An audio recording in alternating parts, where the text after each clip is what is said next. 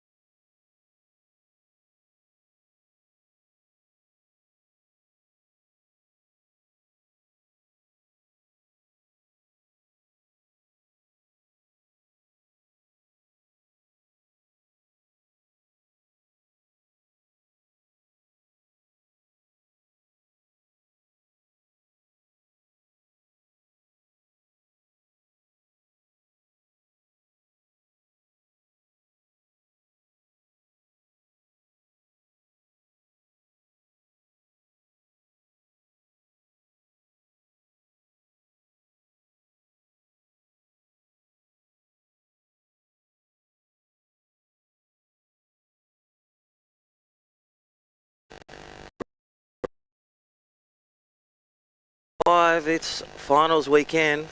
We are the Traeger Woodfire Grills. Rounder 16, Jesse Ferguson out there in red. My name's Crispy. Creed Smart's in blue. Good morning, Binzi. Howdy. The action keeps on coming. Jesse Ferguson in the red jersey. He's been ripping all year. Guys on the tear.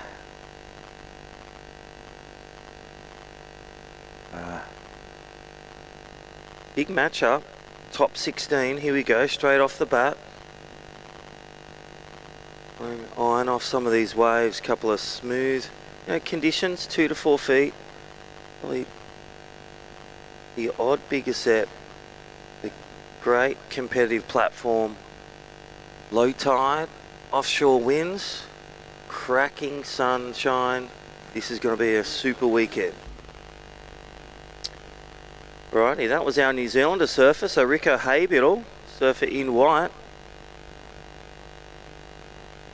Will Hardy, first wave from New Zealand, 3.0. Had a great little fight yesterday, the surfer from Piha. Shout out to all the NZ watchers and viewers online. Hope you enjoyed the broadcast. We're here for the weekend. state and national champion Rico Haybiddle, one of the best from Burleigh board riders right now. Surf Mud replay, just one tag. Bit of a rocking off. The old mechanical bull for the man, just like at Shores Bay, the people last night. That was Jesse Ferguson out Lennox. Well, that was Rico, sorry. Conditions are looking pretty good this morning. Walking in, everything's backed off a little but cleaned up a lot. And I think we're going to see some great surfing throughout the day as we work our way towards the business end. Tomorrow morning we start giving out trophies.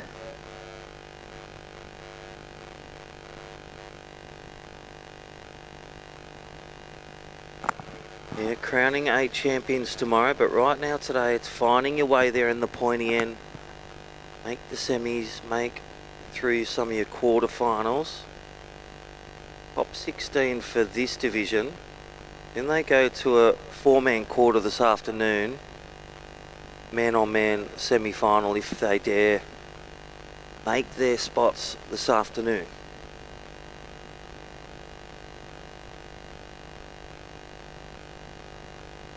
Pro Junior Girls semi-final, up after these first 4 heats of the round of 16. In quarters for 16 boys. And then we say hello to some former world champions. Here we go, live action. Jesse Ferguson. Dipped out in his age division, rankings leader. And he has been, as a junior, just clinical. Opens with smartness. Great indication of where he wants to see himself.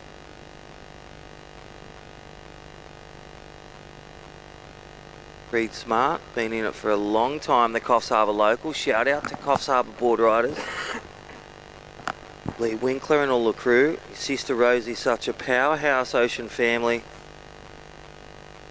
Finding himself in his last years on the Pro Junior. Here we go, Jesse Ferguson. There's one we missed, but the cameraman got it. That is Rico Haybiddle going left under priority. Bit of smart play there for White. And then this was Jesse Ferguson on the right. Just the one turn, but it was a big one. And the offshore, doing that fan of spray a big favour and really supersizing the action there. Out the back, someone's taken to the sky. That might have been Will Hardy. Yeah, I think that was Rico. The Burleigh boy loves to get innovative. Yeah, really playing. We got even the field of view. Head Judge Kai, amazing. Just navigating that morning light, that glare that comes up till about 9-10 o'clock. So having these 4 peaks, we're utilising about 3 till that glare gets about 9-10 o'clock. On the morning sunrise here at the beautiful Lennox Head. Again, shout out to Bundjalung Nation. Some NAIDOC dancers this week on NAIDOC week. Respecting our traditional owners, Bundjalung, past, present and future. Right, scores are in there. Binsey, 467, Jesse Ferguson. Again, judges rewarding attack, vertical hits. Here it is. Great replay of red. Big blast off the coping. Kicking the tail, kicking plenty of spray. Finesse. Rico Haybiddle, 403 combo. Here we go. Alright, so 2 surfers up on this wave. That's Creed Smart on his backhand. And behind him, this is Will Hardy swinging into action. So a ton of scores still to drop in. 8 minutes done, 12 to run. This is heat 1 of the round of 16 in the Traeger Grills Pro Junior. How long has the Pro Junior been a part of this whole weekend, Crispy? From the get-go, 16 years, 15 years. Traeger the last couple of years coming into it, and Soundbot last year and this year, and look at this rapid fire Amazing surf mud replay. Big shout out to Jace and the family. Magella, great support of this event and athletes. And there we go, heat leader. Finding 2 moments. First one, a 4.67. Not about how many turns, it's what type of turns, where it's placed, how it's finished. I love the way utilising priority. Creed Smart. He's not out of the game. Score to come through for Blue. Will the New Zealander come in? And here we go. Creed Smart took a priority. On the right was Rico Haybiddle. That actually is his second one. Run us through this on Binzi. Alright, so this is Jesse Ferguson on his second wave.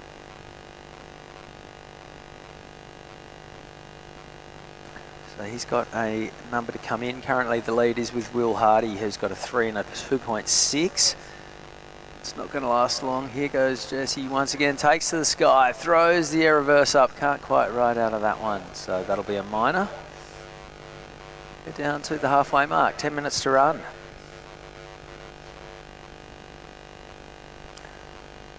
It's the replay of Jesse's previous to last wave. 2 strong turns. That will go into his top 2.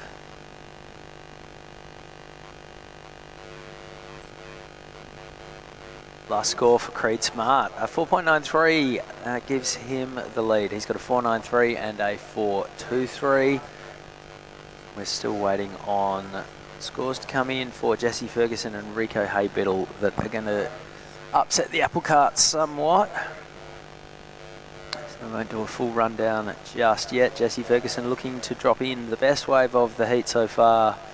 It's going to be in the 6-point range. There it is, a 6.17. So Jesse Ferguson, a 6.17 and a 4.67 in the lead.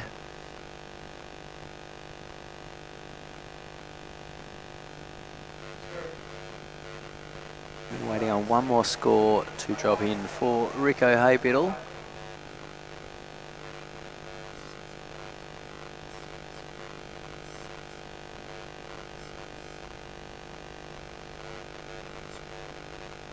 This is the surf mud replay.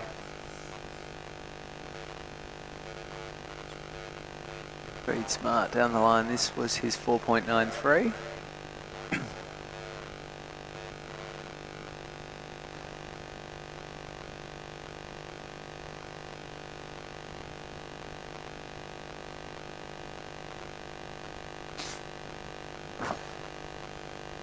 Last score for Rico Haybiddle comes in at a 3.8. So with 8.5 minutes to run, Jesse Ferguson is in the lead with a 6.17 and a 4.67.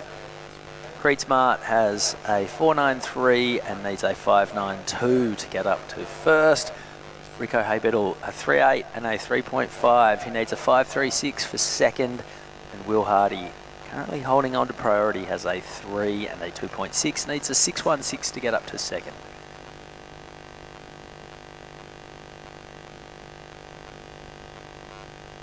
7.84 would put him into the lead with 8 minutes remaining. So the order of proceedings today.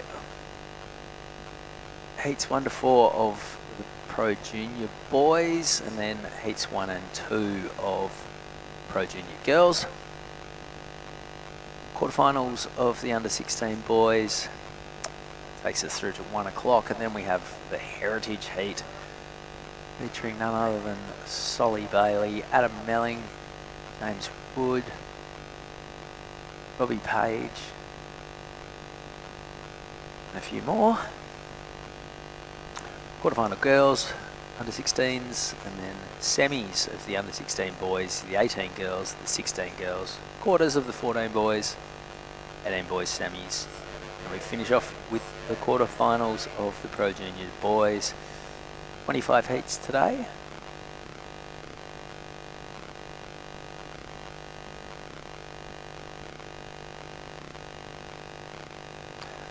Seeing Jesse Ferguson dropping a minor score, waiting on a number to come into that last wave from Will Hardy.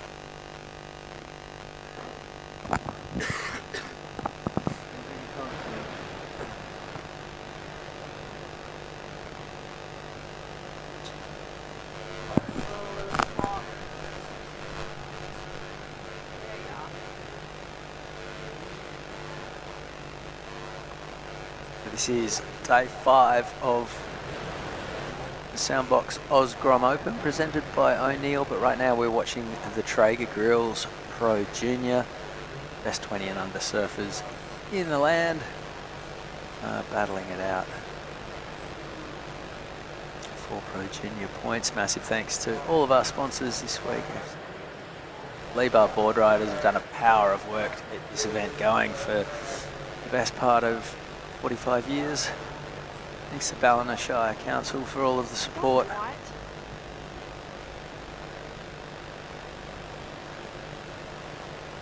So 5.5 minutes remaining. Last score for Will Hardy isn't going to factor into his top 2. Here goes Rico Haybiddle throwing some fins and riding out of that one nicely. Imagine that will go into his top 2. Just over 5 minutes remaining. Jesse Ferguson so far showing his class with a 617 and a 467. Here's the replay of Rico's last wave. First turn was good and the finish was dynamic. So a strong 2-turn combo for the man from Burleigh Heads. There goes Jesse. He was heading left while Rico was on the right, but nothing eventuating there. Meanwhile, Creed Smart on his backhand. A couple of tidy turns behind him. This is Will Hardy crashing in his priority. Fortunately, not quite riding away from that one. 4.5 minutes to go.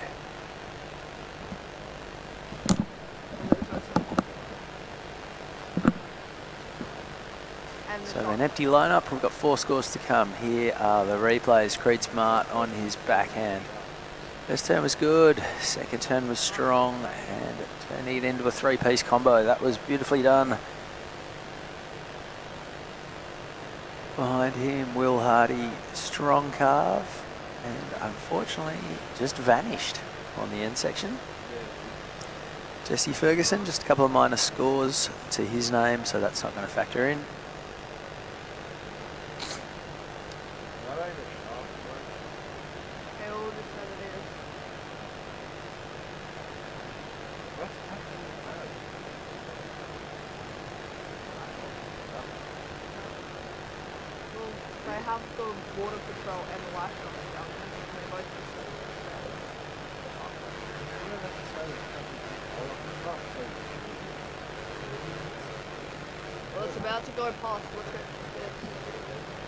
Alright, 3 minutes 10 to go. Creed Smart, last wave comes in at a 4.97, so he gets rid of his 4.23, upgrades his 2-wave total by about 2/3 of a point. Rico Haybiddle's last wave, a 3.8. He's now chasing a 6.1 for second. Will Hardy, his last wave was a 1.9. He's now chasing a 6.9 for second. Creed Smart in second, needs a 5.88 for the win. 2 minutes 40 remaining.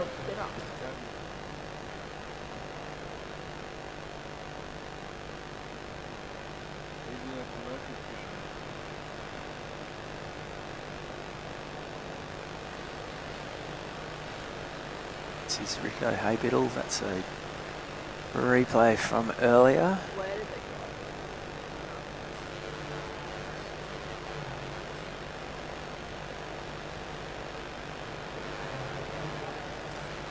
It's 2 minutes to go. Rico Haybiddle has priority. He's chasing a 6.1. His last score comes in at a 5.83.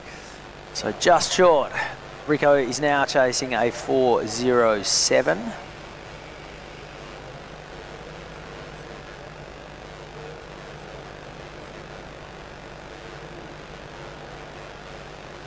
think that 5.83 was from quite a while ago. It just took a long time to drop his score in, hence Rico moving straight back to priority. With the 5.83 for the 2-turn combo, the second being that flashy fin throw reverse on the end section. 90 seconds remaining. Jesse Ferguson's had this one under his control from start to finish. His two opening scores, the 4.67 and a 6.17, doing the damage to this point. 1 minute remaining. Can Rico Haybiddle track down a 4.07? Can Creed Smart upgrade one of his 4.9s and make it a sure thing? A 5.88 would put him up into the lead.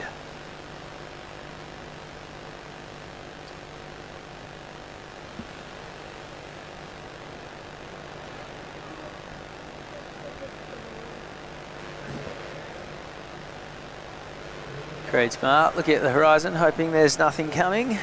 Rico Haybiddle will be looking at the horizon, hoping the complete opposite.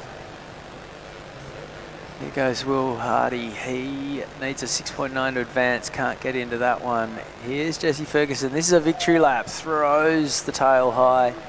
Nothing coming on the landing. 10 seconds to go. Rico Haybiddle chasing a score. Can't hold back. That was a beautiful first turn. The wave gets a little bit sleepy through the inside, dies out underfoot. Is that going to be a 4.07 as time elapses? So you'd imagine that there's going to be a quick pause while the judges figure out just what went down in the last minute of that heat. While they're adding up all those scores, we're going to go to a quick break. Don't go anywhere. More action from the Traeger Grills Pro Junior right after this.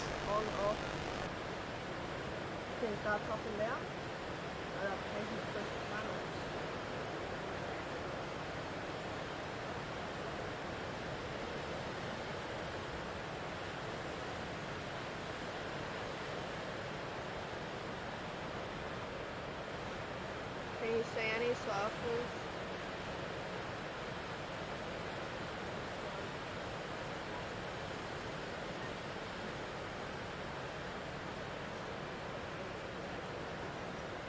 Go to green.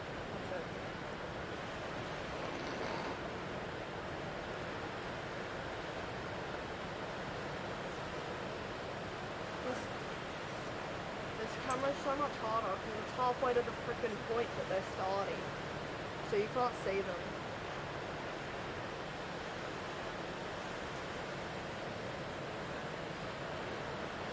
Oh. It was flipped up and it was saying that.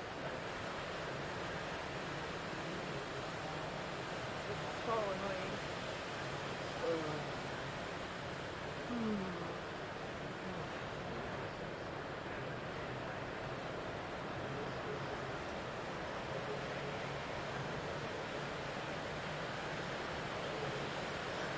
I don't want to do this anymore.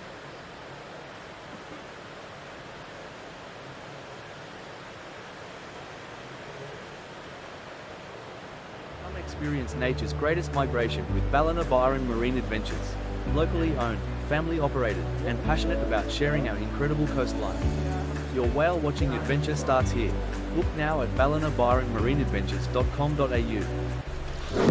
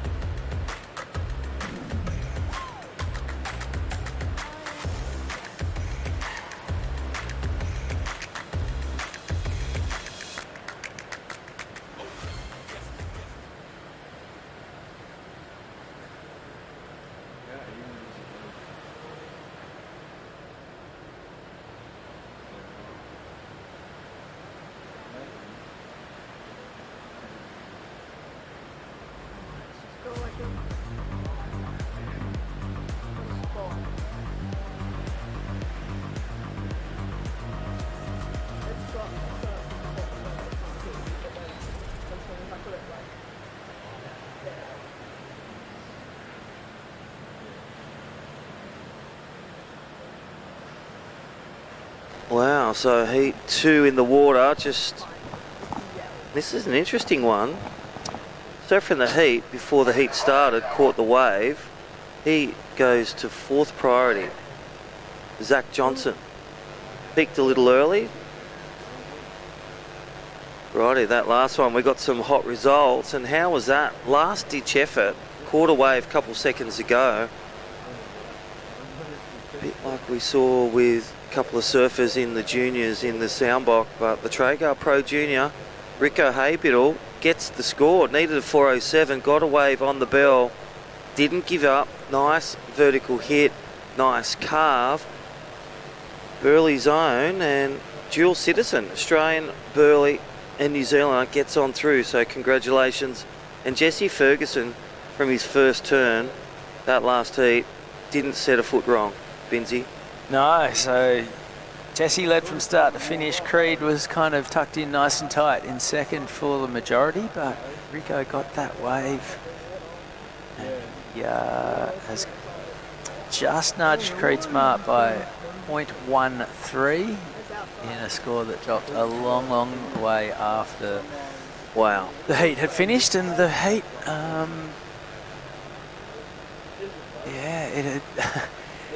it took so long putting the score in that Zach Johnson must have just assumed that his heat had started, because he caught a wave, which there's nothing wrong with that, but it just automatically puts you to 4th priority once your heat does start. Yeah, easy to rewrite. Separate yourself or wait for the other surfers to get their waves. But a little priority error, start off error, but this is surfer in green. We'll get a throwaway. Nice clean tube. We've seen some tubes over the days. How was that one of that young kid from where you grew, WA? Ollie Holmes. His dad was frothing. Kid was frothing. Big double-handed for the North Point local. Wow, North Point's a bit of a stretch, but he definitely has a swing out there from time to time. Yeah.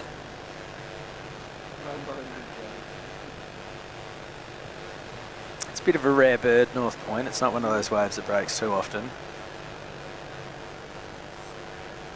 It still kind of makes me, I ran an ACC or one of those events back there in the day, and you would have to get so lucky to run an event at North Point.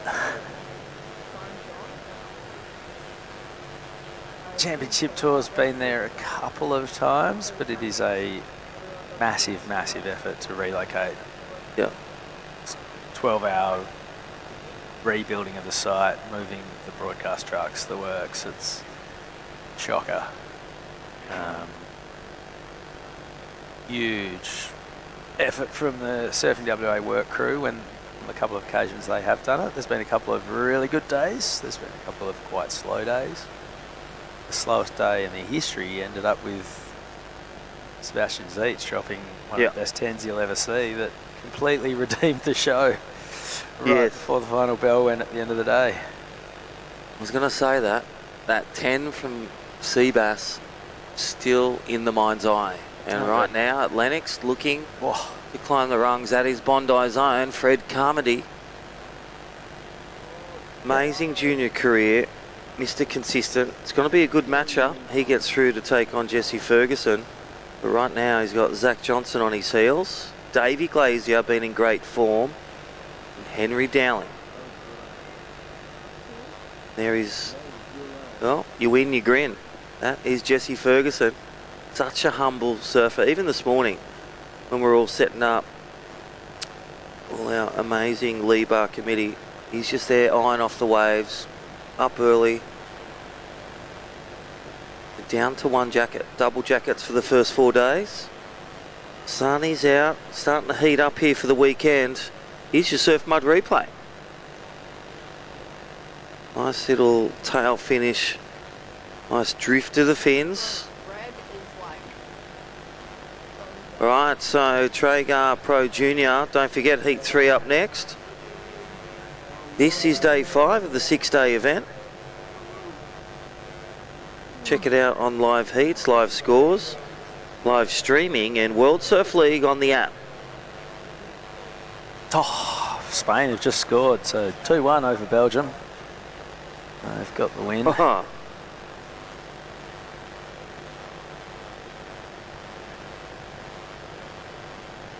This time tomorrow, Norway, England. Oh, what a game. who are you going for? The Dolph Lundgren ×2? I grew up in Norway, so Yeah, wow. I'm with the Vikings. Been exciting, their celebration as well, They're brilliant. when they hit the drums.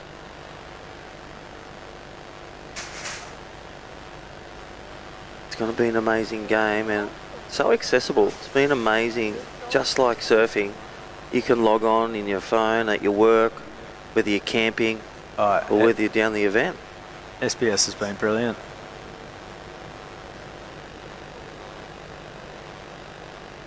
Yeah, it's amazing how good their app is. You just open it up and you're watching it. Some of the ones you pay a fortune for are not quite as great. All right, first round of scores is in. Fred Carmody with the better of them. A 5-point ride for his opener.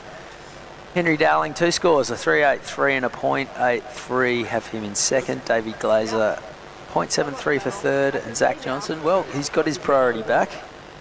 Yet to catch a wave after the siren has sounded. Are we doing 40 on, 40 off? Because there's 6 of us. Well, great little images there from Traeger Pro Junior. Next heat, We do 40 you had on. Sawtell's own, the youngster, stepping up to the under-21s. I'll go up there. Pro Junior level. 40. How's the warm-up in the Ugg boots? That was Yeah. Rio Lusabar from Sawtell. Big shout out to Barney Miller if he's watching. And the Sawtell board riders. Sol Grunling Bondi had a blistering day 4 yesterday. He'd be back out there. Big powerhouse travelling the world, doing lots of Hawaiian trips. And Lucas DeFenti in blue. They're taking on, well, it's like a similar one to Jesse Ferguson. It's Mitchie P. One of the top tier surfers, rankings leader over the years. Podium finisher, Yeah. Mitchie P. Such an exciting surfer up next. All good. All right, last wave of Fred Carmody. Look at this, 5-0. Holding fort is the man from Bondi. So much experience. Getting a runner-up in this division 2 years ago. Henry Dowling looking to drop off that 0.83. Whereas Davey Glazier, real goofy foot powerhouse, just waiting to unleash. And 12 minutes on the time clock.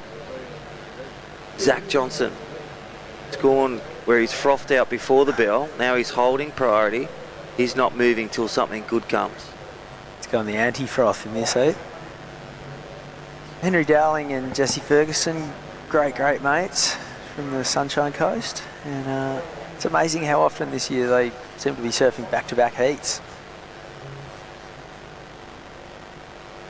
I didn't realise that there was a barbecue on the Rashies. The Pro Junior I was this just year. looking at that. That's, wow, that's really something. So amazing. The Woodfire Grills. The Then we'll- stakes are high in the There we go. Woodfire Grills, Traeger Woodfire Grills Pro Junior. See what Leo Ruffabar can cook up. 11 minutes remaining. Fred Carmody in the lead. And also a budding lifeguard. Surf life saving at Bondi.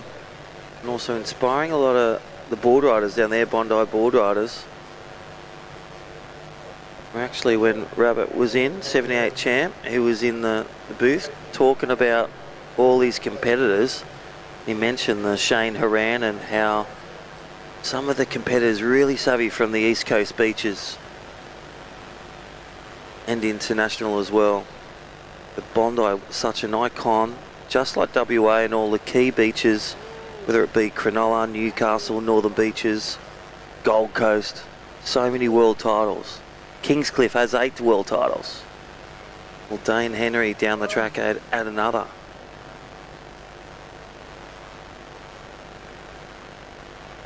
Right now, there's Bondi Zone. Fred Carmody winding his way.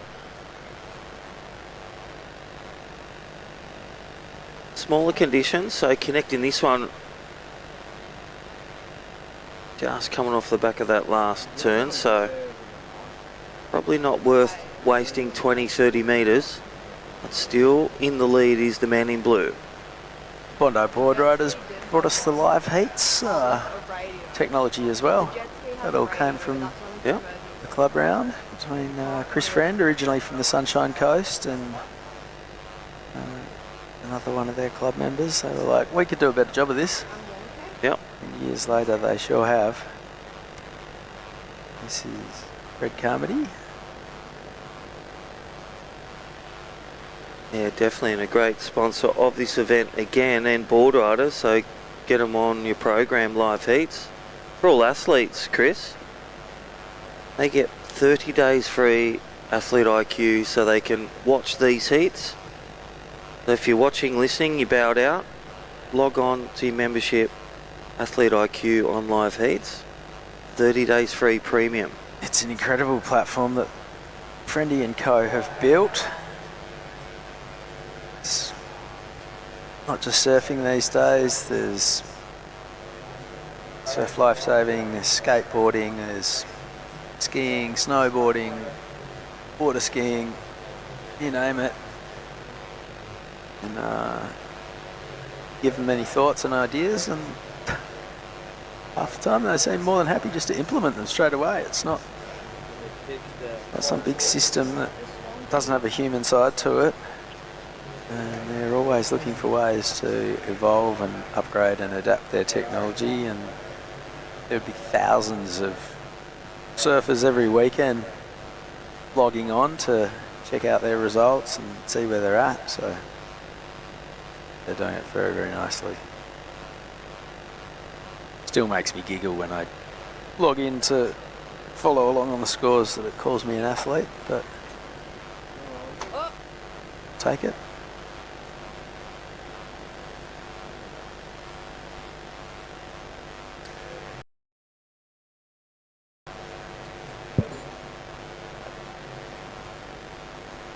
Right. Here we go, live. Davey Glazier, where is he? There he is. Larry. I get the replay on that surf mug. Already thrown away 2 waves. Sitting in third. Literally needing that excellent score. Let's have a look. Good wave. There's the speed. Nice high line pump and twang. Oh. Kicks it out. Does he ride out? Well, that replay shows pretty much gets the nod. Is it going to be an 8.5, 8.7 as white and red looking for big scores in the back end of this heat? 6.5 minutes remaining. They're going to move quick. Go, Fred Carmody. Sorry, that is... That's Davey Glazier. Davey again. Davey again, sorry, in white. 2 quick waves. Just didn't come off that air rev. That would be a way to get the score to go to second in 1 minute. Glazier style. Glazier style. All right, big shout out to Traeger Grills, the partner of the WSL Pro Junior. I tell you what, via Carnival Food, the normal Traeger Grill and Carnival Barbecue Pack, $2,399. We're giving away one at Epic Marketplace, as well as 2 of these winners will be gifting that picture that was on Rio Lufabar's back. An amazing Traeger Woodfire Grill to winner of the Pro Junior Men and Pro Junior Women tomorrow. Alright, 4.6, look at that. Chris, Binsey, 4.6, nice one turn. That was a great turn. Big drop wallet, Larry. It's put him well and truly back in the picture. So with just over 5 minutes to go, Davey Glazier got a 4.6 for that last wave. Now he's looking for a 4.64 to get up to second. Fred Carmody, if he could upgrade his 4.23, he'd be making that requirement a little bit steeper. Zach Johnson, just 2 minor scores. He has not got his campaign going at all. But with 5 minutes to go, there's still enough time to squeeze in 2 quick waves.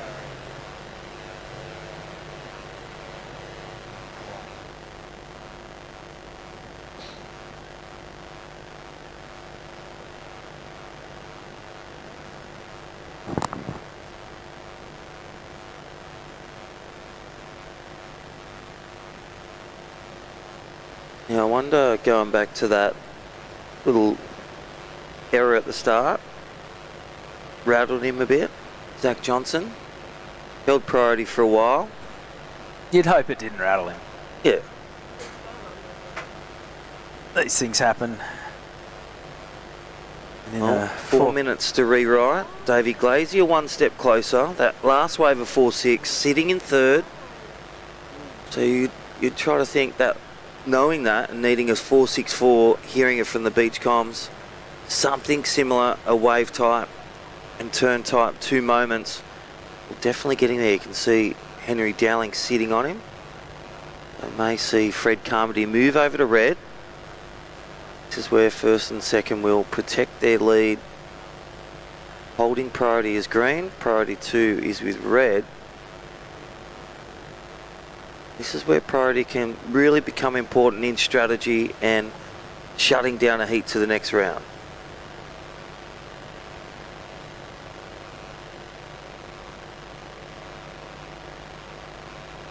Alright, this is heat leader with first priority. A little bit of a wobble off the bottom, but doesn't seem to be, well, maybe it did translate to not quite riding out of that end section manoeuvre.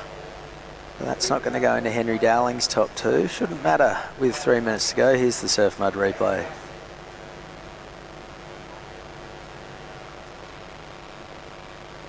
Not quite sure what happened with that last section. Looked like he was riding out of it pretty comfortably.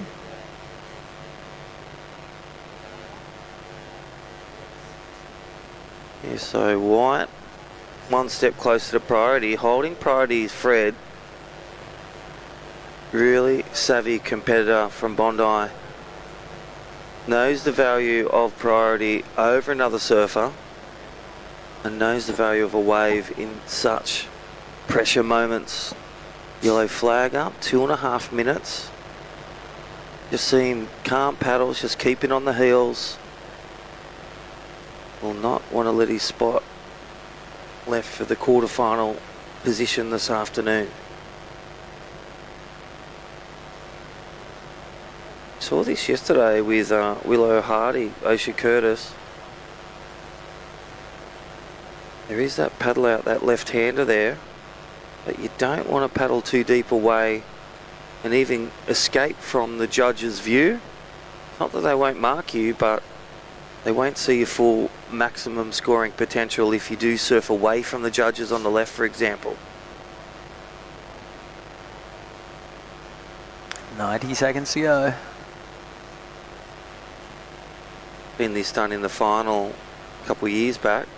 Mitchie P and Fred, they paddled all the way up to Lennox and then way back down to shelter. Yeah, well, Fred Carmody, he can't afford for Davey Glazier to catch a 4.64, so the man in second is sticking like glue to the man in third. He's not going to let him out of his sight.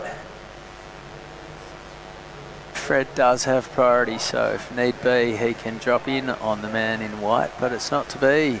Here goes Davey Glazier. He's chasing a 4.64, takes to the sky, and unfortunately loses his craft. And that's not going to go into his top 2, so panic stations no longer for Fred Carmody.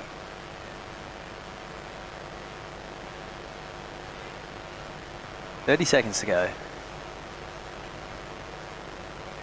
Yeah, I liked where he's going with that. That was the choice of turn. Here we go. Looking at consolidated 4.23. This is Fred Carmody. Big snap finish. That was the one Glazier need. But with priority, Fred sold him the other left.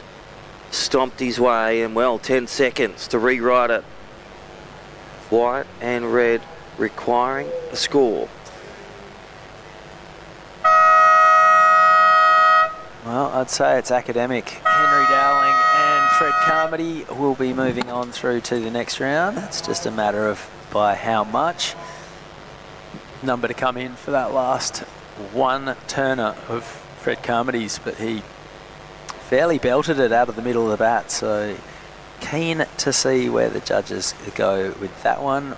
Minor score coming in for Davey Glazier. Last of Henry Dowling, a 3.77, doesn't factor into his top 2.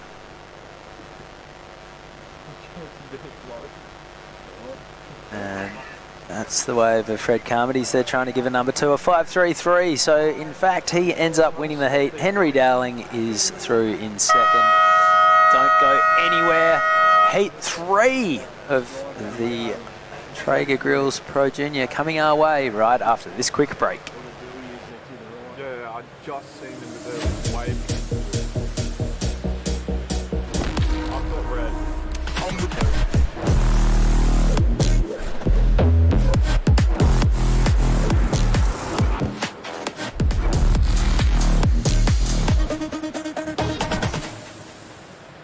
In a place where every corner tells a story and neighbours are more like family, having someone you can trust by your side makes all the difference. For over 100 years, Somerville Laundry Lomax has been a cornerstone in our community, supporting individuals, families and businesses through the moments that matter most. When you need legal support, someone who'll stand beside you, turn to the team trusted by generations. Somerville Laundry Lomax, for all matters when it matters most. Holy fuck. Look at Rocky. And the points. Oh my god. God, the people there. It's like 100. Now I've got red, white, and green all the same brand.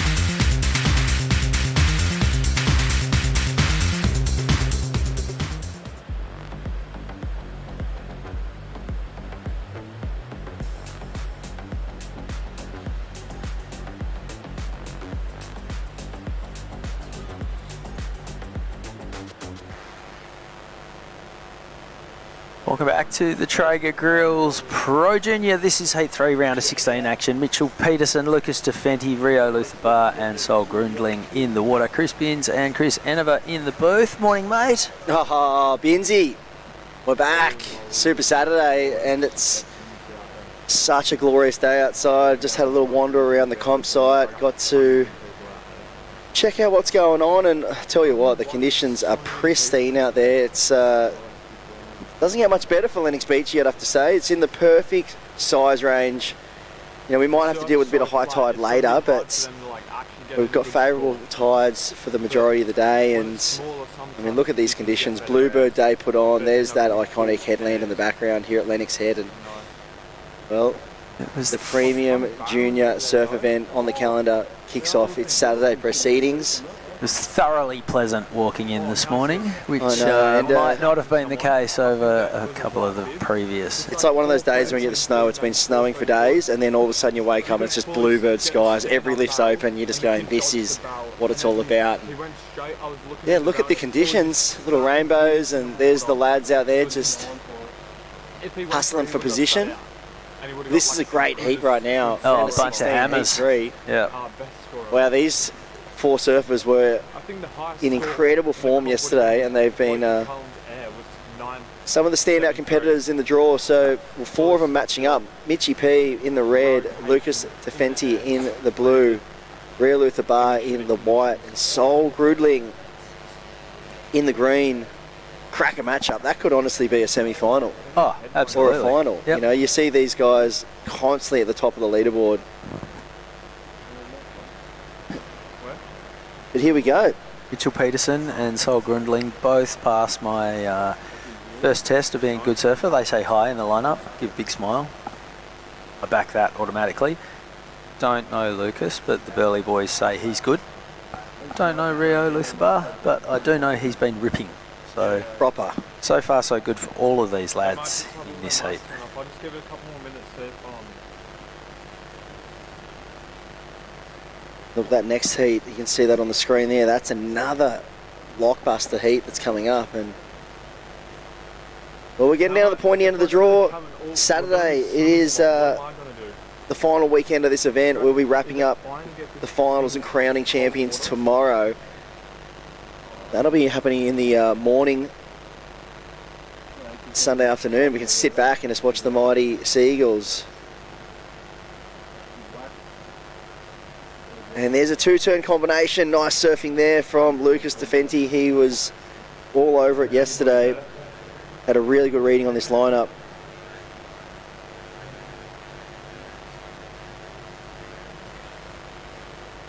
We can jump onto liveheats.com. We can check out all your action today. And, well, they've upgraded. They've got the... oh, sorry, this is the Traeger. It's on the WSL. Yep. My apologies. More coffee. Take these up to our action zone. Stand with me. Just in, So Lucas DeFenti with the first yeah. wave of this heat. So we can jump Surf on mode the replay. WSL app. We've got all the live action as well. You can see Lucas up and riding. Good two-turn combination there. You can see he kind of just cut that first one short, but really eyed off the second section.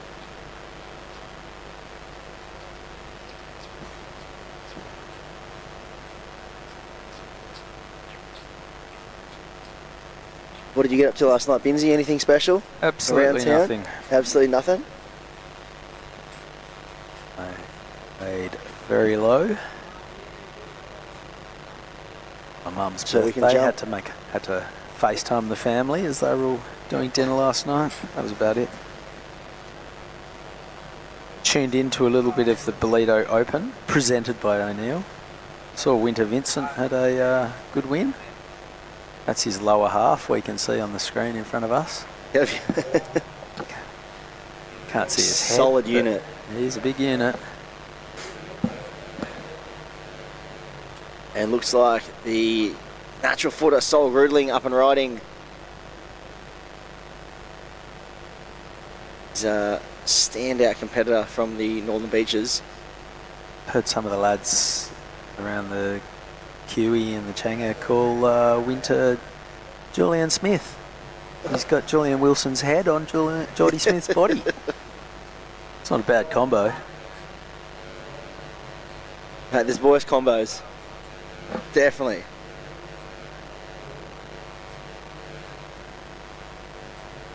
So if we jump on the WSL app, we can see all the live action of this Pro Junior, the Traeger Grills Pro Junior event.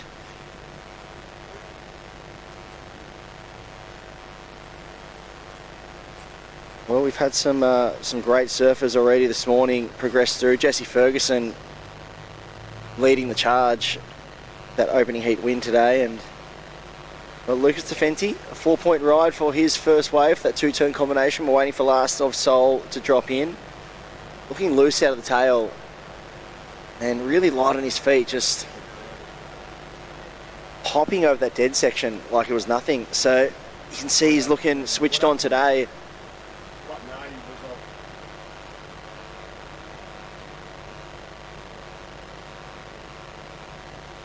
Just telling them that you got comms again. I can hear again on camera 3 now. Well, Mitchie P, he's leading the charge in this heat on the rankings, currently sitting 8th on the Australia Oceania Junior Series rankings. Just over 1,000 points locked in, and So can you move that towel? I'll put it onto that. well, his best result was a 5th in the Pro Junior at Newcastle.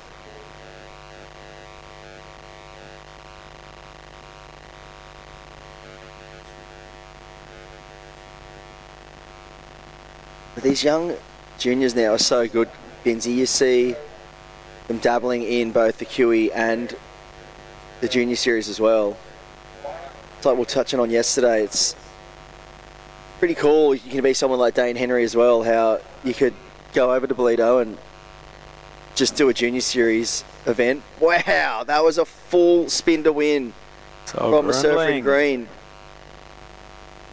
North Stain Board Riders. Yes, Sol Grudling, he'd be stoked with that one. I can't wait to see the replay. That was just a really fast spin, almost like a flat spin. landed perfectly in the flats and just iced the landing.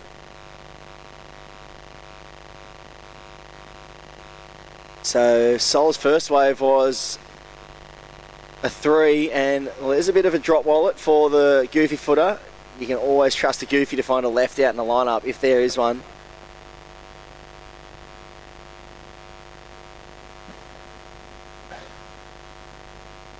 I'll tell you what's going to be interesting today. I wonder if we're going to see many surfers opt for that northern bank, or they're just going to continue to surf altogether. We saw a few surfers yesterday afternoon that really took advantage of breaking away from the pack. And here is that left-hander for Rio. Nice first turn. We didn't see that one, and we saw this last end drop wallet. So two-turn combination, solid surfing. Looking really solid on his feet, but the replay we want to see is this one. Watch this, Binsey. Yeah, so how you going? Oh, that was just... it was a lightning quick spin. So quick, almost like a flat spin. Like, almost had a bit of Joel Vaughan-esque to it, that one. Like, just... yeah, projecting out to the flats rather than getting a ton of amplitude. Oh, super quick. Just so electric. It's incredible what these surfers can do these days. And, you know, look at that wave he had on offer. Like, when we used to do a lot of coaching, you'd run mock heats, and the key thing you'd always look at is wave potential versus actual surfing ability on each wave. And you'd always kind of, you know, when you're running mock heats, you'd always try to see what the potential of every wave was you caught versus how you actually surf the wave and the score you got on that wave. The amount of, you know, these young surfers these days that can turn, like that was a, you know, all of a 2-point wave, a dead closeout, and he's probably turned it into a mid, you know, upwards of a 6. Well, it'll be interesting to see where the judges go with it, because, but there's a nice two-turn combo there for, and here's the replay. Oh, he's up again. Oh, nice. Bit of weightlessness under that one. You can see Sol's looking really fired up, and that's a great turn for Mitchy P. So, well, it's starting to get really fired up out there this heat. It's kicked into gear. Well, it's definitely going north of a 6. The judges loved it, Binsey. Oh, yeah. This is going well into the 7s for Sol Grundling, and fair enough too. That was and you know, it's epic surfing, and leaving themselves plenty of room to go excellent if you know, it's a combo and there's more than just the one manoeuvre. It's wild. You think, you know, how far surfing's progressed. You know, 10 years ago, if a pro junior was doing a full rotation flat spin into the flats, it'd be posted over every social media account. That social media wasn't even around then, but it would just be talked about so much. But it's just a part of everyone's repertoire these days. And Sol Grundling, it's funny, all us old guys sit here, and even on the CT you hear that get called progression, and yet every teenage kid just does it for breakfast. And here's the replay of another wave. Sol just getting weightless under the... you can see what he's looking for. He's must be feeling really confident to go to those moves. And this was... Lucas DeFenti. Yeah, so a better wave. That's the waves you really want to be finding out here. They're giving multiple sections on the wave. And Mitchell Peterson, he's always a polished performer. He's sat and waited for a long time to get this one going. I've got your back, Binsey. You just like, you know, it's like when your ears blocked and it just all of a sudden clears one day and it just randomly opens up. That's what it feels like now. I can hear you again. So we're back on. So a ton of scores waiting to drop in.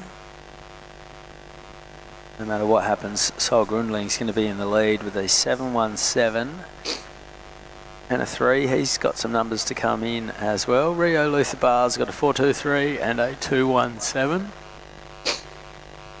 Just over 5 minutes remaining.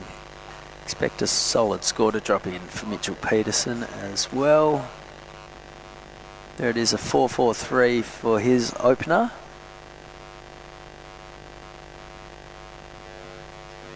Yeah, so currently leading this heat, Sol Grundling. I mean, he's sitting in, well, 16th currently.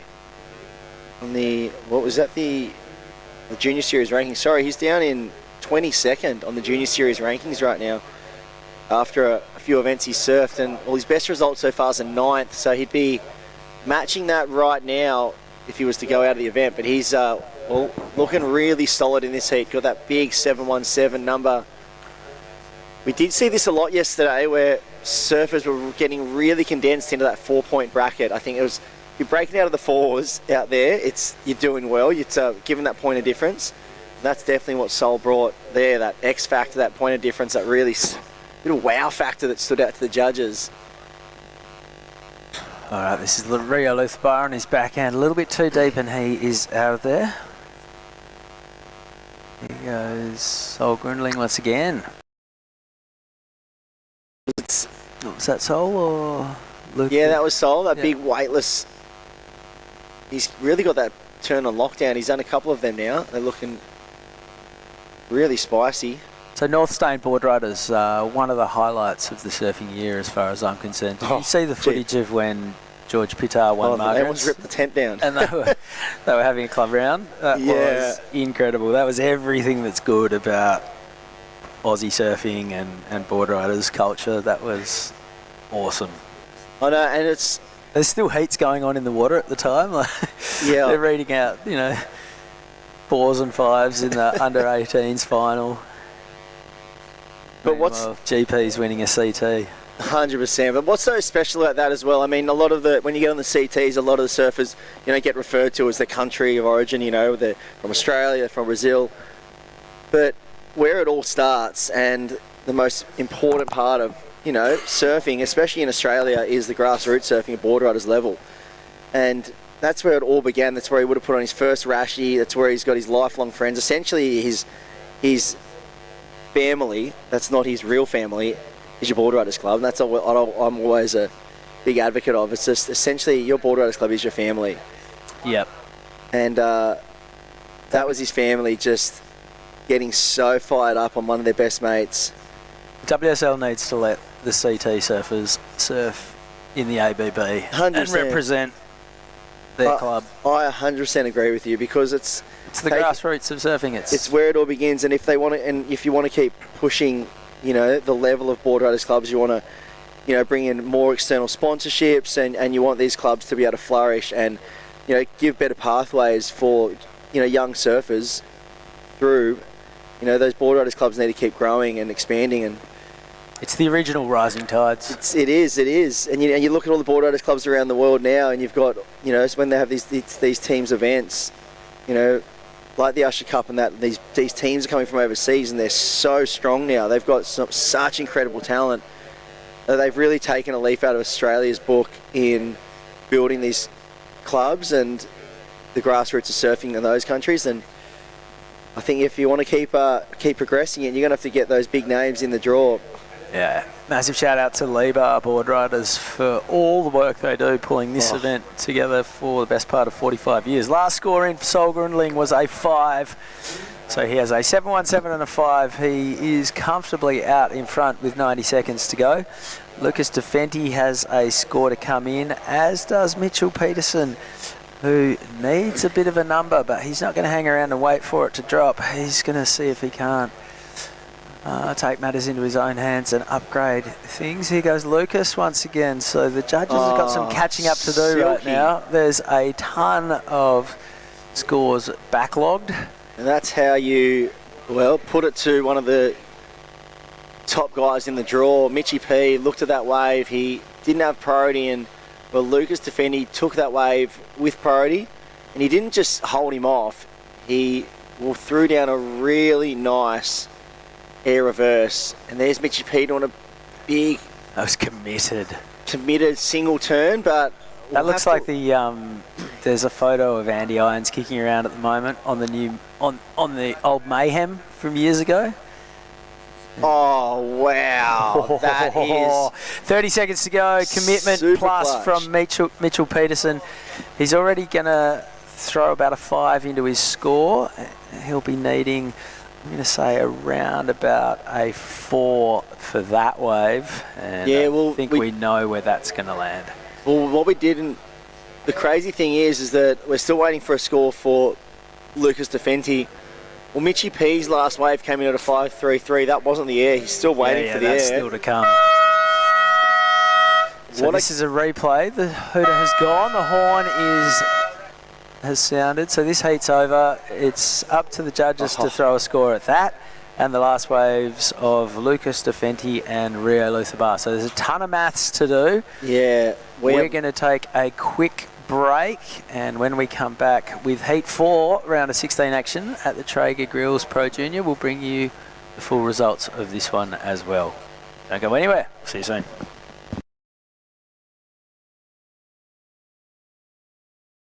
Come experience nature's greatest migration with Ballina Byron Marine Adventures.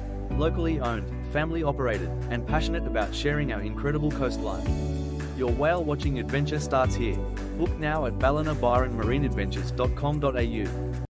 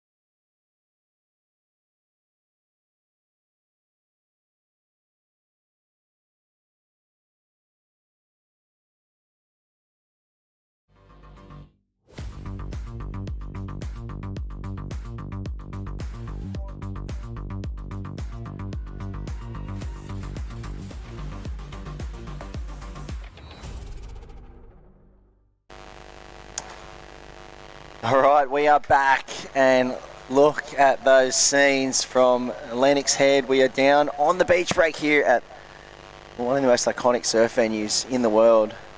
Lennox Head, it is a surf town if you've ever seen one, and well, there is the respects and praise from all the people watching on as Sol Grudling gets the job done in that heat. And we had a very exciting finish at the end of that one. And what I can tell you, that official results, it was Mitchell Peterson in second position. So that clutch air reverse was enough to get him through that heat. His last two waves, he essentially surfed about a minute heat. Two waves in the space of about 2 minutes. And that last wave right on the bell just broke the heart of Lucas Defenti, who came in third, and Rio Luthabar in fourth. But right now we move into Heat 4, the round of 16 in the Traeger Woodfire Grills Pro Junior event. This is the men's division.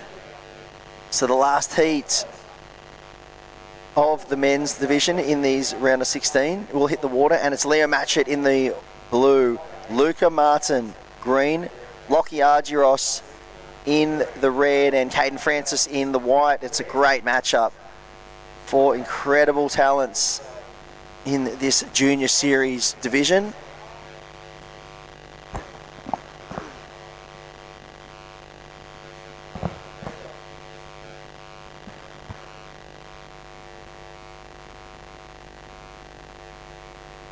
And wow, there's the powerful goofy footer. He just has been looking so sharp this whole event. And he's kicking right where he left off. Just those big backhand blasts, super powerful. He's always so precise with his approach as well. I find he's always finding the critical part of the wave and looking really powerful. Always bringing those big wow moments to the lineup.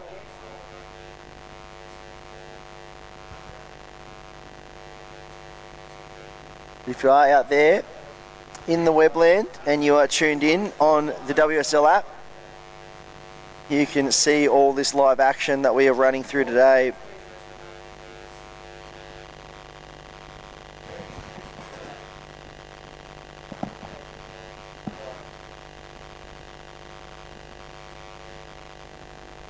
So right now we are into round 3, heat number 4, the last heat of the men's division in the Pro Junior.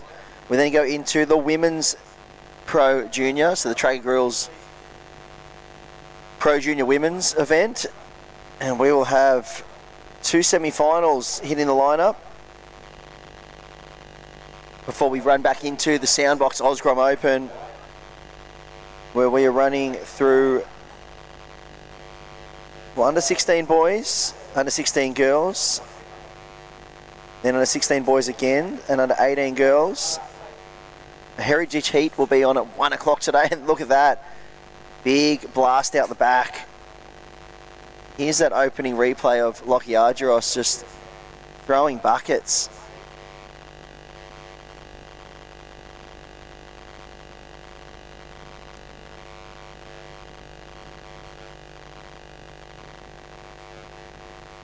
And there's a nice whip in the pocket. Luca Martin, the precise approach there. 2-turn combination.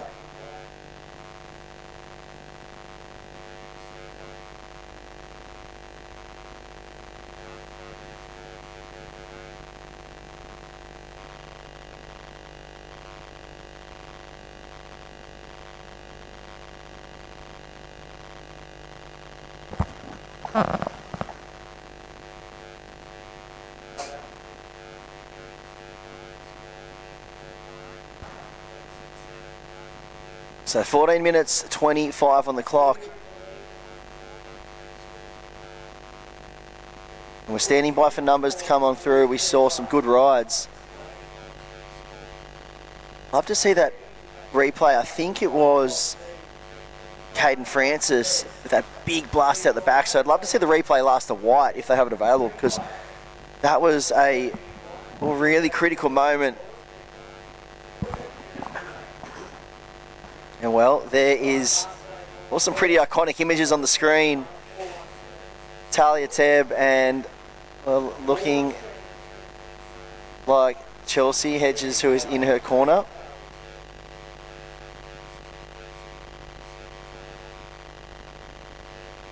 And the pathway section at the HPC is such an incredible program for all of the up and coming Grom and junior surfers in Australia. They offer so much support, and it's great to see former world champions and CT competitors, some of the most experienced competitors that have ever come out of Australia, diving into that coaching role now. I think the likes of B, Derby just heading over to Fiji with Ethan Ewing to give him some support in the lead up for the back end of this year, and the Hog getting behind the likes of Morgan Siblick and all those crew. Caltex. And then you have obviously the likes of Chelsea, one of the best goofy footers to ever put a rashi on the Women's World Championship Tour. Is now got the coaching hat on and offering support to all of the junior surfers that are coming through the HPC program.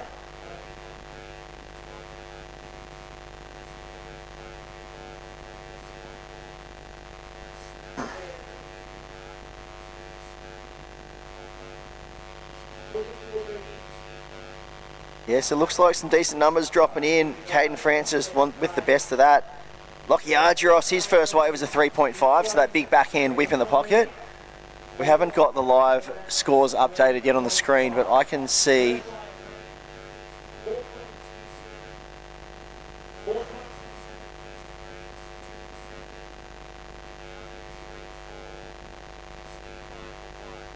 if you jump on the WSL app, you can see that the scores have been updated there. So Lockie Argyros, he has a 4.17 and a 3.5.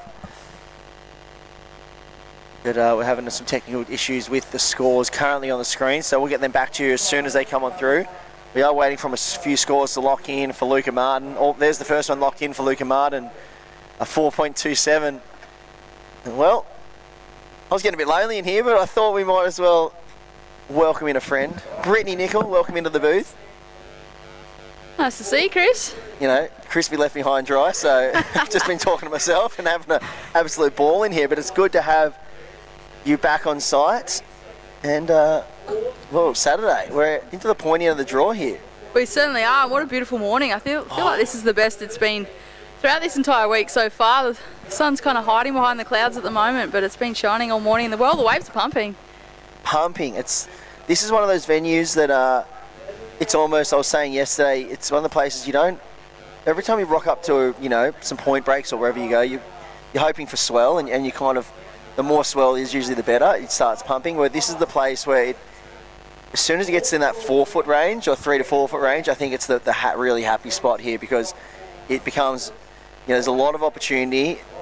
It hits the bank really nicely, and it's not such a battle against the elements to get out the back, and because you already got that big paddle, and it's condensed out in that back break there. But yeah, I think this is the happy medium, the really sweet spot for this beach break here. For sure, it's one of those beaches too. If it gets too big, it gets really straight, really unmanageable. The current gets stronger, which is kind of how it was in the beginning of the week. So it has tapered back a bit this morning, and yeah, much more manageable for these competitors. A lot easier with the paddle out. You've got that gutter to paddle through. So I feel like competitors will be kind of rubbing their hands together this morning. I feel like this is the best it's been all week. Yeah, and I'm noticing this heat, there's a little bit of a different kind of strategy compared to the last few. We can see the surfers are just doing their own thing in this heat. You can obviously see this drone angle here from Fresh Air Broadcast with that beautiful headland in the background, and the Lennox Head surf town. Just that community is incredible. But these surfers in the lineup, spacing themselves out now. They're not really, the last heat they were really condensed. They were sitting right on top of each other, and they were, I guess, playing the game a bit more. Whereas this heat, I can see they've freed up a bit. They've just kind of, doing their own thing. They've all picked a different peak to kind of sit on, and I like it. I mean, it's probably the biggest playing field in terms of a beach break event site that you can have. It's about 300 to 400 metres long, where you can kind of sit, and there's peaks all along the beach. There's not kind of one defined peak that's better than others. There's a lot of different peaks that tend to shift and change throughout the day. So I think it's really important to have a good read on this lineup and be super adaptable, because you could paddle out one spot in this peak and sit out there and just nothing come to you. You could just be completely iced out. And it did happen yesterday with a few of the heats that were surfed, particularly the women's WSL quarterfinal. Two first quarterfinals, both surfers that finished in second didn't get a wave over a 1 point ride. They just got completely skunked.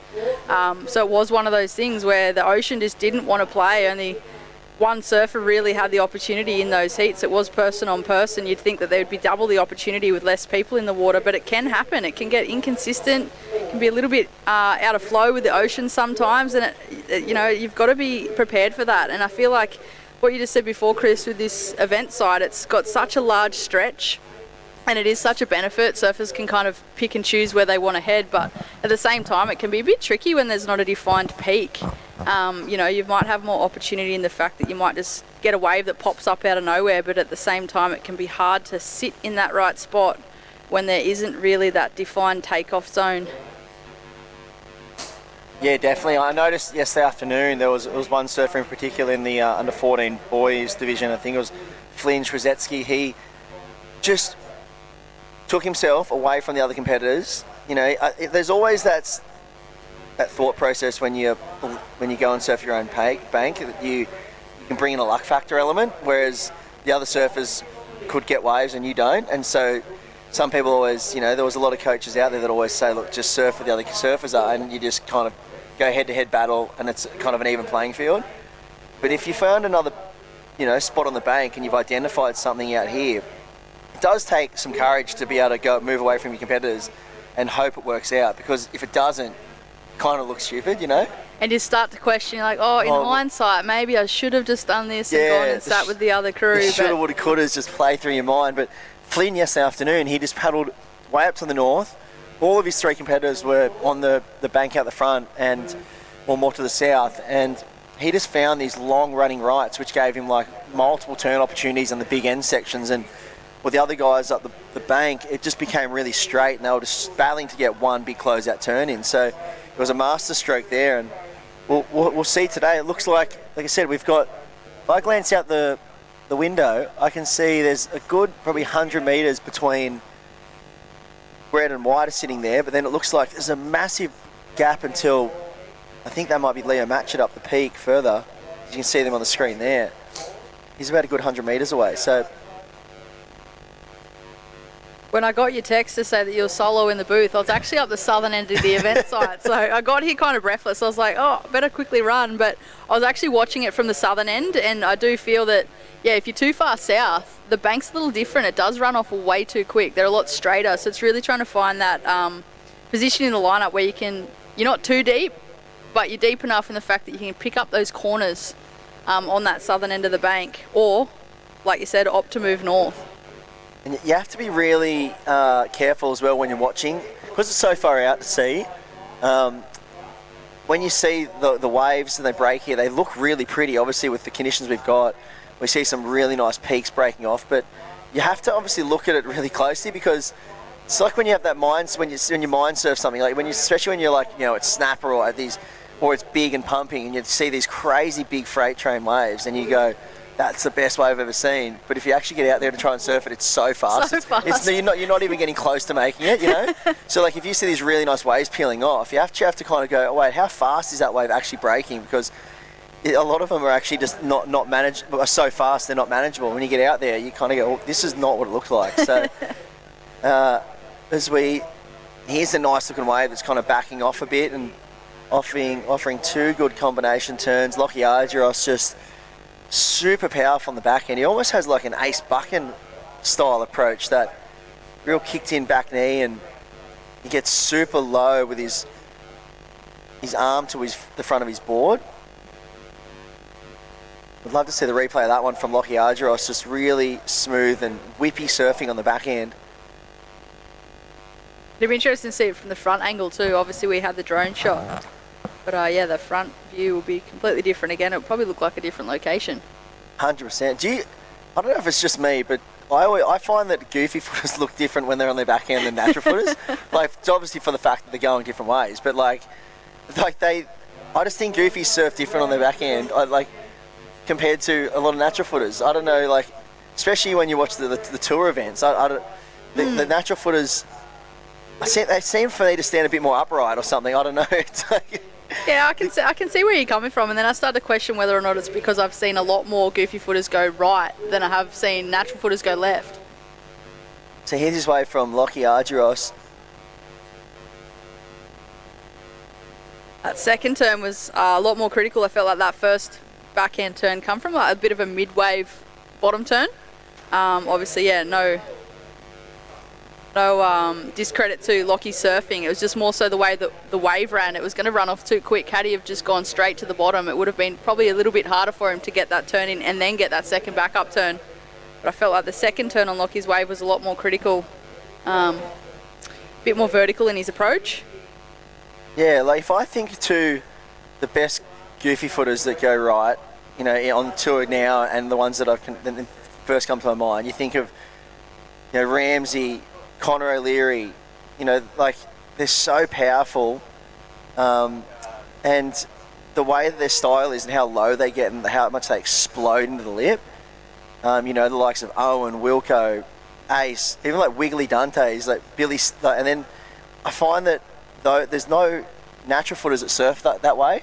Yeah, it's not as many. They spring load a lot more. Yeah, I find. Then you think of the natural footers in the back end, like you got your Griffins and Billy Stammond, and they're really they do a lot more blowtails. I feel like, I don't know, they're a bit more electric, but not as crazy powerful and compressed. Yeah. Exactly, that's it. You're a goofy footer too, aren't you, Chris? Yeah, but I don't surf like those guys. So. Come on, why not? You've watched enough of it. I know. I always go left. That's my problem. I don't go right enough. Typical goofy footer, huh? Yeah, looking for those lefts on a right-hand point break even. Yeah, I'll be on a left-out snapper. Still waiting for a couple of scores to drop.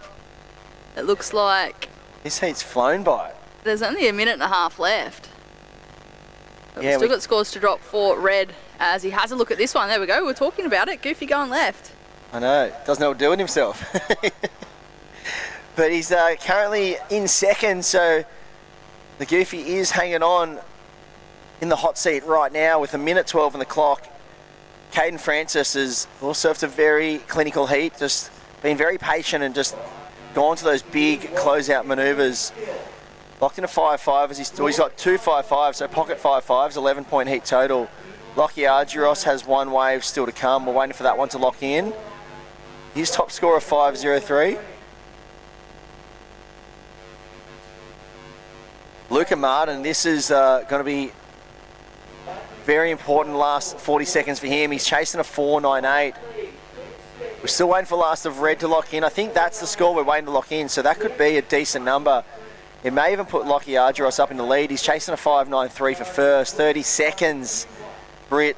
Liam Matchett chasing a 6.3s in fourth. He's had a bit of a slow heat, so he's going to need something special in the back end of this, but 20 seconds of time is the enemy here, and look at the drone angles. Doesn't look like much activity in the lineup, so it may be Caden Francis and Lockie Argyros.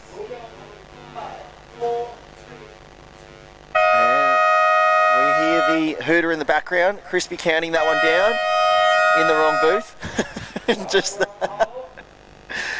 He's commentating somewhere, just not here. yeah, just not to the schedule. But there's the official result in the heat anyway, so we'll be right back with plenty of action from the Traeger Grills Pro Junior event here at Lennox Head. Don't go anywhere.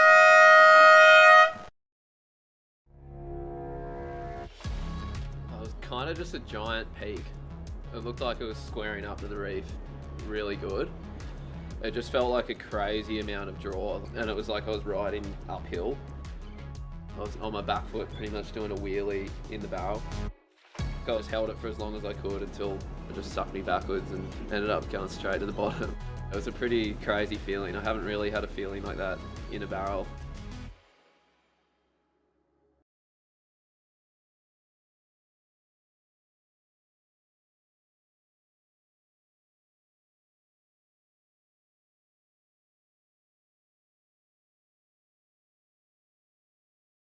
In a place where every corner tells a story and neighbours are more like family, having someone you can trust by your side makes all the difference. For over 100 years, Somerville Laundry Lomax has been a cornerstone in our community, supporting individuals, families and businesses through the moments that matter most. When you need legal support, someone who'll stand beside you, turn to the team trusted by generations. Somerville Laundry Lomax, for all matters when it matters most. At Lennox Head for Saturday action, and we are currently in the Traeger Grills Pro Junior event. Rounded out the round of 16 of the men's division, and now we go into semi-final action. Myself, Chris Endever, sitting in the booth with the lovely Britt Nicol. Britt, look at this one on paper. These are two standout competitors in not just pro junior surfing, but in women's surfing in general, coming out of Australia. Talia Tebb, Millie Coco Brown. Yeah, this would be an exciting semi-final between these two competitors. Both of these surfers were in form yesterday. They were the two that were in the two quarterfinals where the second surfer really didn't have an opportunity to catch a wave.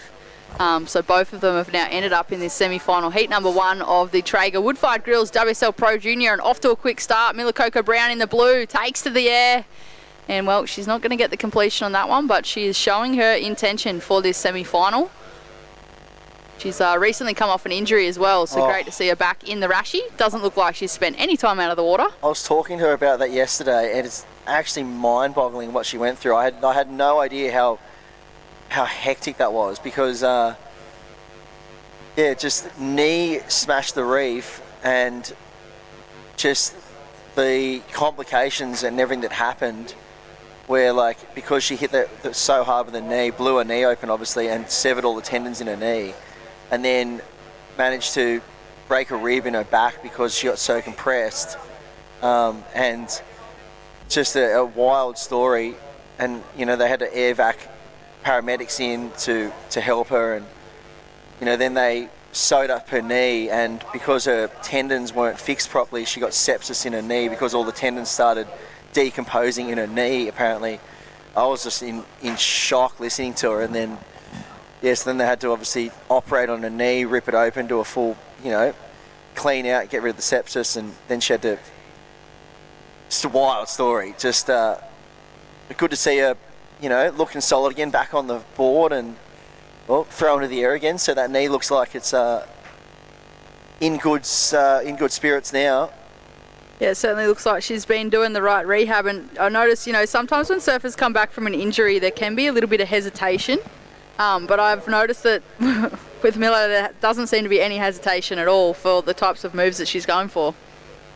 Yeah, you're exactly right. Is that always that thing in the back of your mind? It's probably lucky that, not lucky, but it's the way it happened was by hitting the reef like that. I feel like when you do injuries, like doing an air and you land weird and you tweak it, doing it that way, you can probably put that little bit of doubt in your mind when you go back to doing that same move again. Like if you were going to do an air reverse and your foot slipped up the board and you blew your knee out that way. But because it happened in such a unique circumstance where she's hit her knee on the reef, I feel like that's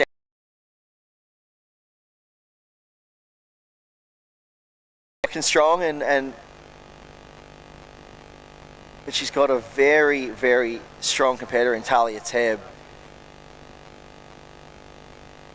This is going to be exciting. Hopefully we can just see plenty of opportunity come through the lineup. The two surfers look like they've elected to be on the southern end of the bank. This matchup could easily be a final. I mean, you look at the other semi-final as well. You got Willow Hardy up against Rosie Richardson, and both could be finals. So no matter who gets through to that main final, it's going to be a really good matchup to watch. But to get there, you've got a pretty hard competitor in the water. I know. Between both of them. It's good. There's like Miller obviously brings that kind of X factor to the lineup with her aerial game that she has. We saw her go to the air on that first one, but Talia is just so strong and very sure-footed. So it's going to be a good contrast of battle here between these two surfers, and we'll wait and see for the opening exchange when the first wave of consummate does come through. And you can always jump onto WSL app and check out not just the live action and the scores updated, but you can jump onto the rankings and check out where the current rankings sit in the junior series. Looks like Willow Hardy are the competitors left in the draw. Willow Hardy sits in 4th currently. Talia Tebb in 6th and Miller Coco Brown in 7th. So they're hot on each other's heels right now. This year so far we saw Miller Coco took out, she's just done one event, the Newcastle Pro Junior, where she got the win. So she's 1 from 1 this year in the junior tour event 2026. So this is her second event that she's doing. So she took out 1,000 points for the win there. Talia Tebb, she's done 2 events. She did the Newcastle Pro Junior where she got a 13th, and the Surfboard Empire event at North Narrabeen where she got runner-up. So she's looking to get that first win of the season under her belt. Here at the premium event, you have to say on the calendar, when you think of all junior events around the world and that have been running for quite some times and locations, this has to be kind of like the Wimbledon of junior surfing. You've got and then even in the Soundbox Osgrom Open, you've got multiple major events like the Oki, the Parko, but when you're looking down the calendar and there's that one event that stands out, it has to be this one, just because of the history, the amount of talent it brings, and it's just at this cool iconic venue at Lennox Head, which has just been the kind of the forefront of junior surfing for as long as I can ever remember. For sure, for as long as I can remember too. I mean, we grew up in the same generation with time and Pro Juniors and QS and all that kind of thing, Chris. And yeah, I feel like, Lennox has always been that location. It's always been that iconic event that feels like it is the biggest for the Groms on the calendar. It's always that one event that's, if you want to be in it, it's got to be this one. Best of the best here at Lennox. Yeah, I remember running around this town, like chucking water bombs at Owen Wright and Stuart Kennedy, and back in the day, and just running absolute muck. I think the only thing that's really changed about this town is maybe a few coats of paint and a bit of an upgrade to the town. And that toilet block's a lot newer than it used to be, because it was pretty beaten and run down back in the day when I was here. But now it's everything's looking pretty nice and lush and boutique-like in the town here. But it still has that raw feel to it. It's still that, that iconic surf town. It's not overdeveloped too much. Obviously there is, housing going in out the back, but when you look up at the headland, and we see from the drone shots when they do pan up there, it is still untouched and raw, and that's what I love about this place. You drive into Lennox Head and it still always has that same feel, that cozy kind of surf town feel. And yeah, I was only speaking to my partner about that this morning. I've obviously grown up a little bit further north, maybe 40 minutes up the road, and there's definitely areas around home that don't feel like home anymore. But Lennox is definitely one of those spots that you still drive in here and it's still got that small town coastal village vibe. Obviously it has expanded over the years, but it still does have that nice coastal, just small town vibe. 100%, but don't get it wrong, the locals here, ruthless. Yeah, I'm sure they're probably the not that happy that, that has expanded over the years. It's just in comparison to others, it's still one of those towns that still feels like it's got that hometown feel.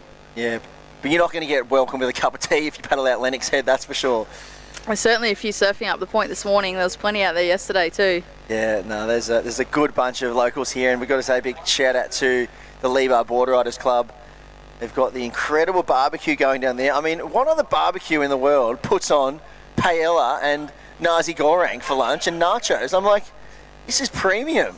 Yeah, I went and bought one of those nasi gorengs yesterday. It was absolutely delicious. I know, Northie Border Riders, I'm lucky to get a sausage sandwich.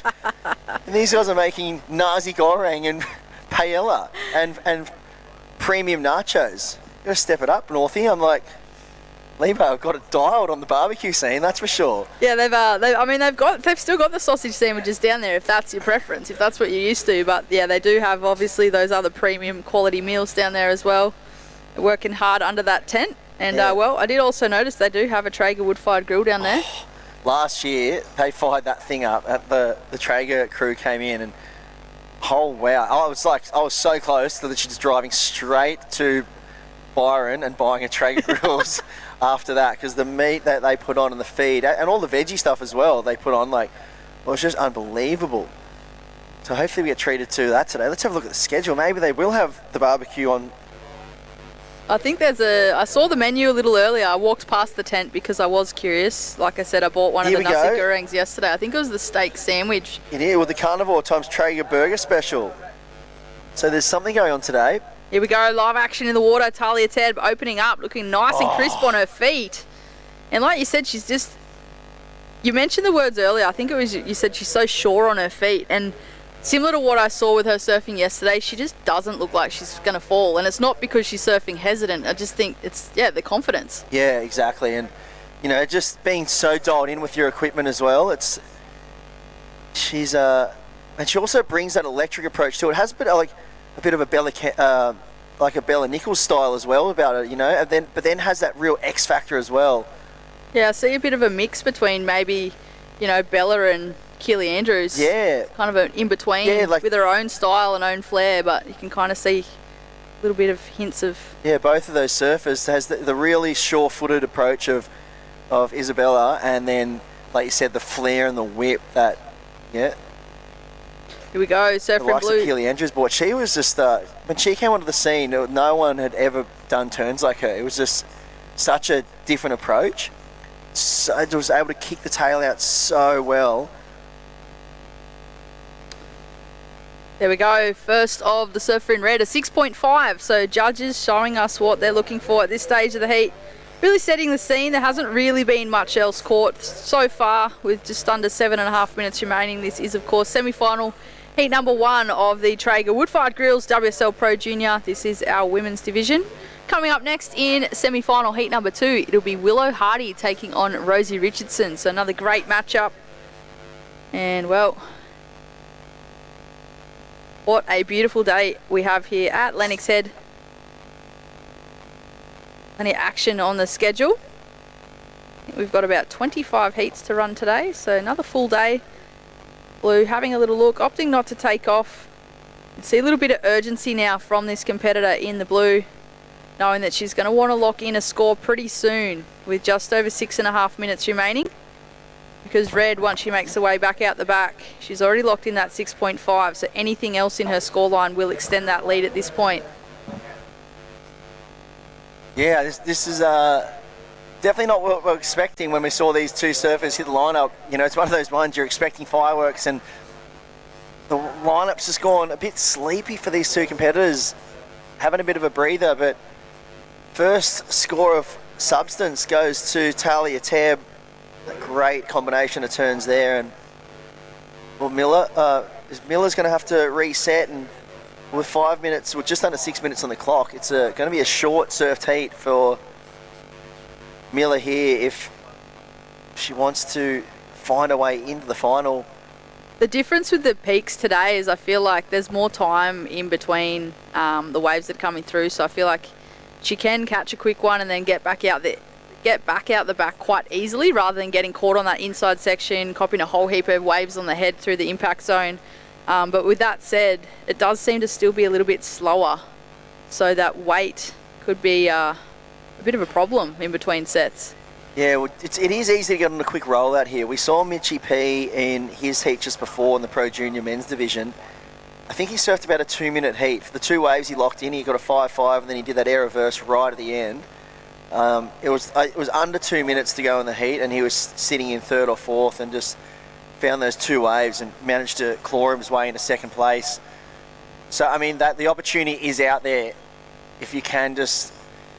You know, I think out here you've got to be careful about dropping anchor. You know, you've got to stay active, stay busy. You can't just sit in one spot too long, because like we talked about it earlier, it's one of those places where if you just sit there, you know, the waves end up breaking all around you. And you know, you've got to stay active, keep moving around, keep hunting the lineup. Almost feel it out, a bit of instincts. But here's a good looking wave. Take it away, Britt. Talk about instinct. There's a great read to go sit on that bank. It looked like it was going to be a nice wave ahead of her, but it kind of fizzled through this middle section. But Talia Tebb making the most of that one. So she was pretty dialed in terms of positioning. She just went straight back out to what looked like maybe the same spot that she picked up that 6.5 from. And here you go, you can see on screen there, surfer in blues now opting to paddle over to that peak. Well, I can see a little lump behind this one. Will she get this one? It looks like it has a nice tapered wall to it. Will she manage to claw into this one? No, she won't, so she's a bit out of position. That's just what Lennox can do to you. You can paddle out there, and you know, one surfer can just feel like they're just in rhythm and just finding waves like this and just having such a fun surf. And Millie Coco Brown, she probably feels like she's sitting in Lake Ballina right now, just waves just going nowhere near her at all. 3 minutes 34 on the clock. She'd be scratching her head going, how is this happening right now? I mean, the positive for Miller is that yesterday was a prime example of the fact she can take off on one wave, do one progressive manoeuvre and get an 8, which is exactly what she did yesterday. She took off on a wave, did an air and got an 8 for it. So she's more than capable, but at the same time they are high risk manoeuvres to get those scores. So you definitely don't want to buckle under pressure with time running out. But it's 3 minutes on the clock. She's going to have to get moving. She's got first priority at this stage, but as soon as she catches a wave, I feel like Talia might just go sit nice and close and try to put a bit of pressure on.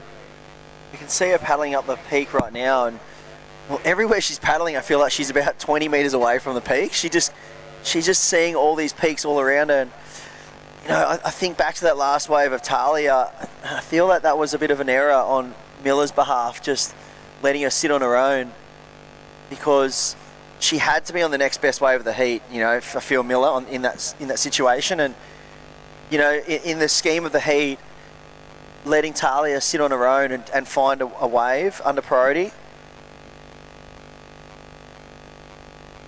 I feel that could have been a bit of an error on Miller's behalf. But here comes some sets. Looks like Talia once again, she's in the spot. She's just in rhythm. Look at this one, Britt. Racing down the line. Whips that one in the pocket. Cut that one short. A bit of a Larry almost, but then hit the end section, so it's a bit off the mark there, but oh, Miller. That's what she was looking for. So a minute 50, this is almost like a Mitchie P style situation. We'll see if she got any turns in before that. That second turn was critical. If she ended up getting in a first turn, well, this could be very interesting. With a minute 35, you can see her scratching it back out the back. She's going to be out there, and she may just get out there before her fellow competitor, but I'm not 100% sure. If we look out the window, it looks like Red's already sitting up, but maybe not. Well, it might be Talia's the competitor down in the the next heat. So there you go. First priority has been given to the surfer in blue. There's a few lines coming. A minute 14 on the clock. This door is slightly ajar now for that competitor in the blue, Miller Coco Brown. Yeah, this would be the great escape if she managed to claw away out of this heat, because, I mean, it's dead set coming down to 2 minutes of action for Miller Coco Brown, and we'll wait for that last score to filter on through. We'll see if we get a replay of that wave. It looks like there's a peak maybe presenting itself. It looks like she's paddling hard. We may see some action here. Look at this. Oh, this is Talia Tebb, actually.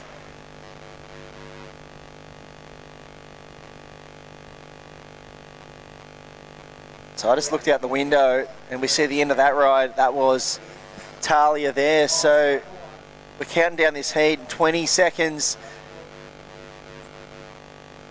Will Huey deliver a last-ditch effort for Miller? It's looking like it might not happen, and Talia Tebb just surfed an incredible heat, showed plenty of maturity. She kept the rhythm going. It was just a tale of two heats there. I reckon we will be on hold. There's still some scores to lock on through. We haven't seen the last of Miller Coco Brown yet. We can see some scores filtering through. So Talia Tebb, she didn't improve. And here's the replay of Miller. We'll wait and see where these numbers do fall in. We're still waiting on a couple of scores. So what we'll do, we'll go to a quick ad break and we'll come back with more action here at the Traeger Grills Pro Junior event. We're into semi-final action, heat number 2 coming up, so don't go anywhere, and we'll bring you results of semi-final number 1.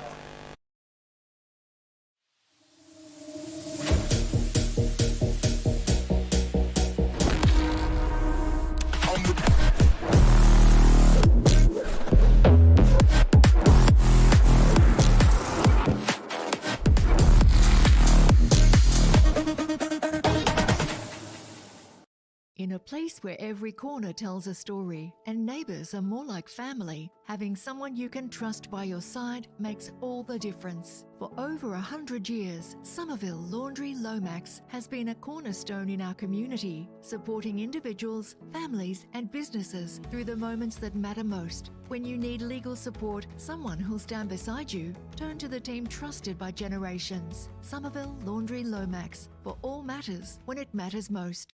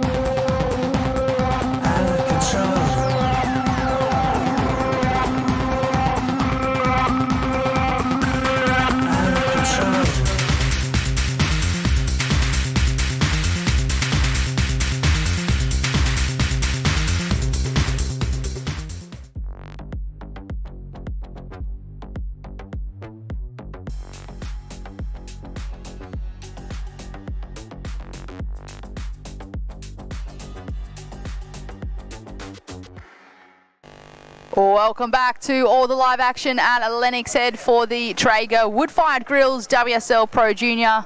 We are into the women's semi-final heat number 2. In the water, in the red, we have Willow Hardy. In the blue, we have Rosie Richardson. We do have the official results from that semi-final heat number 1. It was the surfer in red, Talia Tebb, taking the win over the surfer in blue, Miller Coco Brown. So another great matchup we have now in the water. My name is Britt Nicol, joined in the booth with Rabbit Bartholomew. Welcome back, Rabs. Good morning, Brett. Yeah, that was a great semi-final. Talia just going from strength to strength, and we have our first finalist. We certainly do. She is going to be happy about that one. Chris and I was chatting about it just before. She got runner-up in the Northern Beaches event, so she'll be looking to go one better and get that win. Yeah, well, she's certainly on track. She certainly is. Surfing at a very high level, getting good scores, her heat management. You know, what I really like about it is the way she finishes her waves with a real flair. But, you know, you just sort of can bank on actually getting the finish in. So that's a very strong quality to have. Yeah, Chris and I were talking about it. The words used by Chris were the fact that she's just so sure on her feet. And it is, you know, like yesterday and then again today, she just doesn't look like falling. She looks so confident with the boards and equipment under her feet. And, you know, it's not because she's surfing hesitant that she doesn't look like she's going to fall. It's just the fact that she's just so confident with what she's got going on. So confident and, you know, just so solid on a board. And of course, you know, her opponent, Miller, you know, absolutely a great young surfer. She's done super well here over the years, and always puts on a good show. And, you know, certainly semi-final finish is a respectable finish, equal third. No problem there. Certainly not. As we have the Surf Mud replay on screen, well, it looks like that was the competitor coming in from the prior heat. But we do have scores to drop for our Western Australian surfer in the red, Willow Hardy. You can see a little asterisk next to her scoreline there. Just waiting for judges to lock that wave in. What beautiful conditions we have here this morning. So crisp, and it's an absolute perfect winter's morning at Lennox. Offshore, crisp, nice 3-foot sets. Still multiple takeoff zones. It's a real judgment call on where to surf. As we see Rosie Richardson, she's pretty much got the whole beach to herself. She certainly does, and well, yeah, with these 2-person heats, it gives you a lot more room to move in the lineup, and it's one of those beach breaks. There is such a big zone for that contest bank, so it can be pretty tricky to try and identify where the best takeoff zone is, and it was a little tricky for that competitor in that last heat. Yeah. Miller Coco Brown, she just seemed to be out of position for the sets when they did come through, and well, Talia Tebb was in the spot. Oh, that's right, it was Coco Brown, yeah. And there we go on screen, one of the competitors getting ready for next heat. Don't have the names list in front of me. The first of red has locked in at a 3-point ride. So with 14.5 minutes remaining, surfing red Willow Hardy off to an early start, but she's going to want to lock in some higher scores if she wants to feel a bit safer to move on through to the final. Yeah, I guess that's one of the strategies too, is that, you know, when you've had a ride, you know, you can go to a different part of the bank and not have to be in a second priority situation. You are officially in second priority, but you're not really if you're separated from your opponent. There's the big separation. You could actually be on the same wave. Yeah, for sure. It's a good observation. Yeah, with less people in the water as well, it is easier to separate. So just a 3 at this stage of the heat. Good to get a wave under the belt early. Yeah, for sure. Just even as that 3-point ride, it's just something in the scorecard. You never know. I mean, there are some periods of where it's gone a bit quiet out there today. For sure, definitely important to capitalise on whatever comes through when those sets roll through. You just want to hope that you're on one and in the right position, because if you miss one of those sets, it can be a long way. Yeah, that's right, because the next set might hit, you know, 100 metres to your left or your right, so you're not absolutely guaranteed that the next set's going to come through to your spot. So you've got to really take advantage of your opportunities on a day like today. Bit of a sleepy start. One of our better days though, in terms of you know, the warmth in the weather and the waves that we've got. It has tapered back a little bit, but I feel like it's a lot more manageable now. Oh gosh, yeah. Like it's just unrecognisable to what it was 3 days ago. Completely different beach. Wow, the girls are really separated here. Yeah, so it looks like we've got blue on the southern end of the bank. I think that's blue. Is that blue or is that a water photographer? Asking myself the same question. Squinting, try to see it. I mean, that's how far away that person is. You can see the buoy out the back there. Yeah. So she's still within the contest zone. I was watching prior to coming into the booth, and I was watching that southern end. It can be a little bit tricky as well when they do come through that far south.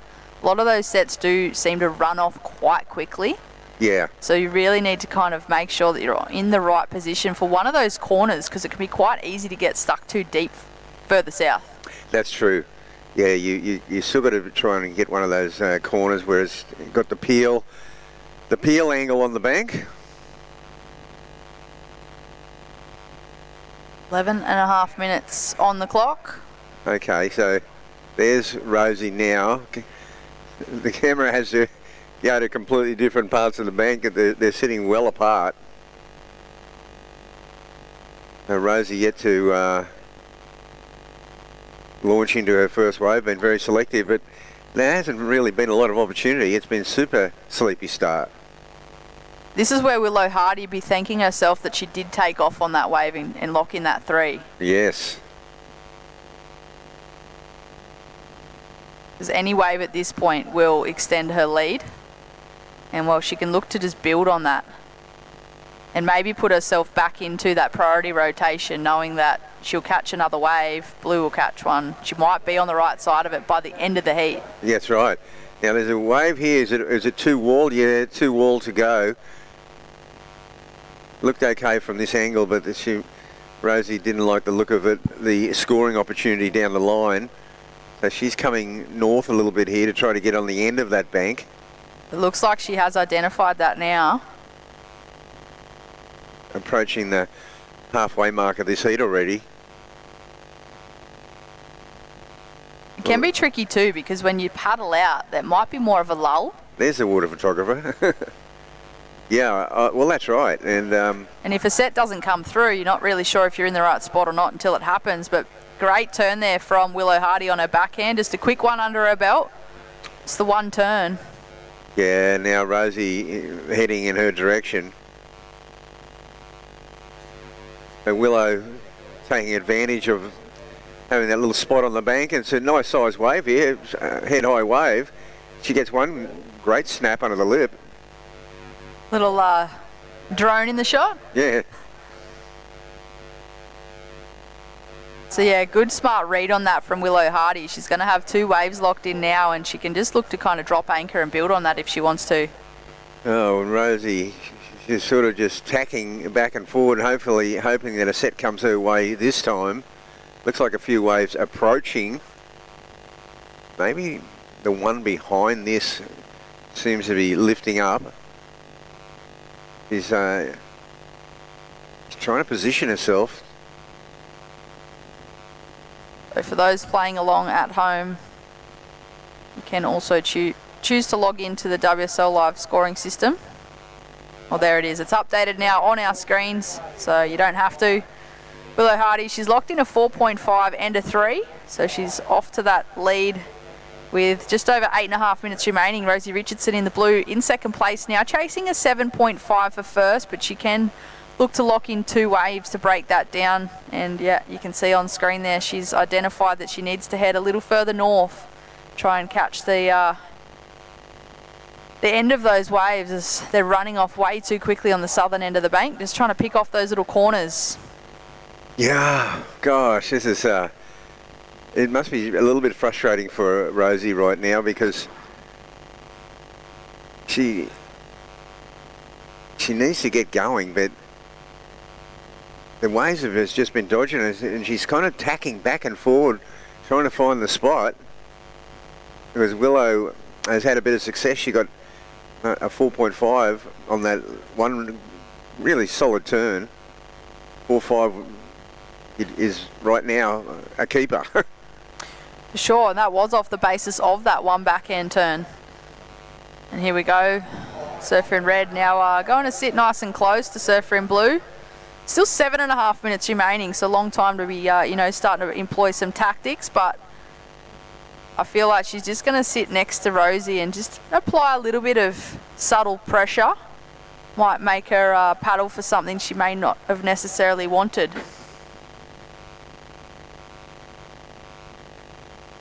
But both Willow and Rosie sitting on the same bank now.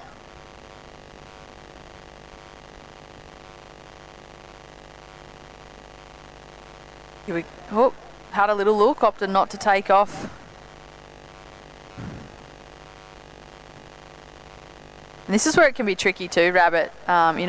Holding down first priority, sometimes feeling like you're not sure which ones to go. You can be a little too selective at times. Oh, totally. It's like now, should I go or should I stay? Because, now she's got Willow sort of on her case. And the other factor here is that these waves, they're not that easy to actually catch. So, she could be in a position where she actually makes a move for a wave, makes that commitment and either decides the wave's too walled or misses it and then just hands priority over, and it sort of could be game over. Yeah, you're not wrong. It's so tricky. We're playing with Mother Nature and just trying to make those calls. I feel like sometimes you can feel like you're sitting in the right spot and then the wave doesn't come and then you move and then the wave comes to where you just were. Hard decisions. But I feel like, she's going to have to get moving, because if she doesn't lock something in soon, she's going to be relying on the fact that she needs a 7.5 on one wave. Yeah, and that's a tricky one. I mean, there were some really good waves in the last heat, and I think there was 7.5s available there. But this heat hasn't shown that potential yet. It's kind of nearly been the off heat. And she's more than capable of getting a 7.5. Yes. It's just you don't really want to be applying that extra pressure to yourself if you don't need to. No, and we want to see Rosie surf. She's a great young surfer. We want to see her riding waves. So she's heading south again, and Willow is just trailing along. It's nothing more frustrating when you're in that position. You Oh, just got God. that person trailing you behind your back, and you're like, can you just not, please? Yeah, please, could you go away? Give me some breathing room, please. Yeah, you were happy to stay away from me when you get your two waves. Well, that is part of the game of surfing. Yeah, that's right. It becomes a bit of a game with the priority leading into the last 5 minutes for sure. Surfing's just one aspect. There's such a mental portion of competitive surfing. It sure is. There seems to be a bit of movement out of the back, and well, hopefully we're going to see Rosie get a wave. They kind of lift up and then back off. She's having a look at this one though. It's a wall wave where she is. I think she's going to go. She's going to have to take off. And she does exactly what I thought. A half committed sort of paddle for it. And she will, let's see if the priority judge deems that she actually committed to that wave. We haven't seen a change in the priority yet. So on our scoring system, we do have the iPad. It has been updated, and Willow Hardy did go into first priority and taken off on a wave. So interesting choice though from Willow just now. I feel like she would have identified that wave wasn't going to hold up, but she still opted to go anyway. Well, she did that, with 3.5 minutes remaining. I think that was purely a blocking move, and the fact that, hoping she might have hoped her opponent went for it and not realised that she'd lost priority. There's all kinds of factors in there, but yeah, you're right though, as far as having the patience to then totally dominate the break with priority. And this time we see Rosie really trying to get away from her big time. So that was, that's one scenario we did talk about.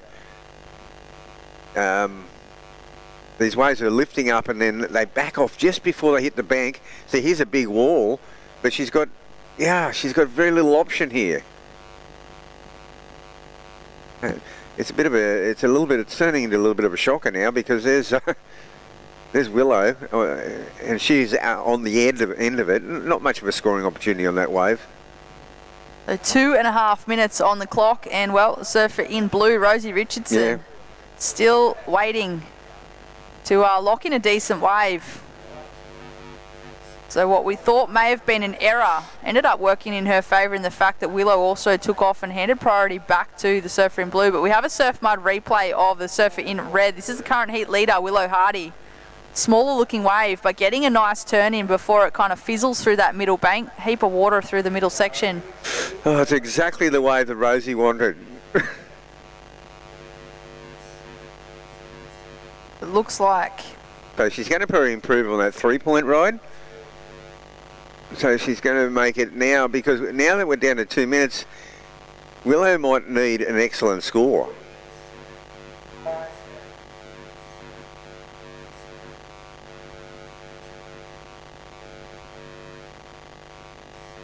So first priority is with the surfer in blue, but she's sitting in second place. See on our iPad that she's managed to somehow lock in a 0.43, so she's still chasing a 7.57 for first place.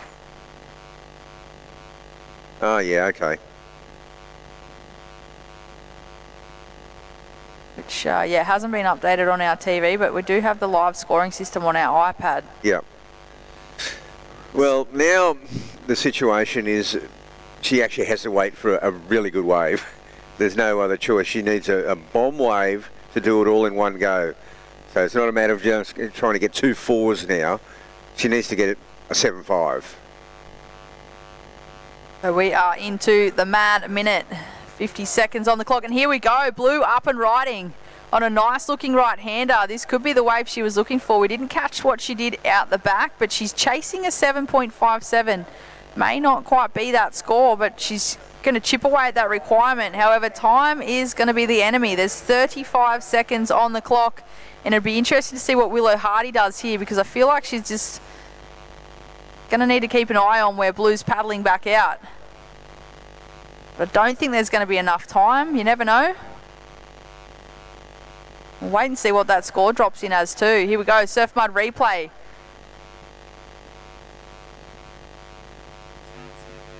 Nice surfing. Gosh. I'm not sure if it was a 7.57, but it was a... Oh, she's nearly...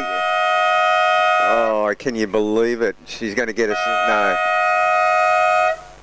And it looks like that is the end of the event for young Rosie Richardson. She locked in a 3.57 on that wave. So surfer in red, Willow Hardy from Western Australia, taking the win and moving on through to the final. Unfortunately, bowing out was Rosie Richardson, but still great result here at Lennox for the Traeger Wood-Fired Grills WSL Pro Junior.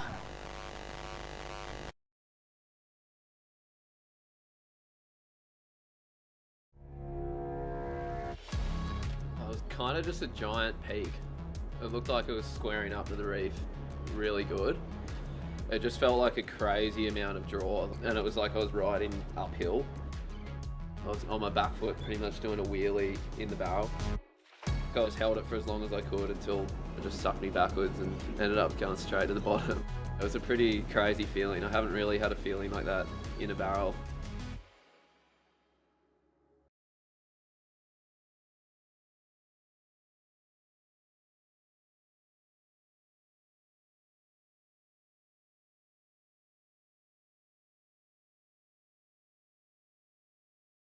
In a place where every corner tells a story and neighbours are more like family, having someone you can trust by your side makes all the difference. For over 100 years, Somerville Laundry Lomax has been a cornerstone in our community, supporting individuals, families and businesses through the moments that matter most. When you need legal support, someone who'll stand beside you, turn to the team trusted by generations. Somerville Laundry Lomax, for all matters when it matters most.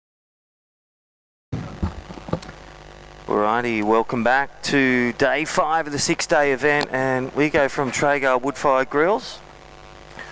The Pro Junior, they rest up till this afternoon, the men's quarter-final action. 2 4 quarters, so congratulations to the winners, and What a morning. And then also congratulations to Willow Hardy advancing on through to the final. That finally set, one step closer to a brand new Traeger grill, 1,000 points and cash prize World Surf League and Soundbox Osgrom Open. And just the prestige of winning this famous event. Yeah. 100% you can see on Live Heats IQ, Nixie Ryan, Dane Henry, finals, 100%.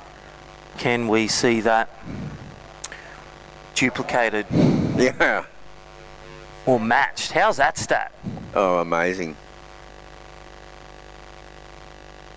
Well, welcome back, Rabs. Today, a lot of things going on. Sure is. And right now we'll call in the under-16 boys. We're back to the Soundbox. We segue back to the Osgrom Open, presented by O'Neill. Short break. Big shout out to WSL, Dan and all the crew and all the athletes. Oh, yeah. I mean, it's 110. Yeah. We are down to 2 in the final. Yep. 8 this afternoon. Incredible. I mean, whittling down the field, and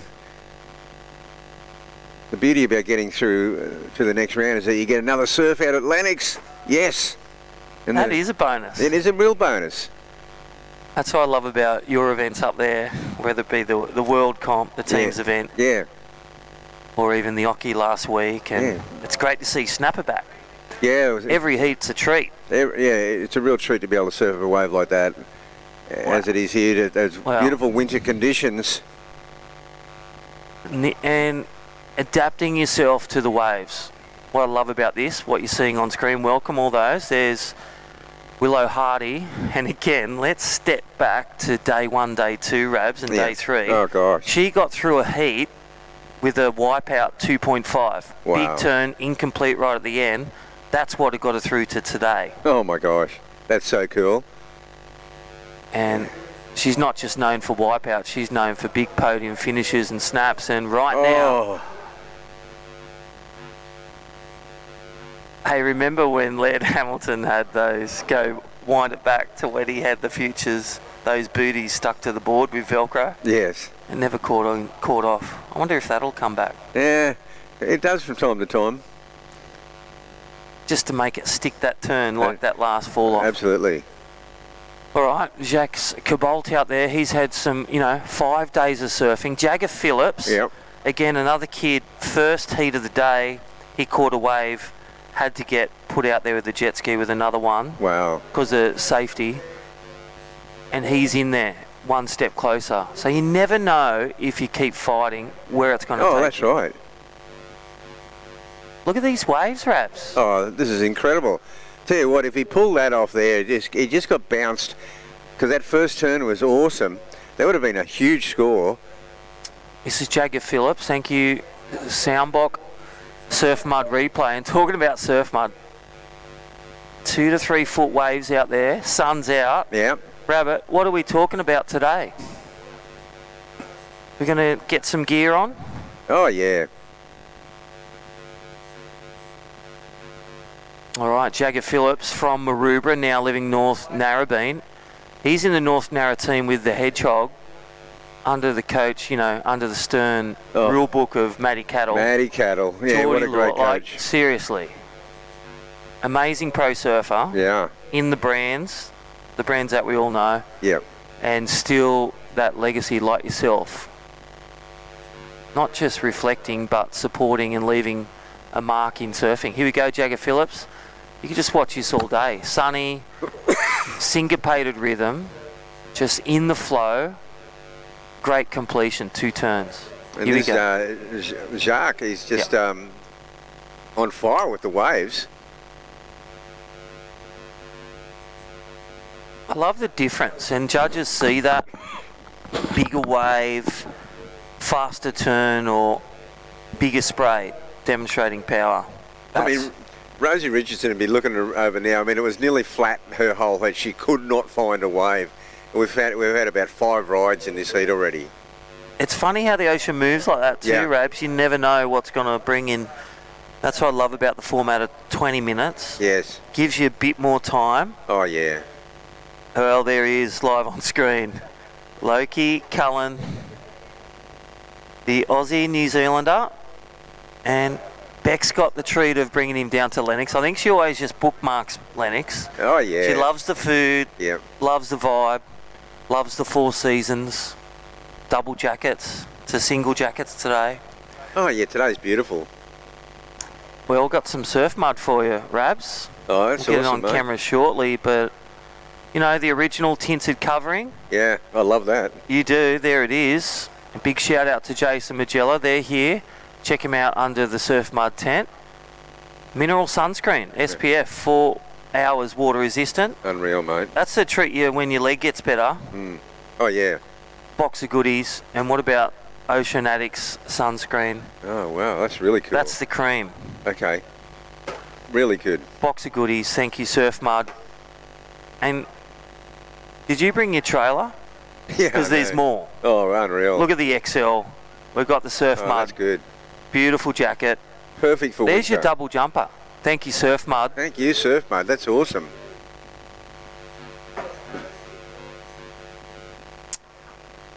Well, Oh, there's some good surfing going on in this heat.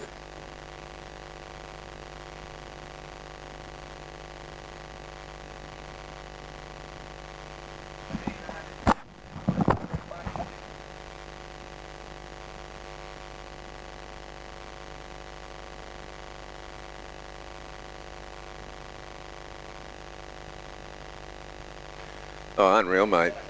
So good. chuck it all on when we get a camera. Oh, okay.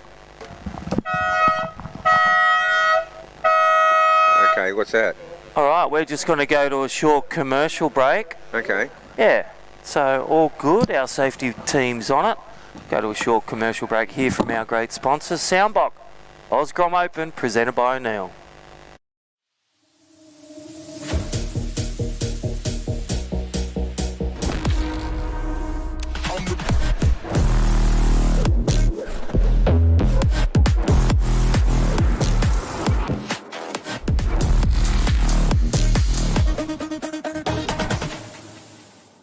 In a place where every corner tells a story and neighbours are more like family, having someone you can trust by your side makes all the difference. For over 100 years, Somerville Laundry Lomax has been a cornerstone in our community, supporting individuals, families and businesses through the moments that matter most. When you need legal support, someone who'll stand beside you, turn to the team trusted by generations. Somerville Laundry Lomax, for all matters when it matters most.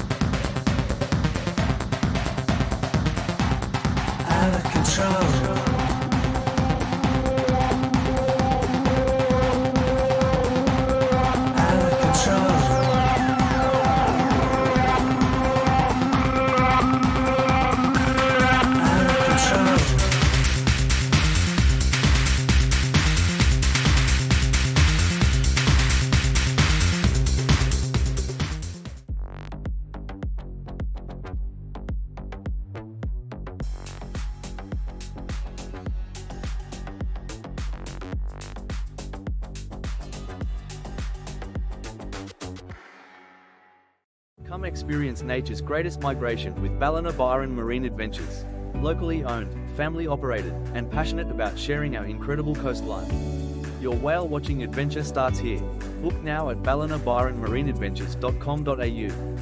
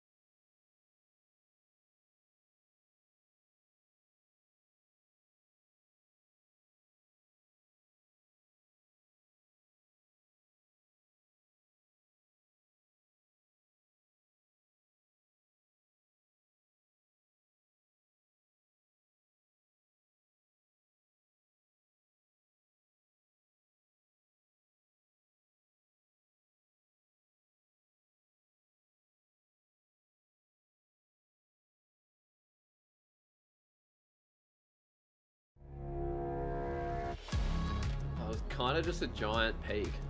It looked like it was squaring up to the reef really good. It just felt like a crazy amount of draw, and it was like I was riding uphill. I was on my back foot pretty much doing a wheelie in the barrel. I just held it for as long as I could until it just sucked me backwards and ended up going straight to the bottom. It was a pretty crazy feeling. I haven't really had a feeling like that in a barrel.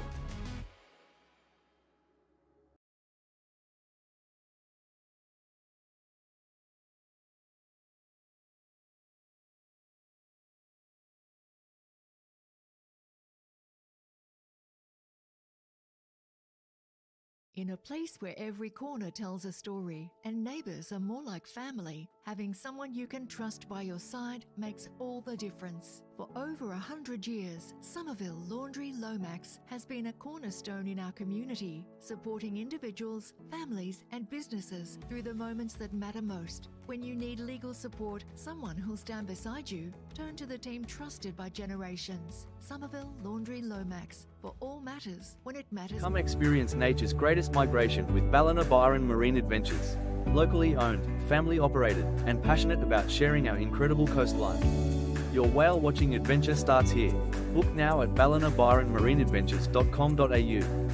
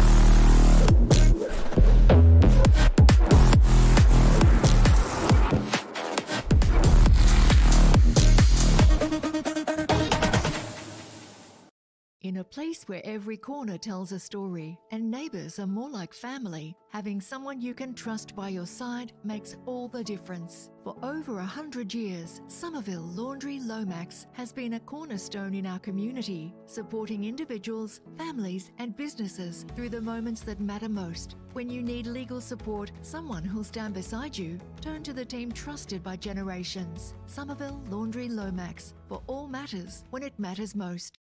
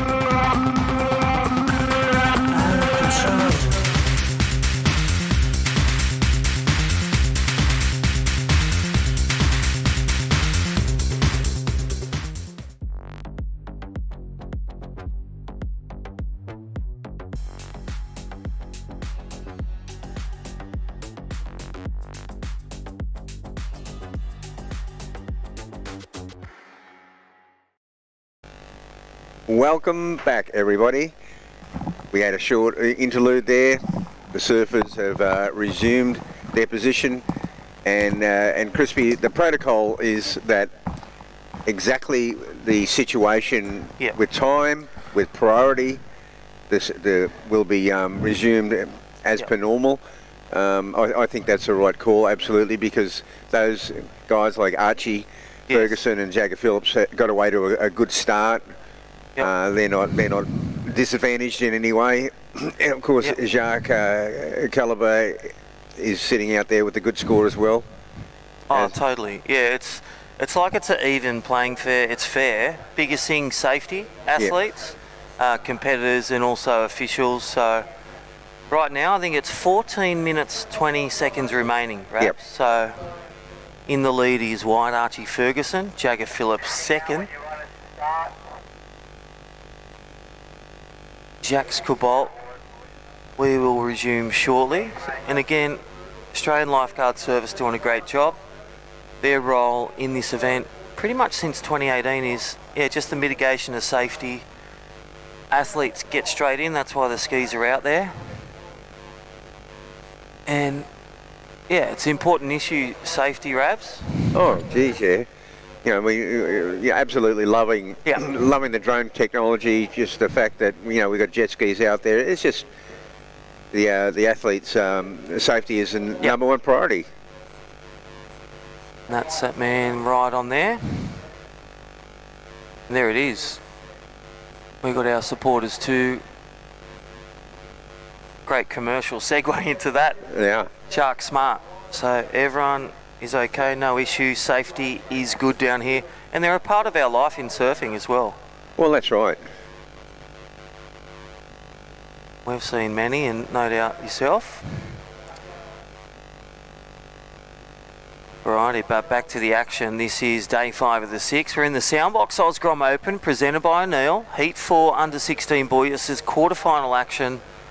You've got to time to rehydrate. Our athletes, they're back out there. Yeah. Have a chat with mum or dad or coach. Yeah, well, that's... Yeah. Yeah, it's an opportune time to catch up with the coach, because they know exactly where you're at with, what requirements are there, what to do with the priority situation you're in. Sorry, go again. Imagine if surfing turns into like NFL. Yeah. Where you've got, or even the World Cup soccer, the hydration break. Yeah. Come in, have a chat, get back out there. Even think of the dream, what does the future look like? I was thinking, imagine when they eventually build man-dropping drones. You got the camera drones, they drop them out there, get their wave. I reckon we'll go to best one wave, hey? Yeah, Started Yeah, at 5 in yeah. the 60s, 70s. Yeah, that's right. No, that'd be cool. You know, it's changing all the time, coaching. I mean, they never used to have coaching allowed in tennis, and now, you're allowed to have the coach sitting just off court, throwing, hurling abuse at you.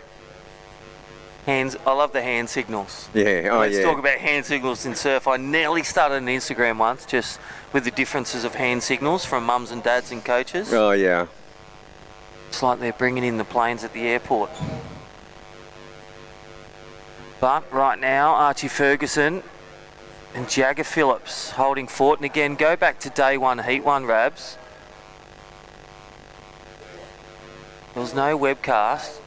5 to 7 feet, 40k winds. Jagger Phillips was in first heat, just scraped through in the last 5 seconds. Amazing. Again, you never know where it's going to bring you when you put everything into those 20 minutes and throw your kitchen sink into there. The one that got away or the one that you saved?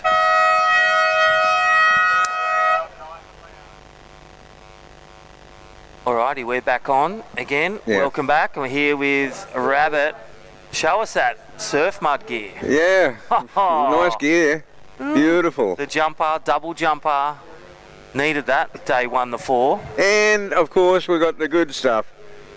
Oh, Yeah. the mineral. This one here. Really got my little gift pack for the year. Unreal. Thank you, Surf Mud. Thanks, Jace. Thanks, Very Surf cool. Mud. Check them out. Lennox Head Surf, the post office, every good retail surf outlet. Rabs, you caught up with your mate, one of my favourite Dragons fans, Brad Myers. Yeah, Phil Myers yesterday. Yeah, the Myers brothers were here yesterday, and oh, that's a great ride there. Wow. Zippy, speedy. I love the way he stomped it, completed it. Very well done. Disciplined finish. 2-turner. Wow, I'm really liking that one. That was so well done.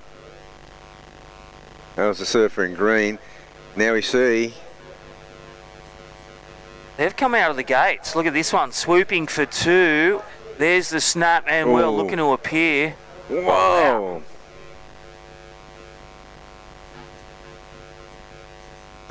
That was King Cade Kelly. So, Cade wow. Kelly. How's this? They've come out of the gate swinging. They sure have. Cade Kelly's going to go from 4th to 1st, I think. Wow, Surf Mud replay. Let's look at it. All those viewers at home, welcome back. This is Surfer in red. Nice snap. Nice tag finish. Didn't appear. No. No points for that second turn, incomplete. Here we go, Cade Kelly. Oh, Cade Kelly just streaking down the line. Loving this snap. Oh, bucket loads coming off the back of the wave. 2 huge carving snaps. And a finishing move. Oh, that's one of the rides of the day so far. I feel it's going to hit the high notes around the 7s, 8s. I do too. Above average, excellent surfing. Yeah, it's going to go close to excellent, that's And for look sure. at these waves. These waves are all-time. Day 5, we promised the sun, we promised the glistening offshore, and it has delivered here on day 5, and resembled in the scoreline as well, Rab. So, well done to the Traeger Pro Juniors. We'll see them this afternoon, the men. Yes. And then the finals being booked in. Willow versus Talia Tebb. Wow. All right, here we go. Live action. This is the heat leader. He'll be looking to drop a bigger score for Cobalt because Cade Kelly's on his heels when that score comes in. And Jacques Cobalt.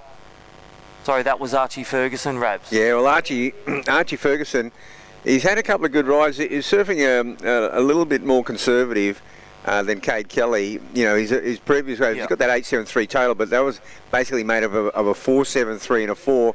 And Cade Kelly, wow, a 767. What did we say? Yeah. Boeing, big score, 767 on the scale. That's a great score. Jeez. Above average. Just under an excellent. That would have meant one of the judges went excellent. Here we go. This is the fight back, Jagger Phillips. Again, another podium surfer.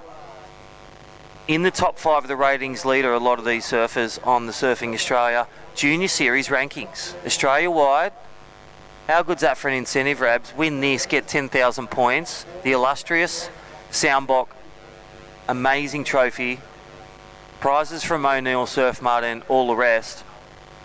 But again, that opportunity to represent Australia at the end of the year, win an Aussie title, top the ratings, represent Australia under 16s, under 18s. That's what one of these surfers potentially could represent. And so, and where is that? Is that in Peru?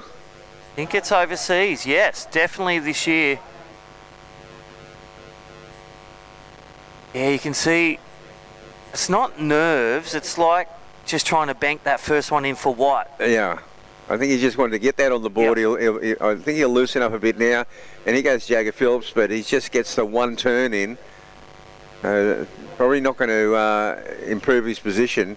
And here's another replay. Cade Kelly is just, wow, this is just such good surfing. Great wave. Look at that tag. Yeah, and the next one, identical, like, really good. Mature beyond his years. And I love that little bonus, that little cherry on the pie. Yeah. Maybe a 0.5, 0.7 add-on, but just demonstrating the flow with the ocean and the connection with the lip. Right. Don't forget, flick on 2 live heats. And also Surfing Australia, the rankings, they're alive all the time. Live ratings, Jesse Ferguson, Caden Francis, Ben Zanata, top 3 in the under 18s. I think they've all been knocked out, but they're in the Pro Junior, still in, alive for this afternoon semi-final action. Check out the under 16s. Easy to click on. Big shout out to Surfing Australia, they're back down here because Chelsea Hedges is surfing today, Rabs. Oh, unreal. Adam Melling, Woody, Taipan, 2 times World Junior, and then CT for about 10 to 12 years was Adam Melling. Oh, yeah. Great surfer. As you see, Jacques getting a wave there. He's trying to get rid of that 2.43. He's got a 6 in his scorecard, so that's going to definitely challenge Archie Ferguson now. Archie's surfing solid, but he hasn't broken through past the mark yet. And this wave here, small wave, crispy, but yeah, he gets the job done. Yeah, I reckon that's going to sit in there, but I'll tell you what, you got Jacques Cabal. Yeah. He'll be looking for another podium finish. Got 2nd in the state this year, New South Wales. Oh, wow. Top 16 in the Oki last week. And in the NN Ripper made the semi-final. But this man, ratings leader, Jagger Phillips. Wow. Yeah, he just didn't quite pull that one off. He got up there a little bit late. It was this wave here. It's a small wave, but he's only looking to get rid of that 2.73. And once again,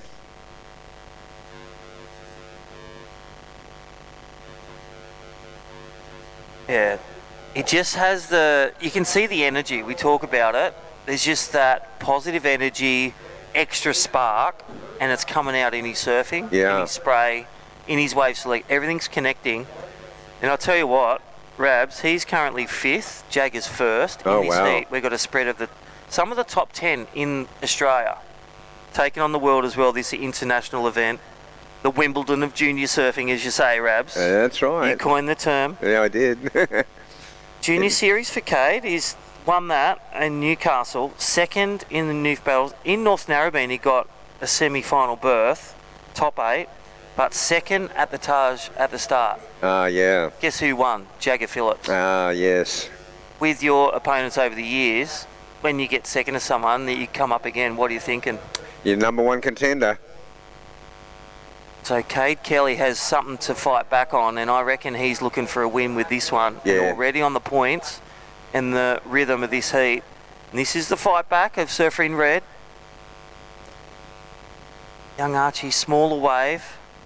I reckon if he looks at a bigger wave like Cade Kelly, medium big, look at this. This is potentially a heat leader. One big jam turn on that one. Yep.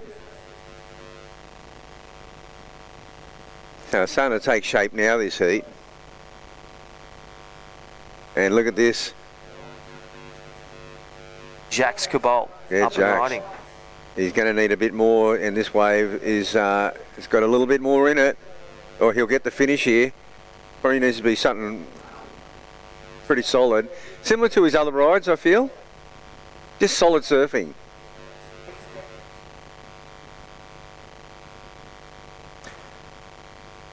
All right, so yellow flag. Yellow flag up, please, Beach Marshal. Yellow flag.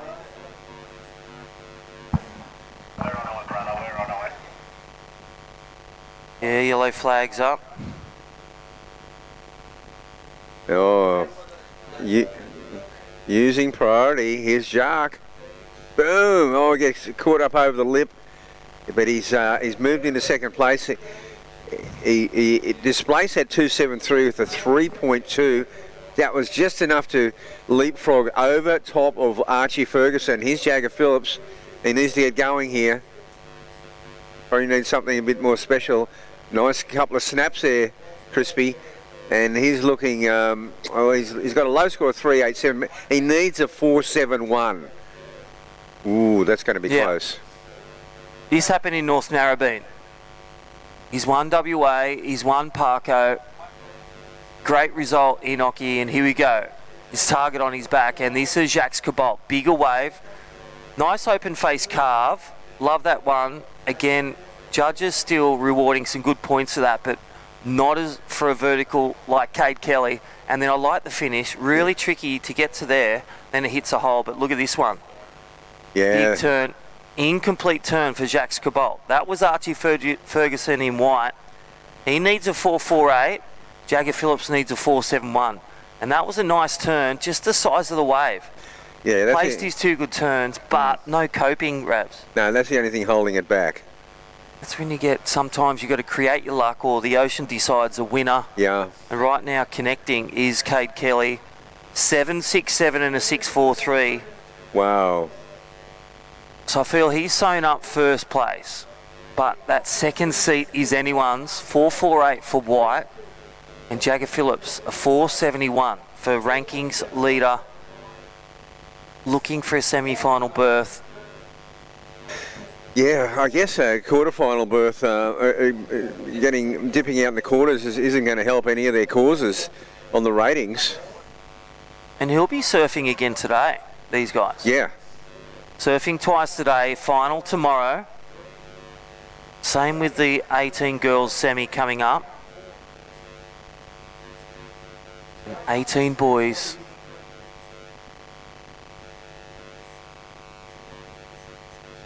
We're going to finish the day with the Traeger Pro Junior boys 2 heats, and then guess what happens, Rabs? We have the Legend VIP afternoon at Lennox Head Hotel. Yep. Heard from our DJs last night, happy hour. This afternoon's about celebrating Libar, about celebrating 15 years of Osgrom Open. Wow. And you'll see all your mates from Phil Myers, Brad Myers, our past and present presidents, and celebrating with all our sponsors. Yep. What a great event.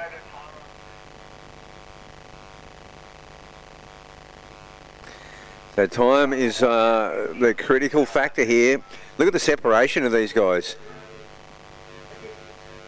Oh. Yeah, just under 2 minutes, Rabbit. We restarted this heat. Yep. With the safety plan. 14 minutes 20.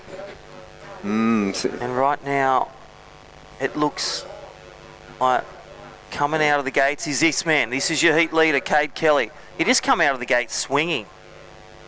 Nice big jam, and again letting his surfing do the talking, and right when we give him kudos, he goes down for the lobster dive. He did. He went for the lobby dive, but he can afford it. He's got the 2 high scoring waves of the heat so far. He's had a wow of a heat. So now there's still time. Yeah. Seconds remaining. Yeah, the mad minute. We don't call it the mad minute or crunch time. Okay. Now there's going to have to be one big turn, or he might get down the line. Yeah, and vertical. So he hangs on to that one, and a great finish there. Wow. He surfs out of that. That's Jark. I mean, that's That was Archie Archie. Ferguson. Archie needed a 4.4, a 4.5 basically. Yep. And Tell you then what, that was a big move. under 16 boys, Rabs. It's Yeah. not the Pro Junior, so it's not that the scale goes down. They fit the scores around the level. Oh yeah. But White, we will go on hold and stick with this. Last wave of White, stand by, and Jagger Phillips, last ditch effort. Let's check out on the Surf Mud replay. Moments left in this one, and this one will go on hold. Let's look at it. There is your unofficial heat winner in green. He sews that up. That's not his keeper wave. Now this is a last ditch effort by Jagger Phillips. Nice vertical 12 o'clock finish. But then the wave behind is a bigger wave. Yep. It's only one turn here, but it's a good one. And did he ride out? Yeah, he rode out of that. And like you said, a 4.48. They've given 5s for one turn. They've given 6 9s. They've given 9s for one turn. Yeah. That was when it was big, critical, and that demonstrated some of those finer points. And then last of blue. And also Jacques got a wave too. Here's Jagger Phillips, last turn. What do you think at home? I'll tell you what, Maroubra and North Narrabeen will say, give it the nod for blue. And this is surfing red, so it was just rapid fire. There's that left tube. Incomplete. Oh, it didn't come out. So he sets the sails. He'll lock in a 9.2 combo. It's all about the backhand one attack of Archie Ferguson. Does he get the score? And then Jagger Phillips, 2-turn combo. Well, we're going to hear from a commercial break and we'll unpack when the dust settles. This is Soundbox Osgrom Open, presented by O'Neill. Rabs and I will take a short break, but come back after we hear from our great sponsors. See you soon.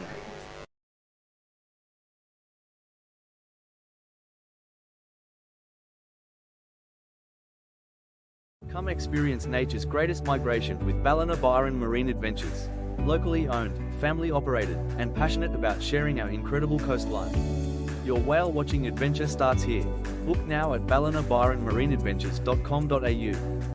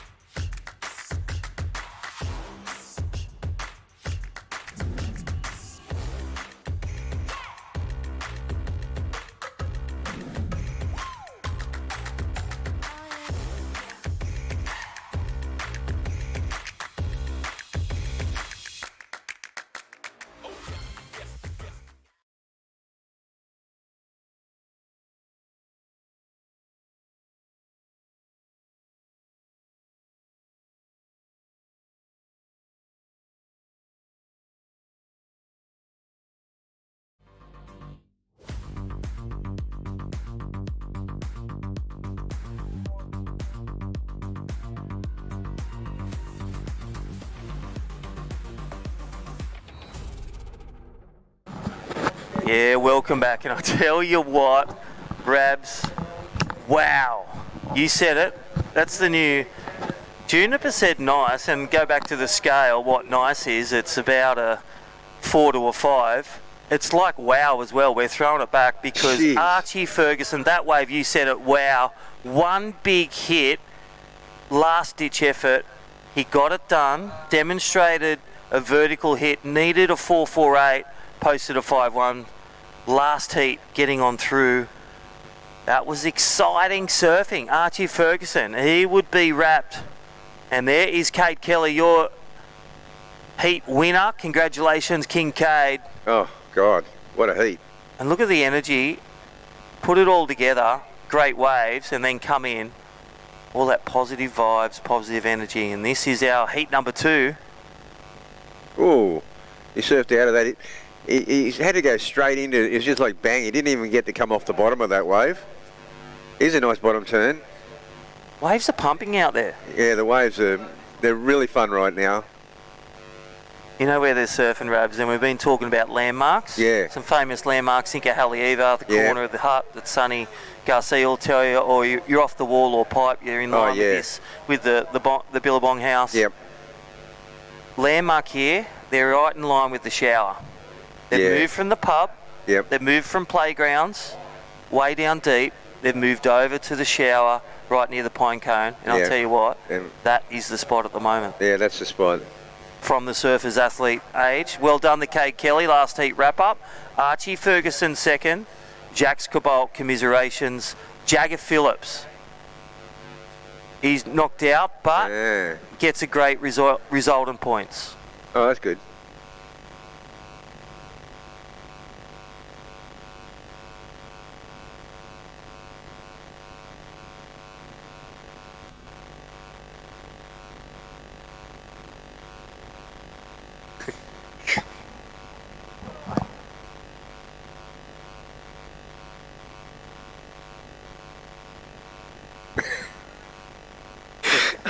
Hey, Shark Boy. I love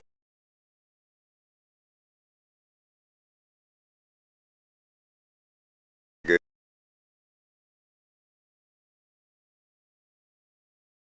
Crosses the road.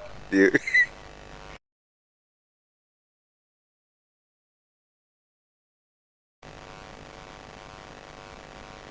Well, there it is. Welcome back, Rabs. Oh, this is great. Another awesome heat. Zen Hammond, Zach Johnson, Lucana Cullen and Luca Martin. Wow, what a lineup of super talent. It's those heats you get in the pointy end, whether it's round of 16, top 16, or even top 32 yesterday. Yeah. Big names, locals and that, squeezed out of the equation. Yep.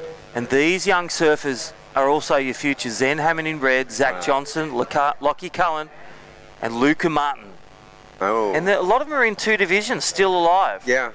Luca got knocked out, and Loki, but they are still in their division, under 16s. And then we saw Jesse Ferguson advance on through, Rico Haybiddle. Yep. Whereas they got knocked out, and Ben Zanata of the under 18s, they're still alive in the under 21s. Incredible. We should be a much harder division. One of the features of this heat so far is that there's a lot of one-off big moves happening. And does he surf out of it? Yes, he surfs out of it. I was going to say, of course he goes for it, but this was Lucani Cullen, the completion rate of this heat. Yeah. You want to learn how to get maximum points, watch this heat on rerun.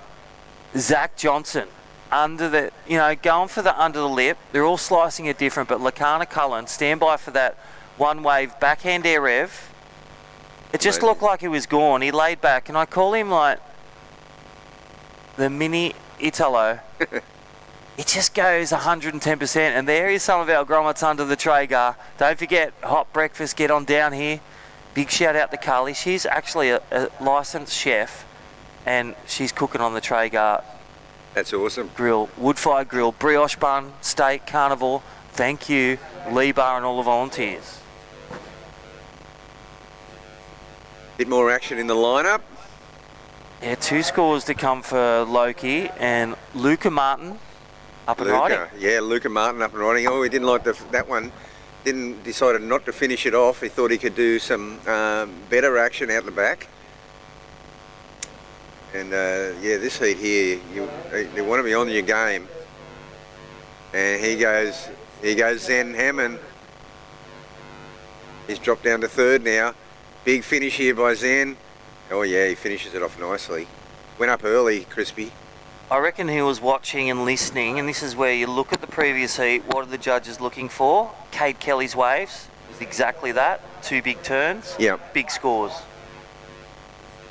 scores to come for that innovative. You know, there's only been a couple of airs laid down, and by the same person, Lakana Cullen. His previous one on day 1 and 2. Oh gosh. Barrels, airs, big turns. Amazing. In the 8s and 9s. He was revelling in the juice the other day, and now he's had to adapt to these crispy little 3-footers. Yeah, offshore, that wind's blowing nice too, and that would have helped with those airs. That's when they've come out more. The light winds holds the boards there. And don't forget the training, you know, fine-tuned, whether with their coaches at High Performance Centre, you know, getting towed behind the ski of Bede Durbidge or Peter Dunks, Mick O'Raff, Samba Man, all the crew.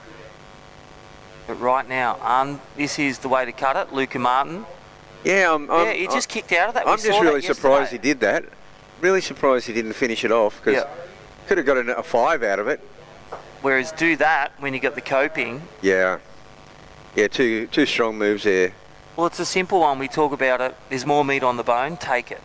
Finish your wave. You committed to it. Unless he gets there, he's re-established. He's currently in the lead with that 2-3-3 Rabs. He wants to get out there. More importantly, re-establish priority. And we've still got a couple of scores to come in here now for Lakana Cullen, Zen Hammond. There it is. 7.5 Rabs. Okay. For White. 7.5. You can just pull that out of the bag. I mean, on the backhand, so hard, technical. Yeah. He's got that down pat. And look what he needs to take the lead. You got Loki on your heels, and he needs a .66 to take your leader spot. Game on. Zach Johnson, Yeah, so Luca, like, he flicked out of that wave, and he already had a 5.83. You know, I'm surprised he didn't, like, back it up with, like, even a 4.5. But he feels, I think he might have felt that, you know, these opponents that he's got are going to be pulling out some big moves. Yeah, I feel you got Zach Johnson on the heels. He's got his 4.07, just under his best Lucas. And Zen Hammond in 4th, he's got a 5.17. Everyone's got to keep a wave, best wave, but the best keeper is Lakana Cullen, and all I can say is wait for his backup. Based on, here he goes. We don't have to wait long. Cue. There's the set, 2-turner, little drift, and there's the rarity. Yes. He's actually human. He does fall off, make mistakes. Wow. That would have been another massive score. He didn't go for the safety valve. He went for it. Yeah.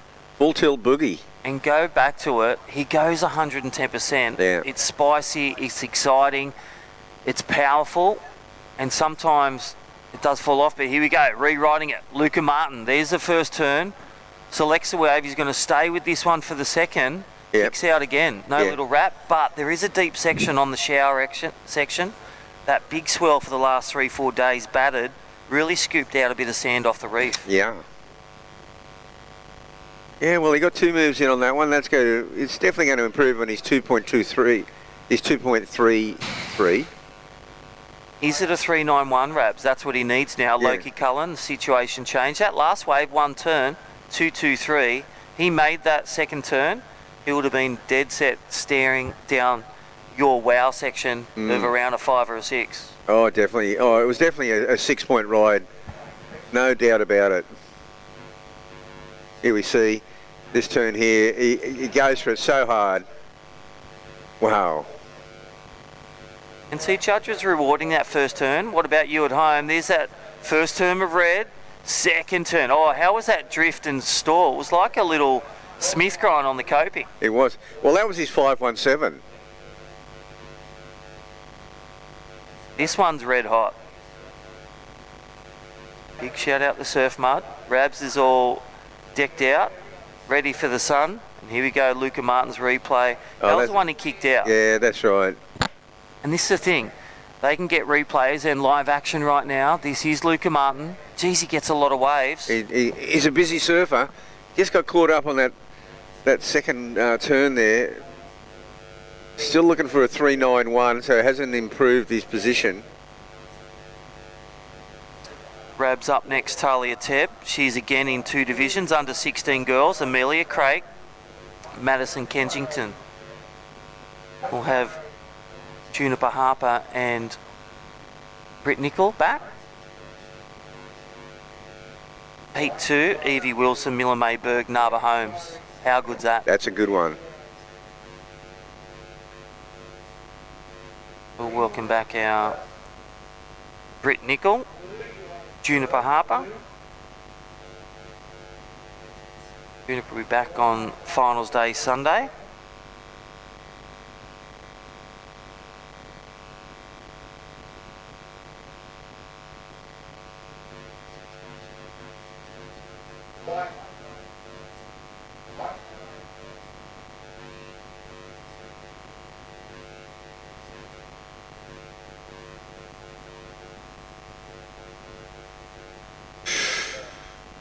Right, there's our little beach marshal area. Look at that. The umbrellas are finally out. We're going to do a bit of a balancing board competition too, so don't forget, Groms, come down. Have a bit of a warm-up, bit of a balance, bit of a warm-up for activations. We've got some prizes to give away. Thank you to Surf Mud and also O'Neill. Activations going on, and well, look at these beautiful images.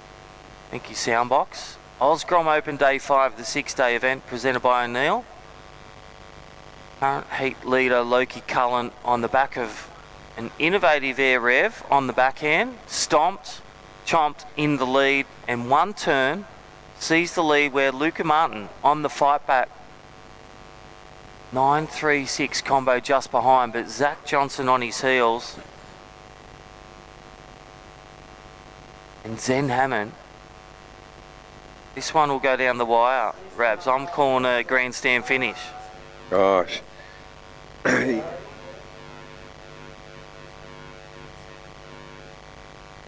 Well, they've separated themselves just like the last heat.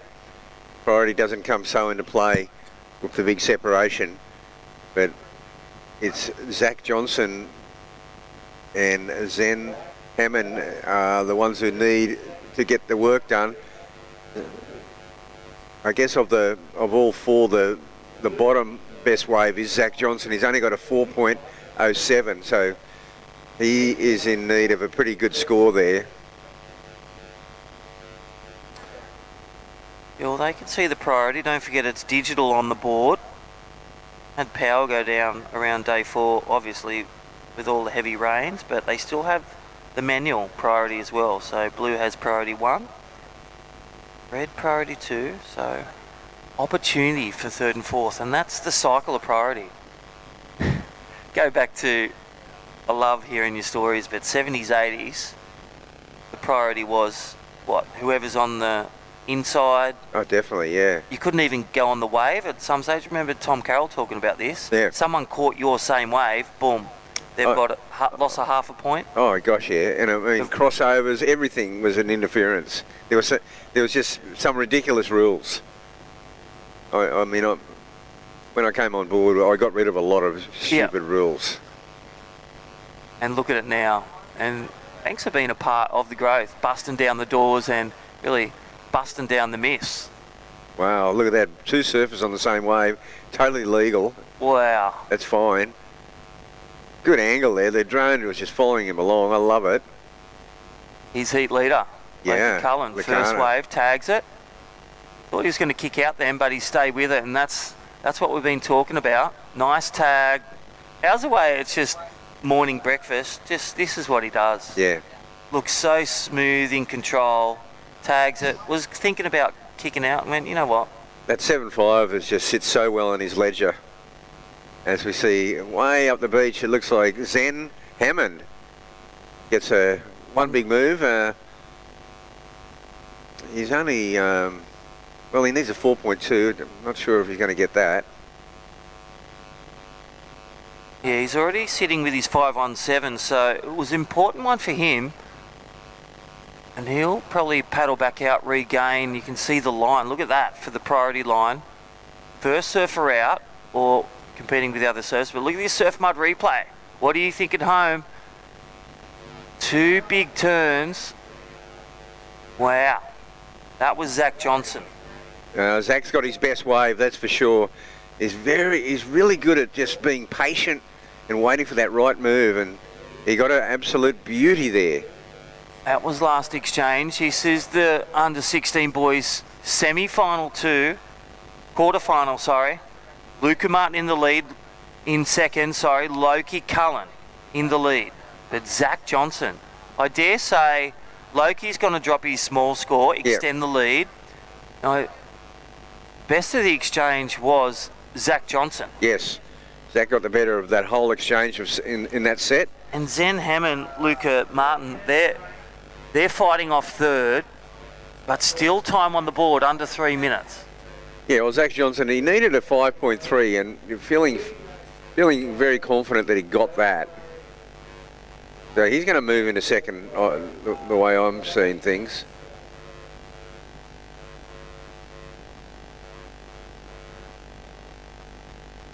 Zach Johnson goes to first.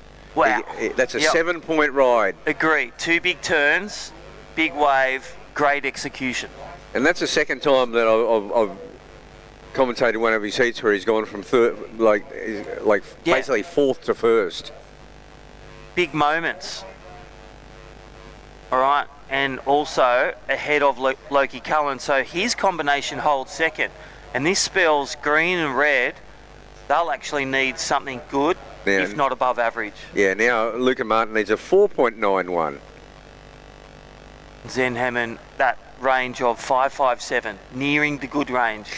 See, that puts Lucana Cullen sort of in the firing line now, because Luca Martin, you put him on the right wave at 4.91, like basically a 5. He has that for breakfast, and then Zen Hammond, 5.57. That's it's all about the wave. Zach Johnson scored an absolute beauty there, used his priority well, and nailed it. I love this because you got surfers taking on some of our, best ridden, some of our, champagne surfers like Loki Cullen flying all in, and there's the guy keeping us hydrated and also frothing all day. Zach the coffee man, big shout out to Zach. He's been grinding 6 a.m. for 5 days and be back for 6. Unreal. Come on down, rehydrate yourself, get the grind with Zach the coffee man, and one of the specialty food eateries down here supporting local businesses who are part of this event. Don't forget to get our heritage heat celebrating surfing. Yep. Pro surfing. Yourself, Rabs, you'll be on the webcast with Lindsay, but Adam Melling, Chelsea Hedges, world champion, 05. And what time's that on? Yeah, around 1 o'clock. So good stuff. Don't go anywhere, all those at home, or share it with your friends and family on the socials. Watch Adam Melling. He'll be out there, former tour specialist. Didn't he do some battles with B. Durbidge and amazing. best in the world? Strongest surfer on tour for a decade. Yeah, well, Adam Melling at J Bay. Fantastic. Well, that is wrap and tap, and that will be 2 bow outs for Luca Martin and Zen Hammond. Not enough time left in it. That last exchange determining the winner. Well, another important win. It was kind of just a giant peak. It looked like it was squaring up to the reef really good. It just felt like a crazy amount of draw, and it was like I was riding uphill. I was on my back foot pretty much doing a wheelie in the barrel. I was held it for as long as I could until it just sucked me backwards and ended up going straight to the bottom. It was a pretty crazy feeling. I haven't really had a feeling like that in a barrel.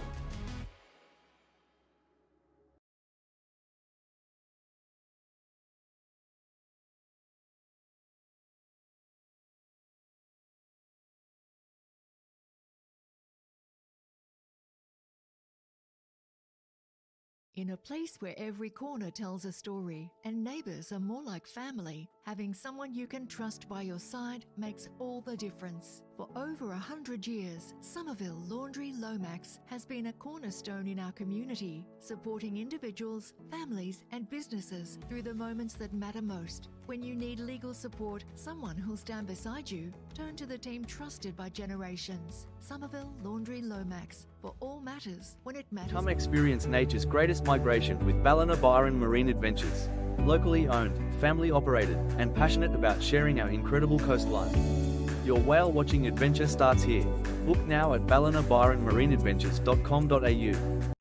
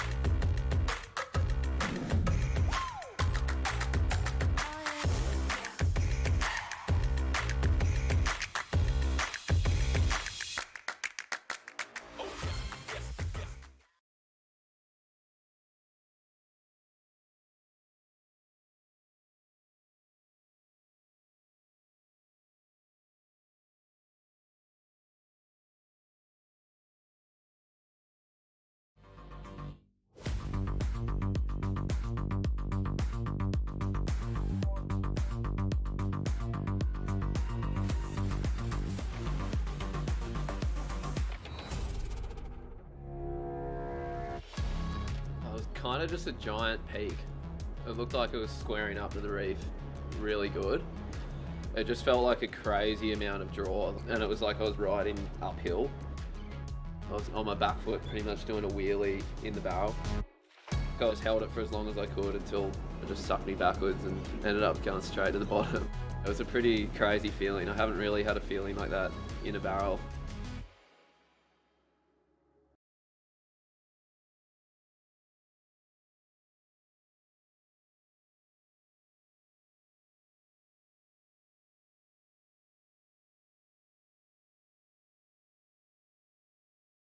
In a place where every corner tells a story and neighbours are more like family, having someone you can trust by your side makes all the difference. For over 100 years, Somerville Laundry Lomax has been a cornerstone in our community, supporting individuals, families and businesses through the moments that matter most. When you need legal support, someone who'll stand beside you, turn to the team trusted by generations. Somerville Laundry Lomax, for all matters when it matters most.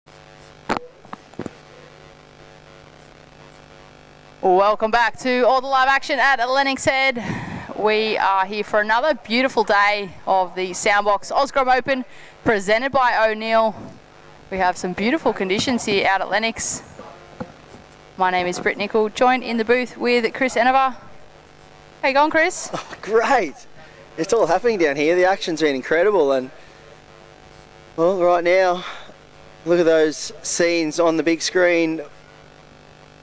Service from the last heat making their way in, and now we're into women's action. This is quarterfinal heat number 1. Amelia Craik in the blue. Talia Tebb, just kicking off where she left off in the Pro Junior division in the red. And Maddie Kenchington, originally from North Narrabeen and moving her way up to the North Coast. I feel like half of North Narrabeen moved up to the North Coast. Yep, and made her way up north, and she's been on an absolute tear lately. And well, this is, I feel, the really cool thing about this event, because you can see there's a lot of junior surfers in the Pro Junior that, well, are still so young. They are able to double dip and do either the under 16 girls or the 18 girls. And now we're seeing Talia. She's in the final of the Pro Junior and currently in the under 16s quarterfinals. So, well, possibility of a two-time winner potentially. Surfing well beyond her years. This is, of course, the under 16 divisions. Got a couple of surf mud replays here. Surfer in white cracks that section. That is Madison, the young surfer, originally from Narrabeen that Chris was just speaking of. 13.5 minutes on the clock. We've got a couple of scores to be dropped into our system. If you're tuning in live, be sure to check out live heats. You type in the Soundbox Osgrom Open 2026. You can pull up the live scoring system through live heats. If you're interested in seeing those scores drop into the system as they happen. And we have Blue up and riding on her backhand. Amelia, nice first turn. Can't quite ride out of it. And what beautiful conditions we have here this morning, Chris. Yeah, you're spot on. It is perfect bluebird day down here at Lennox Head. We are right out the front of the famous Lennox Head Hotel on the beach break section, which has been a very well used competitive zone. And oh, Groms, watch out for me car. The Groms are just going mad on the skaties at the back. They've got the road blocked off here. And no, I crossed the road earlier and nearly got taken out by one. Yeah, they're about to hit my car. Oh, Talia Tebb in the red. She locked in a 7-point ride. At the moment, she is in the lead. Madison in the white in second, locked in a 4. She's also got a backup of a 3.17. She's only chasing a 3.74 for the lead at this stage of the heat. Keeping in mind that Talia only has a small backup of a 0.73. She's having a look at this one. And here we go, Talia Tebb using her priority on this one. Bit of a fade on takeoff. Beautiful read, beautiful style. Carving into the pocket, hoping that it's going to steepen up on this section. Takes the high line and gets the finish. Oh, she is just in an absolute red hot form right now, Talia Tebb, and you can see she's just in flow state, looking so sure-footed, but it's one of those ones where when you have that much confidence building up, you can see she just keeps pushing the limit even harder, and everything's sticking right now, and it just shows that she's in such good form and in such good rhythm with the ocean as well, and just in tune with her equipment, because, you know, no bobbles, so much power, so much speed.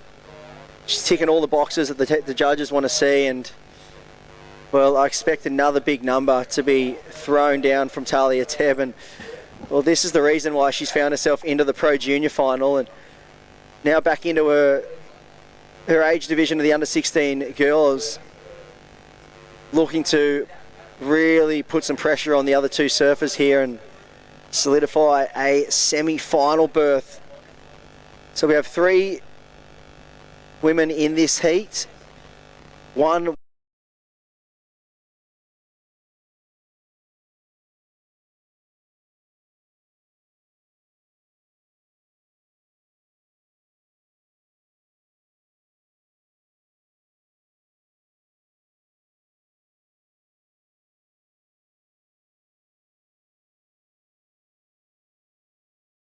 she actually has a bit of a Katie Simmons vibe to her as well, just that lay-back approach on some of her calves. I really love the way she rips them back, has that almost bit of a lay-back approach to it too, and just looking silky. A lot of maturity in her approach as we just watched the replay then. You could see that fade on the takeoff. You could see that she was doing that to just allow that section to kind of stand up a little bit steeper on takeoff, and yeah, even the last section came straight from the high line to get that lip line finish. A lot of maturity in her approach. 100%. And if we flip over onto the Surfing Australia Junior Series rankings for the under 16 female division, can see Talia Tebb sitting in 4th currently on the rankings, and Maddie Kenchington sitting in 3rd, just above her. Current ratings leader, Mila May Berg, in 25,900 points. Maddie Kenchington, 24,600. Talia Tebb, 24,100. But when we look at the results of Talia, she came off a 2nd up there in the Billabong Hockey Grom Comp at Snapper. She took a 1st at the Surfboard Empire NN event down there at North Narrabeen, so that was 10,000 points. And she had a win at the Sandbar Cadet Cup 2026, which was only a 5,500 rated event. So this being another 10,000 rated event is a huge opportunity for Talia Tebb to rocket herself towards that top spot on the rankings leaderboard. That was the top spot person on screen a minute ago, young Mila Mayberg. Yep. And so, well, Mila May, she's been in incredible form, taking a win at the Taj Small Fries event, 2nd at the Parco, and 3rd at the Billabong Hockey Grom. So she's been in all 3 of those big 10,000 rated events so far, where Talia Tebb hasn't. So this is going to be essentially her big opportunity now, and well, she's not wasting this opportunity whatsoever. An 8.33 and a 7-point ride, so pushing excellent on that last number, and that was great scores there from the judges. I feel that was excellent surfing. Certainly was, and the judges deemed that excellent. Well, surfer in white now chasing a combination of 15.34 to take the lead. It is looking like it's going to be a battle for 2nd at this stage of the heat. Amelia in the blue in 3rd place, chasing a 6.24, just under 7.5 minutes remaining. And well, what a performance from this young surfer here in the red. Yeah, and here's the replay. You can see just looking so confident in her approach. Even though wave just closed out, you can just see she's just looking for sections. You sense that every time she stands up, she's just looking for major maneuvers, and looks like she's so in rhythm with the conditions out here in the ocean, which is, I feel, a huge bonus. It's something that's a key element out here, especially at Lennox Beachy, when you've got so much shifting and, you know, unpredictability about the lineup. There's so many different peaks. You can see she's got such a good read on it. She's really identifying the right waves that allow her to do the surfing she wants to do. Now, Maddie Kensington sits in second, coming off the back of a big win up there at the Billabong Occy Grom Comp. She took home 10,000 points last week. So she's in red hot form. And yeah, sitting just ahead of Talia on the rankings. She had a third down there at North Narrabeen at a, well, old stomping ground earlier in the year. So she had a third place with 7,300 points and a third over there on the Tash Small Fries. So she's had a few semi-final finishes earlier in the year, and then she cracked the final and, well, locked in her first win for the season.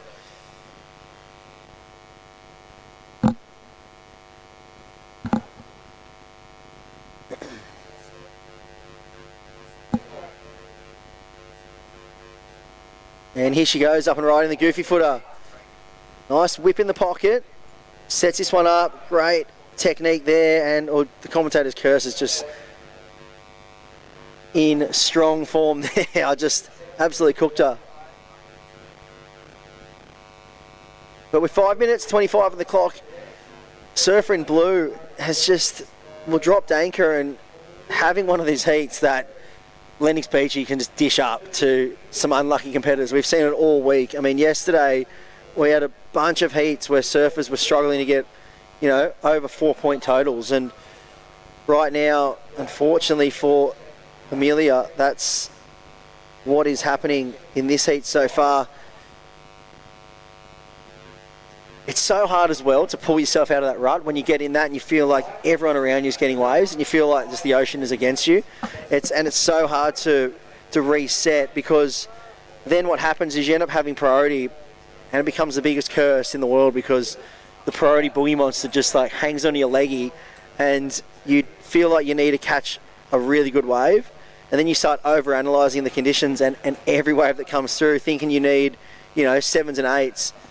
I feel like sometimes you've just got to catch a wave, you know? You just need to just get moving, maybe catch a wave, move on to a different peak, paddle around the lineup, hunt. But you can see she's just obviously dropped anchor. And yeah, anything over that 0.93 at this stage is going to, you know, reduce that 6.24 that she needs.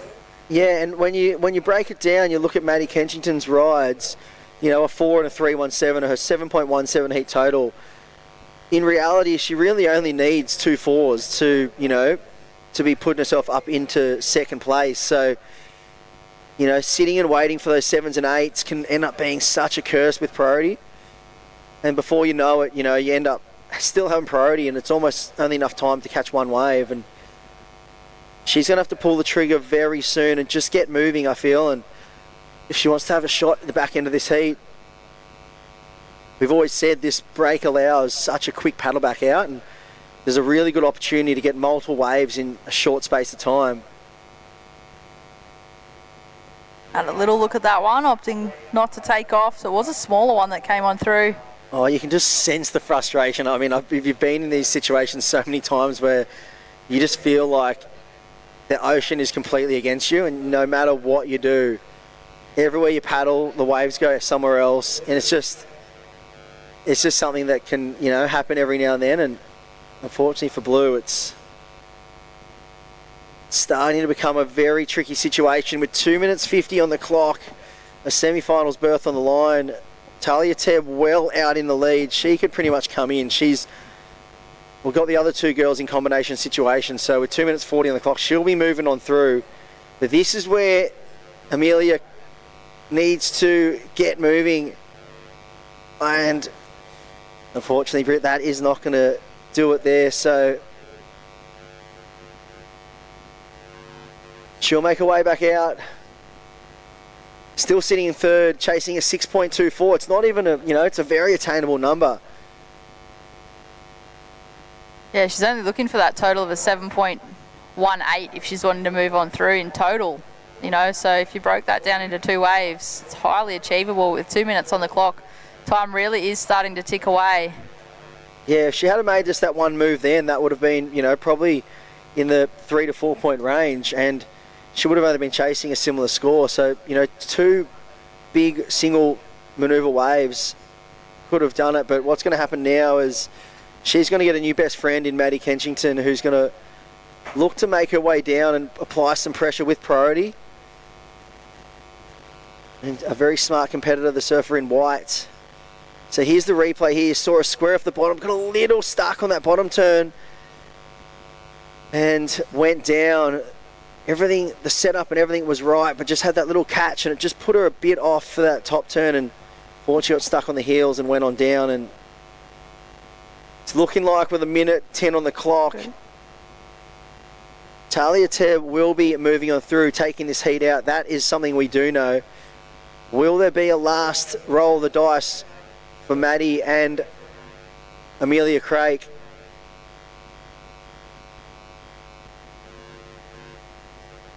Priority sits with red.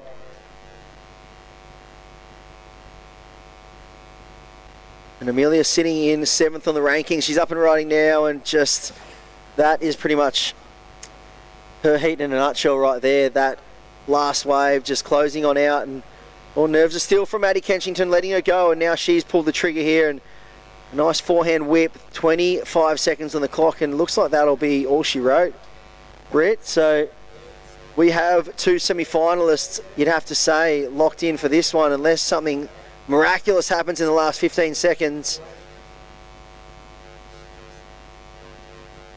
So we're going to count down this heat number 3 in the quarterfinals of the under-16 girls here at the Soundbox Osgrom Open, presented by O'Neill.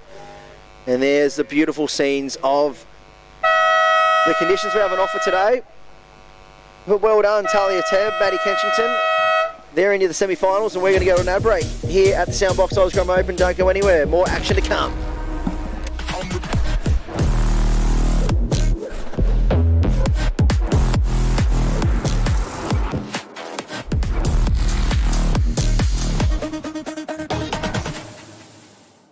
In a place where every corner tells a story and neighbours are more like family, having someone you can trust by your side makes all the difference. For over 100 years, Somerville Laundry Lomax has been a cornerstone in our community, supporting individuals, families and businesses through the moments that matter most. When you need legal support, someone who'll stand beside you, turn to the team trusted by generations. Somerville Laundry Lomax, for all matters when it matters most.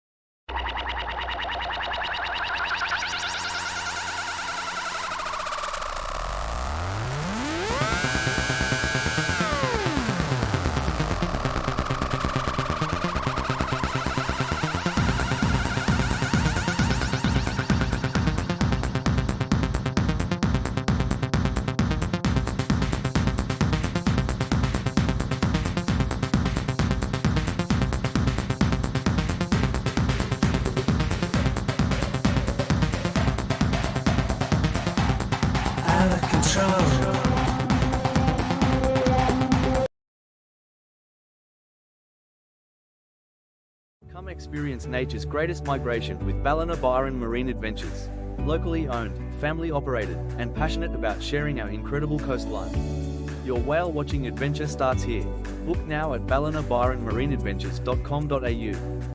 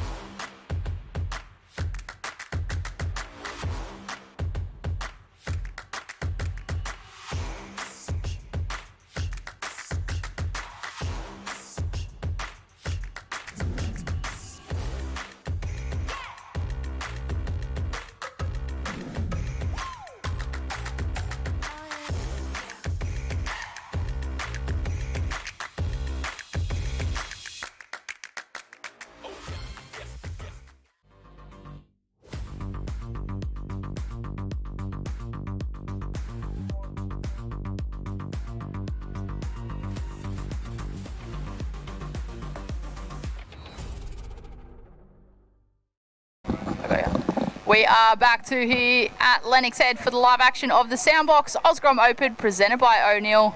We are now into the under-16 girls quarter-final heat number 2 in the water. My name is Britt Nicol, joined in the booth with Chris Enover. What another exciting matchup we have on our hands. Yeah, we do. We just saw 2 of the semi-finalists locked in the under-16 girls division. Talia Tebb just continues her dominance here at Lennox Head pub outies, well, the locals call it here, and conditions that we have today are just incredible. It's like I said, I refer to it as we've been stuck in a snowstorm all week, and then the bluebird has just come out, the mountain is just glistening, and all the lifts are open and the event's on, and we have some incredible conditions on offer. See light buttery offshore winds, predicted similar conditions tomorrow as well. We're meant to stay offshore all day, which is, you know, a blessing. You know, typically you get those onshores in the afternoon, but looks like we're going to have offshore all day, and very favourable tides for the event right now. I think it's a high tide of about 5:47 today. Rabbit will know the exact time to the second that's happening. But yesterday's high tide was 4:47, and today it'll be a little bit later, and we've got a surfer up and riding. Actually, 2 surfers up and riding. Milla May Berg, and we've now got Evie Wilson up on her forehand in the red. Wait for those scores to be locked in, but the first of red was a 4.5, and well, answering back, Nava Holmes in the white. So off to a very quick start, all 3 competitors. They would have been watching that previous quarterfinal, which got a little sleepy towards the end there.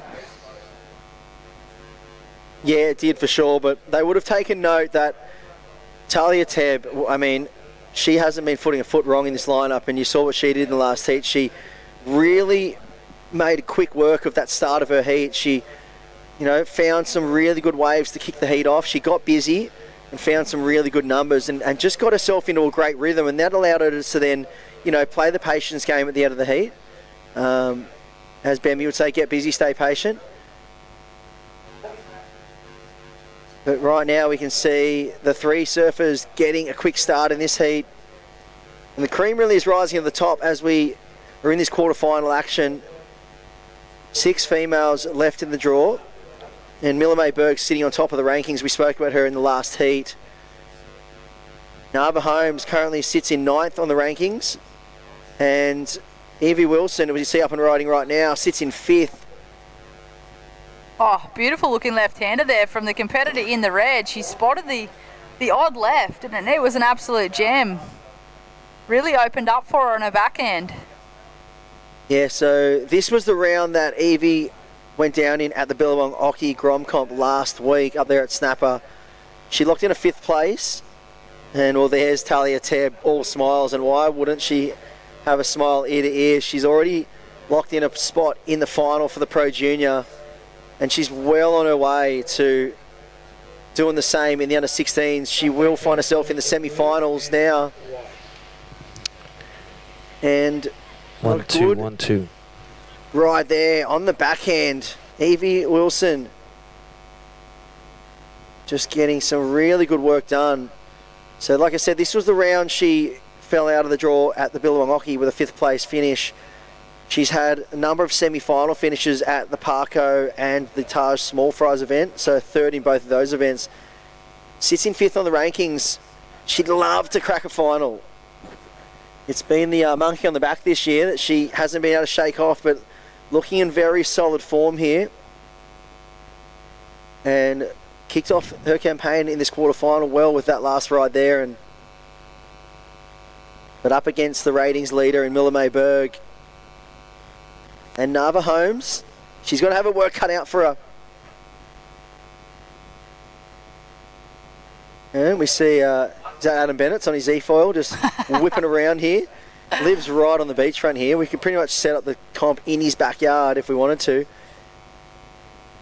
They look so effortless, you know. Those other ones that aren't electric, they're just constantly pumping and using their leg drive, whereas those ones are just standing. Bennett's could fall from here to America, I reckon, because he does it so effortlessly.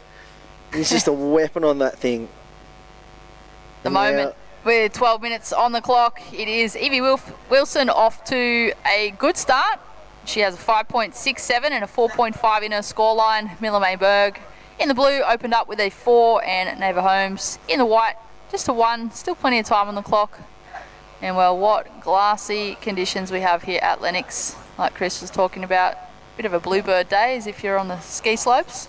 100%. It's just so pretty out there, and as you see, not a drop of water out of place. And this is a really, sweet spot for the conditions here. And well, I believe we're going to throw down to the man himself, shark on specialist now, Mr. Lennox Head, Crispy. He's down there with some action.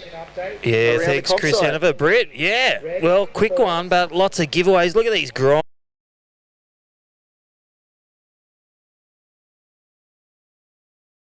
They've been surfing every day as well, in the rain, in the wind.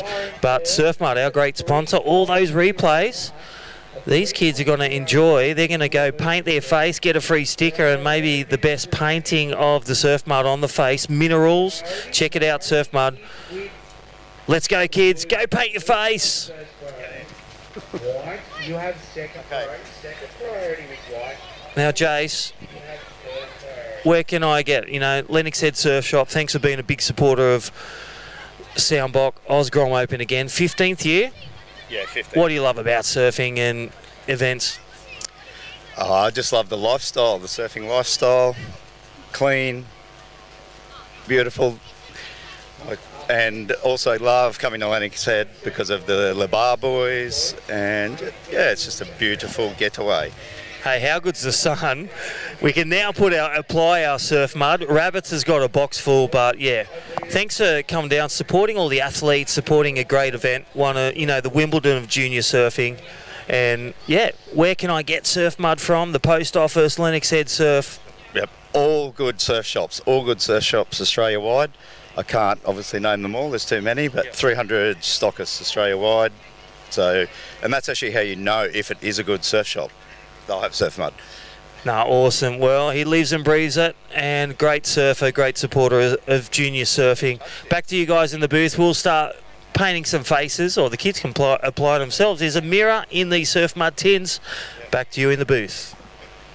Yeah, thanks, Crispy, and the crew at Surf Mud for getting behind this incredible junior and Grom events. The Soundbox Osgrom Open, as you said, Crispy, the Wimbledon of junior and grommet surfing, not just in this country but around the world, and attracting all the big names. This is the one you want on the mantelpiece. This is the one you want to take home. Bragging rights for life if you find yourself on the top of the podium at this event. And we see some of the biggest names in surfing have all come through taking big wins here. You think the back of the likes of Owen Wright, Ben Dunn, Nick Vasicek, these guys that were just in such red hot form here. Matt Wilkinson, Julian Wilson, they all were big names at these events. Matt Banting,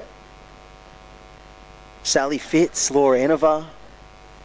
The list goes on of crew that were just such a big part of this event all the way back to the Rusty Gromfest days, and then now the evolution of this event, incorporating both the Pro Junior from the WSL, the Traeger Grills Pro Junior WSL event, and all of the Soundbox Osgrom Open presented by O'Neill Grom divisions from the 14s through the 18s. And it is Saturday, Britt. We're into quarterfinal and semi-final action, and tomorrow we crown champions, and we'll round out what's been an epic week of action. And Lennox Head once again delivering the goods. We've got a jam-packed day here. I think there's 25 heats in the schedule today, so full day of action here at Lennox. And I was just thinking about that Surf Mud application challenge. What a great way to get the Grommies zinc up with their Surf Mud. So we need to do down the border, I just think maybe do a race who can zinc up the first and then paddle out for your heat. So you have to zinc up first and the timer starts. Put that Surf Mud on, who can do it the quickest. It's just, one way to get their skin covered and winner gets priority. Safe from the sun. Winner gets priority in the heat, first wave. There you go. Make anything a challenge and they'll do it as we watch the Surf Mud replay. Surfer in blue cracks that section and manages to get the completion. That's young Miller May Berg. She is the current rankings leader at the moment. This is, of course, our under 16 girls quarterfinal heat number 2 in the water. Wait for that score to drop. Yeah, that was a great, big, committed turn. And that's what the judges are looking for, those big, committed turns, showing that point of difference, that flair. And I really like the way that she identified that wave. Wasn't going to offer more than one section. So rather than trying to squeeze in 2 turns, just eyed off the end section, put plenty of speed and just hammered that section as hard as she could, and projected into the flats nicely. And we'll wait and see where that one falls in, because Evie Wilson's locked in a 5.67 and a 4.5, currently holds the lead. Miller May Berg, her worst result this year has been a semi-final, so that was at the Billong Oki Gromcom. Just last week she had a semi-final finish up there, a 3rd place. But prior to that, 2nd at the Queensland Junior State Surfing Titles, the qualifier event, and 2nd at the Parco up there at the Sunny Coast, and then took out the Taj Small Fries event, 10,000 rated event. So she always shows up in the big comps. There it is, a 6.67, so it was enough to push the surfer in blue into first place. Miller May Berg should be happy with that one. She's got that 6.67 and a 4 in her scoreline. In second now, Evie Wilson in the red. She's chasing a 5.01 for first. And young Neva Holmes in the white in 3rd place, looking for a 9.17. If she can just break that score down into 2, it'll make it more achievable with just over 5 minutes on the clock. It's turning out to be similar to that quarterfinal prior to this one, Chris, where 1st and 2nd were actively catching waves, and 3rd just not able to pick off a good one.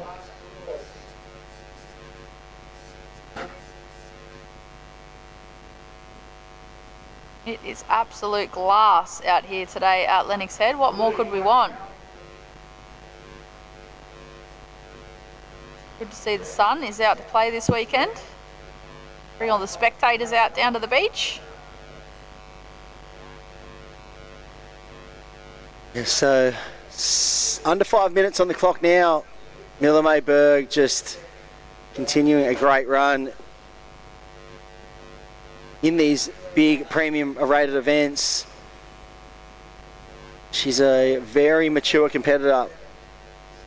Well, just runs deep in the veins.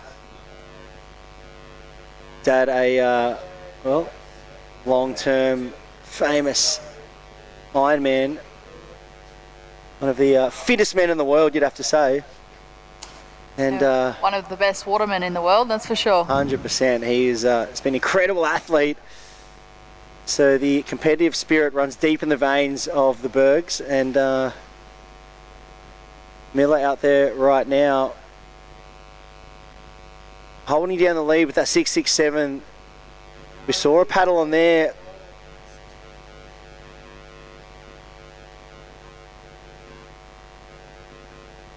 But it's, well, look at this. You can see Nava Holmes is just having one of those heats. We saw it in the last heat, and we're seeing it once again in this heat. There's just one surfer that's just getting dished up absolute coal from Lennox Head beach break. It's just absolutely nothing in terms of rhythm being sent the way of Nava Holmes. She hasn't been able to get anything going so far in this heat. Last heat it was Amelia Craig that got left behind, and right now Nava Holmes is looking to scrap her way back into this heat. She's going to have to do something very soon, because just a 1 point total single wave score, she hasn't been able to really get any momentum, and she sits out the back. She might have identified something here, but with 2 minutes 45 on the clock, it's going to have to be, well, probably in the next 30 seconds she needs to get a wave, you know, in that 4 to 5 point range, and give herself a shot in the back end of this heat. But if she waits any longer, this heat is just going to evaporate right before her eyes. And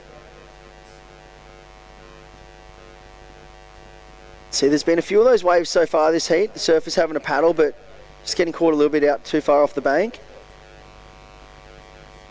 Looks like White maybe spotting something. Will there be a last-ditch effort for Nava Holmes here in the under-16 girls quarterfinal? Heat number 2, Britt, as it rolls down into the 2-minute warning. Oh, she's just probably scratching her head going, what has happened? Where are all the waves? The fellow competitors have both now to find, 10-point totals. And well, With that said, Miller May Berg, she's only taken off on 2 waves. Evie's only had 3. So there haven't really been that many that have come through over the last 20 minutes as we approach that 1 minute 30 mark. They've just been in the right spot at the right time. 100%. And I feel it's a strategy thing here. You look at those, Miller and Evie were able to get the ball rolling early. They really made good use of the start of the heat. You'd see they put a lot of emphasis on getting moving, getting started, and trying to build a bit of a rhythm in the heat. And it's the last thing you want, I feel like, is in the back end of these heats chasing 2 waves. You need to find something early, even if it's just, just to get the ball rolling, get your feet in the wax, feel some momentum. And I think with this bank as well, the way it hits the bank really steep, it's really easy to get caught a bit too far out. And you've seen a lot of surfers in the back end of this heat paddle for waves and miss them. They just slide underneath. So, if you sit too far out at the start of the heat waiting for those bigger sets, they never end up coming, and a lot of waves do end up sliding underneath you, and those competitors can make use of them on the inside. Next thing you know, you find yourself in a really tricky position, which Nava Holmes has done in this heat. And by no means, it's not a lack of talent at all, because she sits in the top 10 on the rankings. She's had some great results this year, coming off a 7th place finishing up there at the Occy Grom. A 5th at the Parco Pro Junior. But right now with 10 seconds, this is going to be the last ditch effort. She needs a 9.17, so it's going to have to be something pretty special. That's a great turn. And a second. Will hold the phone. I felt like she needed to probably hit that last section. But there it was. The surfing was there. She just needed to get moving earlier, and that's probably, going to be close to one of the best waves of the heat. But unfortunately, she's going to come up short. The 9.17, I reckon it could have almost been there had she hit that end section really hard. But we'll see the replay of this wave. She gets up with 10 seconds to go. Nothing to lose. Swings to the fence nicely. 2 really critical turns. And then the last section kind of presented itself a bit too quick. And, it's going to be all she wrote. We'll wait for that score to lock on through. But based on the numbers required, you'd have to say it will be Miller May Berg taking the win. We're waiting for a last score for her to lock in. Evie Wilson was sitting in 2nd. These surfers are going to make their way in. Well, we'll be semi-final under 16 boys action coming up very shortly. I dare say we might go to a quick ad break and come back with all the results of the quarterfinal action, heat number 2, under 16 girls. So do not go anywhere. This is the Soundbox Oz Grom Open presented by O'Neill. We'll be back with more action very shortly. It was kind of just a giant peak. It looked like it was squaring up to the reef really good. It just felt like a crazy amount of draw, and it was like I was riding uphill. I was on my back foot pretty much doing a wheelie in the barrel. I was held it for as long as I could until it just sucked me backwards and ended up going straight to the bottom. It was a pretty crazy feeling. I haven't really had a feeling like that in a barrel.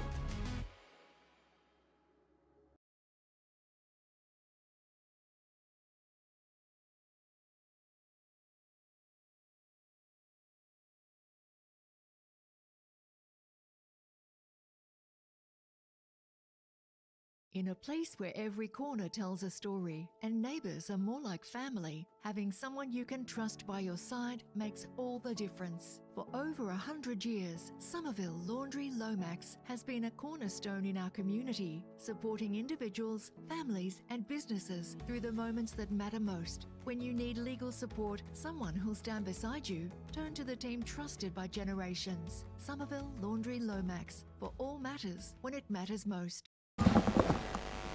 Welcome back to all the live action at Lennox Head for the Soundbox Oz Grom Open presented by O'Neill. We are straight into the next division, the under-16 boys semi-final heat number 1. We have Cade Kelly in the red, LaCanna Cullen in the blue.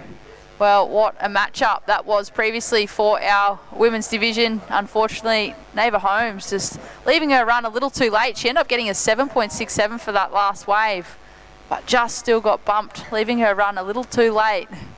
A great performance from that competitor once she had the opportunity. Yeah, big name, big server, knows the big moments, and that's the pointy end of the section. You start your heat management late, or have a few, don't finish your turn, stuff like that. We've seen some big names, Jagger Phillips. What I love, there's so much going around, all those online. We just had Mark Mono Stewart, 6 times world adaptive champion. He joined us. He runs the Paralympics and in Australia with the ISA, and he's a big part of the furniture here at Byron, and popping his head around. He didn't want to jump on, but he says hi to everyone. They're some of our legends. You could call it Legends Day.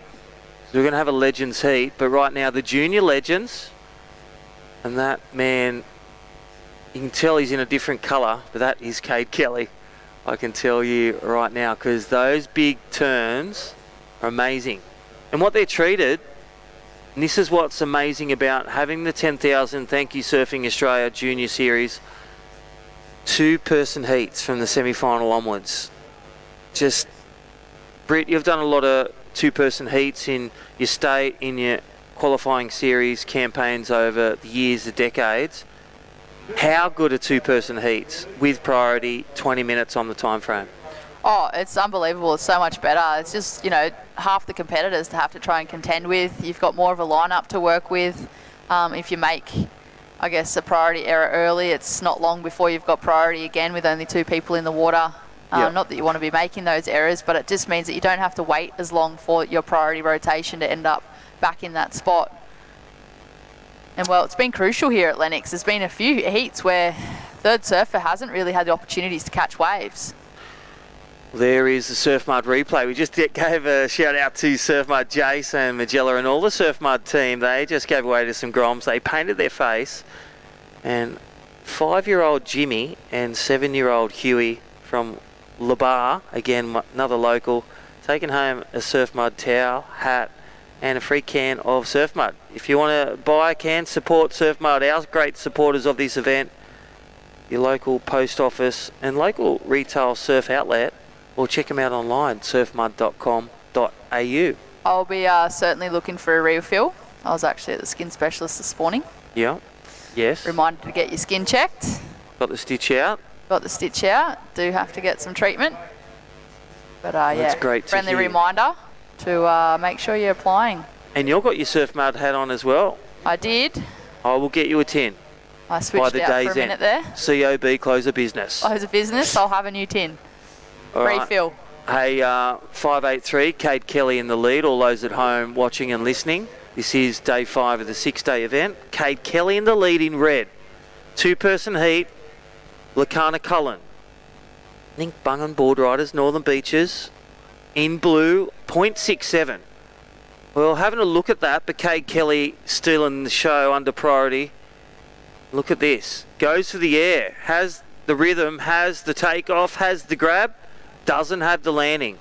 That X-factor component. Got to get those links in the chains. Just fall off your turns or don't ride out cleanly. Judges will reward you a small score. That'll be a throwaway for Cade Kelly. Again, another little pickup. I love his intention.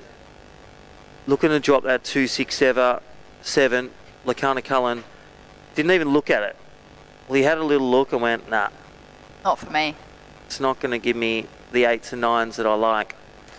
All right, Surf Mud replay. Good looking waves. How good are these waves? 2 to 3 feet, multiple beach breaks. This is off the shower at the north end today. Yesterday, the athletes were surfing the south end in the middle. As that gets smaller and as the beach. What more could we want, really? The sun's come out to play over the weekend. The waves are pumping. It's tapered off a little bit, but it's way more manageable. Smooth faces, easy paddle out. fun waves on offer for these competitors. And like you mentioned before, Crispy, a lot easier when there's only 2 of you in the lineup rather than 4, or a whole lineup of free surfers. Yeah, it just feels a lot more settled, a lot more patient, and there's a lot more the best last and the best surfer remains in most times. The best surfer on the day, best surfer on the heat, who manages their heat. And that's the thing, it's not always the best surfer that wins, in the sense of, I guess, being on your board and catching waves. It's such a mental game as well. It really is a game of tactics in some cases, and there's such a mental component. It's not just that physical surfing component. Makes up a lot of these heats for these competitors. So they really need to be dialed in on both ends of the spectrum. You see the competitor prepping for the next heat. That is Archie Ferguson that was on screen in the blue. Coming up next in the under 16 boys semi-final heat number 2, he'll be taking on Zach Johnston. And can I tell you, he flew through his heat with Cade Kelly, and live action. There's Cade Kelly. We'll go to the right, then we'll replay the left. Wow. Just came to the party late for that finish turn. Had the rhythm on the first. We'll get that replay, then we'll go over to Lakana Cullen. What did he do? Because our expert webcast team, well, they would have got the right and the left. Soundbox Day 5, Osgrom Open, presented by O'Neill. Here's our Surf Mud replay. This is what happened on the left. Lakana Cullen looking for is he going to go to the air? Does the backhand speed. The backhand whip, looking to roll out. Yes, he does. Last heat he did that to get here. This is back-to-back heats, so forget 7-6-7. Whereas look at that right. There's the first turn. That's probably looking at a 3-5-4. Finish that turn a good 6, but fell off. So it's going to be a throwaway around a 3. May drop that 2-6-7 from that one turn, but that exchange, Lakana Cullen got the tick over Cade Kelly.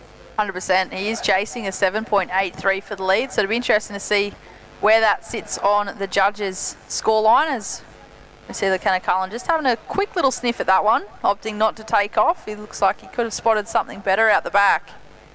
Second air rev of the day complete. First one awarded 7-6-7. Oops, that was Loki again, last heat quarterfinal. Here we go. This is how you change your rhythm in a couple of minutes. Racing again. It's like wave pool 101. Lakana Cullen, air rev, completion 100%. Do it again. He knows it's working, so why try to fix something that's not broken? He's just going to keep doing the same thing over and over, knowing that he's going to get those scores. He makes it look so easy and effortless. And Highlight certainly reels. not.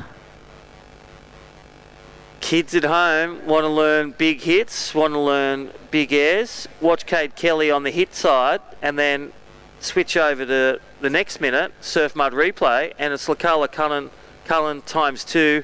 Look at the race, highlining it, getting the speed, hitting the launch pad lip, and then rotating the body. Wow.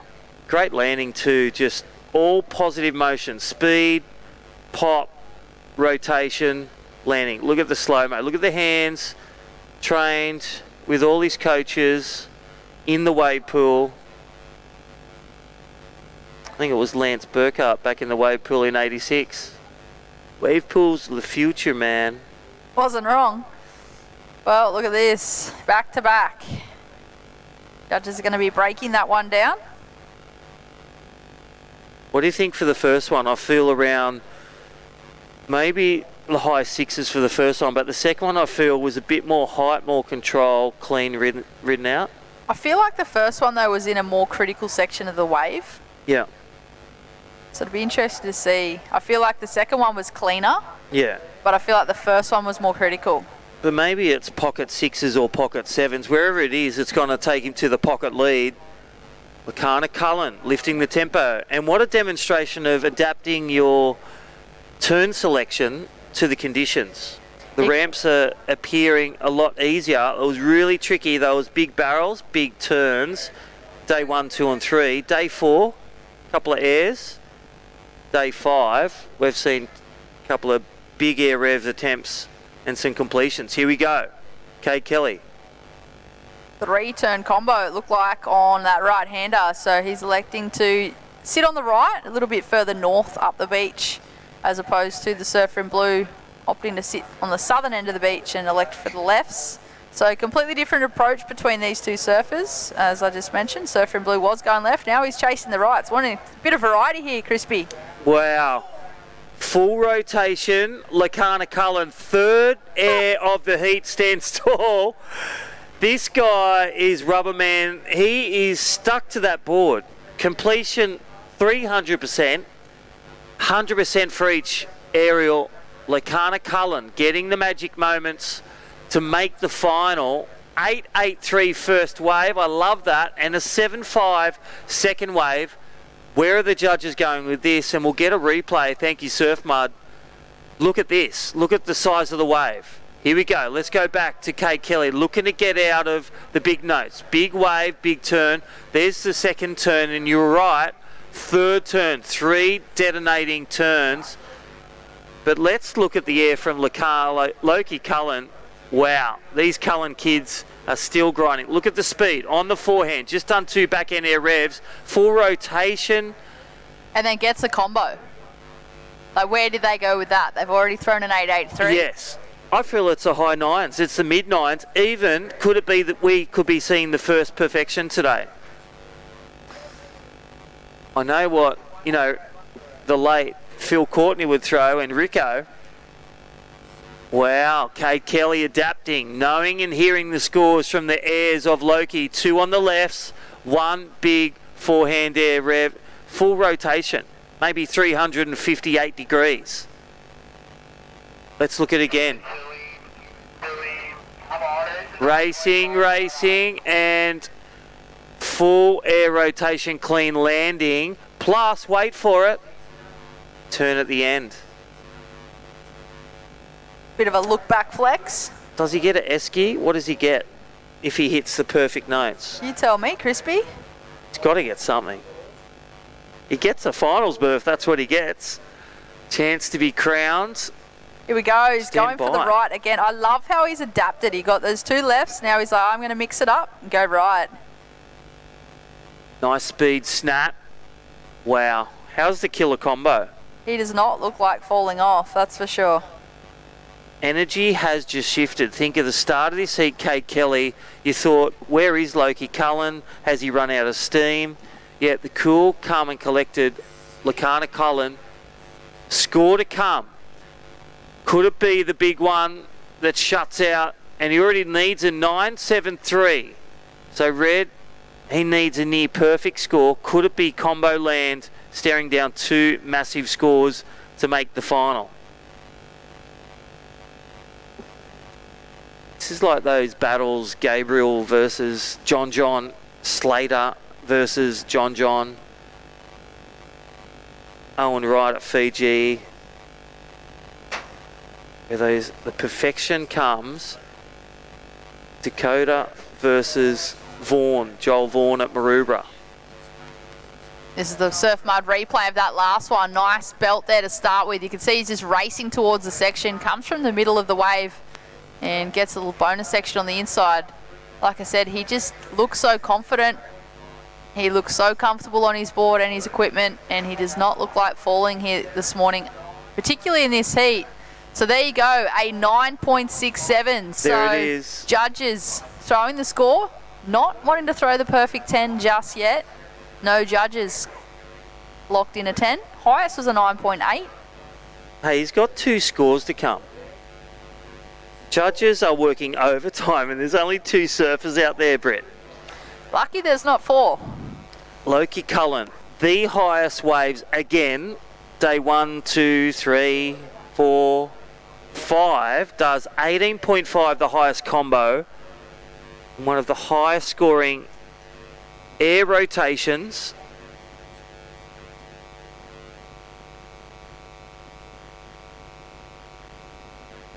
Alley-oop, full rotation.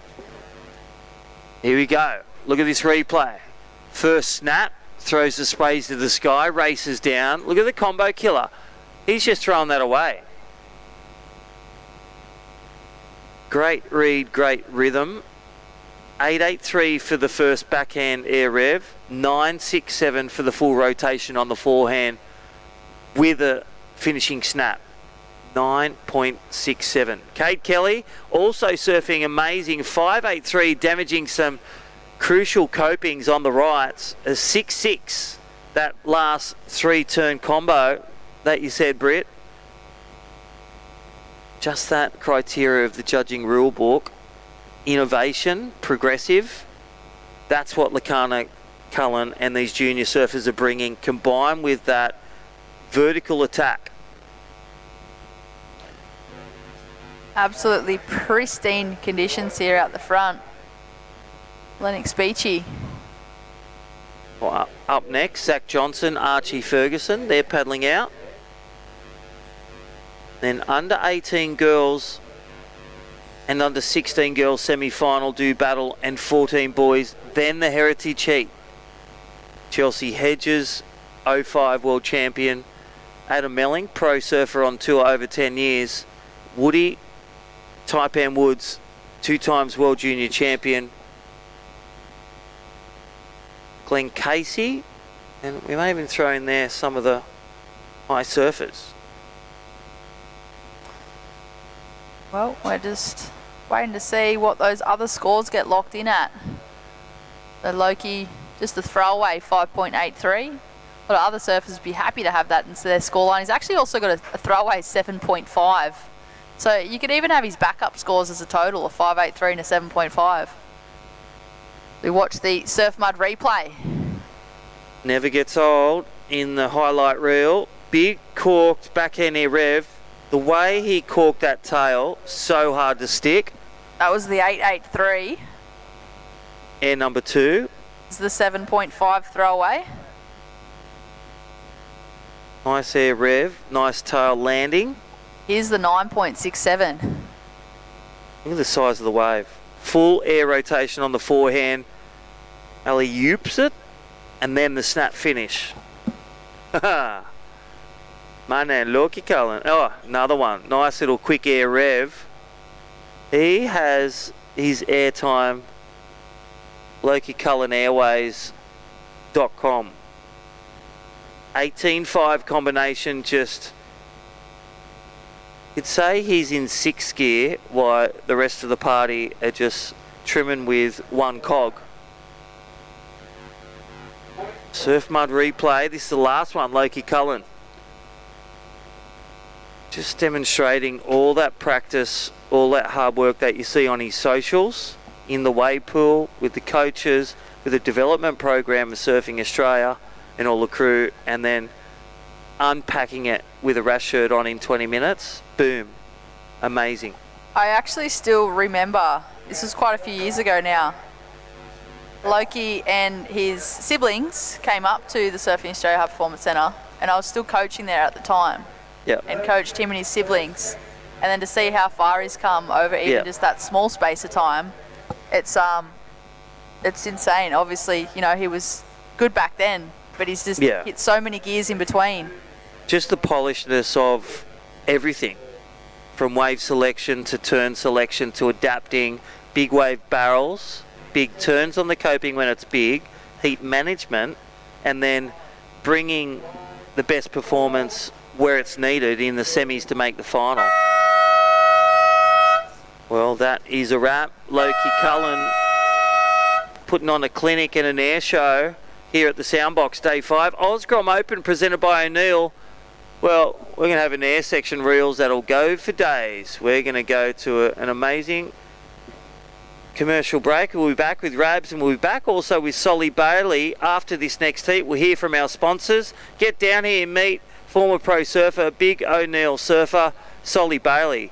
We'll hear back from him next heat. We'll go to a short commercial break. Talk to you soon.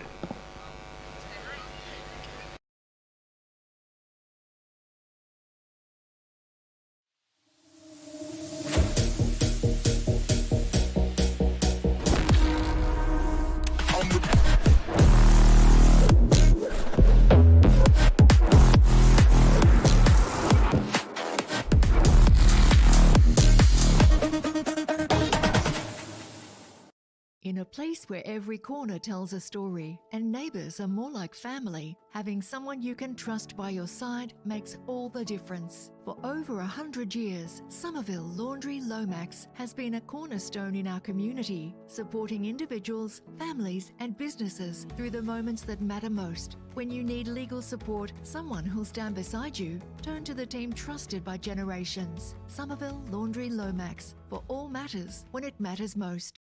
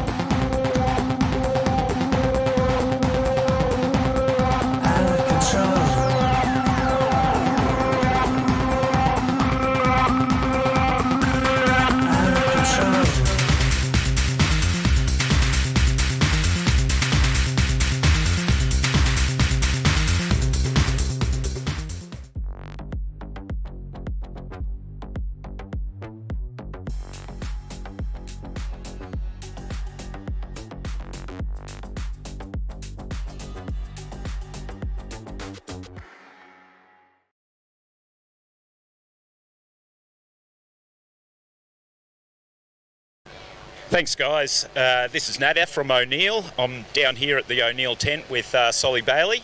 Mate, you've come down, you've been on a few trips, doing a bit of R&D for O'Neill. Yeah, no, it's been a good start to the year.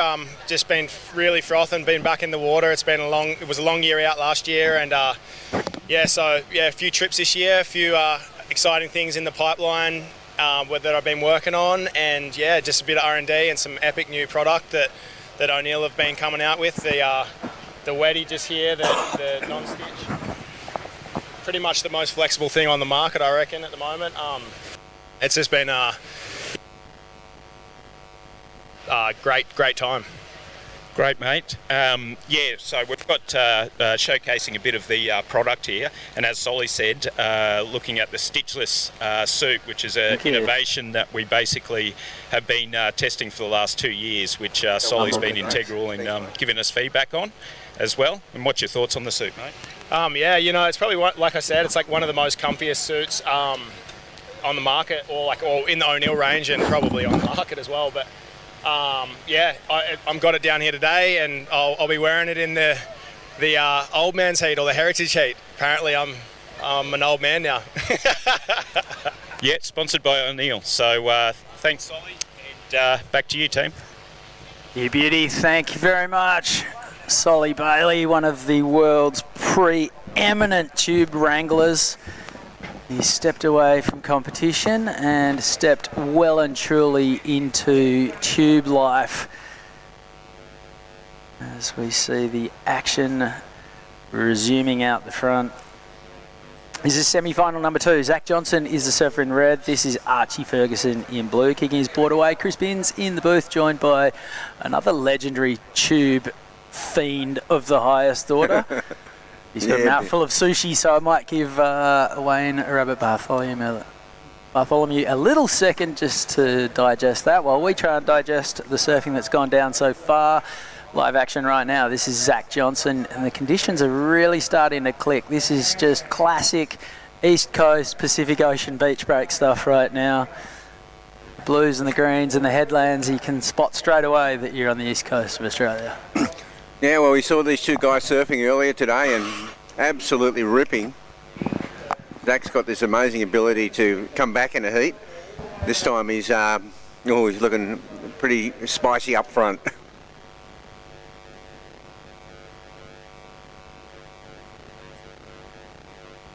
Speaking of ripping, in the last heat we just saw Loki Cullen put on an air show.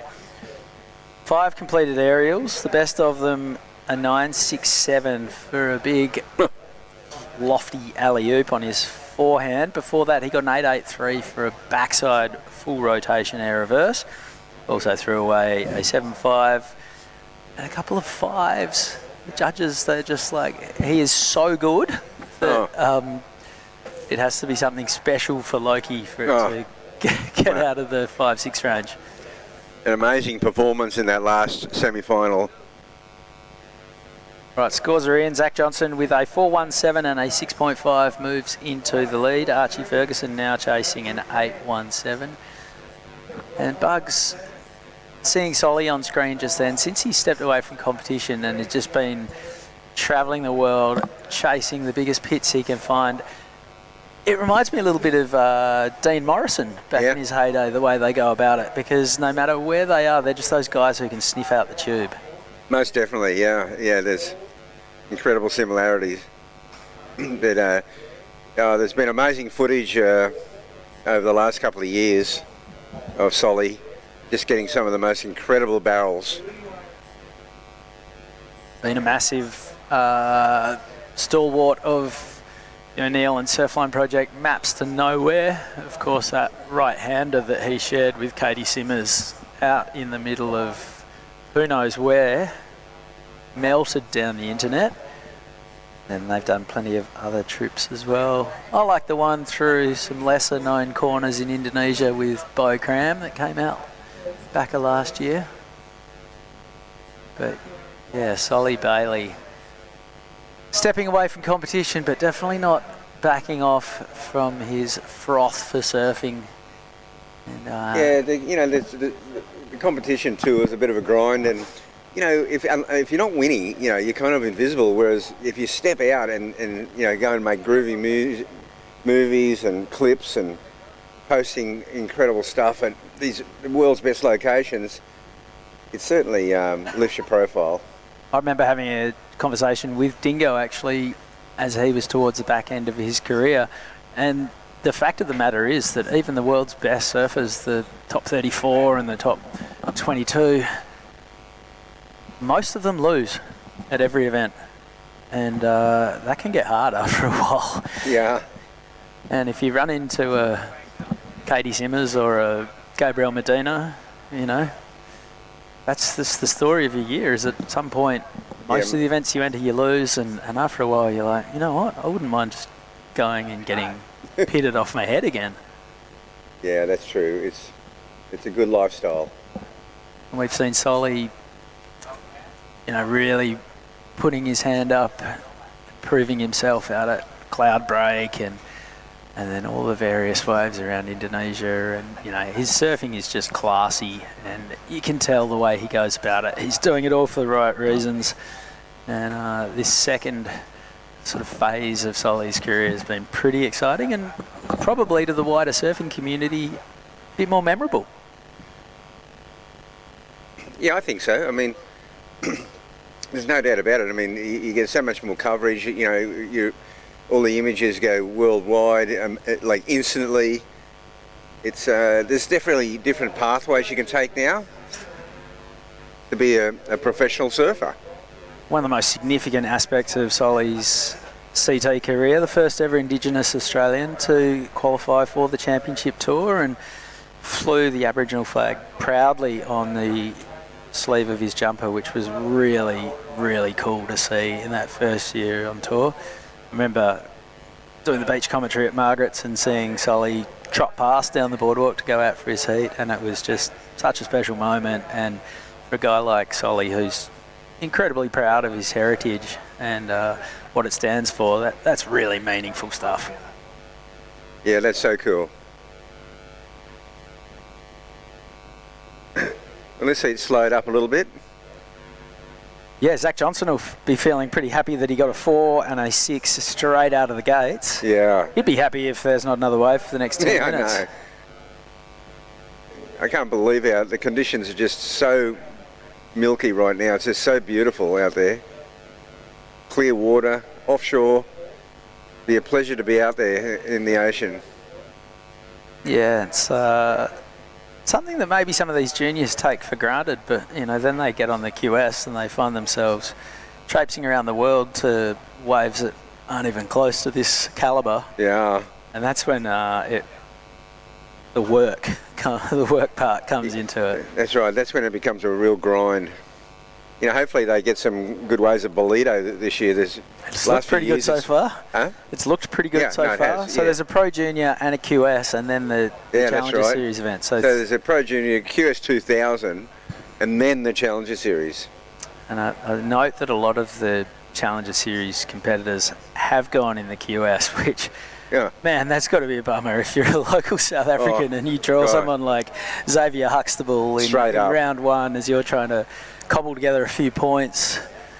Yeah, because I don't think they've got that many big events over there. So QS 2000, it's a keeper, and it's like Russian roulette. I mean, you could squeak through the draw, but if you come up against these heavyweight Challenger Series guys that have just been in the trenches and so battle hardened, you know, they could definitely do the damage. And the big announcement this week, speaking of wildcards, Kelly Slater hinted at it while he was in the booth with us all last week at Ocky's Gromcom, but it's been confirmed this week that he will be competing in Tahiti. It's the outer known pro this year, so Kelly's sponsoring the event. Yep. And you know how these things work. Would he have put a contract in there saying, I get a start as well, or does it get given to the brand and then he throws his weight around in the boardroom, or?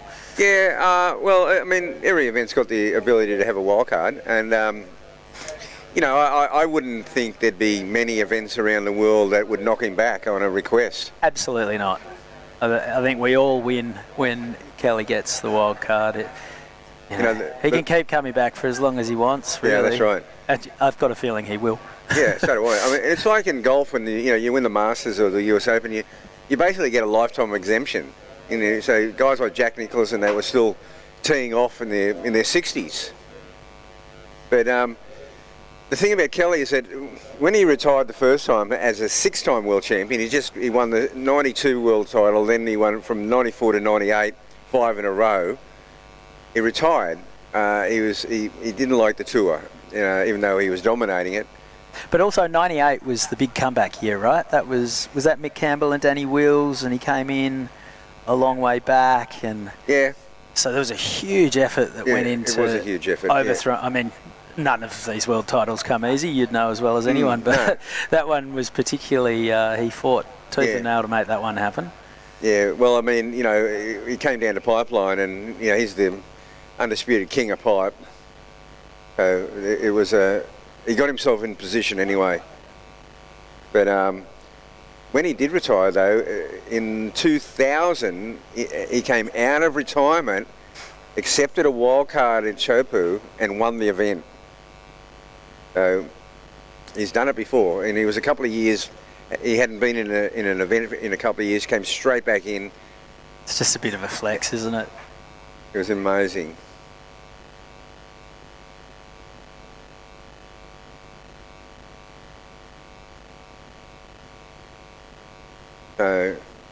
Is this Loki from the previous heat? I think this is the previous heat, though. A bit of a highlight package on what Loki was doing in that last heat. He's just got that on lock. It was a performance for the ages, though. He just absolutely dominated. Forehand and backhand, just incredible aerial surfing. You can tell when he widens his stance that he's going into the air. And it was just, his throwaway scores were amazing.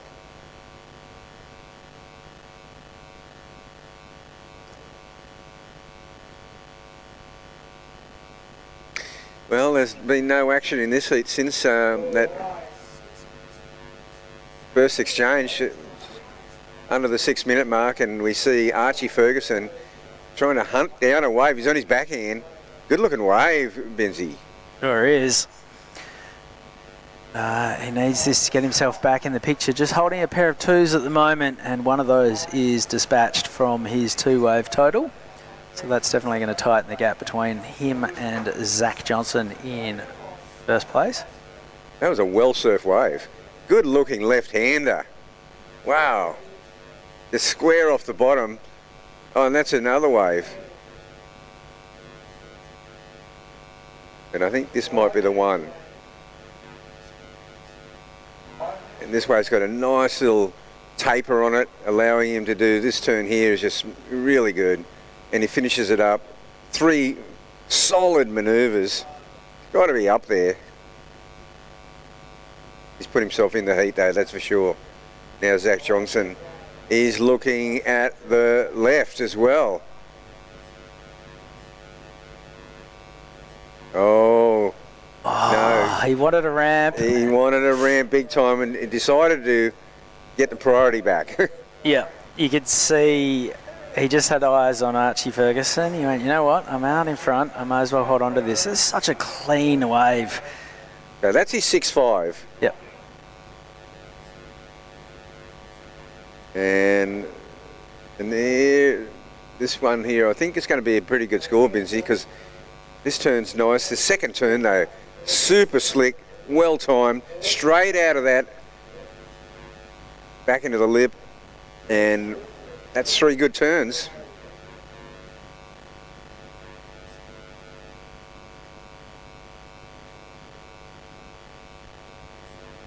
Getting back to Kelly, I was had a long conversation with Jake Patterson the other day, asking him whether he's coaching Steph Gilmore this year after she won Snapper, whether she was tempted to just hang it up and mic drop and retire on the spot. He said he'd asked Kelly about that, and Kelly was like, if I'd retired every time people had told me to retire, I never would have won pipe at Unreal. 49. That's so cool.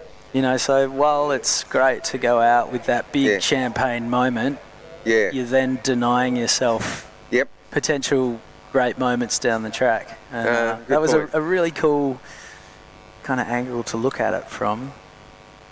Yeah, no, that's absolutely true. I mean, it was an amazing moment at Pipeline, and that photo of him and Seth Meniz. Oh. But, you know, he's got those competitive juices still flowing, and he's still got it. I mean, his surfing was amazing. Even in Snapper on that little 2-foot day, his surfing was amazing. And he just loves just being a part of the action. Like, he could genuinely upset the apple cart in the world title race. Yep. You know, because as a wild card, he's going to come up against one of your top seeds, whether it's a Gabby or a Yago or an Italo, and he doesn't. He's Kelly Slater. If the waves are pumping, he will never be a walkover. No, and look, Chopu's like gnarly because you're going to get the trials winner is going to come up against one of the top 2, and then the wild card. So it's going to be either Italo, it's going to be Yago. You almost want to come Leo, in sitting third. Variety. Yeah, Leo's in the yellow jersey.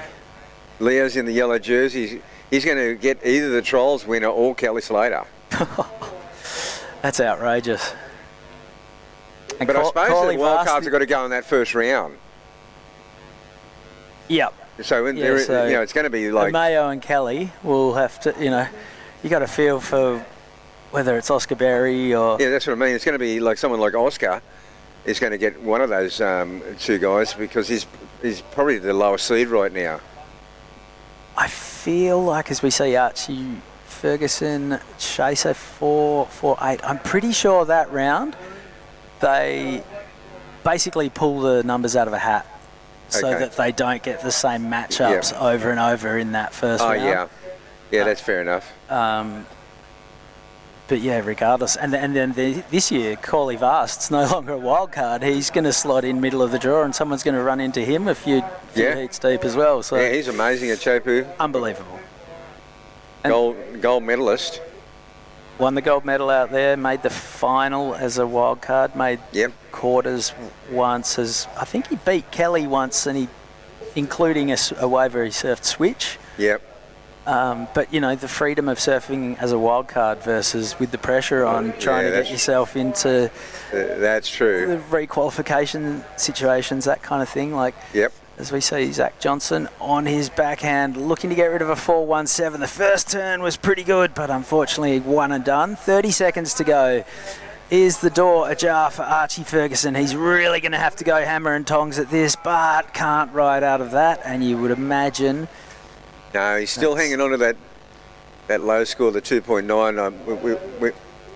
We might have some scores from that previous ride, but it was a kind of, you wouldn't say it was a very dynamic ride. And here we go. Can he seal the deal?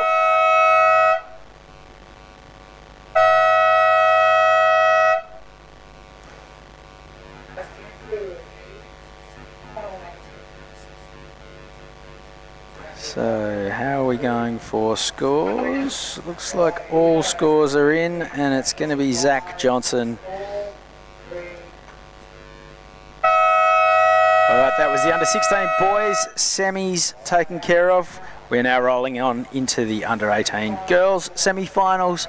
They are going to be coming our way right after this quick break. Don't go anywhere. More action from the Soundbox Osgrom Open presented by O'Neill very shortly.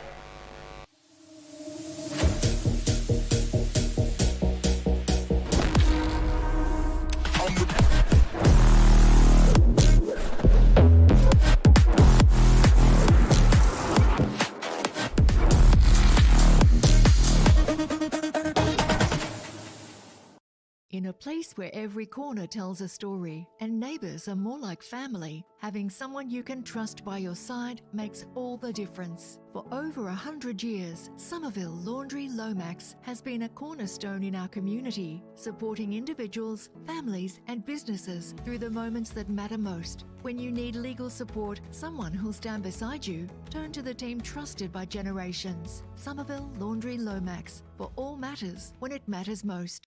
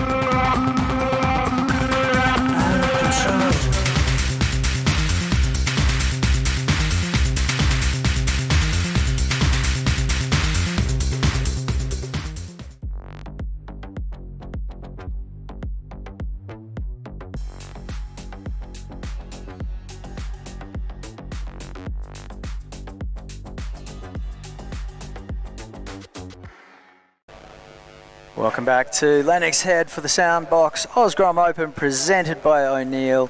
Under 18 girls semi-final number 1 is in the water right now. Savannah Riley in red. Olive Hardy coming in hot from Margaret River, Western Australia is the surfer in blue. 3 minutes off the clock. No waves ridden so far. This is going to be a tight tussle.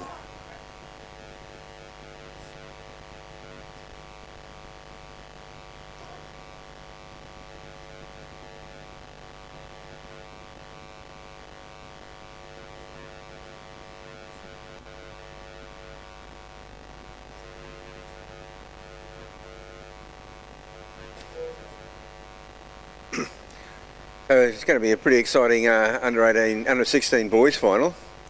Lucano Colin up against Zach Johnson. They're the two. They've been the fourthers throughout, and you know.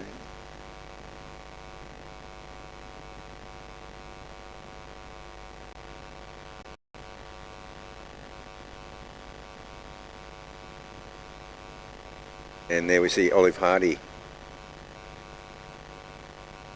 Pretty good. Both girls on the backhand and now on the forehand. Olive Hardy getting a left and a right. Savannah Riley just on a backhand on her opening ride. We'll see the scores in a minute.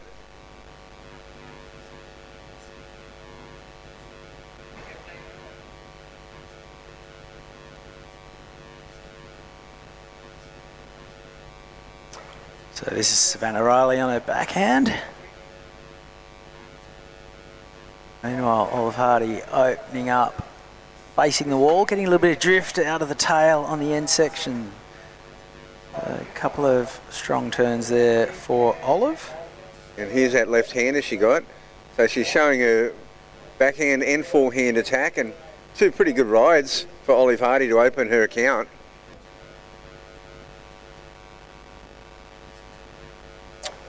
Got a second last week at the Billabong Hockey Scrum Comp.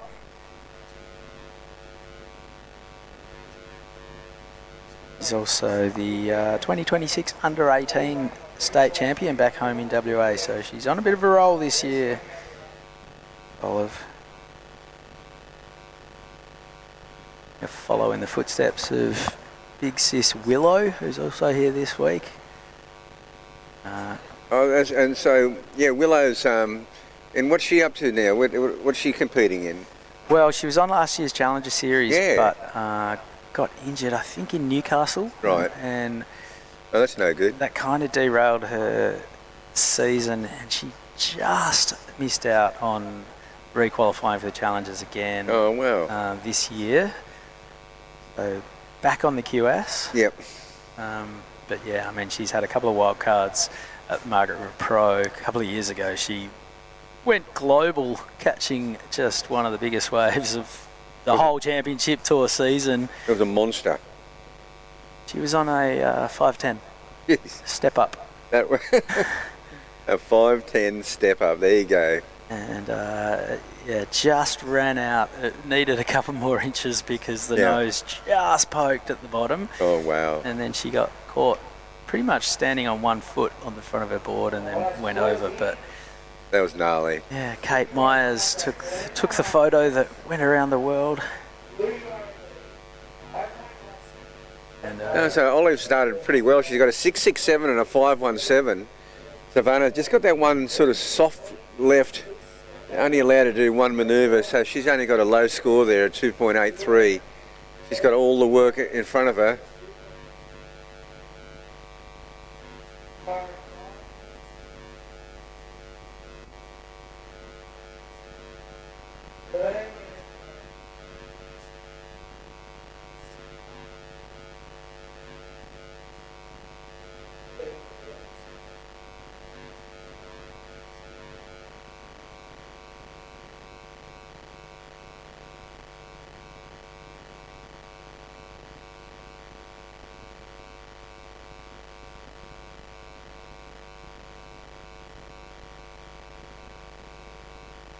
All right, 12.5 minutes remaining, and it's Olive Hardy with a 6.67 and a 5.17, and she's not done yet.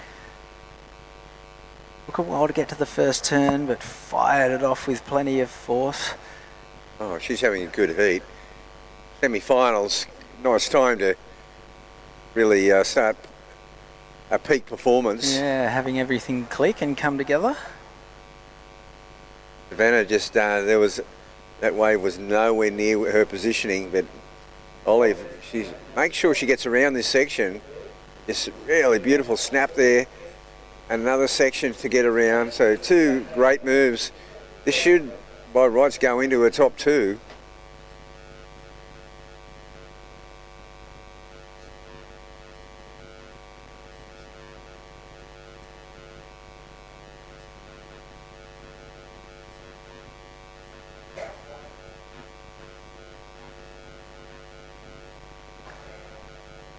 Eleven and a half minutes remaining.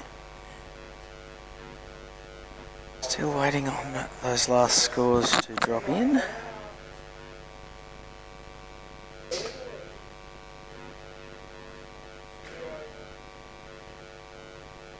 Yeah, so Savannah's in a position now where she really has to wait for a good wave. She's already in that position. Like a 3 or a 4 is not going to help her so much right now. Nah, semi-finals time, you're looking for 6s and up. Can't expect to get through if you're holding anything less than that. It's a starting point, it's a building block, but it can't be the cornerstone of a winning total. Yeah, it was interesting with Steph Gilmore though, isn't it? Like, because she won Snapper, but she hasn't really had another result. I think she's only won one other heat for the year. That's right. which is kind of very uncharacteristic for her. It was interesting to see her and Carissa Moore coming back. And it was amazing because for a while there, it was just the veterans. You know, Lakey Peterson won, then Steph Gilmore won, then Carissa won, and then Carissa won. Yeah. Yeah, until Rio, I think Gabrielle O'Brien was the only surfer under 30 who'd won an event for the season. Yep. All right. Okay. Here goes. Let's forget about surfers under 30. This is girls under 18. Yeah. Savannah Riley dropping in her second score. Yeah, I feel she had to kind of really hit that first section. She went for the safety to go around the section, but she only got the one manoeuvre in at the end. That second score has now dropped in for Olive Hardy, a 6. Yeah. So she's got rid of her opening 517. She's got a pair of 6s, a 667 and a 6. So that's a 12.67 two-wave total, and well, quickly in, quickly out. That's going to cost her priority, but Savannah Riley now chasing a 9.84. She's nearly comboed. Yeah, it's been interesting watching the two queens return to the championship tour this year. It felt like Carissa had a lot more motivation, not just to prove that young mums can do anything. You know, she's always taken so much pride in being an incredible role model. Massive responsibility, and she really sees it as something that is a part of her, from setting up her More Aloha Foundation to being a big part of the WSL's Rising Tides program. Yeah. But then once she's put the jersey back on, the old competitive fires have definitely roared back to life. And there's probably also, for the first time in her life, Carissa's competing with a bit of a chip on her shoulder, because she feels like she's been done dirty by the WSL finals, costing her some world titles. Yeah. God, And that was hard to watch. It could easily be 7-time world champion Steph Gilmore returning alongside 7-time world champion Carissa Moore. And now that Riss has, you know, sensed a bit of blood in the water, she is back. She's so back. And you're right, because those years, she dominated. She was so far ahead going into the final 5. They were dominant years on the tour for her. And, yeah, she said she... I've done a bit of coaching with Carissa over the years, and she does get nervous, and I would say, like, gosh, you know, she's got so much natural ability. You know, she should be confident every time she goes out, but she was kind of doubting herself a bit. The other thing with Steph and Carissa as well is they alternated title years, so they often went one and the other. Carissa won basically all of her world titles in odd-numbered years, like 2013, 15, 17, etc. Yep. And they, as much as they were rivals, it wasn't a Mick and Kelly or a Kelly and Andy. They never squared off in finals. No. They were never. It was almost like a Cold War. Yeah. Like they were just doing their own thing. And this time, Riss is fired up. She's ready to go. Wow. Going back to back is amazing. You know, you can see, as we see, Olive's really having that was a sick good turn. heat. But it was that heat that she had to snap against young Tia, and she came out and she's waiting for the results, and she just got it on the last wave, and she just totally broke down. And you could just see how much it meant to her. Well, Olive Hardy cracked it once. She'd have been looking at a really solid number if she'd held on to that second turn. I mean, she's looking pretty good in this heat. Savannah hasn't really been able to get a wave where she can open up. Kind of, she's got very crumbly waves that nothing like the waves that Olive's had. Speaking of looking good, I just had a Carnivore Meats steak sandwich from the Traeger Grill. It's being run by the Lee Bar Barbecue board riders, and that is something special. Traeger Grill is amazing. Combine that with the Carnivore Meats from the butcher in town, and yeah, if you haven't had one yet, Bugs, get in there. I mean, I know rabbit food is lettuce, but on this occasion, I highly recommend the Wagyu. Oh, yeah. So we're getting down to that 5-minute mark, and there really hasn't been much change because Savannah hasn't been able to get past that 2.83. That's what she needs to lower. There she is now. She got a 4.83 on that one manoeuvre. She's brought it back now to a 7.84. So just under the excellent range. Basically, if you say it quickly enough, she needs an 8. Yep. But she's back in the heat. And to me, Olive has totally dominated this heat. But there she is again. Here's Savannah. This might allow her to get going. And she surfs out of that. Yeah, interesting one. The first turn was nothing too flash. No. I don't think the judges will throw much at it, but she got the completion. She got the completion. See, the difference is Ollie's been really opening up on her first turns. Yep. Just this turn here is just pretty soft. It's very much a check turn. She's looking down the line, but the completion was vital. Now, is that going to get... She's going to have to do better than a 4.83 to lower that requirement. I think it needed the first turn. That section just really backed off and flattened out on her. Yep. And we're down to 4 minutes, and it looks like Ollie's going to go... Look, I like this. She's not bothering to hang around and sit and wait with priority. She's just surfing, and sometimes when you... Oh, the big kick out. You know, that's entering your flow state. Once you just start surfing, you're feeling it. Just keep moving. Take the thinking out of it. So 4.17, the last wave for Savannah Riley. Yeah. It adds to her 2-wave total, but doesn't change the situation. She's still looking for that 7.84. I was reading something the other day, Bugs. You used to have the WB logo on your boards. Did you get in trouble with Warner Brothers for that? yes, I did.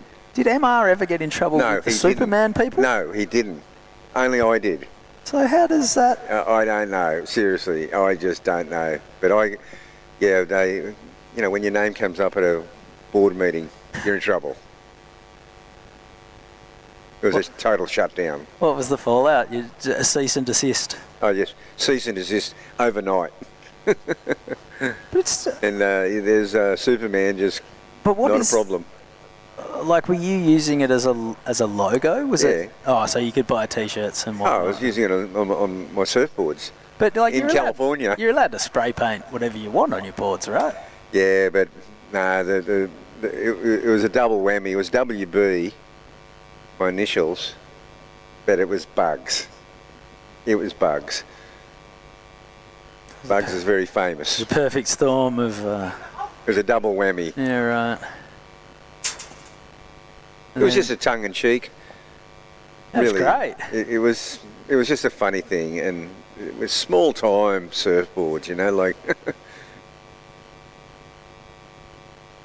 A lot of that character's sort of been ironed out a little bit in the past couple of generations, which is not necessarily fun. So Olive is now really in the box seat. She's got first priority. There's 2 minutes remaining. She ended up bailing out on that wave there, and she did play the priority game. But I mean, if that wave offered her scoring potential, guaranteed she would have surfed. She's in a great flow, and she's her judgment's been just spectacular in this heat. Savannah needs something amazing happen. Like, she needs a 2-wave set. She needs to paddle Olive into the first wave, and then there's got to be the bomb behind, and that's about the only way she can pull this off. So she's in motion now and having a look. Olive decides against... She'll let her go on that because it's not going to get the score. I think, if one of those really super nice peeling right-handers come through, Olive will go, I'll have to have that one, thank you.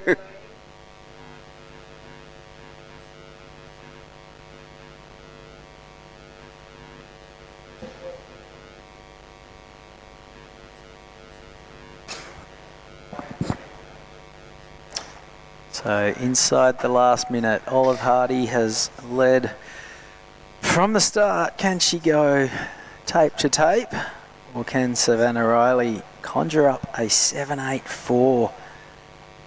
With 30 seconds remaining, we can see Olive just keeping a close eye on Savannah. Not too much intent there, but just stalking her prey. Oh, yeah. It's a shutdown, for sure. 14 seconds remaining. It must be a good feeling at this point where you're like, I've got to. Yeah, you know it's over. It's check. It's not checkmate, it's just check, but you know they're on the back foot and they're trying to get away from you. And then that is checkmate. That's for checkmate. Olive Hardy. So Savannah Riley loses her king and Olive Hardy advances to the next round. That's us on camera. Chris Binns and Wayne Rabbit Bartholomew. Don't go anywhere. Under 16 girls action here at the Soundbox Osgrom Open, presented by O'Neill, coming our way right after this quick break.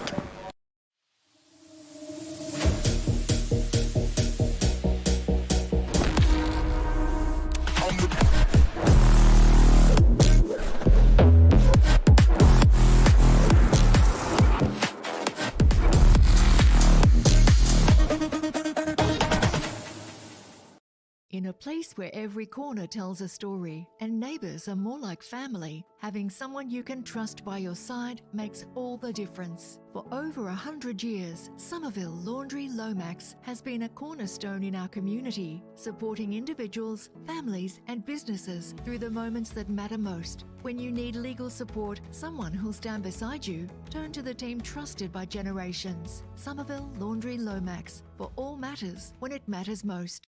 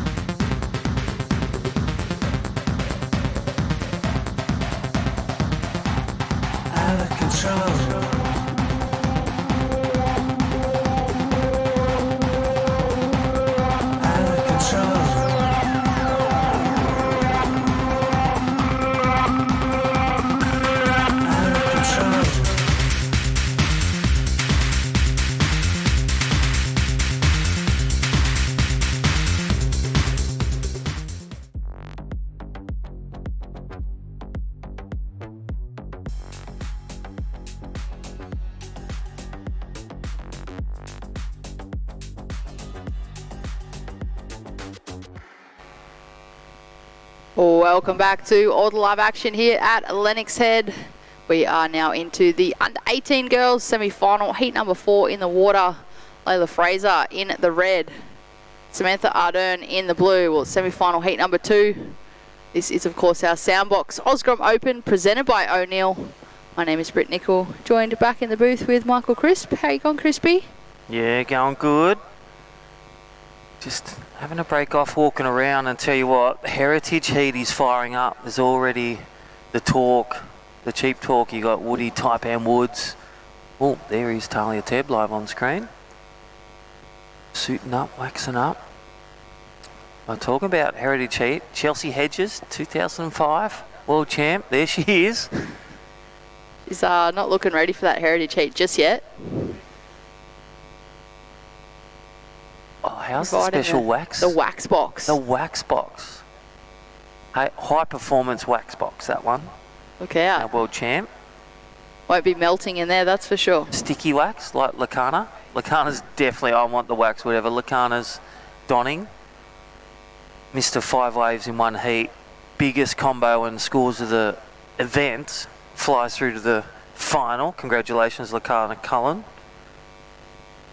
And then right now, Samantha Ardern in blue, Gold Coast Queenslander, and Leila Fraser. Just a quick 0.77 up for a second one. See that south wind just start to creep in.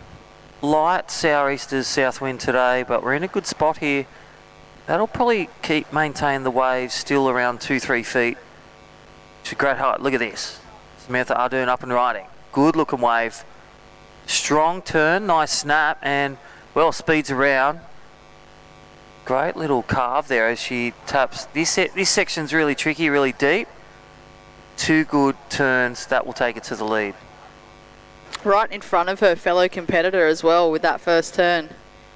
They're showing the surfer in red that, yeah, I'm here to play. This is, of course, the semi-finals. They're looking for a spot in that main final. As we watch the Surf Mud replay, surfer in blue and Samantha Ardern up and riding. Drives hard off the bottom, hits the lip, and she could have given up there, but she managed to stick with it and get this little bonus section. Good low profile, great little turn selection there. Nice snap, nice and vertical. Judges lap that up. Nice completed carve, 2 turns. Priority now goes to red, and this is the exchange rate. Like a game of table tennis or pickleball, bang it over the net, serves to the other surfer. There is one of your happy campers. Olive Hardy. Wow. She has secured a spot in the final, and she's certainly happy about it, as you would be. She took down Savannah Riley in that last semi-final. We have the replay from the surf in red. That's Layla Fraser. Just a quick one there with our Surf Mud replay. Just under 14 and a half minutes on the clock. It has been a pretty sleepy start. Been a few heats like this. Change in the conditions. Big shout out to 16 boys. The final looks like this. Zach Johnson, he's had a huge 5 days. The day 6 finals day, he's on the podium looking to take a win. Lakana Cullen, one surfer to knock over for him. So congratulations both to those. We've got under 18 boys, got under 16 girls next, heritage heat, under 14 boys, and then under 18 boys, and a couple of pro junior heats. They're like a quarter, 4-man quarter, 1 and 2, and that'll decide the 2-person semi-finals for day 6 for the Traeger Pro Junior men. Certainly a jam-packed day full of action here at Lennox. 25 heats or so in total in the schedule, if not more. Yeah, finishing about Australian Eastern Standard Time, around 3:34. Then we go to the VIP at Lennox Head Hotel, the local establishment. Just celebrate surfing here at Lennox Head. 15 years of Soundbox events, Osgrom Open, and then the Grom Fest for over 30 years. Some legends of the league, like we said. Phil Murray, Brad Murray, Gunter, Webby, so many talented shapers and pro surfers. Adam Melling, Stuart Kennedy, Nixie Ryan, Jenny Boggess. Still coaching Woody Taipan Woods, 2 times world champion, still in the arena. And still shredding, by the way. Him and Mello still best on ground. With and without the jersey.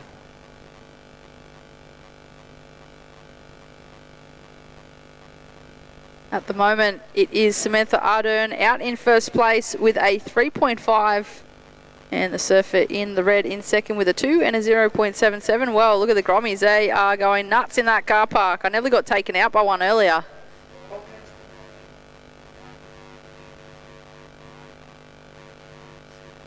That is the skate surf A bit style. of a clash. How cool for Grommets. Best weekend ever, best 6 days. They just close off there for safety at school holidays.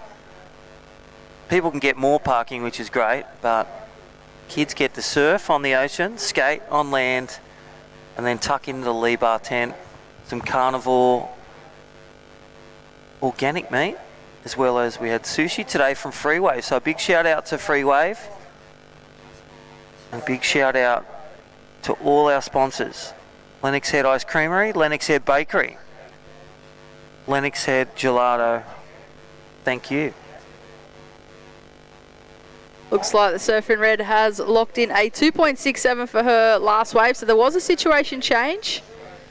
Layla Fraser in the red now in first place, Samantha Ardern in the blue now in second, only looking for a 1.17. Still plenty of time on the clock, just under 11 minutes. But door wide open for this semi-final so far. Fun fact about heat wins, Willow Hardy in the final Traeger Pro Junior Women tomorrow versus Talia Tebb. And then another final. She's made for the under-18s that previous heat. Layla Fraser on her backhand, just a couple of turns there, looking to improve her lead and looking for a spot in that under-18 girls final of the Soundbox Osgrom Open presented by O'Neill. Coming up next, we have our under-16 girls semi-final heat number 1. Well, we were just talking about her a minute ago. Talia Tebb will be back out there up against Evie Wilson. But on screen, Samantha Ardern on what I thought was going to be a nice-looking right-hander, but just didn't quite have the section that she was looking for. She's only chasing a 1.17. Well, let's go back to it. That first wave, first snap, first carve, that's the leading score. 3.5 first half of the heat. 10 minutes done, under 10 minutes remaining. But in the lead with 2 waves. A 2-0 for Lila Fraser and a 2-6-7. Big shout out to FCS. Thank you, Lee Barr, board riders, all the volunteers, all the families, all the grommets loving it. Ballina Shire Council, one of our mayor and representations of the Ballina Shire Council here before, having a poke around with contest director, loving the community event. Surf in red, this is our surf mud replay. Beautiful first turn. Disconnected the tail there, but just not much else on offer through that middle section. A lot of water through that middle bank. The tide has now changed and on its way back in. A pretty late high tide today. Yeah, I think low tide around 11:30. And it's only a mid-high tide, only reaching about 1.5 at max, which is perfect for steeper waves, especially to get over those dead sections. It's got a bit of reef, bit of sand there, but the big swells of this past week really scooped out a dead section. So you really got to find your adaptation to the tide, to what the direction of swell, east-southeast, currently 2 to 3 feet. Looks like the wind had started to puff up a little bit too. You can see a bit more texture on the wave face as opposed to earlier this morning. We had pristine glassy conditions. Yeah, that wind is just adding a little bit more texture to the waves as well. But still plenty on offer out in this lineup. We've been blessed with these conditions here this morning and throughout today. Definitely a lot nicer than what it was earlier in the week when we started this event. And unfortunately these competitors just out of position for this set by the looks of it.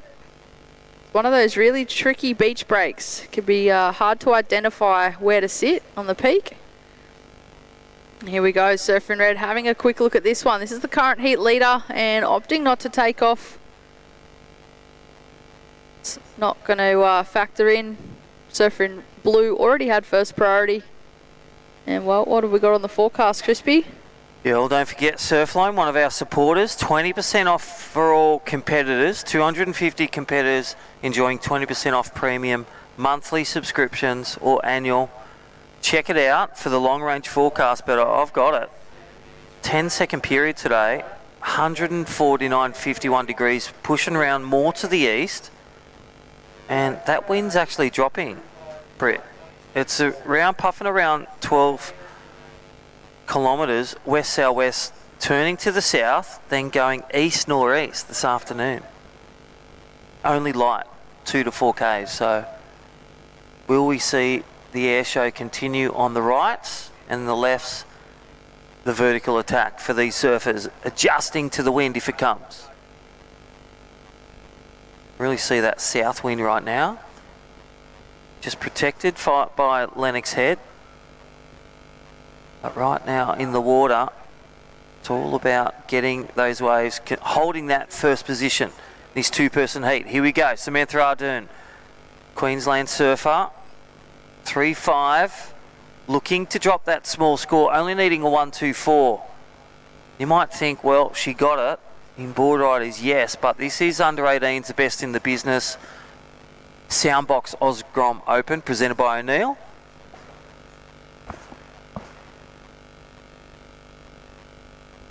And well, there's a bit of urgency now there for Red. It looks like she's on the hunt, looking for a wave. She might think that she needs a score.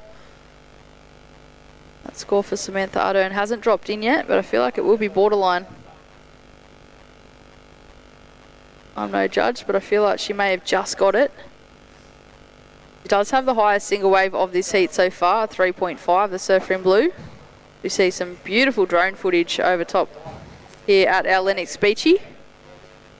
See all the rock formations through the sand line there as well. So we have the surf mud replay, Crispy.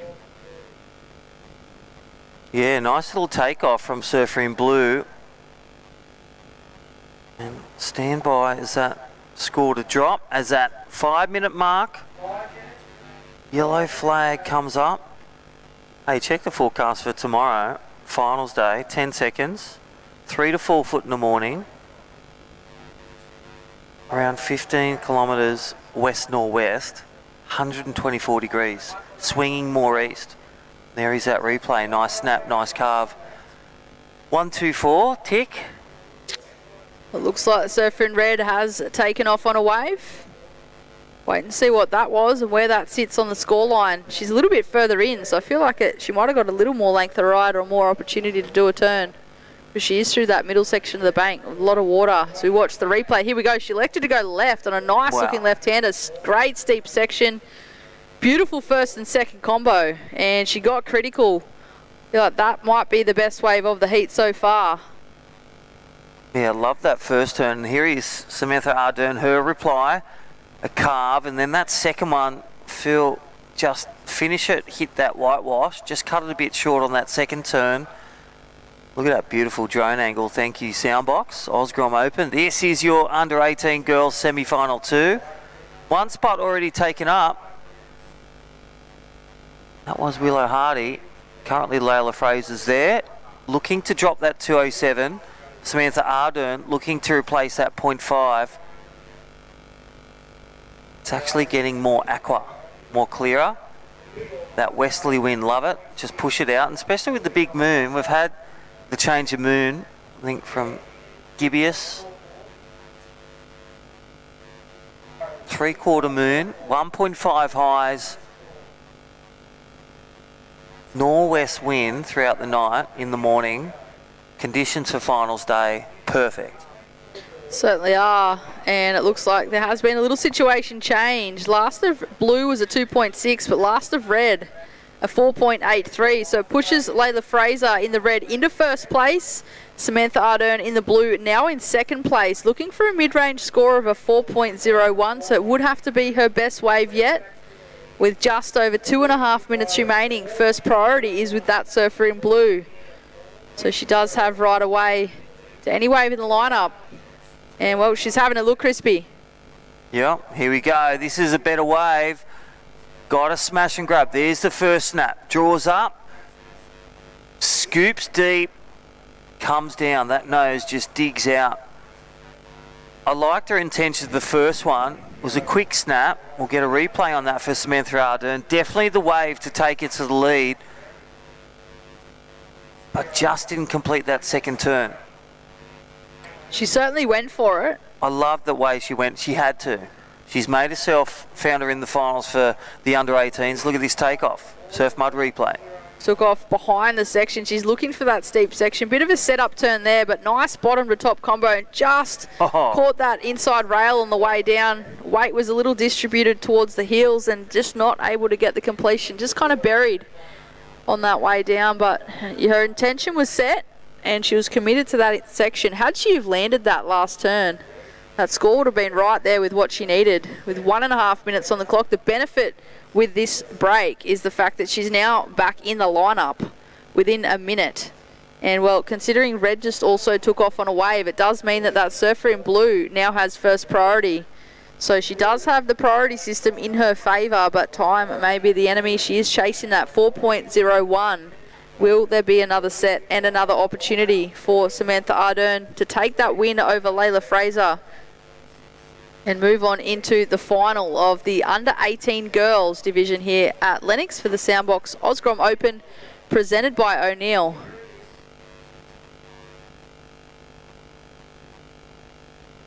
Yeah, wow, the mad minute. This is so close. And don't forget Athlete IQ, the live heats replaying it. If Blue doesn't get through, it'd be good for her to see where she can incrementally develop for next event.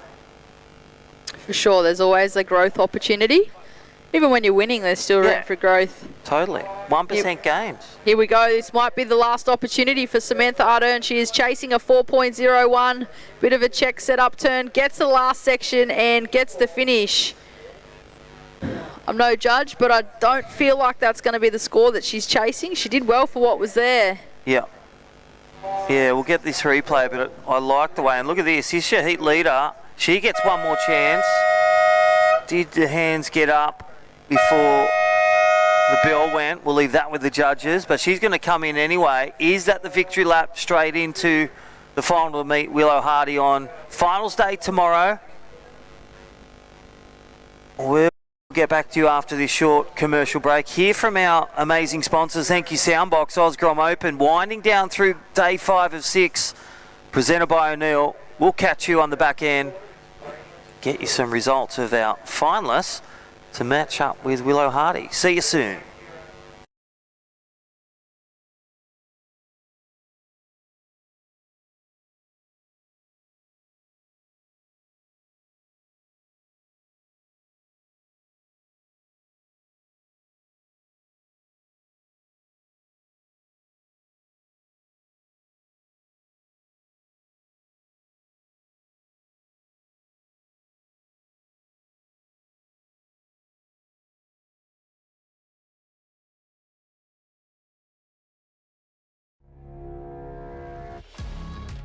Kind of just a giant peak.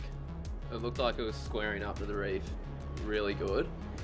It just felt like a crazy amount of draw, and it was like I was riding uphill. I was on my back foot pretty much doing a wheelie in the barrel. I just held it for as long as I could until it just sucked me backwards and ended up going straight to the bottom. It was a pretty crazy feeling. I haven't really had a feeling like that in a barrel.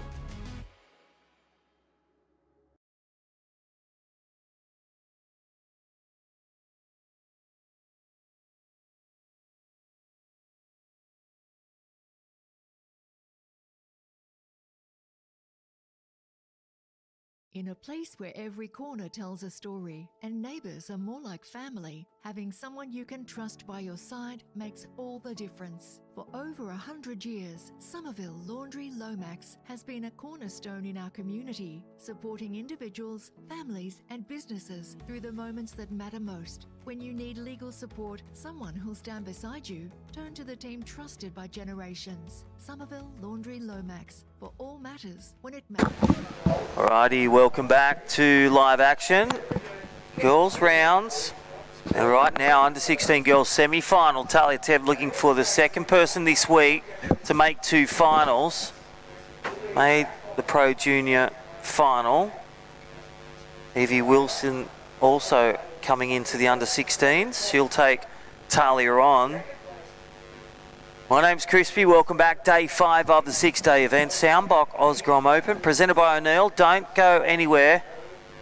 We've just had a nice lunch break, courtesy of our beautiful sushi hub. The free sushi here at Lennox Head.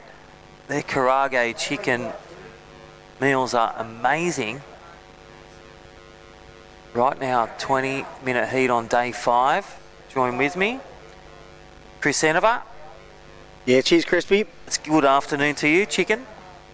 I know, we are on Chicken Crispy Show, back in action. We are, and bit chicken of sushi. Chicken Vegemite sushi. toast, look at this. Treated with all the goods down here at the Soundbox Osgrom Open. And, well, speaking about treating ourselves to some action, we've got semi-final action underway right now. And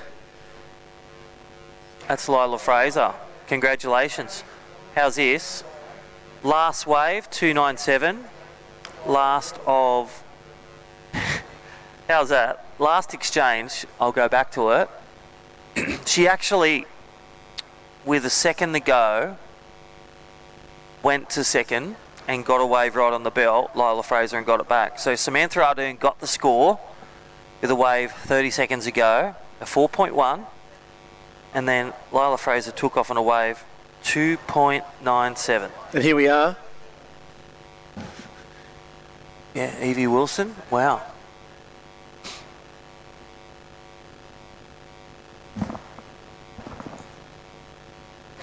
Catching all the action. Fresh Air Broadcast, Sammy and Toto doing an amazing job. All those watching and listening, hope you're enjoying lunch. This is Crispy, this is Chicken, Chris Hanover. Day 5 of the 6-day event, Chicken. Yeah, it's exciting. It's been so fun to watch. There's been some amazing performances, and we're getting down to the pointy end of the draw now. And yeah, semi-final action in the water for what's called the Wimbledon of junior and Grom surfing events. Yeah. This is it. This is the big one. This is the one you want to put on the mantelpiece at home. You want to take the trophy home. Bragging rights for life. Yep. And stepping stones into greatness. If you can manage to overcome all the competitors in the draw here, and right now we look at semi-final action in the under-16 girls. And it's a cracker.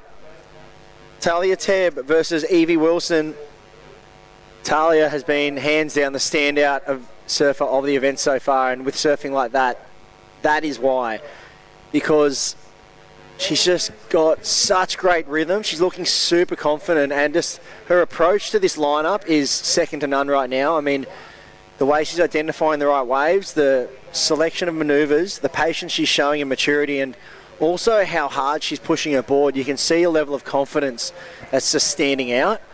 So, you know, it's going to be a really tough heat here between two great surfers. Evie Wilson's been surfing really well also, and you're looking at the ratings on the 2026 Surfing Australia Junior Series rankings, and we do see Talia Tebb sits in 4th. Yeah. Evie Wilson sits in 5th, so right next to each other on the rankings. And look who's up next, Heat 2, Miller May Berg, rankings leader, Madison Kensington. Yeah, just bumped into Wes Berger at the back. He's just coasting through the event site, looking fit as ever. Former Uncle Toby's Ironman. Yeah, he's and his wife. An athlete, to say the least. And the one thing I do notice, though, when I check out the rankings, is that most of these surfers at the top end of the rankings, you know, Miller May Berg, Maddie Adam, Maddie Kensington. Marley Adam, yeah. Well, Talia Tebb, she's got a bit of an advantage here, because one of the scores she's counting was a win at the Sandbar Cadet Cup, but it was only a 5,500 rated event. So one of her counting scores, 5,500. She's only done 2 of the big 10,000 rated events. She got second in the Billabong Hockey, and she took out the NN event down there at North Narrabeen Surfboard Empire. So she's got 10,000, 8,600 for those 2. She's now in the semi-finals, which is going to be, you know, at minimum a third. So that's going to be about a 7,500, I think. So she's going to be going very close. She's already, you know, increasing her score by 2,000 points. So when you look at that on the rankings, she's hot on the heels of Miller May Berg. She's actually going to jump leapfrog her, unless Miller can take the win. Oh yeah, Miller's an equal third minimum. Yep, so that's 7,500. She wins her next heat in 15 minutes. So Miller will increase her current, so it's 7,300, sorry. So Miller's equaled her worst result she's counting right now, guaranteed. So it's going to be really interesting. I feel like it's going to be a real tight battle between Talia and Miller for that top spot on the rankings. And yeah, exciting stuff here. And these under 16 girls, they'll be vying for spots on the Irakanji's team, and ISAs as well. There's lots of... That's right. 2 ways. There's many ways to skin a cat or cut an orange. Win an Australian title, get that jersey with the Irakanji's, Surfing Australia for the Aussie titles, win the rankings, and then the other one is the wild card. Yeah, let's look at this. Surf very Mud replay. important. Boom. These heats here, especially right down the point end of the draw, because it's great to see under 16 women's surfing is in great hands right now. Some solid performers. And you would have seen it, Chris, travelling with your sister Laura Enova. You're a coach. You're a great surfer in your own right. Thanks, mate. Yeah. You know, you told us about the big time. Oh, look at this, live on screen. Getting the word from Supercoach ALS. That is Solly Bailey. Mr. O'Neill with Lifeguard ALS. He's giving him a few words. He gives words to Callum Robson, Max McGilvray. All the best from Evans Head, and now he's given Byron Bayonne a few tips in the Heritage final. Great to see. Adam Melling, local legend, former Pro Tour surfer, one of the strongest, fittest surfers. He's going to take on Solly Bailey, Woody Taipan Woods, Chelsea Hedges, 2005 world champion. Rabs is going to call from the booth because he's out with an injury. What's he done? Oh, he done his knee, his meniscus, and we know that. I've done mine 4 times in a few surf accidents, car accidents. So all the best to Rabs on his recovery. Stoked that he's still here. But that is taking place about 1:20. Heritage Heat, looking forward to that. Glenn Casey, former tour specialist, Lennox local back in the 80s. He would have had a few sparring partners with Rabs. Yeah, how was that flare out of the lip from Talia Tebb? Just great surfing there. Unfortunate is one turn, but you can see the intent. She's got a really good read on this lineup, and the board under her feet's looking incredible. So spicy out of the lip, like so much lift. So one thing I'm picking up on here, Crispy, look at this. Big wafting turn, showing signs of Katie Simmers also, that flare out of the lip, that release. I really love the surfing she's showing. And some of the big Talia Tebb fan right now. Yeah, some of the standouts, again, junior surfing female, Talia Tebb, Willow Hardy, Miller May Berg, just to name a few, in these last 6 days and throughout their junior career, every level. She's in the under-16s, final of the Pro Junior Traegers. But then think of the men, some of the highlights. Loki Cullen, Zach Johnson, and let's not forget Mitchie P and Jesse Ferguson. Well, it's like I want the wax of Loki Cullen, the boards of Talia Tebb, and maybe the wave selection of Jesse Ferguson, please, on order. Oh, I just love that turn. Just that flare out of the lip, that point of difference, really showing the judges how in control she is. You know, the weightless approach, the fin drift. Just beautiful surfing there from Talia Tebb. And those turns, she's really making her own. She's really bringing the X factor. Think of some of the surfers coming through this junior event. Adam Melling, Stuart Kennedy, Owen Wright, Jenny Boggess, Julian Wilson, Jake Sharp, Nick Vasicek, Ben Dunn. Well, if you think about the former winner, Ethan Ewing, 2016, in the juniors. So this is a reflection of what's to come. Dane Henry, backflip 2 years ago. 2023, 3 years ago. Does it again at North Narrabeen. Yep. To take a win. Now on the challenges, you know. First CT handed by Mick the jersey at Bells this year. Yeah, put out a great performance and all started world junior champion, and just it all stems from events like this. You know, these surfers that are creating incredible careers, all kick-starting it here at the Soundbox Osgrom Open, presented by O'Neill, then rolling into the Traeger Pro Junior.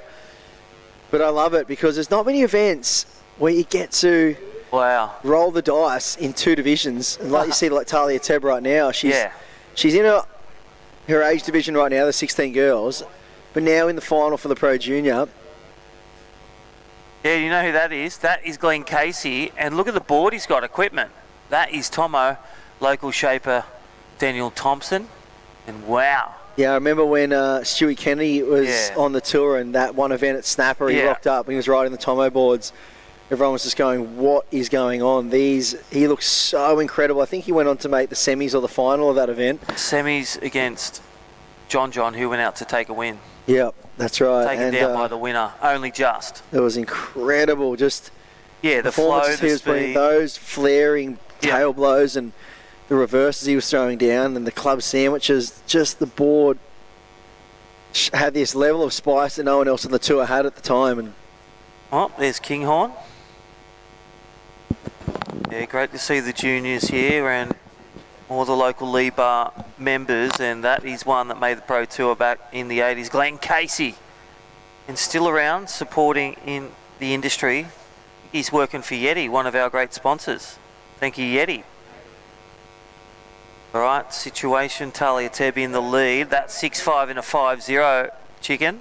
Evie Wilson, just has a 317, but because of the consistency of Talia Teb and her both good waves, needs an excellent score. 833. What does that look like to you, Chris? Yeah, this is what Talia Teb's been doing every heat. She just, not just is she on the great waves, but she's really finding a way to apply pressure early to her competitors. You know, she's getting off to early start. She's got great rhythm in the lineup. She's identifying waves, you know, that other surfers aren't seeing, being able to execute really critical turns on these waves. And picking the right time to throw the big turns, which we've seen so far, pretty much, you know, throwing down single manoeuvre waves, but she's locked in a 6-5 and a 5. Tell us when. So I feel that, you know, you asked about Evie Wilson, what she needs to do at the 833. I don't think she needs to look for the 833. I think the 833 is just a byproduct of what she requires in this heat.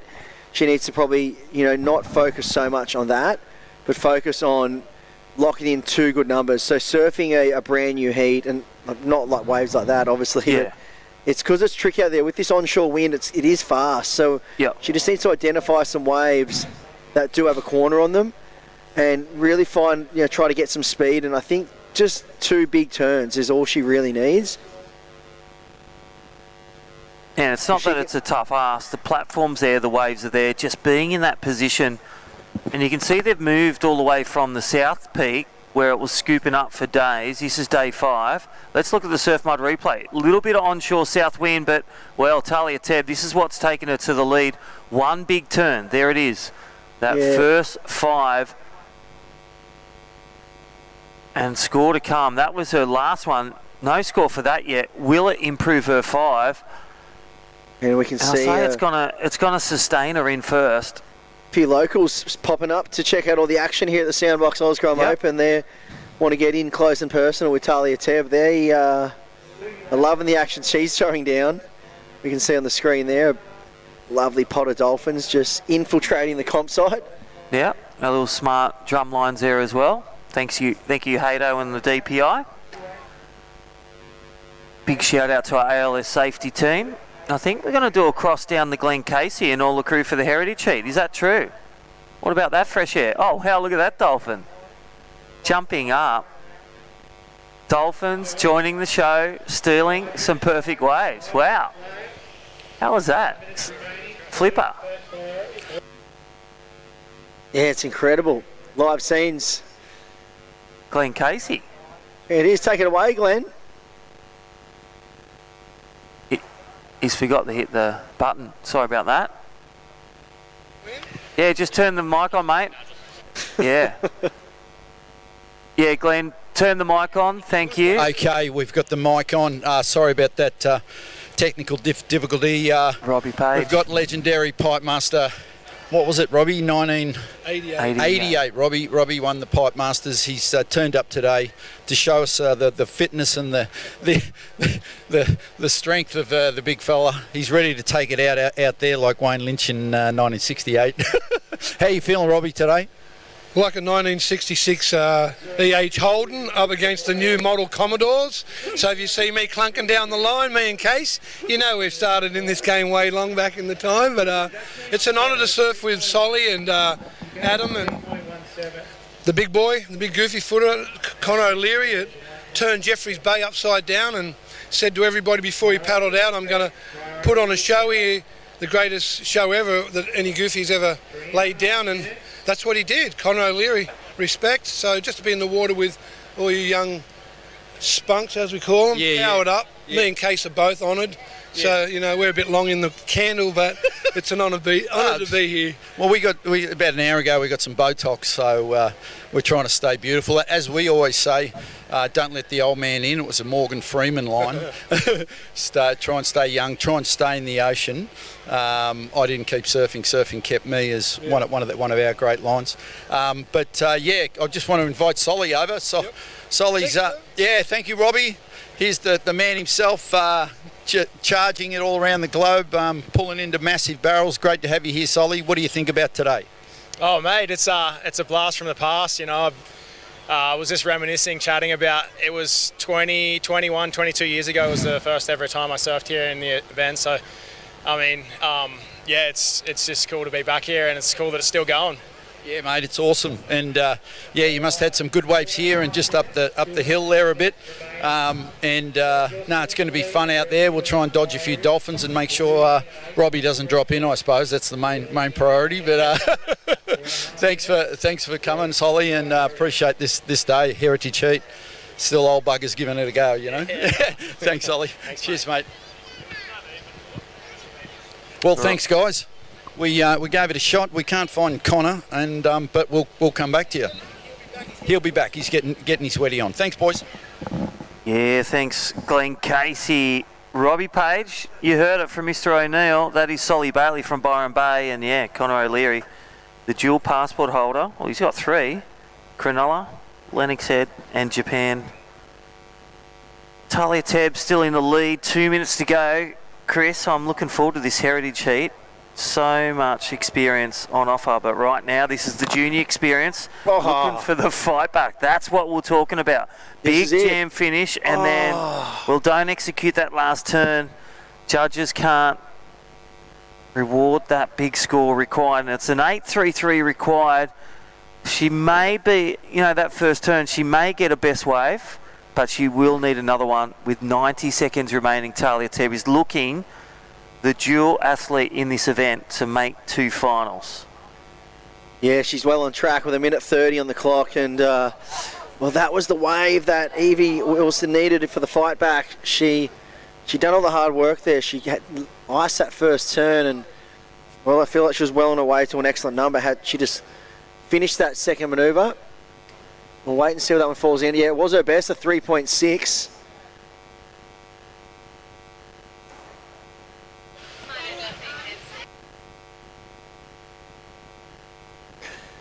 So there it is, 7.90 is the requirement for Evie Wilson. Yep. Little chipper. As we count this heat down though, 50 seconds, and it's going to be a race against the clock. Can she find a wave? I mean, she was on her way to a really decent number there, but it's just been a very mature approach of Talia Tebb, just throwing down some big manoeuvres, identifying the right sections, not trying to overdo it, but throwing down the flare, picking the big moments. The judges loving it. 6.5 and a 5. And well, as we look to count down this heat very shortly. Well, it looks like the screen was a bit out of whack, so it looks like it is Talia Tebb. She goes into the final. That's 2 finals for the surfer in red, the Pro Juniors and the under-16 girls. Wow, what a performance. We'll be right back with more semi-final action. Do not go anywhere from the Soundbox Osgrom Open, presented by O'Neill. Come experience nature's greatest migration with Ballina Byron Marine Adventures. Locally owned, family operated, and passionate about sharing our incredible coastline. Your whale watching adventure starts here. Book now at ballinabyronmarineadventures.com.au.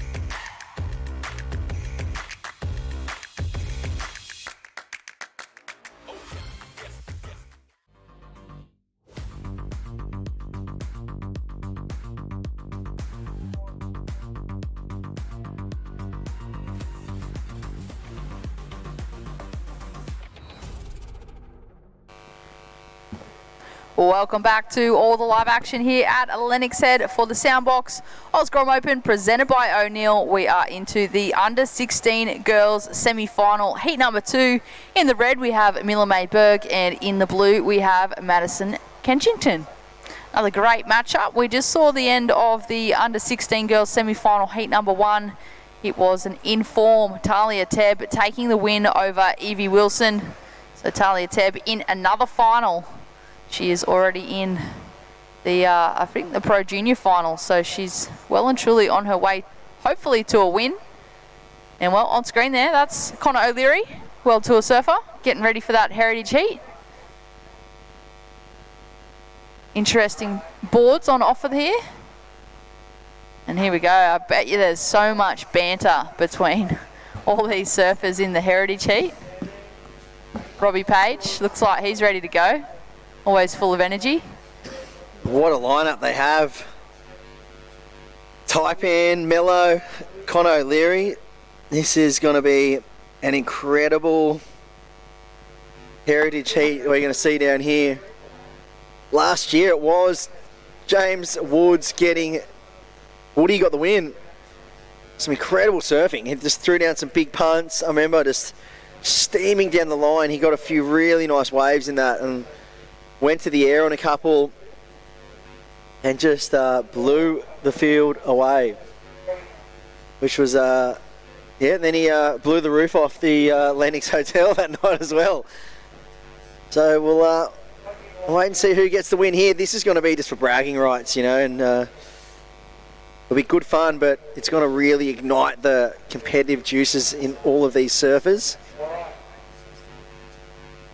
And out there right now, this is a great heat underway. Miller, Mayberg. And the surfer in blue, And Madison Kensington. Yep, Maddie Kensington up and riding there. So the goofy footer versus the regular footer. Miller Mayberg, the ratings leader, looking to hold on to that lead because, well, one of her nemesis, Talia Tebb, just made it into the final. She's locked in a final spot. She's looking so in form. Already made the Pro Junior final, now in the 16s final. So she's double dipping finals appearances. Has the opportunity to be a dual winner at this event. That would be incredible. I wonder if anyone's actually done that. Have we had a dual winner in 2 divisions? Quite possibly. I mean, maybe Dane Henry. Wouldn't surprise me. Is Dane Henry won the 18 boys and the Pro Junior? Potentially. We'll get some stats on that because... I mean, it's been around long enough that surely it has been done before. As we see on screen, the surfer in blue having a look at this one, up on her forehand. Beautiful first turn, looking for this second connection. Little late to the section, but she manages to get that little foam climb in. And she'll be looking for a score on the board at the moment. It was just a 0.5 prior to that. And, well, Miller Mayberg in the red. She managed to lock in a 4.67 to open up to watch the Surf Mud replay. Beautiful first turn. Nice whip in the pocket. She's done that at North Narrabeen a few times and finishes that one off.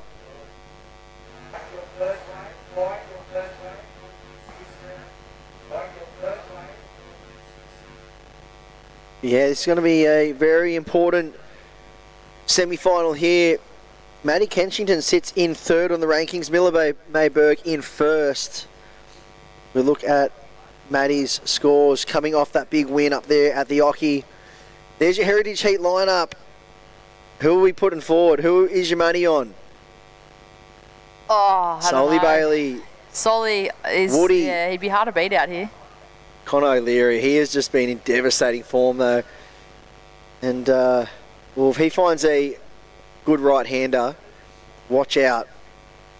Then you've got the likes of Woody and Melling who surf here all the time. Well, you can't rule out the old blokes. You cannot.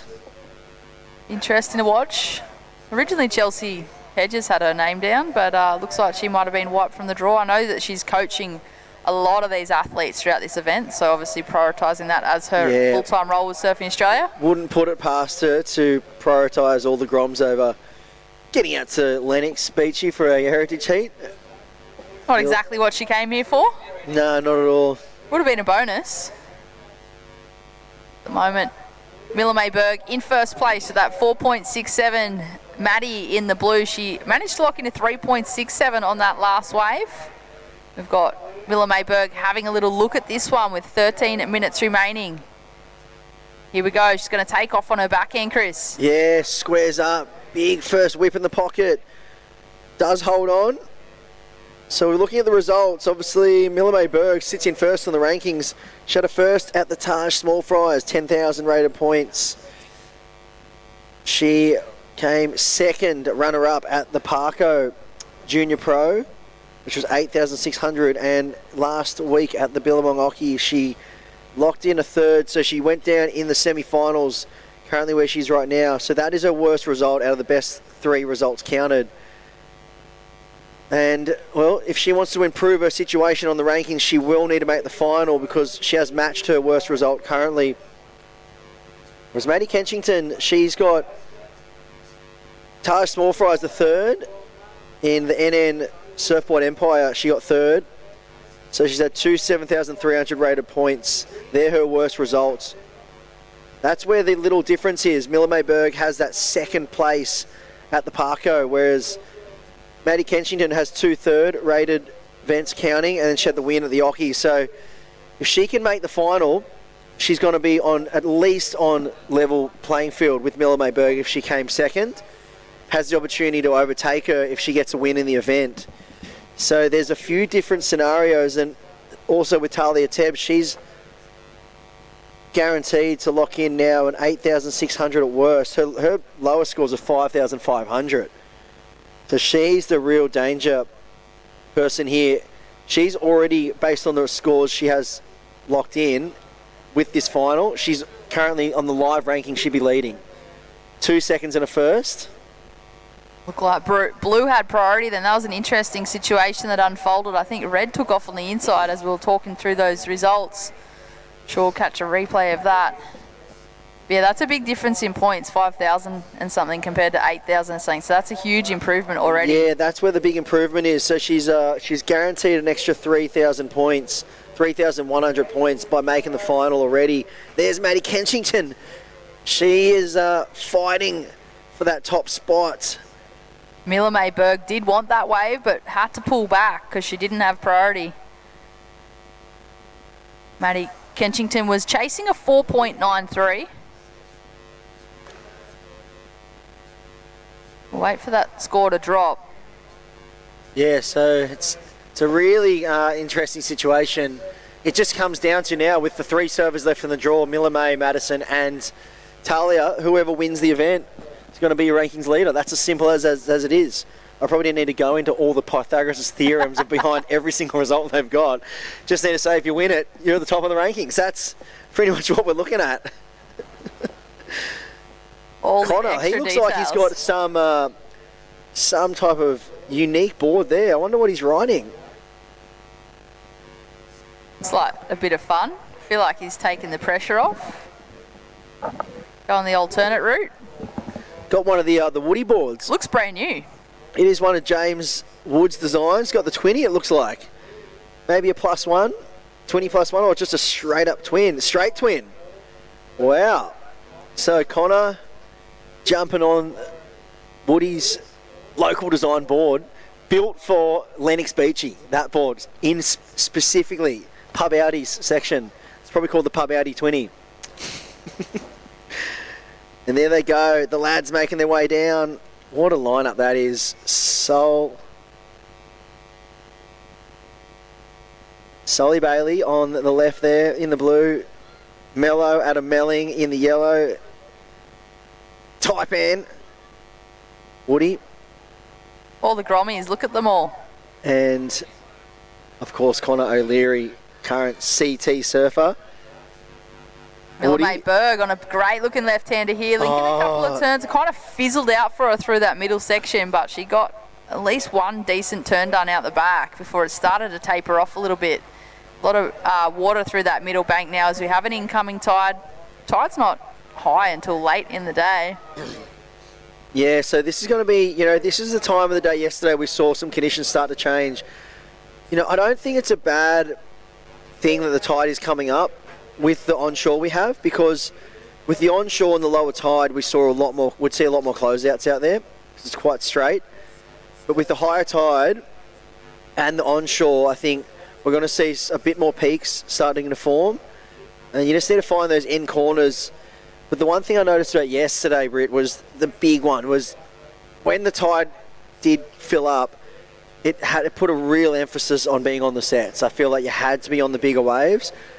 We saw some crew yesterday. It's Maverick, one of the local lads. He top of the ratings as well. We saw him just find some smaller rides, and they were just fizzling out way too quick. It didn't allow him to really open up.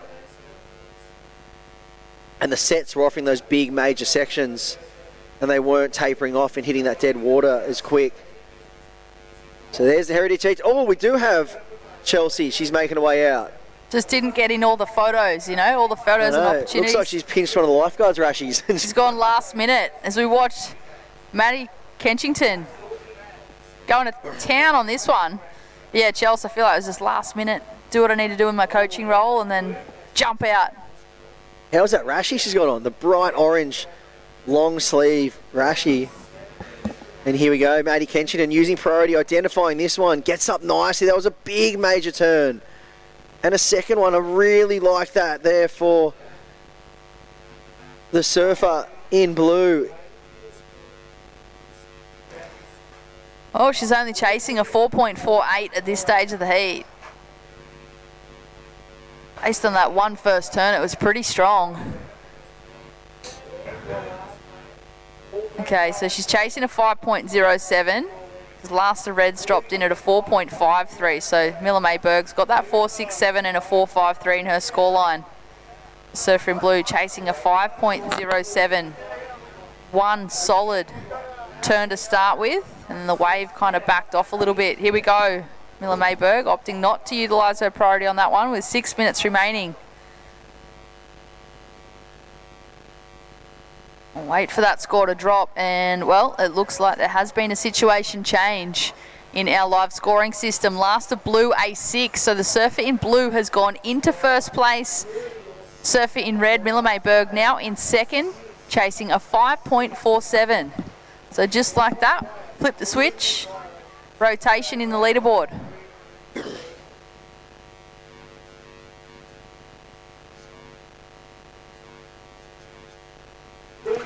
Yeah, so this is going to be a really interesting final 5 minutes. Huge wave there, a massive score of a 6-point ride in the scheme of things. They haven't been easy to come by, these the waves eclipsing the 6-point range. And we saw in the last heat, Talia Tebb locked in a 6 and was able to, well actually in the end of the heat, we actually saw one of the best rides locked in. But it was a little bit too late.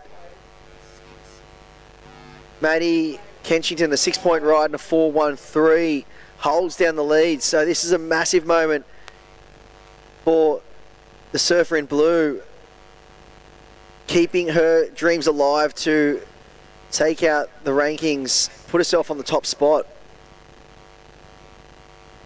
It's a real ding-dong battle at the top of that rankings leaderboard between these two surfers and Talia Tebb.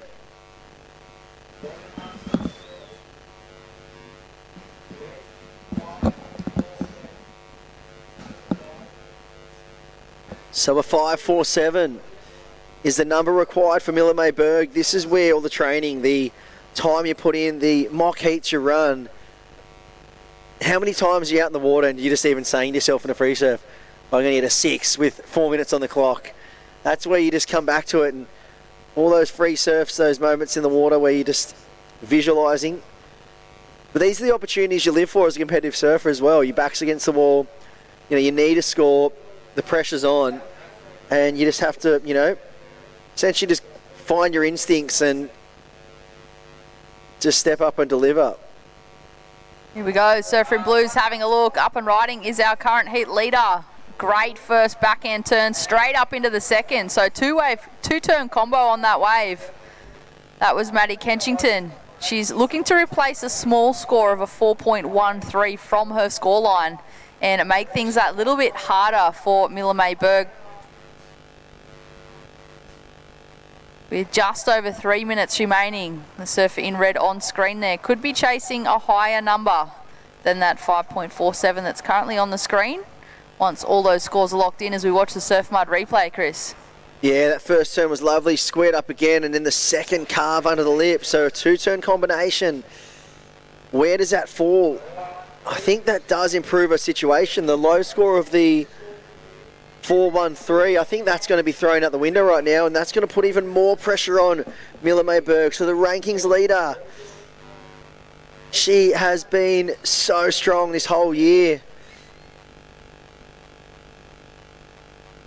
But she's come up against a red-hot Maddie Kensington, who is looking to increase her lead on that last wave. But regardless, she's going to have an opportunity, Miller Mayberg. She's got 2 minutes 25 on the clock. If Maddie drops in another 6, then her requirement's going to go up to about a 7 point, over a 7. So she's going to need something decent. It's not, she can't just manufacture a score here, but it looks like she's having a look at this one, Britt. She is. She's committed to the paddle. She's taking off, flying down the line. So Miller Mayberg looking for a section and looking for a score. Nice first turn wave. Fattens out and flattens out a little bit, but she might get a little connection on the end here. It's not going to be the 7.2 that she's now chasing because the surfer in blue has just locked in a 5.87. So extending her lead is Madison Kensington in the blue, but as we watch the surf mud replay, it is this competitor here in the red, Miller Mayberg, chasing a score in second place. Beautiful first turn, carves back into the pocket, and just unfortunately the wave just disappeared on her through that middle section. Maddie Kensington just on another one, Chris. She's just in red hot form right now. She's got a real read on this lineup. Locking in very similar to scores that we saw to the last heat with Talia Tebb. And this is an incredible paddle battle. Love seeing the competitive juices just come out. And well, look at this. She's just on an absolute heater right now. And well, with under a minute to go, 7.20 is the number required. And well, Miller, she hasn't been able to crack out of that 4-point range.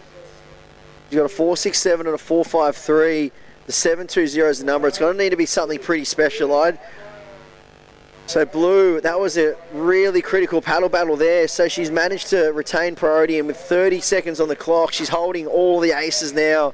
She's got the lead, she's got priority, and well, this is going to be a massive moment in the year for Maddie Kensington. 20 seconds. You'd think that she will use priority here, and it looks like she will. So she's up and riding on a great looking wave. In the pocket nicely. And a second one, and holds off Miller Mayberg as we count this one down. So this is a huge moment for Maddie Kensington. Wow, Britt. So it's official. There'll be a new rankings leader as Maddie Kensington and Talia Tebb will square off in the final now. Well done, Maddie Kensington. Unfortunately, Miller Mayberg goes down, but still a great run. We'll be back with the Heritage Heat action. So do not go anywhere. It's going to be an exciting afternoon.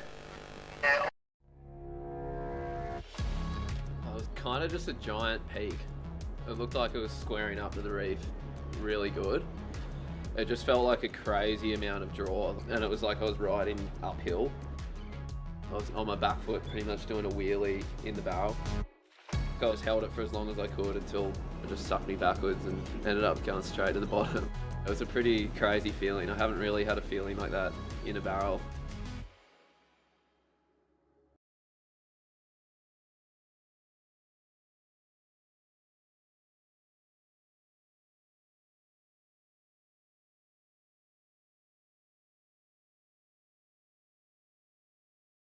In a place where every corner tells a story and neighbours are more like family, having someone you can trust by your side makes all the difference. For over 100 years, Somerville Laundry Lomax has been a cornerstone in our community, supporting individuals, families and businesses through the moments that matter most. When you need legal support, someone who'll stand beside you, turn to the team trusted by generations. Somerville Laundry Lomax, for all matters when it matters most.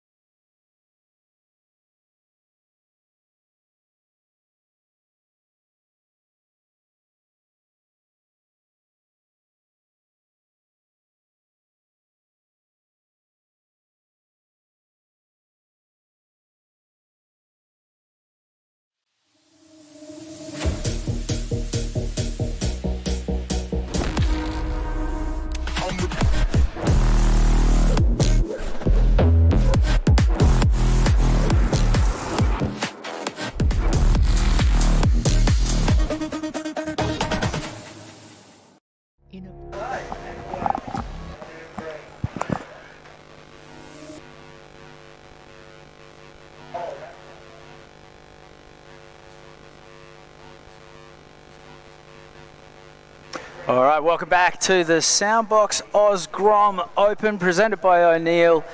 Just a coming together of all of the best surfing talent in Australia. Young and all of a sudden old as well. We've got 7 surfers in the water for our heritage heat of this year's event. And Bugs, let's go through the tail of the tape. James Taipan Wood, under 18 ISA world champ, star of Free as a Dog alongside Parko and Ellis Eriksson. Fearsome competitor on the QS for years, absolute larrikin, and now a coach and a shaper. Robbie Page, what can you tell us about the pipe master from the South Coast? Oh yeah, Pagey. I did a lot of travelling with Pagey. As we see, that looks like a backhand attack. Connor O'Leary riding a pretty interesting board. So Connor winning J-Bay last year, grew up in Cronulla, surfs for Japan, resides in Lennox Head. Robbie Page won the Pipe Masters, competitor on the World Tour for years and years and years. Of course, the star of North Shore alongside North Shore, yeah. Rick Kane and Ockie. Yeah, Ockie. Yeah, that was a pretty amazing movie. And yeah, Page is such a character. He is such a fun guy to travel with. Where were you when North Shore was being shot? I feel like you would have been chances of a walk-on. Yeah, they just cast them and. So this is Connor, the Japanese Olympian. Yeah. Lives in Lennox now, and Yeah, Japan's got Connor O'Leary, Kanoa Igarashi, and they've got a lot of homegrown talent coming through as well. That's Chelsea Hedges, of course. Yeah, world champion. World champion. So royalty blessing us. We've also got Solly Bailey from Byron Bay, Lord Adam Melling. Oh, classic. That title is actually legit because he won the Coldwater Classic in Scotland and it did come with a lordship. Oh my God, that's unreal. That's a prize, isn't it? That is, I didn't know that. Lord Adam Melling, sounds good. Does he get a castaway? I think he gets something like a square metre of land to establish your lordship. Okay. But I mean, it's better than nothing. You could pitch a small tent. It's not exactly Luke Egan winning a block of land at J-Bay. No. I was actually talking to Louis about that. He's never done anything with it. No. And he's ended up paying, maintenance and rates and so much stuff over the years that he's got to the point where I think he said when his kids are 18 or something, he might cash it in and they'll go on safari so that he doesn't have to pay all the charges to bring the cash back home and do all that sort of stuff. And really, that sounds pretty good. Do a lap of Africa. Yeah, you got to pay rates every year, and you got to mow the lawn, keep the place maintained. But plus, you've got to go over every year, obviously. That's not cheap. But no, that's once true. you get there, it's pretty cheap. Oh yeah, once you're there, it's pretty. Oh, hang on, here's a classic. Well, this is Glenn Casey. Glenn Case. Victorian royalty, now living up on the nice north little coast. dismount. One of the big dogs at Yeti these days.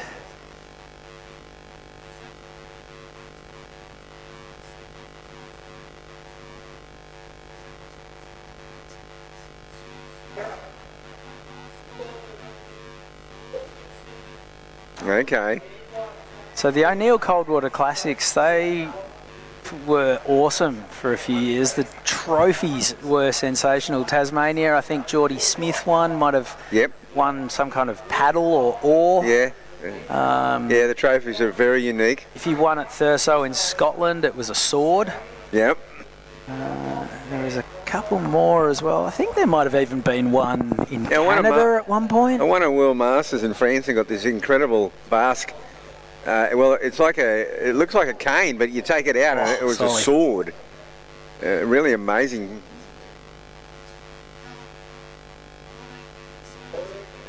I've got to say, every now and then even at the highest level, the oversized surfboard comes out as a trophy, and I always find it a bit disappointing. Yeah. There's so much potential to lean into. Like Margaret River these days, it's a wine barrel, Yeah. and it's, you know, quickly becoming something you associate with the event. Obviously, no trophy will ever match Bell's, No. but, you know, Trestles had the cross-section of the train track for Yeah. years. That was cool. Yeah. Taj, when he won the Coldwater Classic in Santa Cruz, he won a full-blown statue, a bust of Jack O'Neill. Wow. You know, it's like a bronze thing, would have weighed 50 kilos. No idea Oh. how he got it home. That's insane. And I remember once the Hurley-Burley at Burley Heads, they had to get approval from the national parks. It was a basalt rock. Oh, yeah. That's right. Which, that sounds pretty plumb average. You've won a rock, but pretty cool. You're not allowed to just wander in and pick one up and No. walk off with it. That's really classic. It was also the richest something's happening. Pro Junior event in the world for a little minute too. So you also took home 25 grand, which was Oh, yeah. pretty handy. A very handy little... Solly Bailey's out front. Now, are they judging best two, or is it... Yeah, they are. Best two. Looks like it. Solly's got a 6.33 and a 4.20. Is there any prize money? J. Is Bay there- O'Leary's got a 4.67. And there's Taipan. He's got a 5.5. So James Taipan Wood, one of the great nicknames in surfing. Around the same era, there's another surfer, James Woods. Yeah, that's who's right. From Burleigh. Yep. And they were forever getting mixed up on the score sheets. And at one event on Woody's forms, he put his name down as James Taipan Wood. And somehow it just got lodged in the system, and he's never been able to undo it, and that has been the name on the score sheets at events, Oh, WSL, well, ASP events back then. Wow. For years and years. It's a great name. It's a great name. It is a great name. Were you in the Billabong fold when Woody was part of Free as a Dog with Jack McCoy and Parko? No, I think by then I was doing ASP.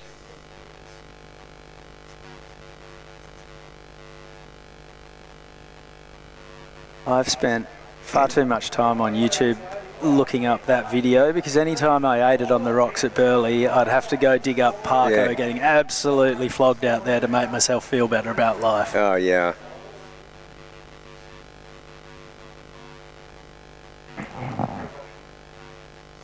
Ellis Erickson, the other young Grom who was in that movie. It was Woody and Ellis under the wings of Parko. He's still living locally. He's a shaper as well.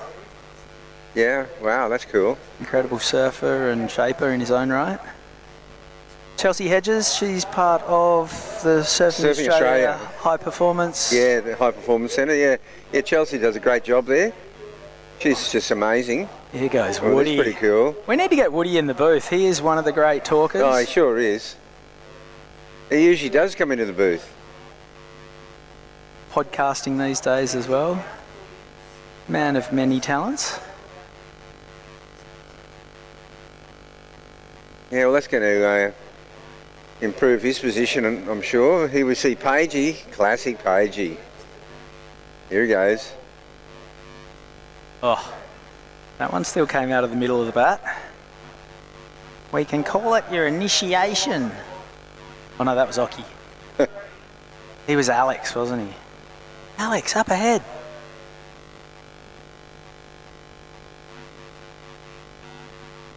And that was Lord Adam Melling himself.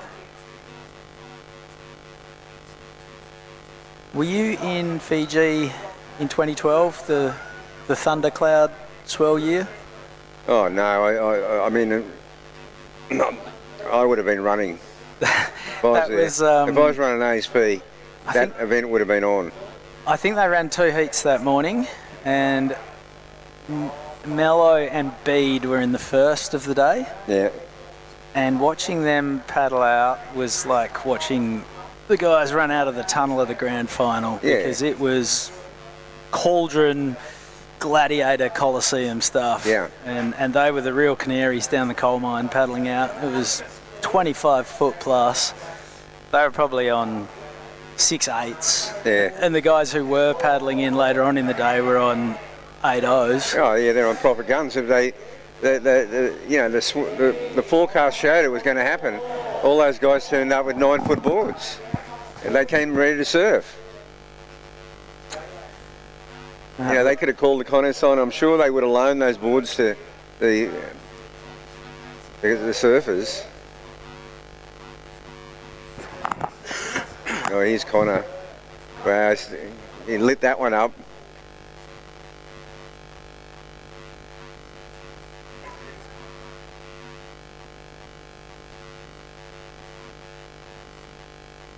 So thanks to the Ballina Shire Council for hosting us, and the local New South Wales Tourist Board. And there's not much better of an advertisement for the region. Not only is there the calibre of homegrown surfer here in the Lee Bar region, but the calibre of surfer who moves here speaks volumes, because as a pro surfer you can base yourself pretty much wherever you want on the coast, and it's pretty apparent where the place to be is for so many of the world's best surfers. They just love it around here. Oh, it's such a great stretch of coast.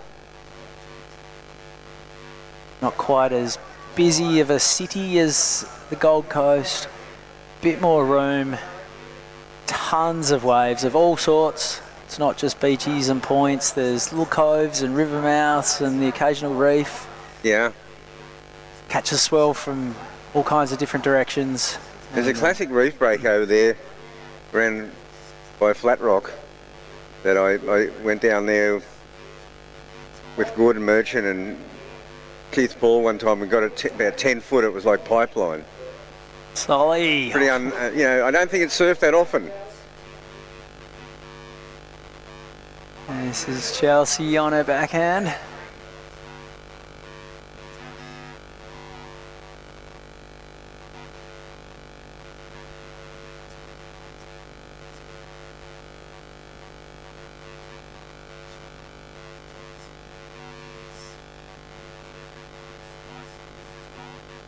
This is Mello again.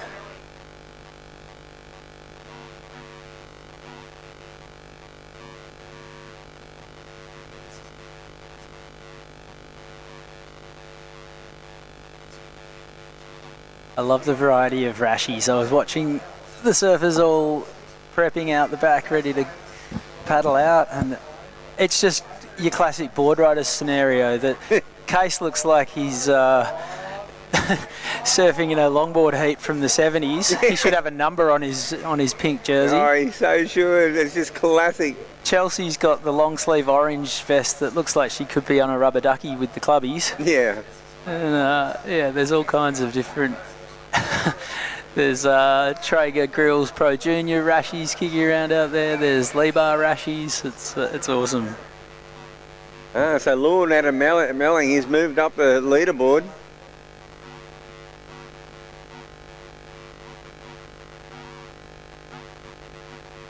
What a beautiful day down here at Lennox. It's got those white puffy clouds on the horizon, the iconic headland. Incredible.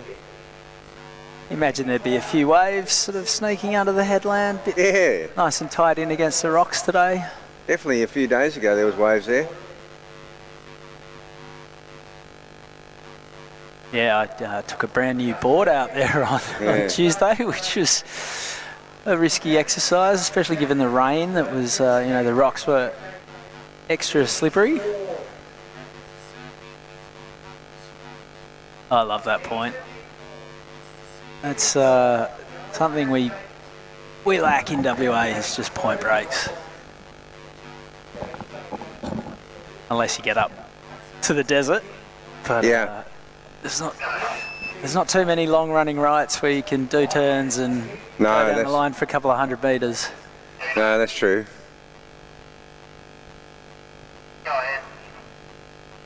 So Connor O'Leary drops a 9-point ride. Whoa. He's got a 9 and a 4.67.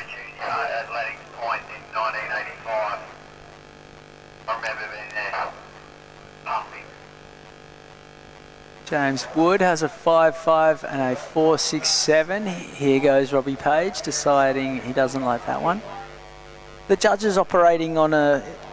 Is there some handicapping or a bit of a scale here? Yeah, oh, they're all over the show. It's hard. I mean, when these sort of things, I think you have a winner and I think you have equal second all the way through. Split the prize money.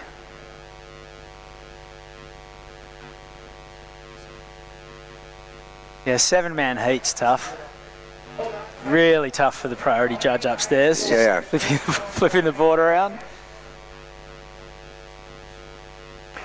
You would have seen some pretty awesome expression sessions and heritage heats over the years. I mean, in recent memory, probably Ock and Tom Curran at Bell's a couple of years back. Yeah, I remember about 10 years ago, Gurr and Potts had one. Yeah, at Trestles. Trestles that it was almost nasty. Like yeah.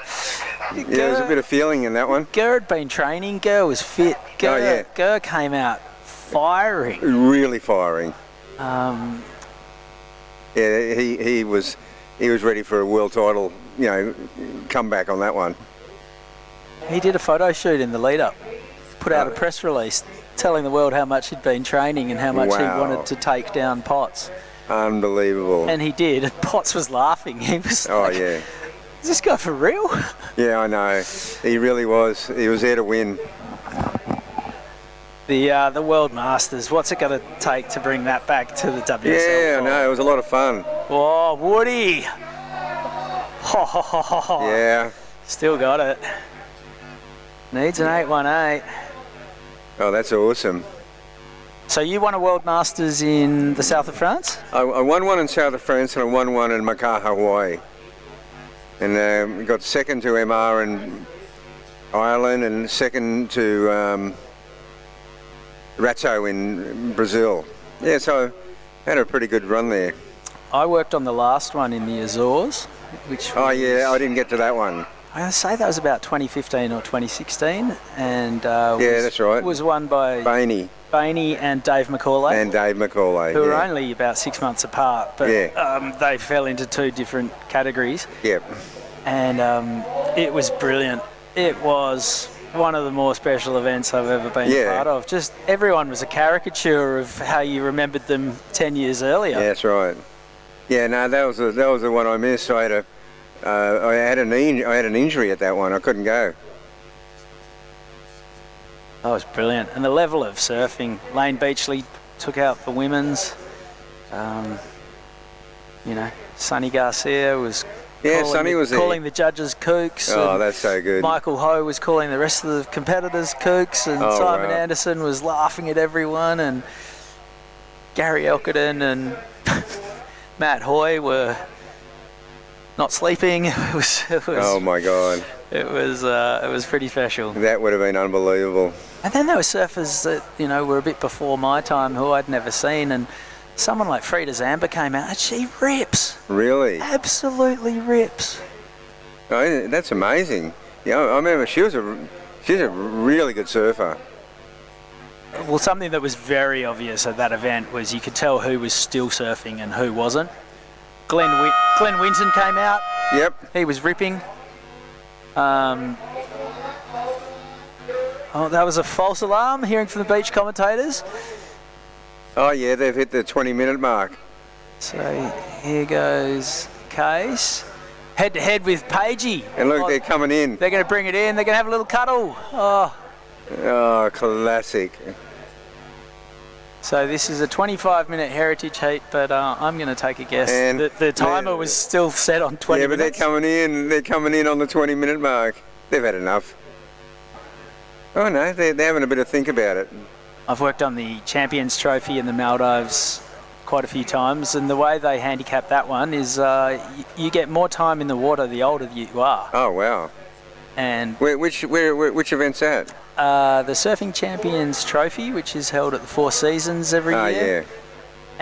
And Taj and Joel Parkinson have just used that to their advantage. They've won it, I think, 7 times between them, because they get out, they get an excellent score, and then by the time they're back, they get priority. No one else has hit the water yet, and these guys just milk the clock and then get another score, and it's 2 waves versus 1. Oh wow, that's a bit hard to beat. At the level there, those guys are surfing. That's the thing with these kind of situations. Like, you might physically be, adding a few years, but the tactical nous never goes away. No. Did you ever get into coaching? Yeah. I was a national coaching director for about 7 or 8 years, and we. How far back are we talking? Oh well, I was coaching in '92 in France, '94 in Brazil, '96 in. They used to have it every second year at the ISA. It was an all-in though. It was all divisions. Yeah, we got gold in '92 in France, gold in Brazil, bronze in Huntington Beach, and gold in Portugal. And that was '98, and then I went over to ASP. So yeah, I used to coach. Feel like Jake Patterson might have been on one of those teams. Let's see now. In Brazil, possibly? Jake Patterson. He should have been. I remember Sasha Stocker had to win the final. Yeah, that's right. In Brazil for Australia to win. Yeah. But it was really cool. It was at different beaches, and that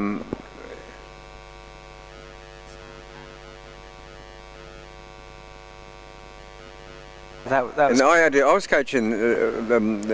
I was coaching the 2 girls. It was a young girl from Margaret River. She always wore a steamer, and it was amazing.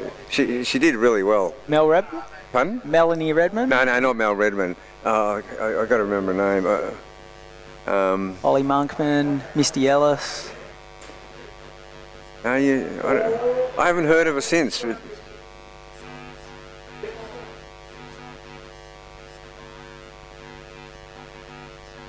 okay. There goes Solly.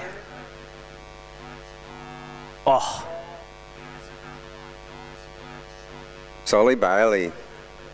He wouldn't like sitting down in 4th. Oh, hang on. Here goes Connor, looking to get rid of his 4.67. Oof. And that'll do him. He'll surf to the beach maybe. There's Pagey out the back again on a bomb. He's on a big one. He is flying down the line.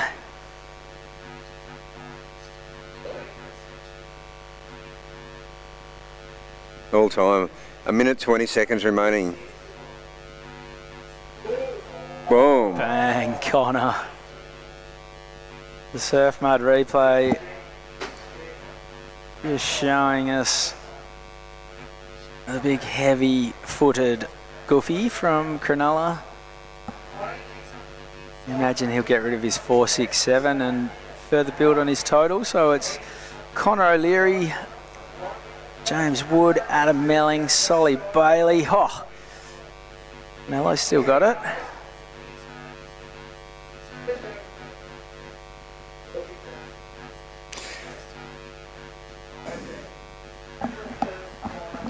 Yeah, I did a fair bit of coaching at Snapper Rock Surf Riders for quite a few decades. Did you ever coach Dingo? Yeah, I was his coach. Yeah. Did he ever listen?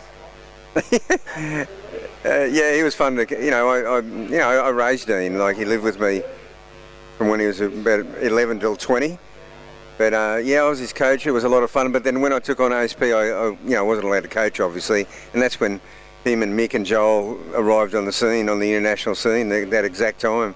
So he sort of went without a coach for a long time. Well, it was sort of the first era of surfers taking coaches. I mean, well, now it's kind of across the board. You know, originally it was a team situation, like you said, with the Aussie team, and then it was the odd surfer who had an individual coach. And even then, like the late 90s, early 2000s, there wasn't many travelling coaches. It wasn't like now. It wasn't like Dog Marsh and Micro and Luke Egan and Snips, Mike Parsons.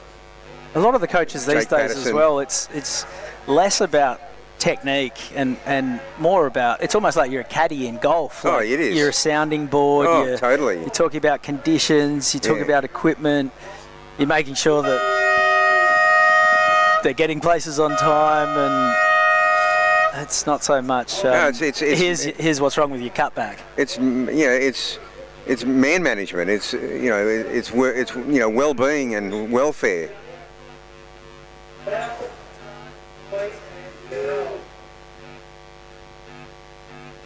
Well, Connor O'Leary, his last score came in at a 7.5. Oh, wow. A 16.5 two-wave total.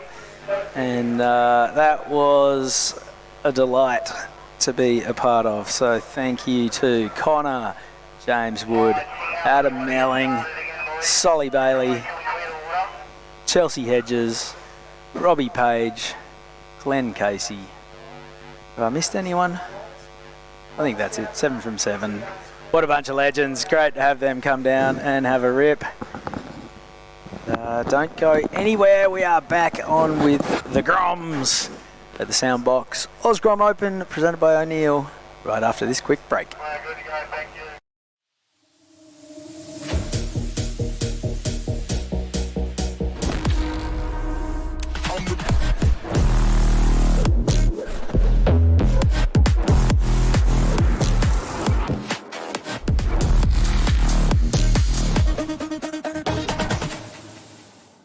In a place where every corner tells a story and neighbours are more like family, having someone you can trust by your side makes all the difference. For over 100 years, Somerville Laundry Lomax has been a cornerstone in our community, supporting individuals, families and businesses through the moments that matter most. When you need legal support, someone who'll stand beside you, turn to the team trusted by generations. Somerville Laundry Lomax, for all matters when it matters most.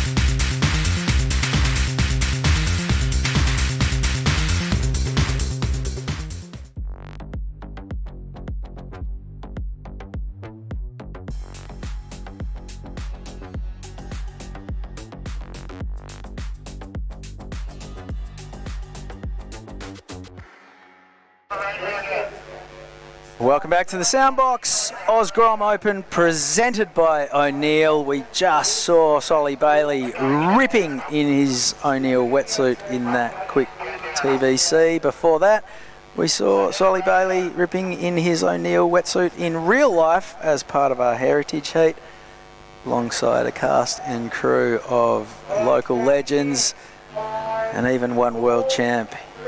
Chelsea Hedges won in 2004. I think she won her world title at Honolulu Bay, last event of the season. The what? Chelsea won her world title in 2004, final event at Honolulu. Wow, that's cool. Yeah, I remember that. Yeah, it was such a great time. She was so good. It was when Lane Beasley was having her big run and Chelsea just had a great year. I think the following year was Sofia Milanovic. Yeah, Sofia. And I feel like 2006 it went back to being all Lane for a few years. Yeah. Until, well, 2007 was Steph and Mick. Yeah, that's right.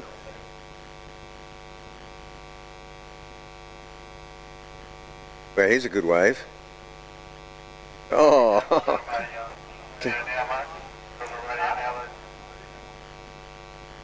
Very appreciated, thank you. Oh, radio check? Yeah, I'm on y'all getting here.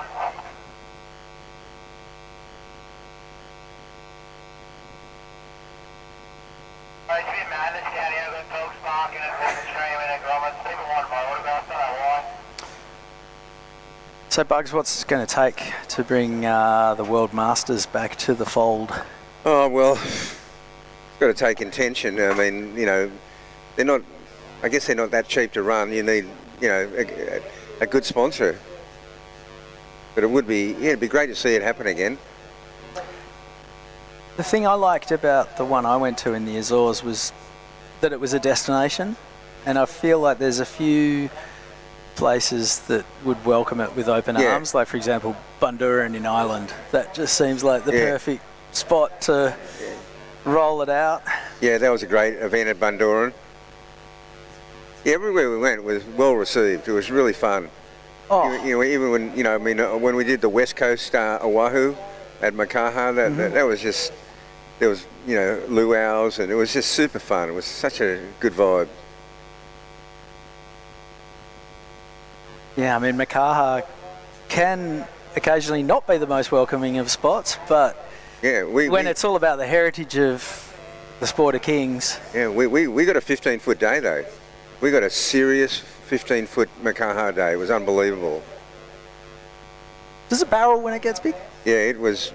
It's a beautiful long wall, but it's got this bowl at the end. That wow, that thing, it comes at you. Sometimes it'll come left at you. Yeah, so it's a pretty serious wave at that size. Yeah. I mean, I've never surfed at a 20 plus, but yeah, 12 to 15 was, yeah, it was a challenging wave. That was a super fun day. It was conditions like this. I've surfed it small a couple of times, and I just remember there are lots of stand-up paddlers and barbecues on the beach. Yeah, and yeah. then a fair bit of backwash as well. Yeah, backwash. It's the famous bit of backwash because it's got a really high beach, and then you know, the water comes rushing back, and next minute you got a 6-inch wave coming towards you. You just got to negotiate it. Yeah, it's one of those places. If you've been to Hawaii surfing a few times, the North Shore can be a terrifying place in and out of the water. But then if you get a good day in town, or even I found on the west side a couple of those places, it feels more like how you'd imagine the Hawaii of the postcards and the Elvis movies back in the day. Well, it was like, you know, if you feel like you're on the outer islands or something, it's pretty mellow. When was the last time you went to Hawaii? Oh, I haven't been for a few years now. I had 40 consecutive winters on the North Shore. So I spent, you know, I worked out I spent about 7 years of my life there. Unbelievable. But I haven't been back for years.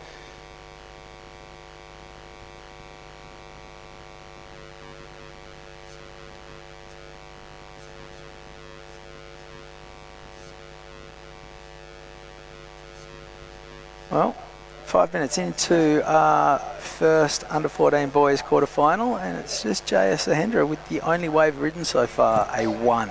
Yeah, well, there was a lot of waves towards the end of the heritage heat, and it started out a little bit quiet for the under-14 boys. J.S. Sahendra from Indonesia, Kelly Crompton from the Gold Coast, and of course Max Gould. I'm not sure where Max is from, but I saw all these 3 kids surfing up at the Oki Grom, and yeah, they're good young surfers.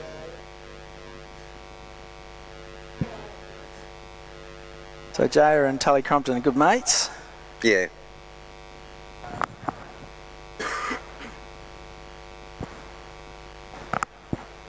Yeah, hopefully we've got the tide coming in, so these last heats of the day are going to be on going to be a fair bit of water on the bank. Probably the smaller waves won't be lifting up as much. It'll be the bigger sets. And we see a bit of a wave now. It might be Max having a look at this one, and he will go. The goofy footer, Max Gould. And this wave goes into deep water pretty quickly.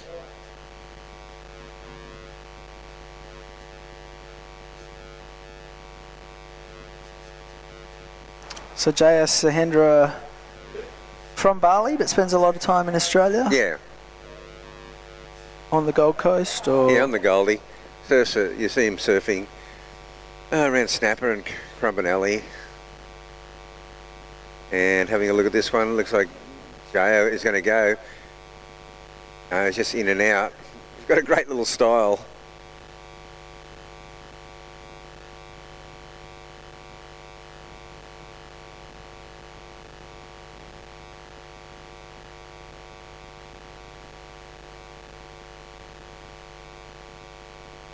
You see Max, this wave here, gets one turn in, comes around, but then it peters out pretty quickly. So it's going to be a pretty low score. But there's been no scores, a little bit of a set coming. But is it going to arrive where the surfers are?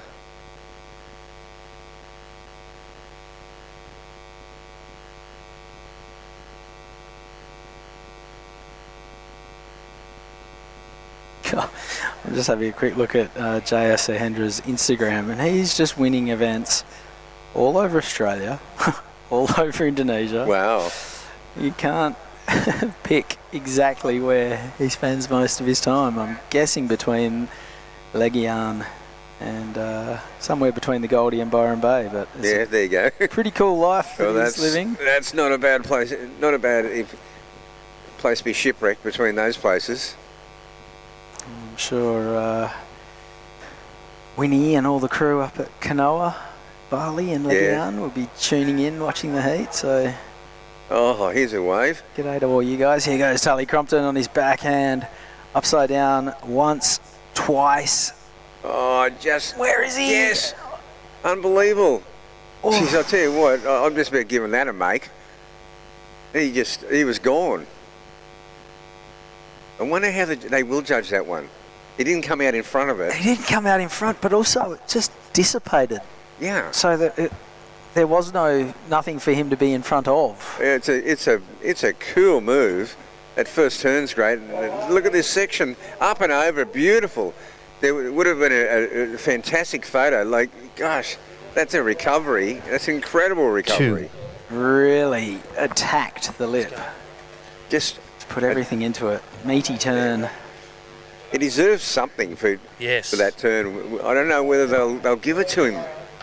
Tell me when not. Oh yeah, I'm just loving this turn. He just went up and over. Just that little still photo would have been amazing at that point at the top. He was pretty much upside down.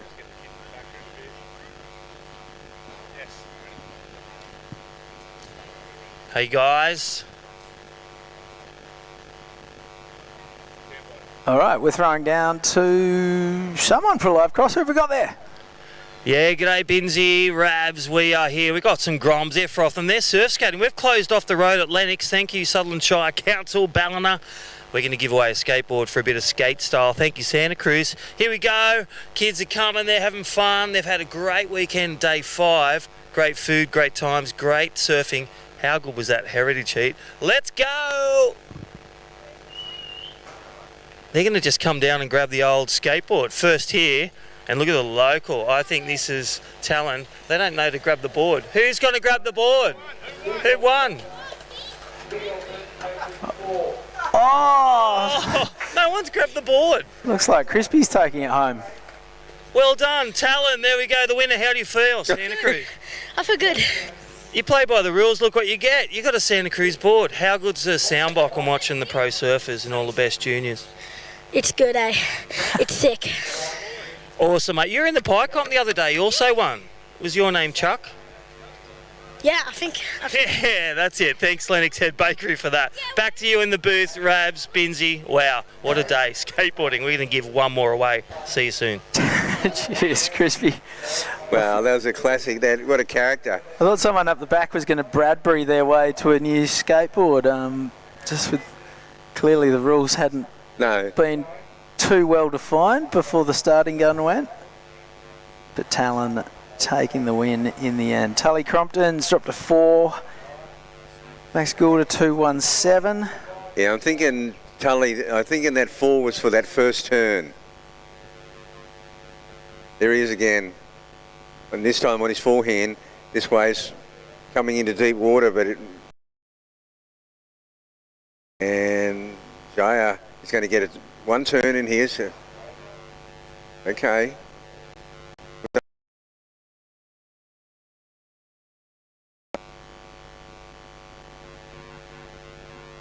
So we're still waiting on that last score to come in for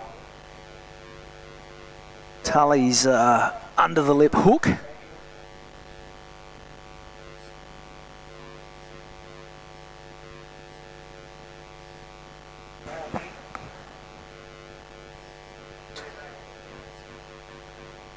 There's Jaya. There's a good looking wave. He'll be looking for a second turn. Yeah. Maybe another one. Oh, yeah, you can see why he's won a few comps, this kid. Checked a lot of boxes. Score coming in for Tully Crompton's last wave of 2.9, so don't think they were convinced that he rode away from it. Yeah. Yeah, this is a really good wave.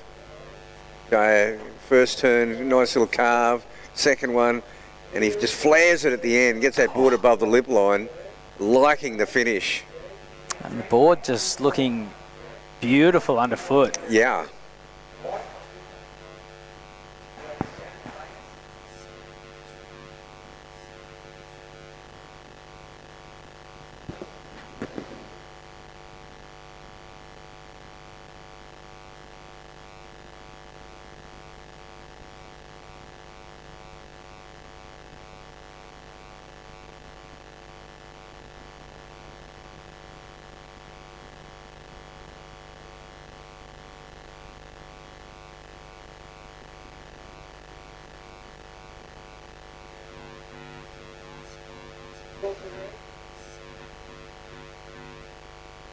Oh, big number dropping in. A 7.33, the result for J.S. Sahendra's last running right. And fair enough too. Cracking the lip 3 times and just tying it all together seamlessly from turn to turn.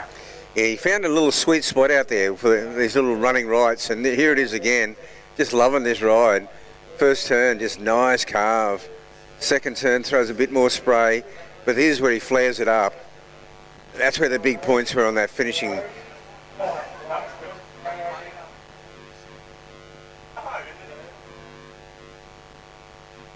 And he's out the back again, young Jaya.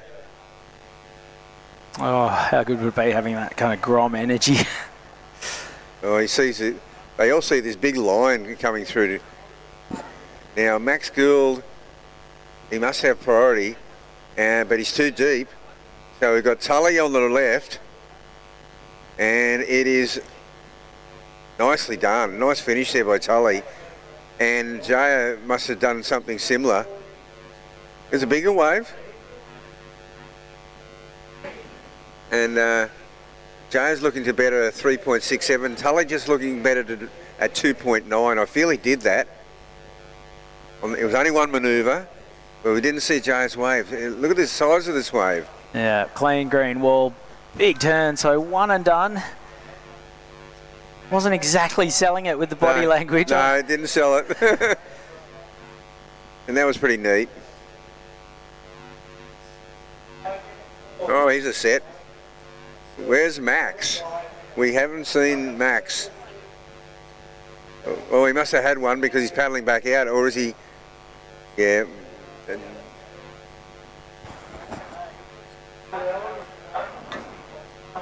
Here's Max. Big wave. And, oh no, he doesn't get around the section.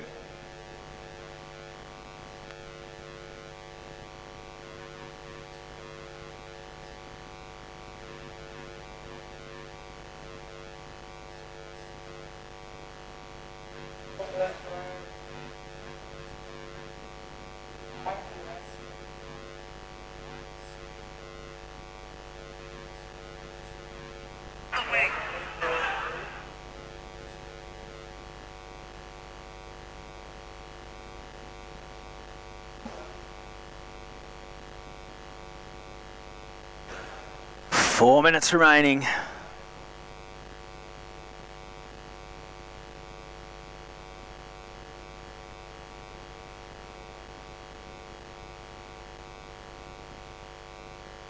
Still waiting on scores to drop in for Tully and Max.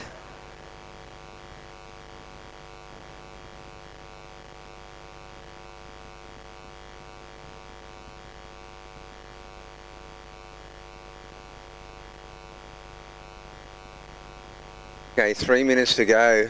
Max is trying to hunt down a wave. He's got to get himself into this heat because Jay has now got, he got a 5.33 on that wave. Tully got a 4. No, Tully got a 4.67. So that was his best ride. And Jay got a 5.33. Now that's based on the size of the wave for sure.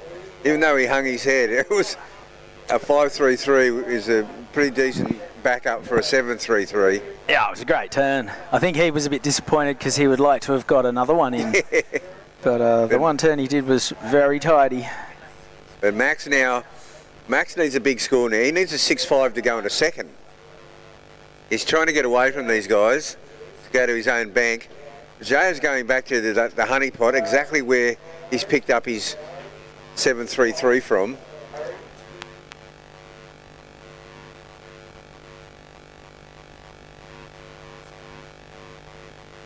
Unless Max can do something spectacular here, Well,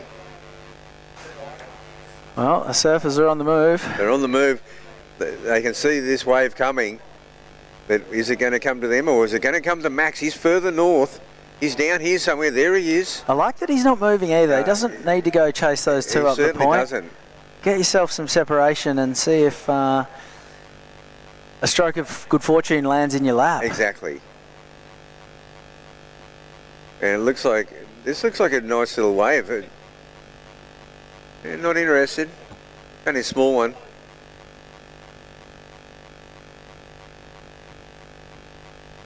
There's still a few waves coming. A minute 30 left, and I can see what looks like a cut-off left-hander coming. Jay looks like he's in position for it, and look at this wave down here. But Max, he can't get it. No, it's backed off. This angle's a bit deceiving. Okay, Max is very seriously interested in this one. I don't know if he'll get it though. And Jai's going to go left.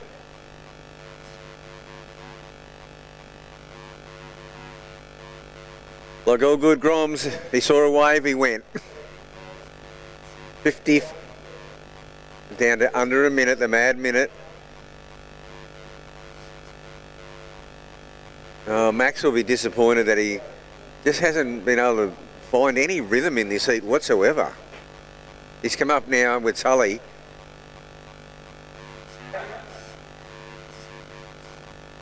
Yeah, he's just sort of hunting around in desperation now, trying to find anything. Obviously looking in to see the 5 minute flag's been up for a long time. Oh no, time's going to run out for him.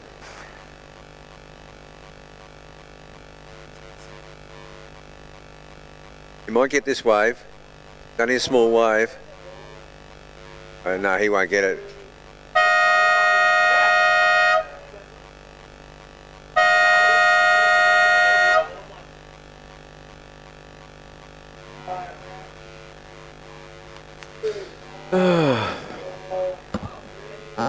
Well, that was thoroughly entertaining. Congrats to J.S. Sahendra and Tully Crompton. Commiserations to Max Gould.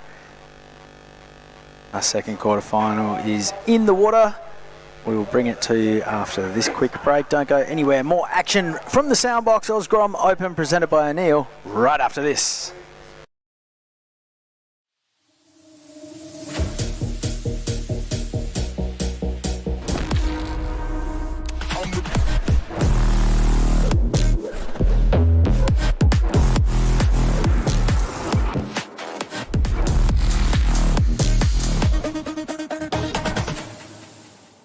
In In a place where every corner tells a story and neighbours are more like family, having someone you can trust by your side makes all the difference. For over 100 years, Somerville Laundry Lomax has been a cornerstone in our community, supporting individuals, families and businesses through the moments that matter most. When you need legal support, someone who'll stand beside you, turn to the team trusted by generations. Somerville Laundry Lomax, for all matters when it matters most.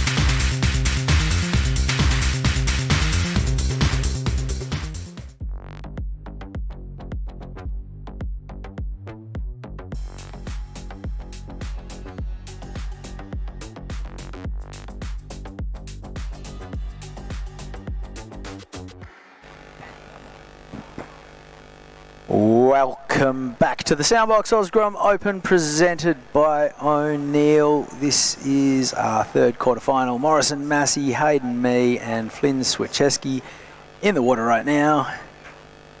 17 minutes to go. We're waiting on some waves. Yeah, there's an opening ride there, Benzie. Looks like Hayden, me. Huge opportunity here for the surfer in blue, because we did lose the ratings leader yesterday afternoon in Maverick McGugan, and that gives the second place on the rankings, Hayden Me, a huge opportunity to capitalise here. And we can jump on to liveheats.com. Myself, Chris Sandover in the booth with Benzie, Chris Binns, and we have been enjoying the action down here. How good was that heritage heat? That was sick. That was sick, and well, I don't think the surfers know who won, but you guys saw the results in here, I'm guessing? It was Mr. O'Leary. Mr. O'Leary, I thought it was. We're not going to tell him, though. We'll make him do a shoey at the pub, I think, as the winner's, the winner's prize purse.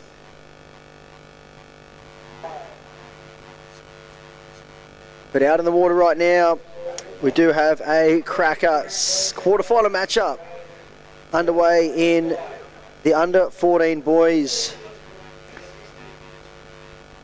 See, this is Hayden Me up and riding now. Good first whip in the pocket, a single major manoeuvre there and a second carve. So last heat we saw Jaya Sahendra taking the win over Tully Crompton. So they'll move into the semi-finals. And if we look onto the rankings, Surfing Australia Pro Junior rankings, oh, surfer in white just going upside down there. That was a great wave there.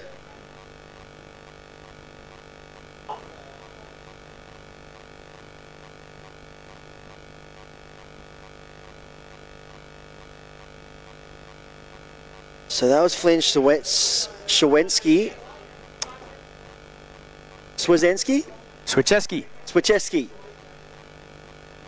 The tongue twister. Great last name though. And he's been on a red hot tear. Apologies for the pronunciation error. But Flynn is been in red hot form. I loved yesterday afternoon how he really made the executive decision, Benzie, to shift from the peak that everyone was surfing. He went down, up the beach on his own, and he found some really good waves and just ripped in hard and put together a great performance yesterday afternoon, one of the highest heat scores of the afternoon. But we just saw him on a really nice looking ride there. So we'll wait for those scores to lock in. We got a few scores to lock on through. We can jump on liveheats.com. They have updated. So 6-point ride for the surfer in white.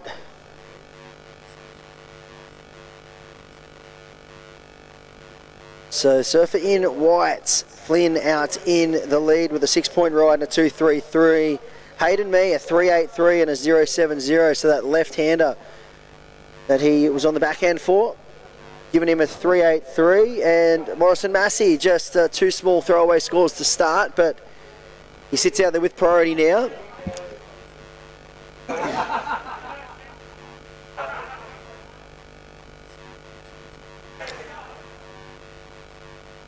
Looking to play the patience game here. Got plenty more action coming this afternoon. We're going to roll into the Pro Junior divisions. That will round out the afternoon. But right now in the water, we do see Hayden Mee looking to consolidate his position on the rankings.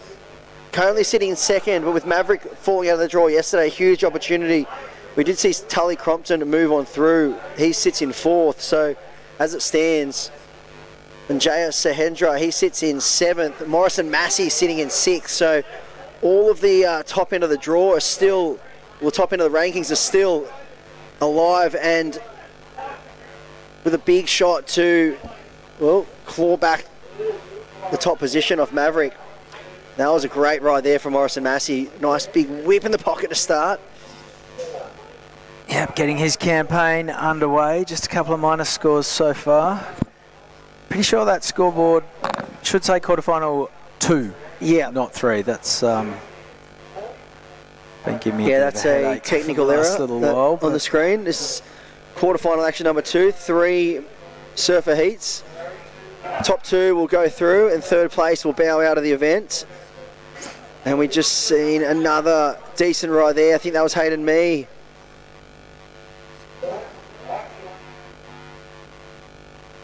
So I'll wait and see the replay of that. I'm not sure what he got done out the back, but he looked very positive at the end of that ride. Here's that wave. Big bash in the pocket. The Morrison Massey, looking solid. And that was a committed late turn, Binzi. That one from Hayden Mee. Like to see what Hayden got up to, if anything, before that turn. His wave far steeper and more critical than Morrison. Morrison Massey had a couple of sort of flatter turns. They're very crisp and precise and well placed, but a little bit more impact on just the one turn that we saw from Hayden. Meanwhile, Flynn Swieczewski's just sitting out the back going, do whatever you want. I'm just going to sit here with priority and the lead. I've already got a 6. All right, here's Hayden Mee's entire wave from start to finish. So it is just the one turn. Yeah, just that single belt for the surfer in blue. And that'll be all she wrote for that one. So we stand by for numbers to drop on through. We're waiting for those scores. 10 minutes 45 on the clock. This heat is flying by, so almost down to the halfway mark. We'll have a look at the schedule for the rest of the afternoon. We've got 2 under-18 boys division heats coming up next, 2 semi-final action. Semi-final 1, semi-final 2. Then we roll into the WSL Traeger Grills Pro Junior. We have men's quarters action, heats 1 and 2, and that will round out the afternoon of action today. Super Saturday, and up and riding, that is your current heat leader, Flynn. Racing down the line. And Morrison Massey out the back behind him, utilising priority. Oh, I like that. Great whip in the pocket, throws buckets of spray, and the second nice turn there too. So he's got a great style on the back end. Yeah, super low, compact. Yeah, that real whippy style. Just unloads like a coil.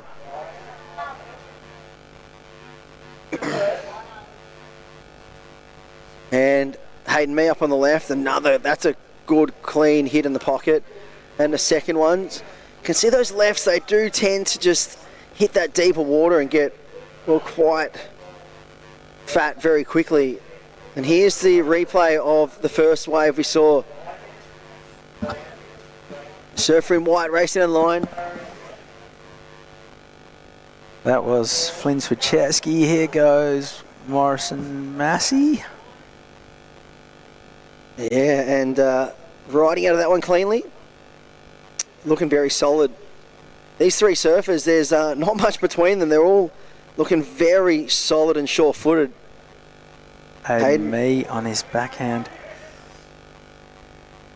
So we're just seeing the waves kind of peter out when they hit that middle bank. You know, previously we had a little bit more push on the swell and they were able to come over that and get a few more turns in, potentially look to linking it onto the inside section. But today we're just seeing a couple of turns and then the waves sort of fill up with water, and we're not getting those big finishes. So the judges will be, you know, sliding the scale around a little bit to adapt to that.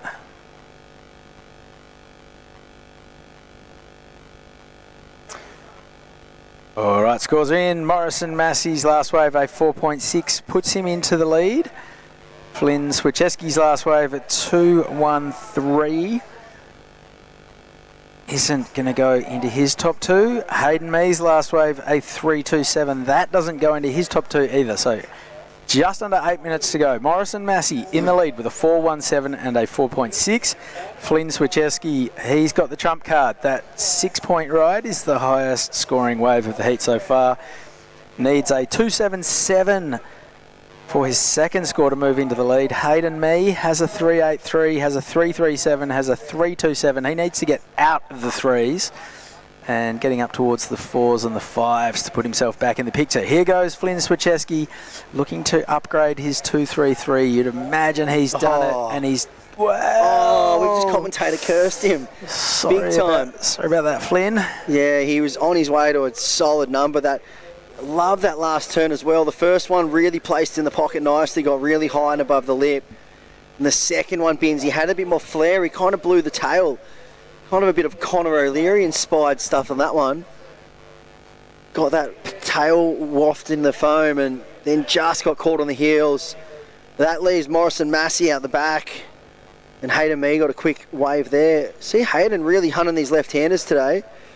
In this heat, it looks like the Moz is up and riding. A bigger wave, squares off the bottom. That's a big critical turn. Holds on for a finish. So that's a big critical turn on a bigger set wave. We'll see where the judges go with that one. But yeah, Flynn Swieczewski, he will be, well, probably a little bit disappointed at the finish on that last wave. It's a big vertical turn there. Got a little hung up, but rides out cleanly. And here's Hayden. He's been all over these left-handers. Really fancying all surfers, really trying to focus on the backhand approach in this heat. This was the wave that probably had a opportunity to really create some space in this heat. He already has a 6-point ride, Binsey. And that could have put another, good to high range score on the board. Little bit of a chance gone begging. Definitely. So all scores are in. Flynn Swieczewski with a 6 and a 2.33 is in second. Last score for Morrison Massey, a 4.6. So he has an 8.77 two-wave total. Sorry, beg your pardon, a 9.27. He just dropped in a 4.67 for his last wave. So a 4.6 and a 4.67 have Morrison Massey in the lead. Flynn Swieczewski, he's got a number to come. He needs a 3.27 to move into the lead. First turn was good. Second turn would have sealed the deal. For now, I think that one's in dispute. Yeah, we can. Hayden Mee has a number to come as well.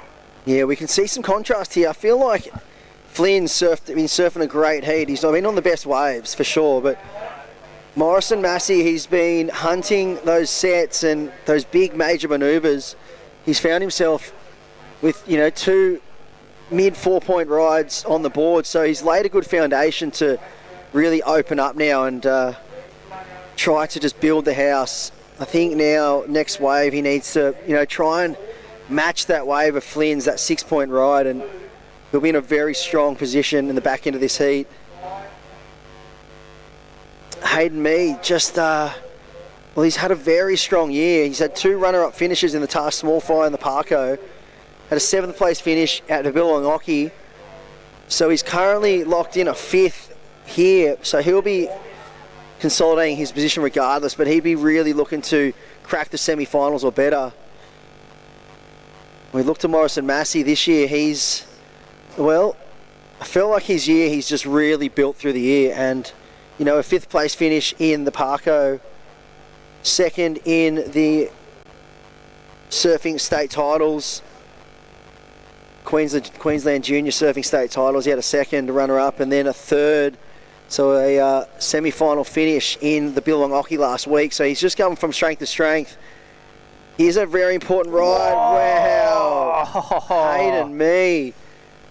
That was cool. Some X factor and a bit of progression there. He needs a score, but he did not hold back. That was, I'm going to say, the most dynamic turn we've seen in this heat. Yeah, we'll wait and see the replay of that one. It was a really solid turn. It looks like the situation has changed with... We'll have to wait and see the last of Flynn. I feel like that dropped in and... Okay, here we go. This is Hayden Mee paddling in. Flying down the line. Oh, got some tail release. Yeah, and the drop. Really kicked the fins, plenty of drift. Oh, a lot of control as well. So we'll see where this one goes. He was chasing a 5.44, so not a small number. Not the best wave of the heat. That goes to Flynn Swieczewski. He got that 6 early on. Yeah, and the 5.44, it's a single turn, but we'll see where the judges go. They have been loving seeing the X factor and a bit of progression. This is a great turn. This is the most dynamic moment we've seen in the heat for mine. Yeah, just blows the fin, drops the wallet. Really cool surfing there. But we'll wait and see. We're looking at the leaderboard. So White did go into first on the back of his last wave of 3.53. Morrison Massey is in second, currently waiting before the last wave of Hayden Mee drops in. We haven't seen that score yet. He was only chasing a 4.87, Morrison Massey, to go into first place. Hayden Mee, this is the important number here though. Wow, and they've just locked it in, 7.5. A 7.5 for last of Hayden Mee. I love it. And just like that, he goes bang, straight from the doghouse into the penthouse, 3rd to 4th. He's not done yet either. This might just be to seal the deal and stamp the win. That was so cool. I love the fact that he was behind the 8 ball and went for it. Like, there was no playing it safe. If you're out in front, you go for a turn like that, there's no risk. There's nothing on the line. Yeah. But to be sitting down in 3rd and to go for it with a turn like that, I reckon that's awesome that the judges have thrown a decent number at it. It had the progression. Yeah. You want to that's the sort of surfing you want to encourage. So Hayden Mee, doff of the cap to you, my friend. That was awesome. Yeah, so right now an interesting situation. Morrison Massey in 3rd. He's chasing a number. Chasing a 4.87. It's very close between these two surfers. Flynn's just got him on the... So Hayden's last wave comes in at a 5.03. Wow. So he's just banked to 12.53 total in a matter of, 2 minutes right at the end of the heat. It goes to show you at this level, nobody can feel safe at the Soundbox Osgrom Open because the talent levels are so good that a guy like Hayden Mee can come out and go left, right, good night, and book his ticket through to the semi-finals. That was sick. He'll be joined by Flynn Swieczewski. Unfortunately, Morrison Massey bowing out, but he can hold his head high because he's been ripping this year. Don't go anywhere. We are rolling on into the under-18 boys. Semi-final number 1 after this quick break. Come experience nature's greatest migration with Ballina Byron Marine Adventures. Locally owned, family operated, and passionate about sharing our incredible coastline. Your whale watching adventure starts here. Book now at ballinabyronmarineadventures.com.au.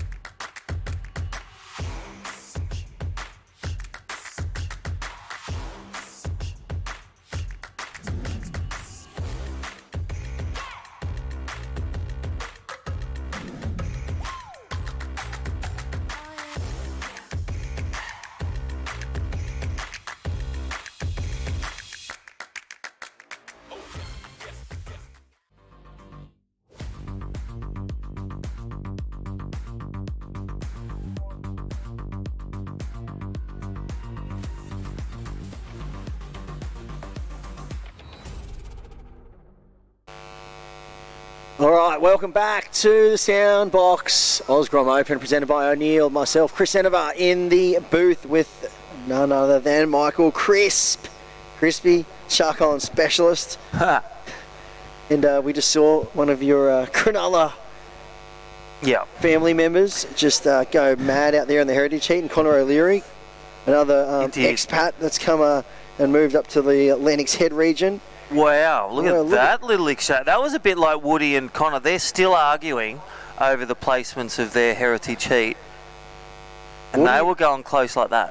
What you'd argue about the sun coming up? I mean, seriously. Well, how's this? Woody needed, we're going through it at the Legends lunch tonight. We're going through the footage, but Connor O'Leary, CT surfer, who's going to jump in shortly, he got a 4.7, had -3, so he got a 7.7. Woody needed, with an advantage of a +3, needed a 4.7, posted a 4.6. And it was because it was floater, lateral, wasn't vertical like Connor. Connor takes away a Traeger Pro Junior barbecue, wood fire grill, and a soundbox system, and Woody gets a t-shirt. Woody's devoed. Woody Taipan Woods. But right now, let's look at Surf Mud replay. Vertical hit. Wow. So that's neutral as well. This will be really good with the rule book. This is the start. First wave. Split peak. There's a left and right. They didn't hit each other. I can play on. Yeah. It's either do you want a double interference? Yeah. Or do you want no interference? I reckon that's play what's on, up. That's up for grabs. I love the lift to hands are red, but yeah, know your rules, know your multiple peak interferences. That's as clear as day. I'm glad they both didn't hit. The aggressor would have got the interference on him, but first good turn. Let's look at the points. And also the first up, Chris Enever. Yeah. Well, Blue was up first. Judges are looking at it.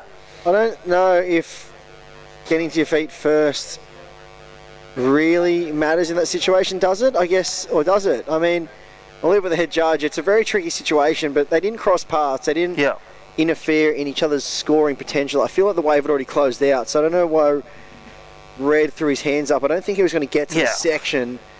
Bit of theatrics, though. Got to love it. I think he's been watching World Cup soccer. That's what.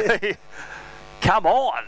But yeah, so Benji Lowen, Benzonata. This is the ultimate premium division on the Soundbox Osgrom Open, the under-18 boys.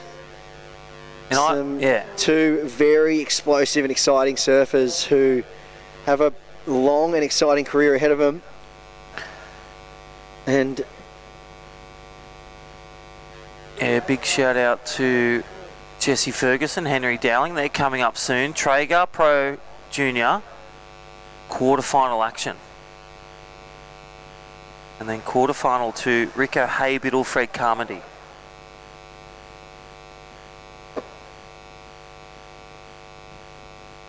I think we've got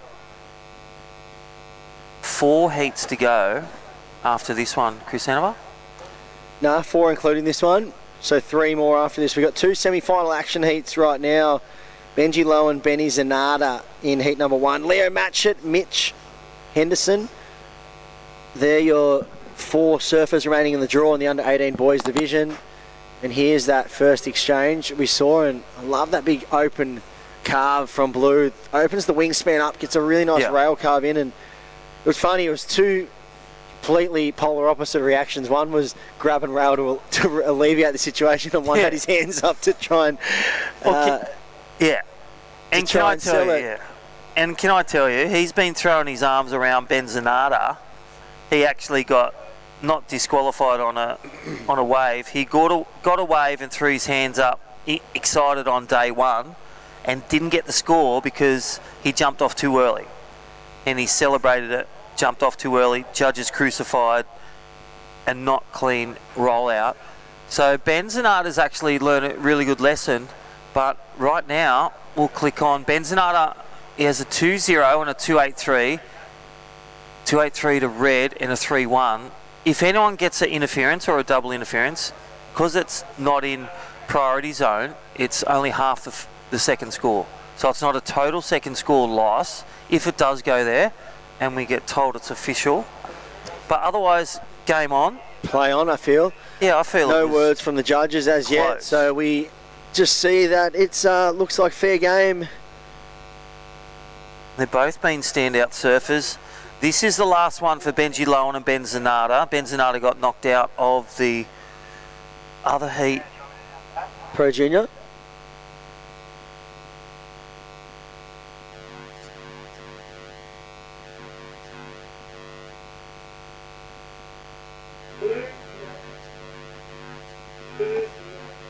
Priority interference. So he loses that whole wave, and then he will lose his whole second best scoring wave.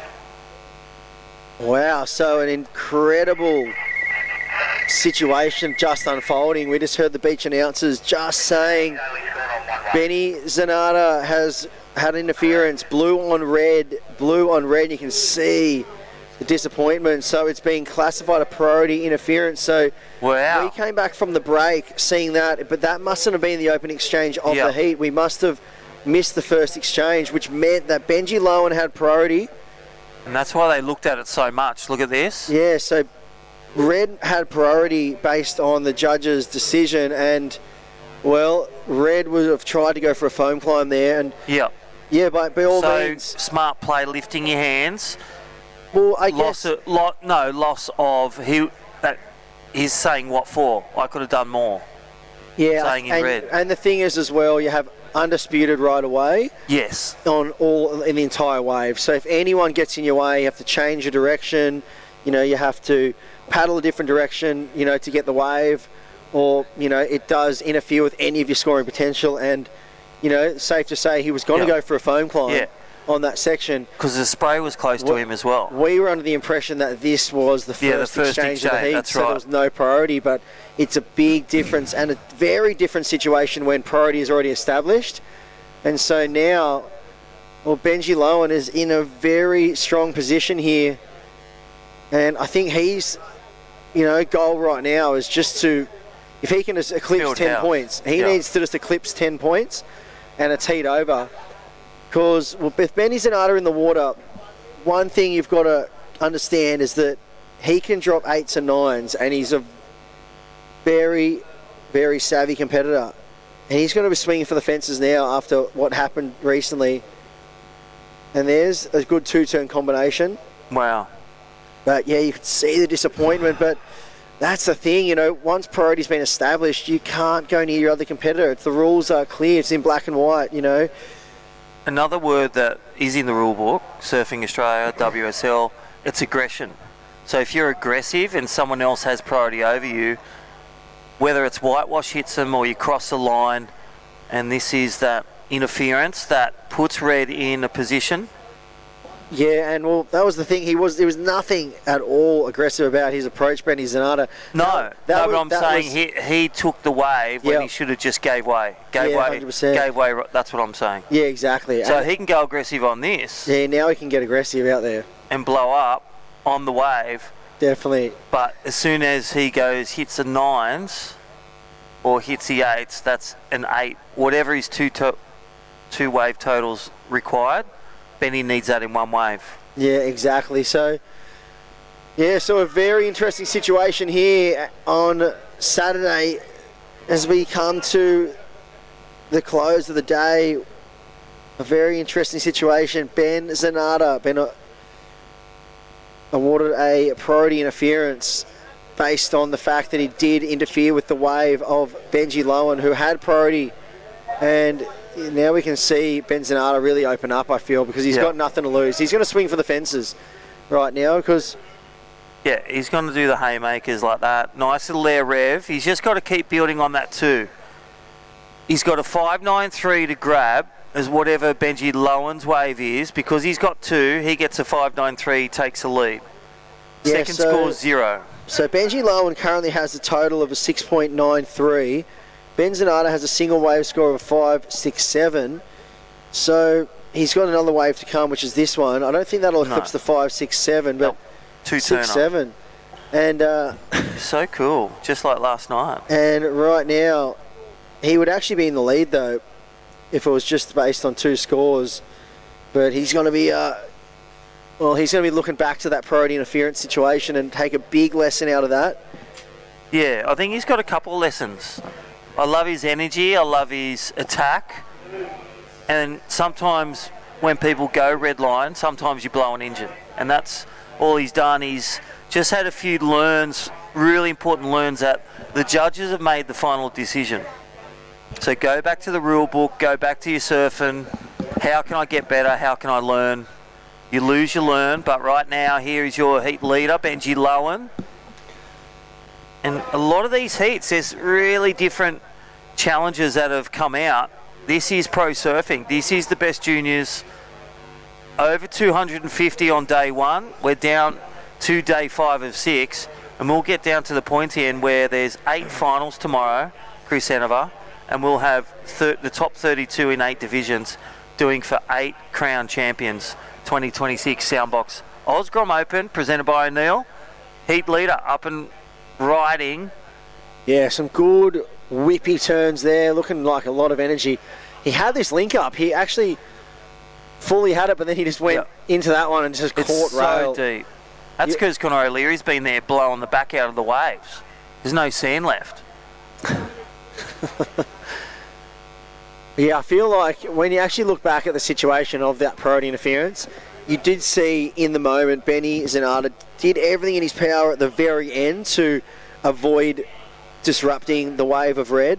I feel like he was so in the moment on the wave that he didn't even realise someone was coming towards him. You know, obviously that first turn was really nice into that big carve, and he probably should have just kicked out during the carve, because it wasn't, as soon as he finished the carve, then he saw red and he grabbed rail and tried to pull the other way. But yeah, it's hard. You just need to probably be a little bit more aware of your surroundings in those moments.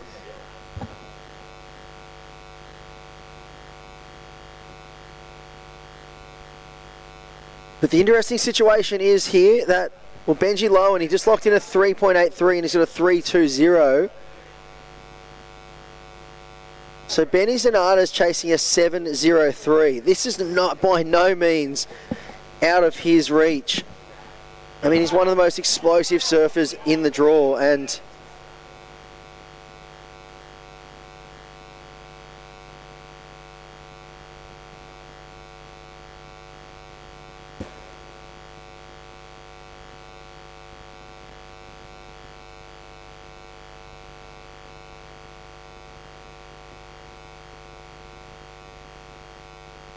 so we can see there, that is your surfer in blue.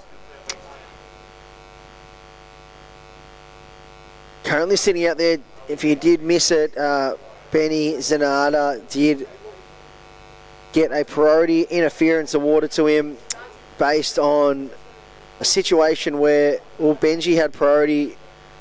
They both went opposite ways, and they came towards each other, and Benzonata tried to kick out of the wave, but did impede the scoring potential of Red, because Red was going to go probably for a foam climb, and you did see that he had to turn away just to avoid contact with Benny Zanata. At the time, we did think that it was the opening exchange of the heat, but we just come back from the ad break, and we learned very quickly that the head judges were looking at it in fine detail, and the end result was a priority interference. He was deemed to interfere with the scoring potential of Red. And the rules do state you do have undisputed right of way when you have priority, and you cannot interfere with another competitor whatsoever. And if you do, well, you get awarded a priority interference where you lose your entire second wave. So yeah, it's a very tricky situation here for Benny Zanata.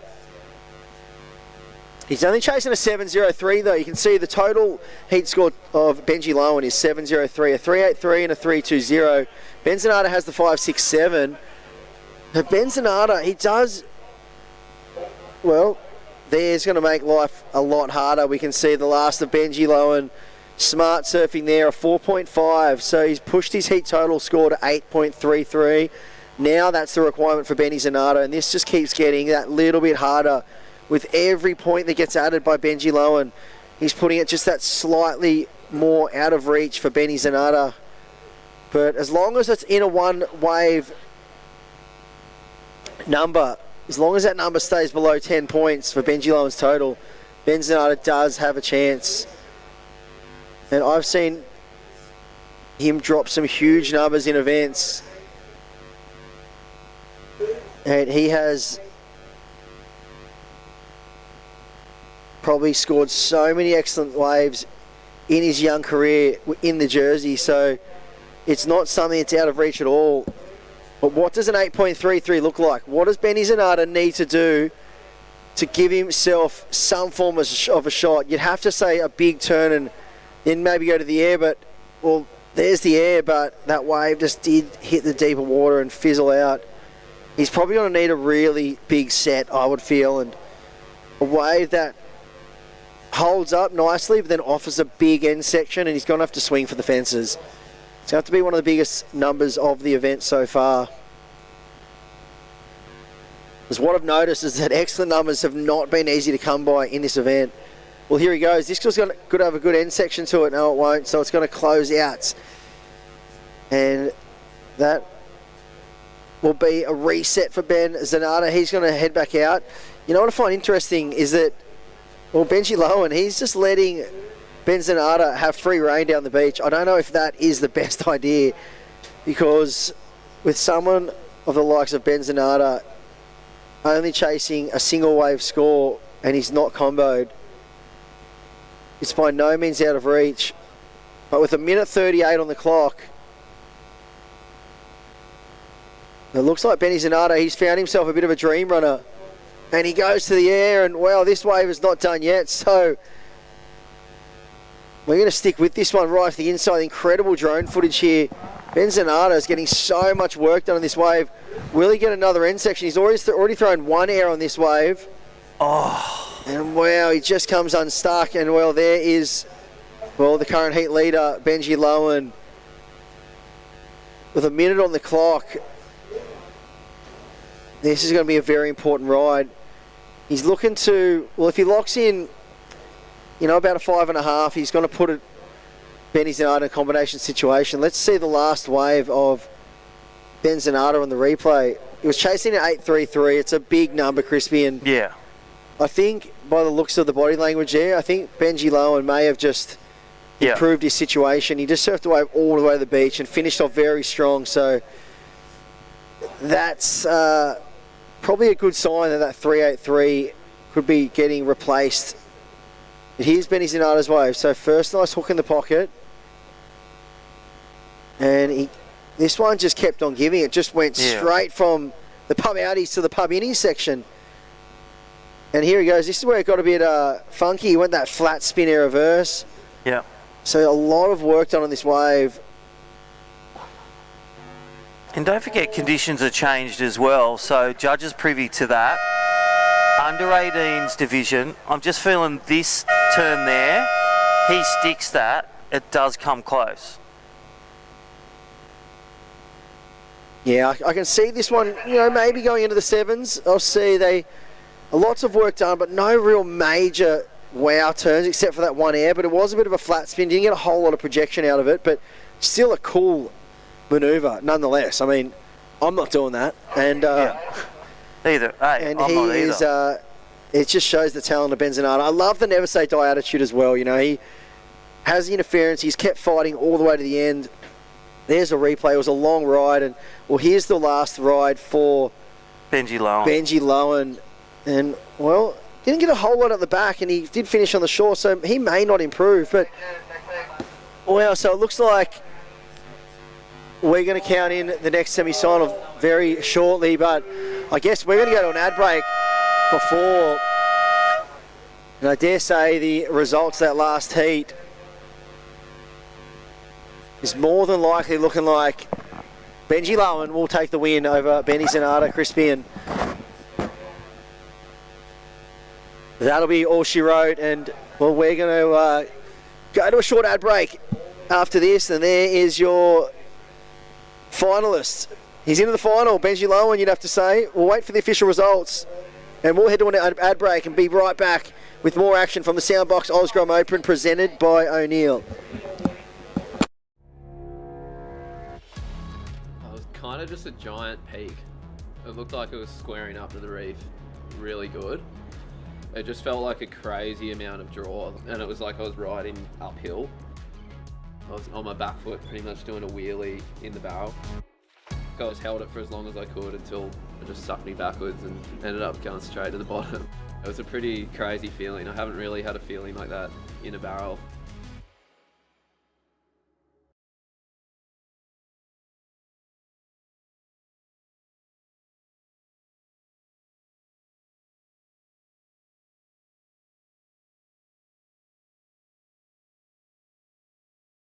In a place where every corner tells a story and neighbours are more like family, having someone you can trust by your side makes all the difference. For over 100 years, Somerville Laundry Lomax has been a cornerstone in our community, supporting individuals, families and businesses through the moments that matter most. When you need legal support, someone who'll stand beside you, turn to the team trusted by generations. Somerville Laundry Lomax, for all matters when it matters most.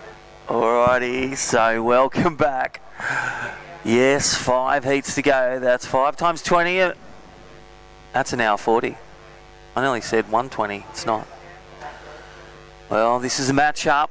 Who will get through at this stage? I think Benji Lowen unpacking that last one. I don't think it was enough for Benzenata. A great fight back to come back for an interference, priority interference, which was very iconic, where he didn't have priority. They came really close, but judges deeming he did disrupt the line for maximising points of the person with higher priority in a man-on-man.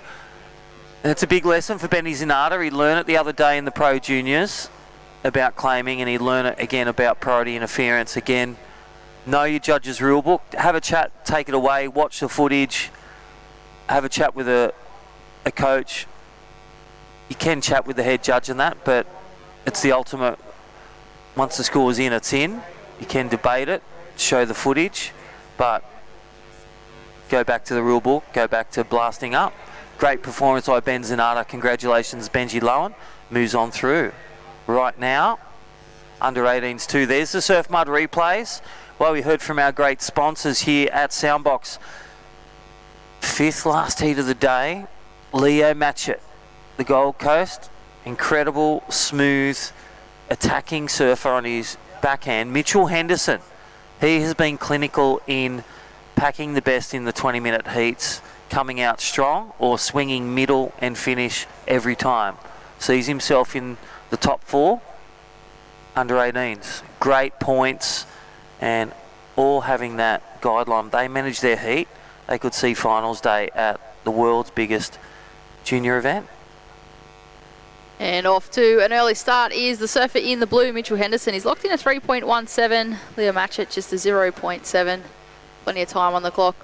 16 minutes. These are, of course, 20-minute heats and a two-person matchup. Who will take the win in this semi-final and move on through to the final? It is, of course, our finals day tomorrow. It's been a massive week here at Lennox. We have been blessed with the conditions. The wind's puffed up a little bit, but still plenty of scoring opportunity for all these competitors. And yeah, unfortunately in that last heat with the interference. Oh, totally. And when Chris and I come in after a rate, we didn't see red actually. Blue had already got a wave, so priority had been established. An important man-on-man lesson to all athletes: when it's an interference, once priority's begun, it's a total second score. Benny probably would have won that if it was a non-interference start, because that would have been half of his second score, not the total. So he was always chasing it, but he did rise above. But unfortunately, Benji Lowe, and fortunately for him, he got the total score that made it literally impossible for Benny Zanata to grab the win. And here we go, Leo Matchett, the backhand whiz kid, and again, let's see how he slices his campaign in semi-2. Tic-tacking over, and you see the distance, that blue between the whitewash, that is a deep section. And beautiful drone shot, that whitewash, we're coming up to high tide too, Brett. Really tricky conditions where it's all double ups. This is the replay. Here is the surfboard replay. Massive first turn on that section. The wave just kind of flattened and fattened out through that middle section. As Crispy mentioned, a heap of water through that middle bank with that incoming tide. We do have a pretty late high tide, but it is making a massive difference to this bank. Surfers are going to really have to capitalise on the steeper sections out the back before they end up through that middle section, because it fizzles pretty quickly. Big shout out to Surf Mud. Gave away so many Surf Mud tins, hats, stickers for the Groms today. They painted faces in the Surf Mud competitors area. Now, great replays. Thank you, Jace. Thank you, Jamela. Don't forget, support them forward. Buy it from your local surfer-friendly outlet or post office, or check it out online. Go direct. Here we go, Leo Matchett. That first one, love the rooster tail. Sparks to the sky. Carve for the second. That would have been nice to rebound fully off that, but nothing for that third turn worth essence. But still, it scores, it's turns. I feel he's still going to get like a 3-5 for that, around the 3 range. Okay range. It was a solid turn that he opened up with. It's just unfortunate the wave didn't really want to provide anything else. And here we go, straight back into it. Leo Matchett on his forehand. Just a quick up and out. He realised that there's not much on offer on that left. You can just see it on screen there. Just completely disappears into that dead section. And well, answering straight back. Mitchell Henderson up and riding, flying down the line, looking for a section. Floats over to begin with. Bit of a 2-stage cutback, and well, that one fizzles out too, Crispy. Yeah, it's like the Heritage Heat have blown the back out of it. Pagey, Connor O'Leary. Wow. All right, Surf Mud replay. This is with priority 1. That's why Red took the dud one he sold him, and really just a foam kind floater, and then carves around, and again, judges wouldn't see much essence in that carve like the previous one of Red on the right. But making the most of what they've got. So stand by for last of Red and second of Blue. So Blue will extend the lead, no doubt. Banking that one turn on the forehand. The waves still look great.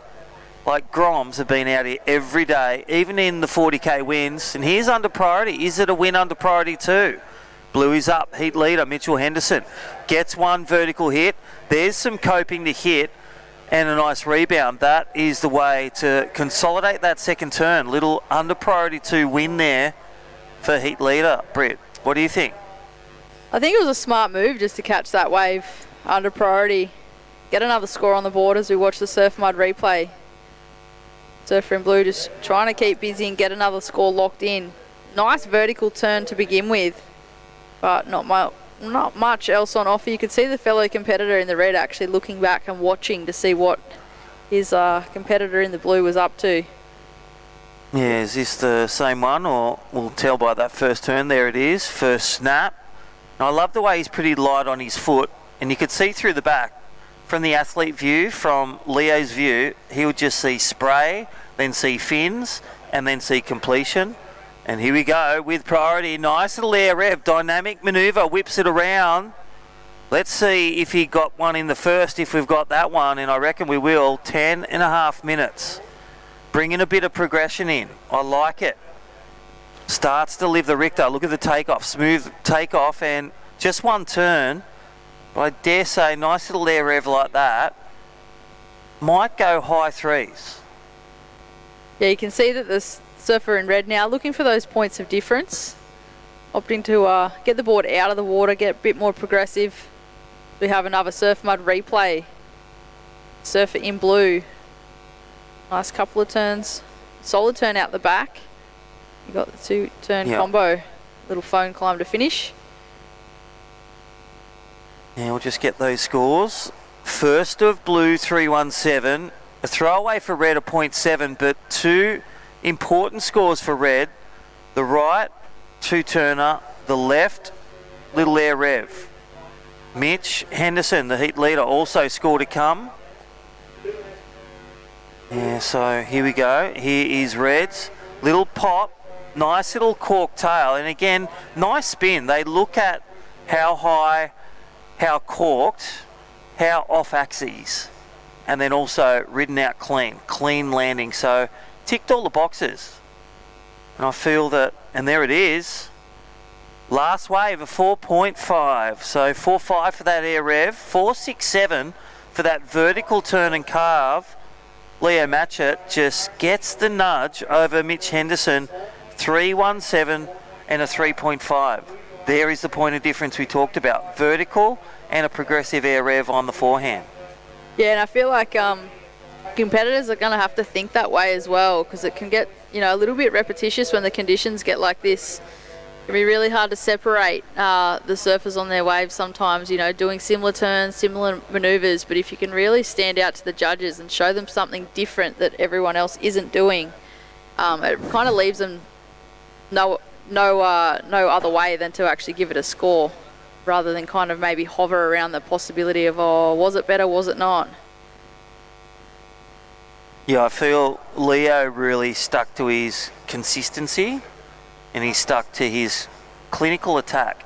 He's really smooth, makes his surfing easy on the eye, but when you look at the replays and judges privy to replays, they see how technical, especially with that air rev, and also how much spray demonstrating power was that vertical snap on his biggest wave with that combination, rewarding that fullness of the rest of the second turn.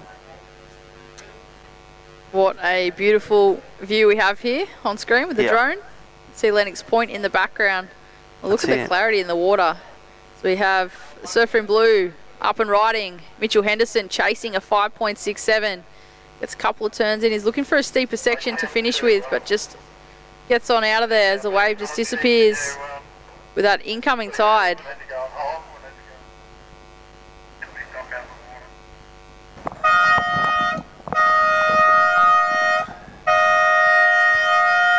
Yeah, we're just going to go on a short commercial break. Safety team on with our athletes in the water. So again, we'll be back shortly here from our great sponsors, and there is our safety team with our athletes. We'll be back to you shortly.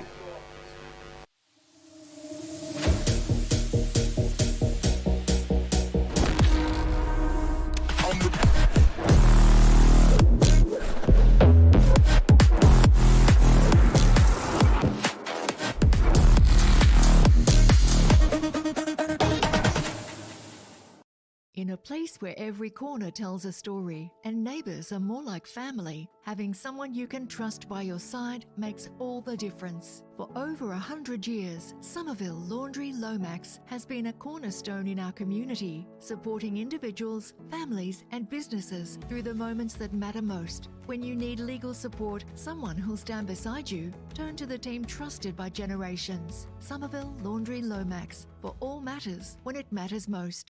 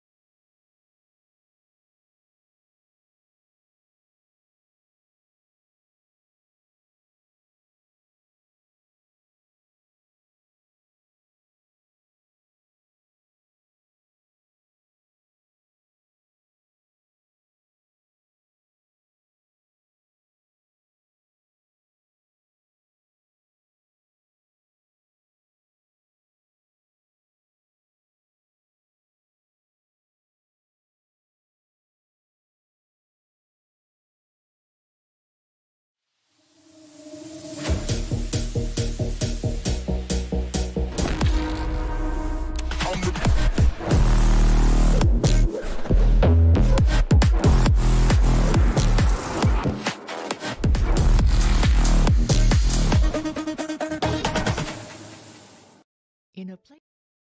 Alrighty, so welcome back. Yeah, well, we are back on under 18. Safety team doing a stellar job, and Connex director and all the crew back in for, it was like a hydration break as well.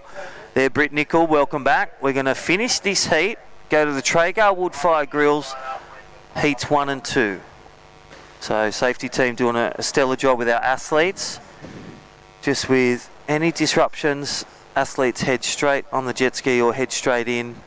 Cleared the water, it's all safe with our drones and Australian Lifeguard Service. Bang on with their safety.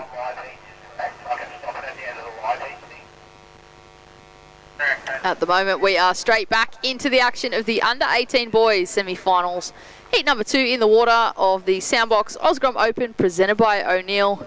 It is Leo Matchett in the red up against Mitchell Henderson in the blue. So we are just recommencing where we left off with approximately 6 minutes on the clock at this stage. Mitchell Henderson in second place, chasing a 5.67 for the lead. It is Leo Matchett in that lead with a 4.67 and a 4.5. Surfer in red does hold first priority. Blue in second priority. So Leo Matchett sitting in a pretty good position at the moment, Crispy. Well, the funny thing is we've had a bit of a break. They've come to shore, had a hydration break. Our ALS drones have scanned the areas multiple times. All people have come in and safe to resume, but it feels like a replay, or not only that, a bit of Groundhog Day. Leo Matchett, didn't he surf way ago? He is out the lead. You think of those air revs, his waves, his right-hander 467, that snap and that carve, if you can recall back, and then the 4.5 was that last wave of red to take him to the lead in this under-18 semi-finals heats 2. So Mitchell Henderson, the yellow flag will go up, so he'll require a 5.67. And what does that look like? Let's look at the best wave, the 4.67. It looks like 2 vertical turns to me, on a good wave with coping. If someone can get 2 vertical turns in here this afternoon, it's going to be a decent score. We've got that incoming tide, so if you can capitalise on that section out the back where it's a bit steeper before it hits that middle bank, surfers are going to get rewarded. It's a matter of picking those waves as they come through. And the other thing is the priority comes into play. Red is out, so he can't take a wave off blue. So, for example, when a set comes like this, he has ultimate right away. So blue can swing. If blue sits under him, it's actually good strategy of blue. Priority 2 is with blue. But if blue sits out, takes the wave, Leo can take it legally due to having priority 1 and the lead.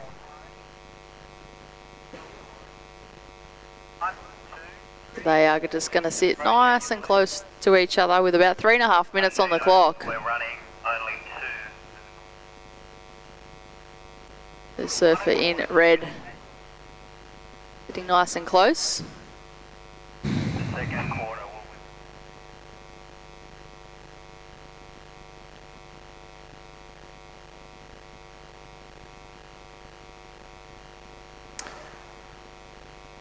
Yeah, so around 3.5 minutes. We are gonna, unfortunately, we're just gonna cut off 2 heats for the day due to light restrictions. So quarter 1 and quarter 2 up next. So 45 minutes left of surfing. Leo Matchett out there in the lead, looking to make the final. It's a bit of a interesting under 18s, and I'll throw it out there. Anything can happen anytime. Soundbox Osgrom Open presented by O'Neill. First heat, there was an interference. This is the controllable uncontrollables of pro surfing. And in the juniors, Ben Zanata had a mishap where he didn't have priority and disrupted scoring potential of someone with higher priority in a 2-man heat. He had scores that were unattainable in 1 wave, or just couldn't find the score, and he gave it a great belt. Second heat, we've had some great waves from a great start for Leo and Mitchell going battle, and then just with the safety team we've had a bit of a hold which has disrupted heats 3 and 4. So up next, it is official, we'll be doing our quarterfinal 1 and quarterfinal 2 of the Traeger Pro Juniors, only to finish day 5. The quarterfinals 3 and 4 will push on to first heats of the morning. 7 o'clock Australian Eastern Standard Time for Super Finals Sunday. Here we go. Red utilising his priority on this one. This is Leo Matchett, the current heat leader. See the little look back there, Crispy, wondering if there was anything behind it. And here we go. We've got the link through this inside section, little bonus section. Pub innies. I tell you, I love the way he's connected. Look at the whitewash that he tic-tacked over. Is he going to connect to the third pub innies? This is pub outie innies, and bang. Oh, he worked so hard.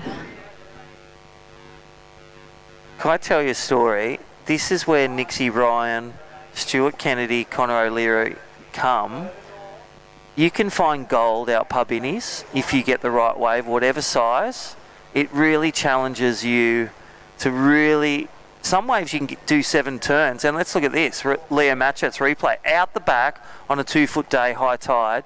Does the look back, does 2 turns, gets a connection on midsection. He's about at the shower takeoff now.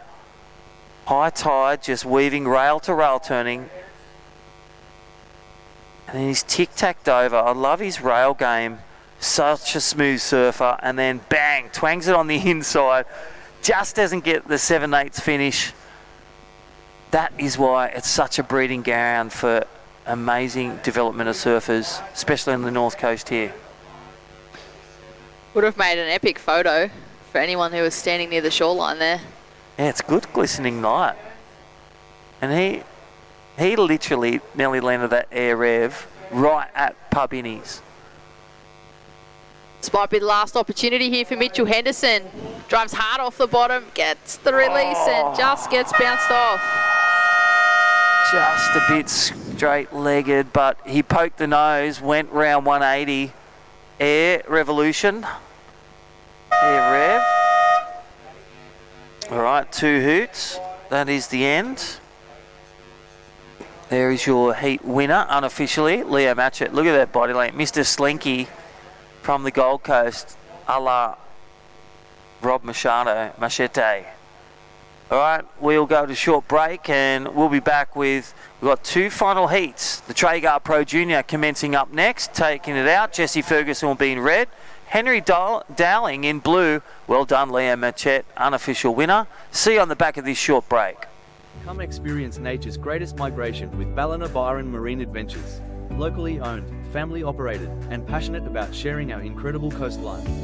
Your whale watching adventure starts here.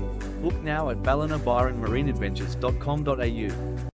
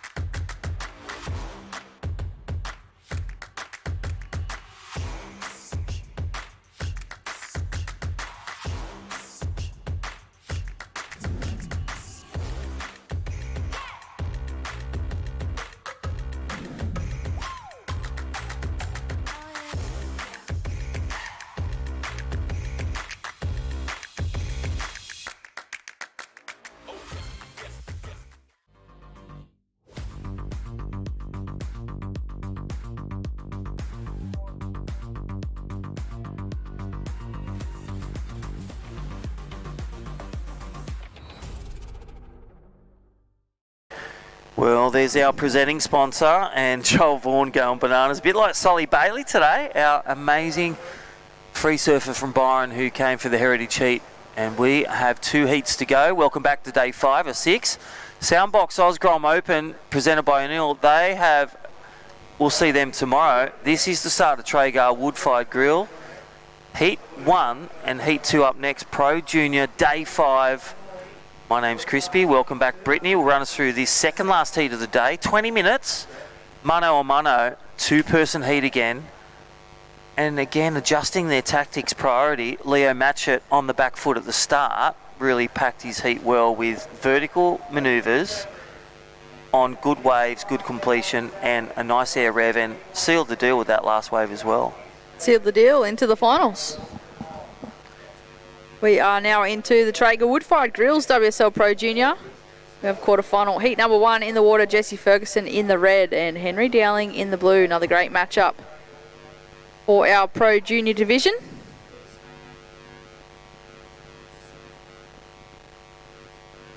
Yeah, Jesse Ferguson, it's, you know, see him hum and just his rhythm through every event, even free surfing. Dad and Mum, you know, made the choice to get that camper van. We used to call it the coffee van or the Owen Wright. They used to travel around. Wilco. The Wilco, the coffees, and the list goes on. You've got the families going around, and it saves on accommodation. It's an investment. But he's such a well-travelled free surfer training in events, and he's just so familiar. You see him surf, and he's so polished. And I do love that he's found his feet at Kira Board Riders. You know, he's in the juniors at the ABB. He's with some of the world's best, and his surfing actually resembles that. You can see who his icons are and who he looks up to. He actually surfs a lot like Mick Fanning. We heard like Brendan Margot. And also Mikey Madonna, just that clinical surfing. You know he's going to finish the turn, you know he's going to get a score, and you know most times he's going to make the final and win. He is in right now looking for a final. He did have a disappointing run. He's leading the ratings on the junior series. Yeah, he certainly did. And well, he's got a matchup up against Henry Dowling. So it's going to be interesting between these two competitors fighting it out. And here we go, Jesse Ferguson scratching into this one. One big turn. Not much else on offer on that wave. And we'll shout out to the Kira Surf Riders if you're tuning on in. Good crew there at Kira. 16 minutes on the clock.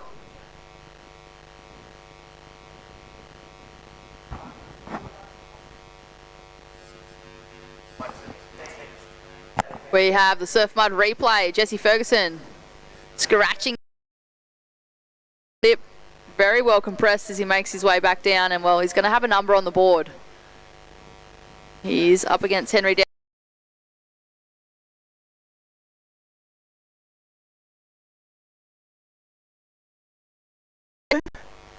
Thick as thieves.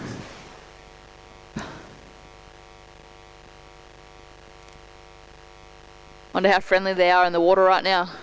They surfed against each other at Ocky's Grom Comp last week. They actually got in a little bit of argy-bargy, scratching for a wave, and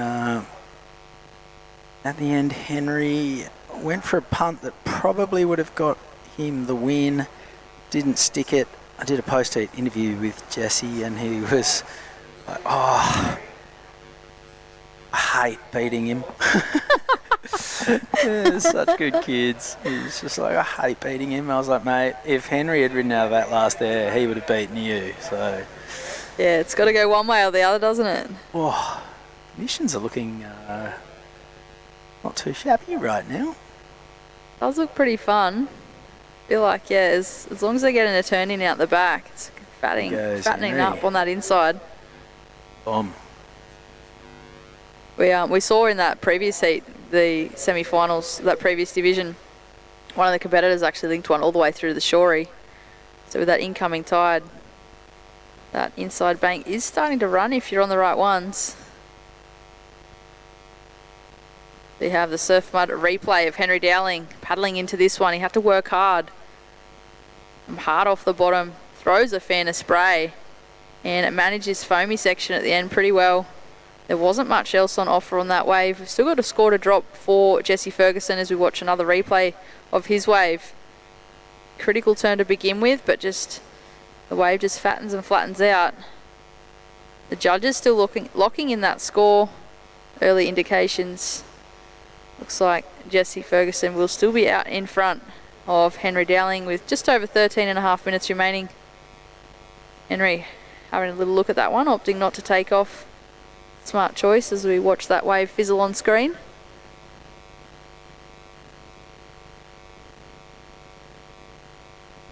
Here we go, he's going to have a look at this one. Again, just a quick in and out. So there's some early scores. Jesse Ferguson in the red, he's locked in a 4.17 and his last wave was a 2.43.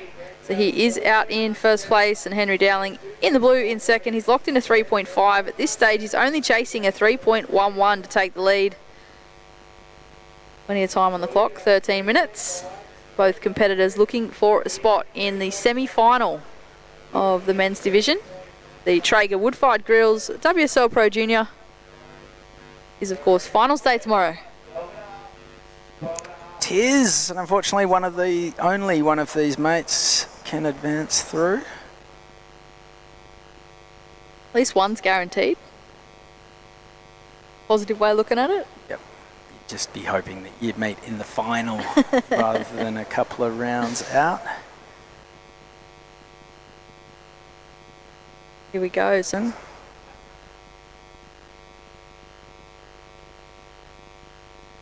Got the win at Small Fries to start the year, made the final at Ocky's Grom Comp, and now would love to see himself through to finals day in Lennox Head at Soundbox Osgrom Open, presented by O'Neill.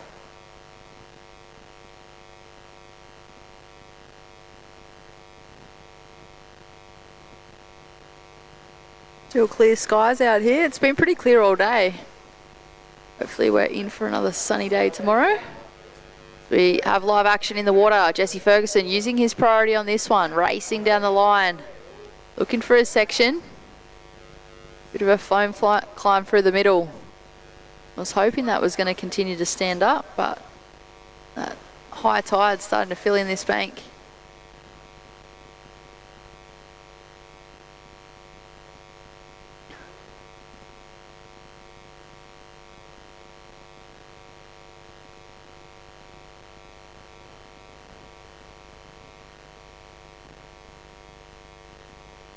And it looks like Henry Dowling might have also caught a wave as well. Hopefully we can catch that again.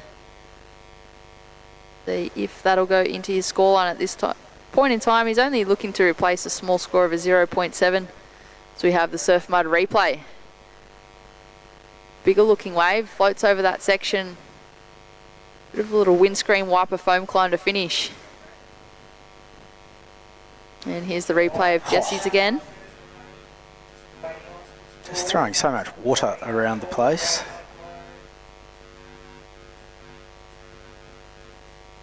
Signature yellow DHD.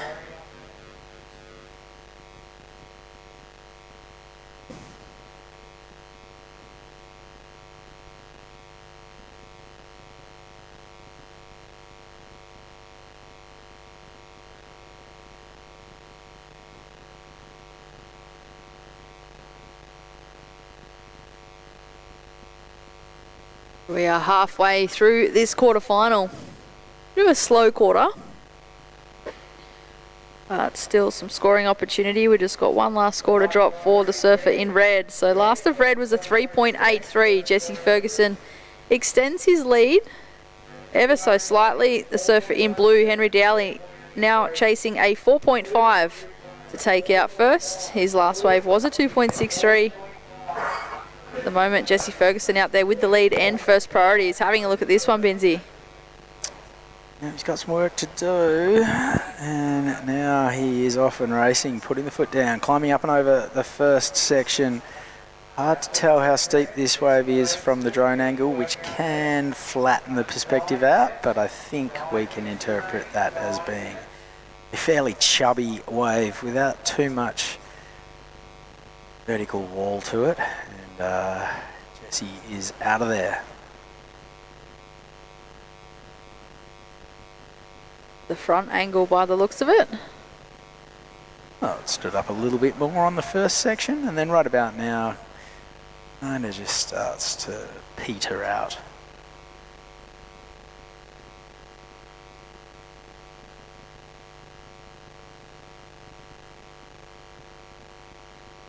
Up next in the quarterfinal heat number 2, that'll be our final heat of today. We have pushed quarterfinal heat number 3 and 4 tomorrow morning, but we have one last heat following this one.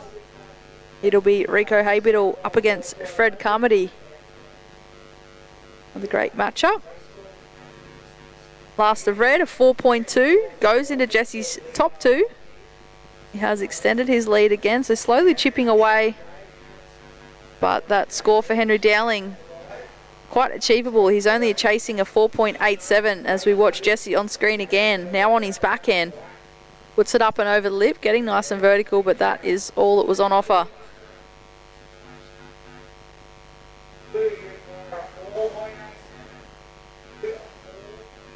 Seven and a half minutes remaining.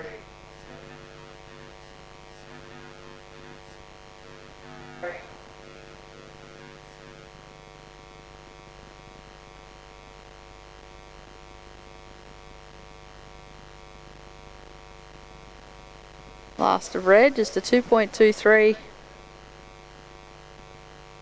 Not going into his top 2. Henry Dowling just waiting for a gem. Doesn't need much. The ocean is certainly slowing down here this afternoon.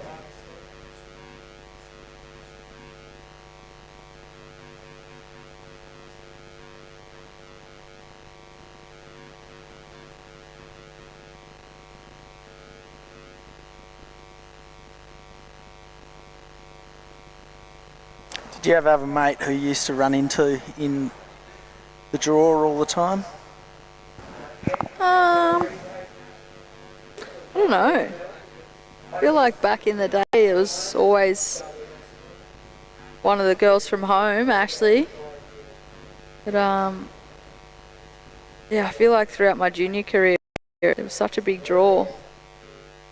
I came through that kind of generation with the likes of Sally, Laura, Dimity, Tyler, even though she was a bit younger. But always ended up in a position where those girls were in the draw. Jessie Ferguson throwing the air rev up. Just the one and done.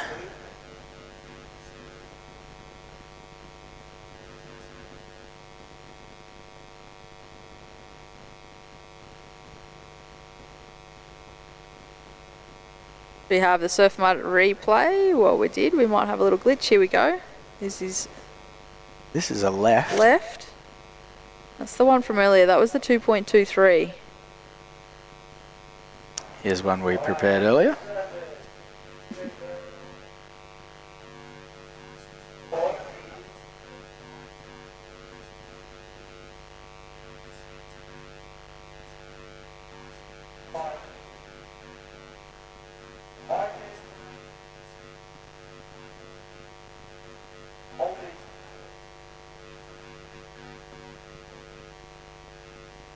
Judges still deliberating on that one. Will it improve on his scoreline and extend that lead, extend the requirement for Henry Dowling?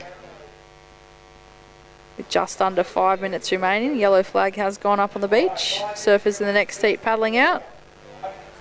So good news from South Africa. Charlie Haitley through to the semi-finals at the Ballito Open. Perfect. Another strong result already. Dane Henry bowing out in the round of 32.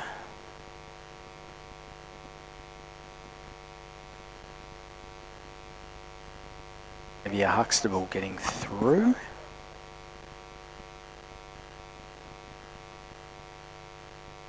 Winter Vincent getting through. All of the Aussies in this one it's just a warm-up for the Challenger. Starts on the 12th. Here's the replay of Jessie Ferguson throwing the fins at that one. It wasn't an air reverse, it was more of just a fin chuck.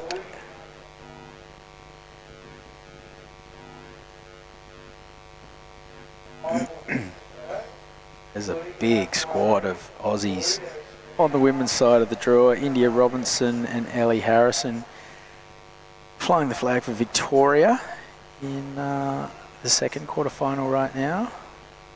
Quarterfinal number 3, Isla Huppert's Sierra Kerr. Quarterfinal number 4, Sophie McCulloch. God, the Aussie squad on the Women's Challenger Series this year is stacked. Certainly is. Very strong Aussie contingent. And young too. Lucy Dara, Charlie Haitley. Sub 18? I think so, yeah. And then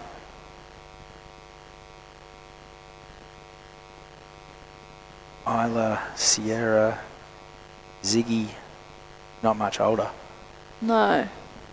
They'd be definitely borderline there. And then they've got slightly more veteran presences in Ellie Harrison and India Robinson and Sophie McCulloch to sort of, you know, show them the ropes a little bit. Evens it up a bit. That is just such a strong, even, well-balanced team. It's really exciting times. The next generation of Aussie girls are on fire. Saw some footage just recently, actually, of the trip that the Surfing Australia crew did. And it was an all-girls trip. And they were absolutely going crazy. It was one of the best little clips I've seen in such a long time. And obviously, yeah, it was the Surfing Australia girls trip, all coming through pretty young, giving them that experience and exposure to different reef breaks, different, you know, rights and lefts. A lot of them were working on their barrel technique, which was good to see at such a young age. And yeah, I got the opportunity to just have a little glimpse of that clip when I was working on the Caesar Day event up there the other week. So if that's an indication for what's to come with our generations coming through, we have certainly got strong contingency on both the men and the women's side. We need Molly to get some mates on tour because it's the veteran girls who are just in front of her. And Molly's kind of in her age bracket, sort of by herself, flying the Aussie flag at the moment. Yeah, there does seem to be a little bit of a gap in the generations there. I don't think that's going to last long, especially now with increased numbers on the championship tour.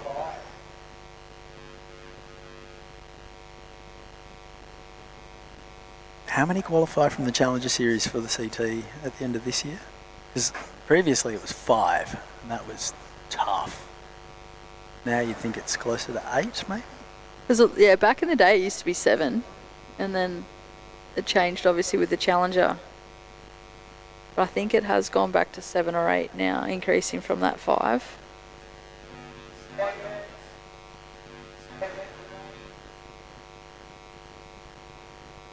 It's good, you know, like there's been quite a few girls that have been knocking on that door for such a long time. I feel like opening up the draw like that just opens up that opportunity that little bit more. Oh, absolutely.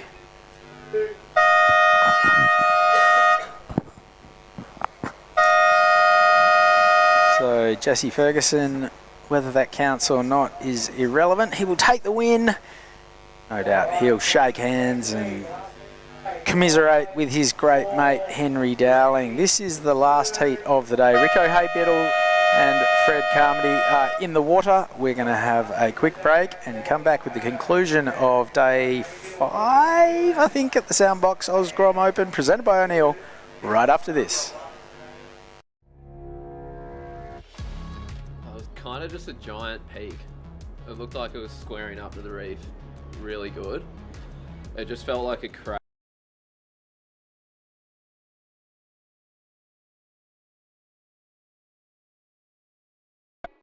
I just held it for as long as I could until it just sucked me backwards and ended up going straight to the bottom.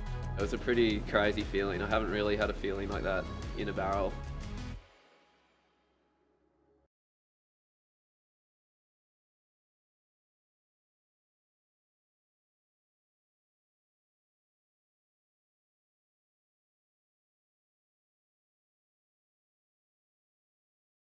In a place where every corner tells a story and neighbours are more like family, having someone you can trust by your side makes all the difference. For over 100 years, Somerville Laundry Lomax has been a cornerstone in our community, supporting individuals, families and businesses through the moments that matter most. When you need legal support, someone who'll stand beside you, turn to the team trusted by generations. Somerville Laundry Lomax, for all matters when it matters most. Yes.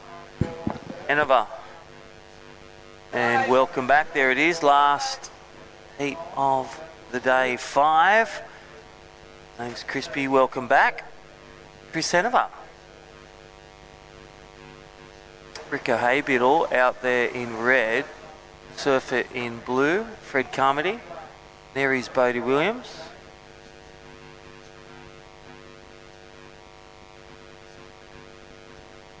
Bit confused about what's going on right now, but so the free surfers I reckon he's protecting the free surfers. getting very close to the Come lineup. on, let's move grommets.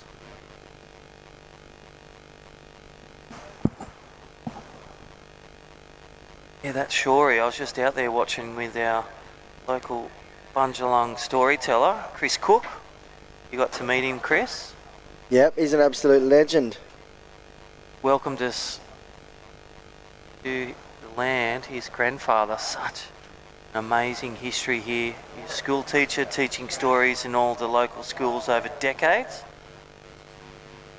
Pay respect to the Bundjalung Nation here in not only NAIDOC week, but every day. Giving back. Yeah, love that. It's an incredible week. Commemorate all the Indigenous and First Nations people, and just a great week in general to come down here for this premium junior event on the calendar. Very prestigious, and as we see the sun setting over the iconic Lennox Head headland there. One of the coolest surf towns in the world, Lennox Head, and it is home to the Soundbox Osgrom Open now for over 15 years, and before that we had the Rusty Gromfest. Yeah, the Gromfest. I think Kelly's here. She's hopped over from Kangaroo Island. Max's better half. Used to run over 30 years. And as we're saying, lots of stories. Craig Anderson, Philip Anderson, they paddled out 10, 12 foot, got a wave, couldn't get back out. Just one of the many memories, as with you shared. You got your one wave, couldn't get back out. No, I didn't get a wave. I got out the back and then I paddled for a wave and I ended up getting one on the head. And well, that is a wave. You got one on the head. Yeah. That's better than holding priority for 18 minutes, not getting a wave either. Look, this one, Fred Carmody just loading up in hitting the lip there. One big turn off the top. And it looks like out the back we're going to have Rico Haybiddle up and riding. So an opening exchange here. And it looks like Fred Carmody's found the link up. Just looking like Adam Bennett's on a foil right now, just whizzing through that dead section. Well, I was going to say, he's from Bondi, doing the Bondi bounce. And wow, those free surfers, it's time to move. Because we've got 2 heats. This is the last heat of the day, and Freddie Carmody, the lifeguard, the surfer, the junior shredder, looking a step closer to the semi-final berth again. There's Rico Haybiddle from Queensland, New Zealand, Australian. Shout out to the Haybiddle family. Keenan and Juniper and Harry's good mate. Fred Carmody, the Bondi boy. Shout out to all the crew at Bondi. Even big friend of Ginge and all the crew at Channel 9. They behind the guy, Fred Carmody in blue. 5 minutes gone, 15 remain. Last heat of the day, number 5. Don't forget we open with heat 3 and 4 tomorrow morning, 7 o'clock Australian Eastern Standard Time. Look at the one, Rico Haybiddle. One big haymaker. Strong finish, boom. Sets the sails. And look at this one. Compare this one to Fred Carmody, Bondi. Bondi boy Australian. Does the snap, not as critical or the coping as Rico's, but he got some McLovin as he does the Bondi bounce. And look at the rail-to-rail turn. That's how you connect the tees over fat sections. You don't hop. You rail-to-rail, smooth sails, gets the second one. carves around some of the Groms that they've had a great 5 day of prizes and cakes and skate days, and bang. So the 3-turn long ride. This would be an interesting spread for our judges. Chris Hanover, what's your thoughts? Yeah, it's going to be... Well, obviously you've got two very contrasting waves here. You've got the big turn out the back from Rico Haybiddle, and then, you know, the connected dots of Fred Carmody. Smaller sections, probably not as much wow factor, but multiple manoeuvres. But this is the thing, you know, this day and age in surfing, where the judges are really looking for that big major manoeuvre, speed, power, flow in the critical sections. Yeah. You know, it's not about number of manoeuvres, but if you do put together a really good combination, that will pay dividends. And that's a major manoeuvre. That's better from the surfer in blue. Loving that one. Rico Haybiddle just says, whatever you can do, I can do better, but he just comes unstuck. Wow. So, but I love the intensity and I love the intent from Rico Haybiddle. He's really swinging for the fences. I think he's really identified that the judges have been scoring these major manoeuvres, these big moments in heats. And, well, he's really looking to find something to excite the judges, and had that coping, and he rode out, just caught the heel edge and went down crispy. Yeah, thank you, Traeger Grills, for the replay. Nice snap at this one. Loosen up the fins, nice drift. Demonstration of power, I love, and control, because such a hard manoeuvre where he's lost traction with the fins, which really drive you through your turns and waves. He's kicked it, and then, but such a smooth technique. So major, real good dynamic major manoeuvre there, but on the inside as well. Judges have cruelled it, but right now, first wave, and there it is, Rico Haybiddle, a 5, 6, 7. One big manoeuvre. Fred Carmody lays down a 7. Wow. There's your separation. They're rewarding all sections. They love it, the intensity, the completion. But look at this last one. I feel Freddie. They love the long wave of Fred Carmody, and that one had even more spice to it. The game has come, even for the Pro Junior, the highest under 21s, the Traeger wood-fired grills. They've brought the fight. It is high tide. It's come close. It's about 2 feet, maybe 2.5 feet on the bigger faces. But chest high, size, high tide, and big fat spots as well. But Fred Carmody managing a 7, last wave a 3-5. So red needs a 4-8-4. And I dare say, Rico Haybiddle, if you get that last one of red, he made that turn. He got about, again, 3/4 of the way round, just come off on the landing and spin. As his fins connected, Rico Haybiddle got a 1. That could have been the score. He's got a reset, has priority, one more chance or a couple more moments. 11 minutes remaining, Chriso. Yeah, so the 3-5, Fred Carmody's last ride. Judges definitely paying dividends to the manoeuvres out the back, because Fred's opening ride had those first big moments out the back, and then it linked it through to the inside shorey. So it had a bit of everything, and the judges rewarding it 7 points. Rico Haybiddle though, 5, 6, 7, just one big manoeuvre. You think about if he links a couple of those together, he'd be in a really good, strong spot.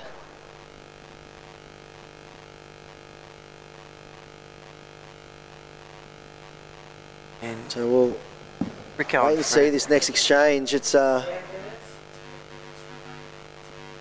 definitely slowed up a little bit out there with that high tide. It's definitely gobbling up the waves, and you do really need to be on those set rides.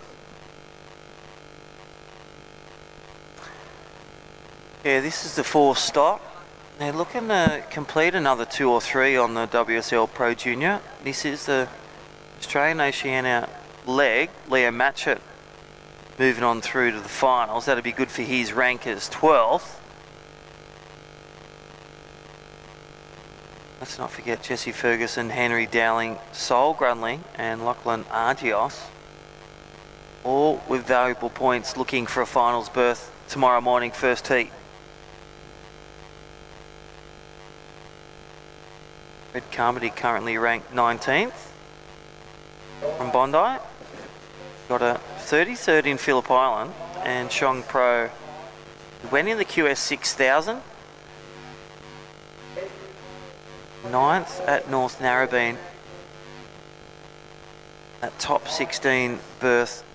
So he's had quite the year travelling around Pro Juniors doing a few QSs. Here we go. Fights back with priority. Rico Haybill, the Queenslander, Australian. Dual passport New Zealander, and well, a stranger to big moments and pressure. He loves surfing not only at Burleigh, but well, that is it. Nothing left in that one. That's where the steam rolls out. Let's look at the start. You can see his intensity. He really wants to just swing for the fences on these ones. He's looking for these big moments and these big sections to hit off. First one, drops the hammer, and then he goes for layback, does right out of it, but just the wave did back off slightly, so it didn't have that oncoming section to really let him push off. So he was just lacking that intensity where he can really push hard and have the wave push back at him. So he's going to reset, paddle back out the back. Only chasing a 484. So, I mean, this is definitely in that wheelhouse. We'll wait and see this one. What are your thoughts, Crispy? Comes off the bottom, bit of a slopey wave, drops the wallet, just kicks the tail, and then does it again. So a bit more spice and variety in the second one of those laybacks. I feel steepness when they talk critical. You go off his first one. What is it similar to? Comparing that's what the judges are looking. He's 5, 6, 7. That one big turn, it wasn't as steep as that, but there was 2 really good turns in the moments.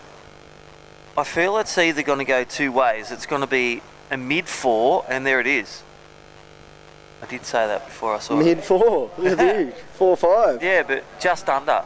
Your shout. Good call. Always. So Fred Carmody holds priority, holds the lead, but right on his heel. 0.33 difference. Now, time the enemy where Rico can either sit under him or separate or try to sell him a wave to regain priority to take the best wave. What he'll be hoping for Rico is for a set of consequence with a couple of waves in it. So Fred Carmody has to take and utilise priority, and then Freddie, he'll be hoping that the surf goes flat and the tide fills up and the ocean just stops. I feel like in these heats though, with the talent of surfers we have, and it has been quite consistent here, you can't go on defence in these moments. You have to, keep attacking. Well, Fred Carmody has that 3-5, and you can't be expecting to get a semi-finals berth in a Pro Junior when you got a 3-5 in your scoreline. Even though you do have the 7, I just think, if he looks at this heat as a whole and he takes a step back and goes, okay, well, Rico's got the 5, 6, 7, I want to be, eclipsing that score on my next wave. If I can get both my scores above his best score, it's going to mean that he's going to need at least a 7 in the back end of this heat, which is a tough number to come by out here. The other thing is for Freddie in his camp, he's got the highest wave.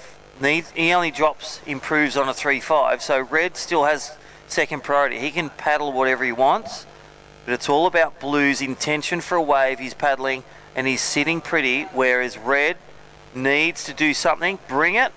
Well, there's the first turn. Look at this one. This is the pub in his bowl. This is the usual bank. So if he connects this is an important pickup for Rico Haybiddle, and that was shaping up good. Judges will look at that wave. Yeah, still 2 nice turns. It's like, I feel like he had more in that wave than it was his last. The last is a 4-5, and well, you never know. He can put the pressure on here. A 4.8, 4. I'm pretty sure that was the number required. Yeah, a 4.84. So I'm going to say that he gets it. I like those 2 turns, Crispy. I think it's shaped up good, and that is the pub innings. It's got to be right there. It could essentially come in at a 4.9 or a 5.1, thereabouts. So important. Here we go. Here's the paddle. Fred looking to go right, swoops up, looking to drop a 3-5. There's the first turn, and now he's going to fang out the back, and this is interesting. He's just got a wave. It's then priority will swing to Red only if he's near the takeoff zone. This is the paddle battle. Here we go. Thank you, Traeger Replay. Thank you, Eli. Great supporter of Traeger wood-fired grills and soundbox representative. Look at this steepness. Yes. I love the section. Oh, that second one, he really threw some spray there. That was great surfing. I mean, I'm not a judge. Back to the other one. Yeah. I'm not a judge, and if it comes under, so be it. But from what I've seen so far, I did really like that, and I could see this getting the number, and it could put a lot of pressure on Fred Carmody in the back end of this heat. A 3 minutes 40 to go. Priority sits with Rico. So this is a massive moment here. What do the judges think? Well, they're looking at it. They're sitting really where it sits crack. according to the criteria. I like it, Yeah, nice and I steep. really like and I it. feel, looking at his 5, 6, 7, that first one, I feel you're right. He's right there. Is it a 4.9? Is it a 5? Is it a 5.1? It probably is according to the criteria, and that would mean Fred Carmody may need something around a 4 to get back. Yeah, and he's got priority 2. Here we go. Yeah, it looks like Rico's going to use priority. This is what he needs to do. He has to hold off Fred for 1, and he has to try and improve his situation. Oh. And well, he did the first part of it. He held off Fred. So will there be a wave in the back end of this heat? We still haven't seen any scores start filtering through, so no sign of a score yet. I feel these judges are going to need to get this number in. Yeah, I feel they're still... Well, Fred will need to know what he needs to do in the back end of this heat, because this is going to have major implications on whether he hangs out the back with priority or he needs to find a way. Yeah, and it's looking really solid. The first initial indications is that he's going to get it. And there it is. It's coming in just as we thought, Crispy. Yep, 2.5 minutes. We're not judges, but we've rubbed shoulders with him for decades. We know the criteria. This could be a change for Red. And think about the highest score drops. It's all about the 4th one and the 5th judge. Highest drops, lowest drops. Average comes in. There it is, 517. Oh my gosh, we got a new career. 517 situation change. Rico Haybiddle, Burley's best. 5, 6, 7 and a 517 on a left under priority. Freddie had the chance to take that, didn't. Went nah. Rico says yes. Freddie Carmody. He did it with Mitchie P, and a couple of years ago he had the lead, and then even that other one, now that we can see it, it's easy for us to talk about it, but he should have held off or taken that one that Rico had. It was a steep wave, and it was pub innies where we surf here all the time, Little Lee Bar and Lee Bar. Yeah, priority. Look, a minute to go. He's got priority. Still a chance. And look at the score, 384. What does that look like to you? Yeah, the 384. Well, I mean, big turn. He's already. You think back to Rico's. 5, 6, 7. Even Even the 4-5. Yeah, the 4-5 of Rico's. That was the 2 laybacks. So on a fatter wave, so you have to throw something at it. And you think of Fred. He's 3-5. He's 3-5. That was the blowtail on the inside. So that was a smaller inside wave. It's just going to come down whether Huey gives him a shot or not. And I don't know, I'm looking over my shoulder. Can we see any lines approaching? There's maybe a bit of activity out there. I'm not sure. I mean, he's not moving yet, which is not a good sign. He's going to feel like this one really slipped through his fingers. Yeah, really.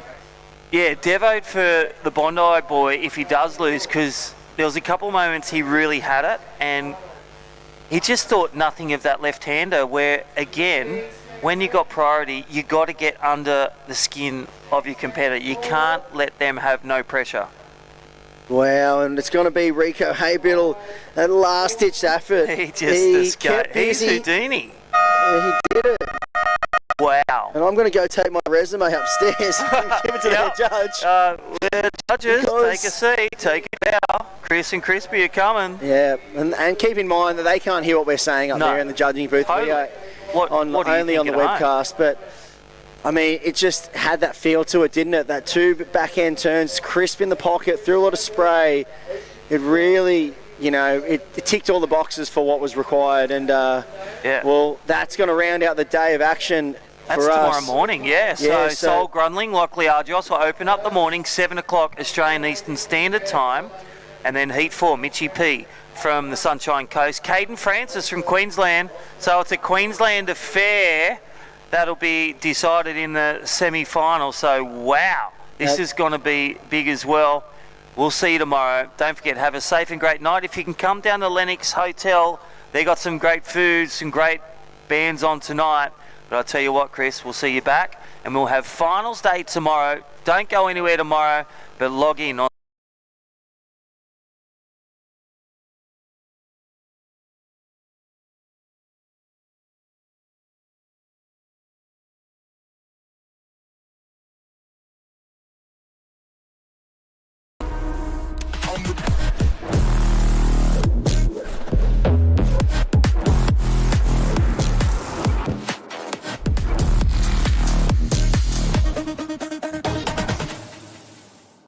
In a place where every corner tells a story and neighbours are more like family, having someone you can trust by your side makes all the difference. For over 100 years, Somerville Laundry Lomax has been a cornerstone in our community, supporting individuals, families and businesses through the moments that matter most. When you need legal support, someone who'll stand beside you, turn to the team trusted by generations. Somerville Laundry Lomax, for all matters when it matters most.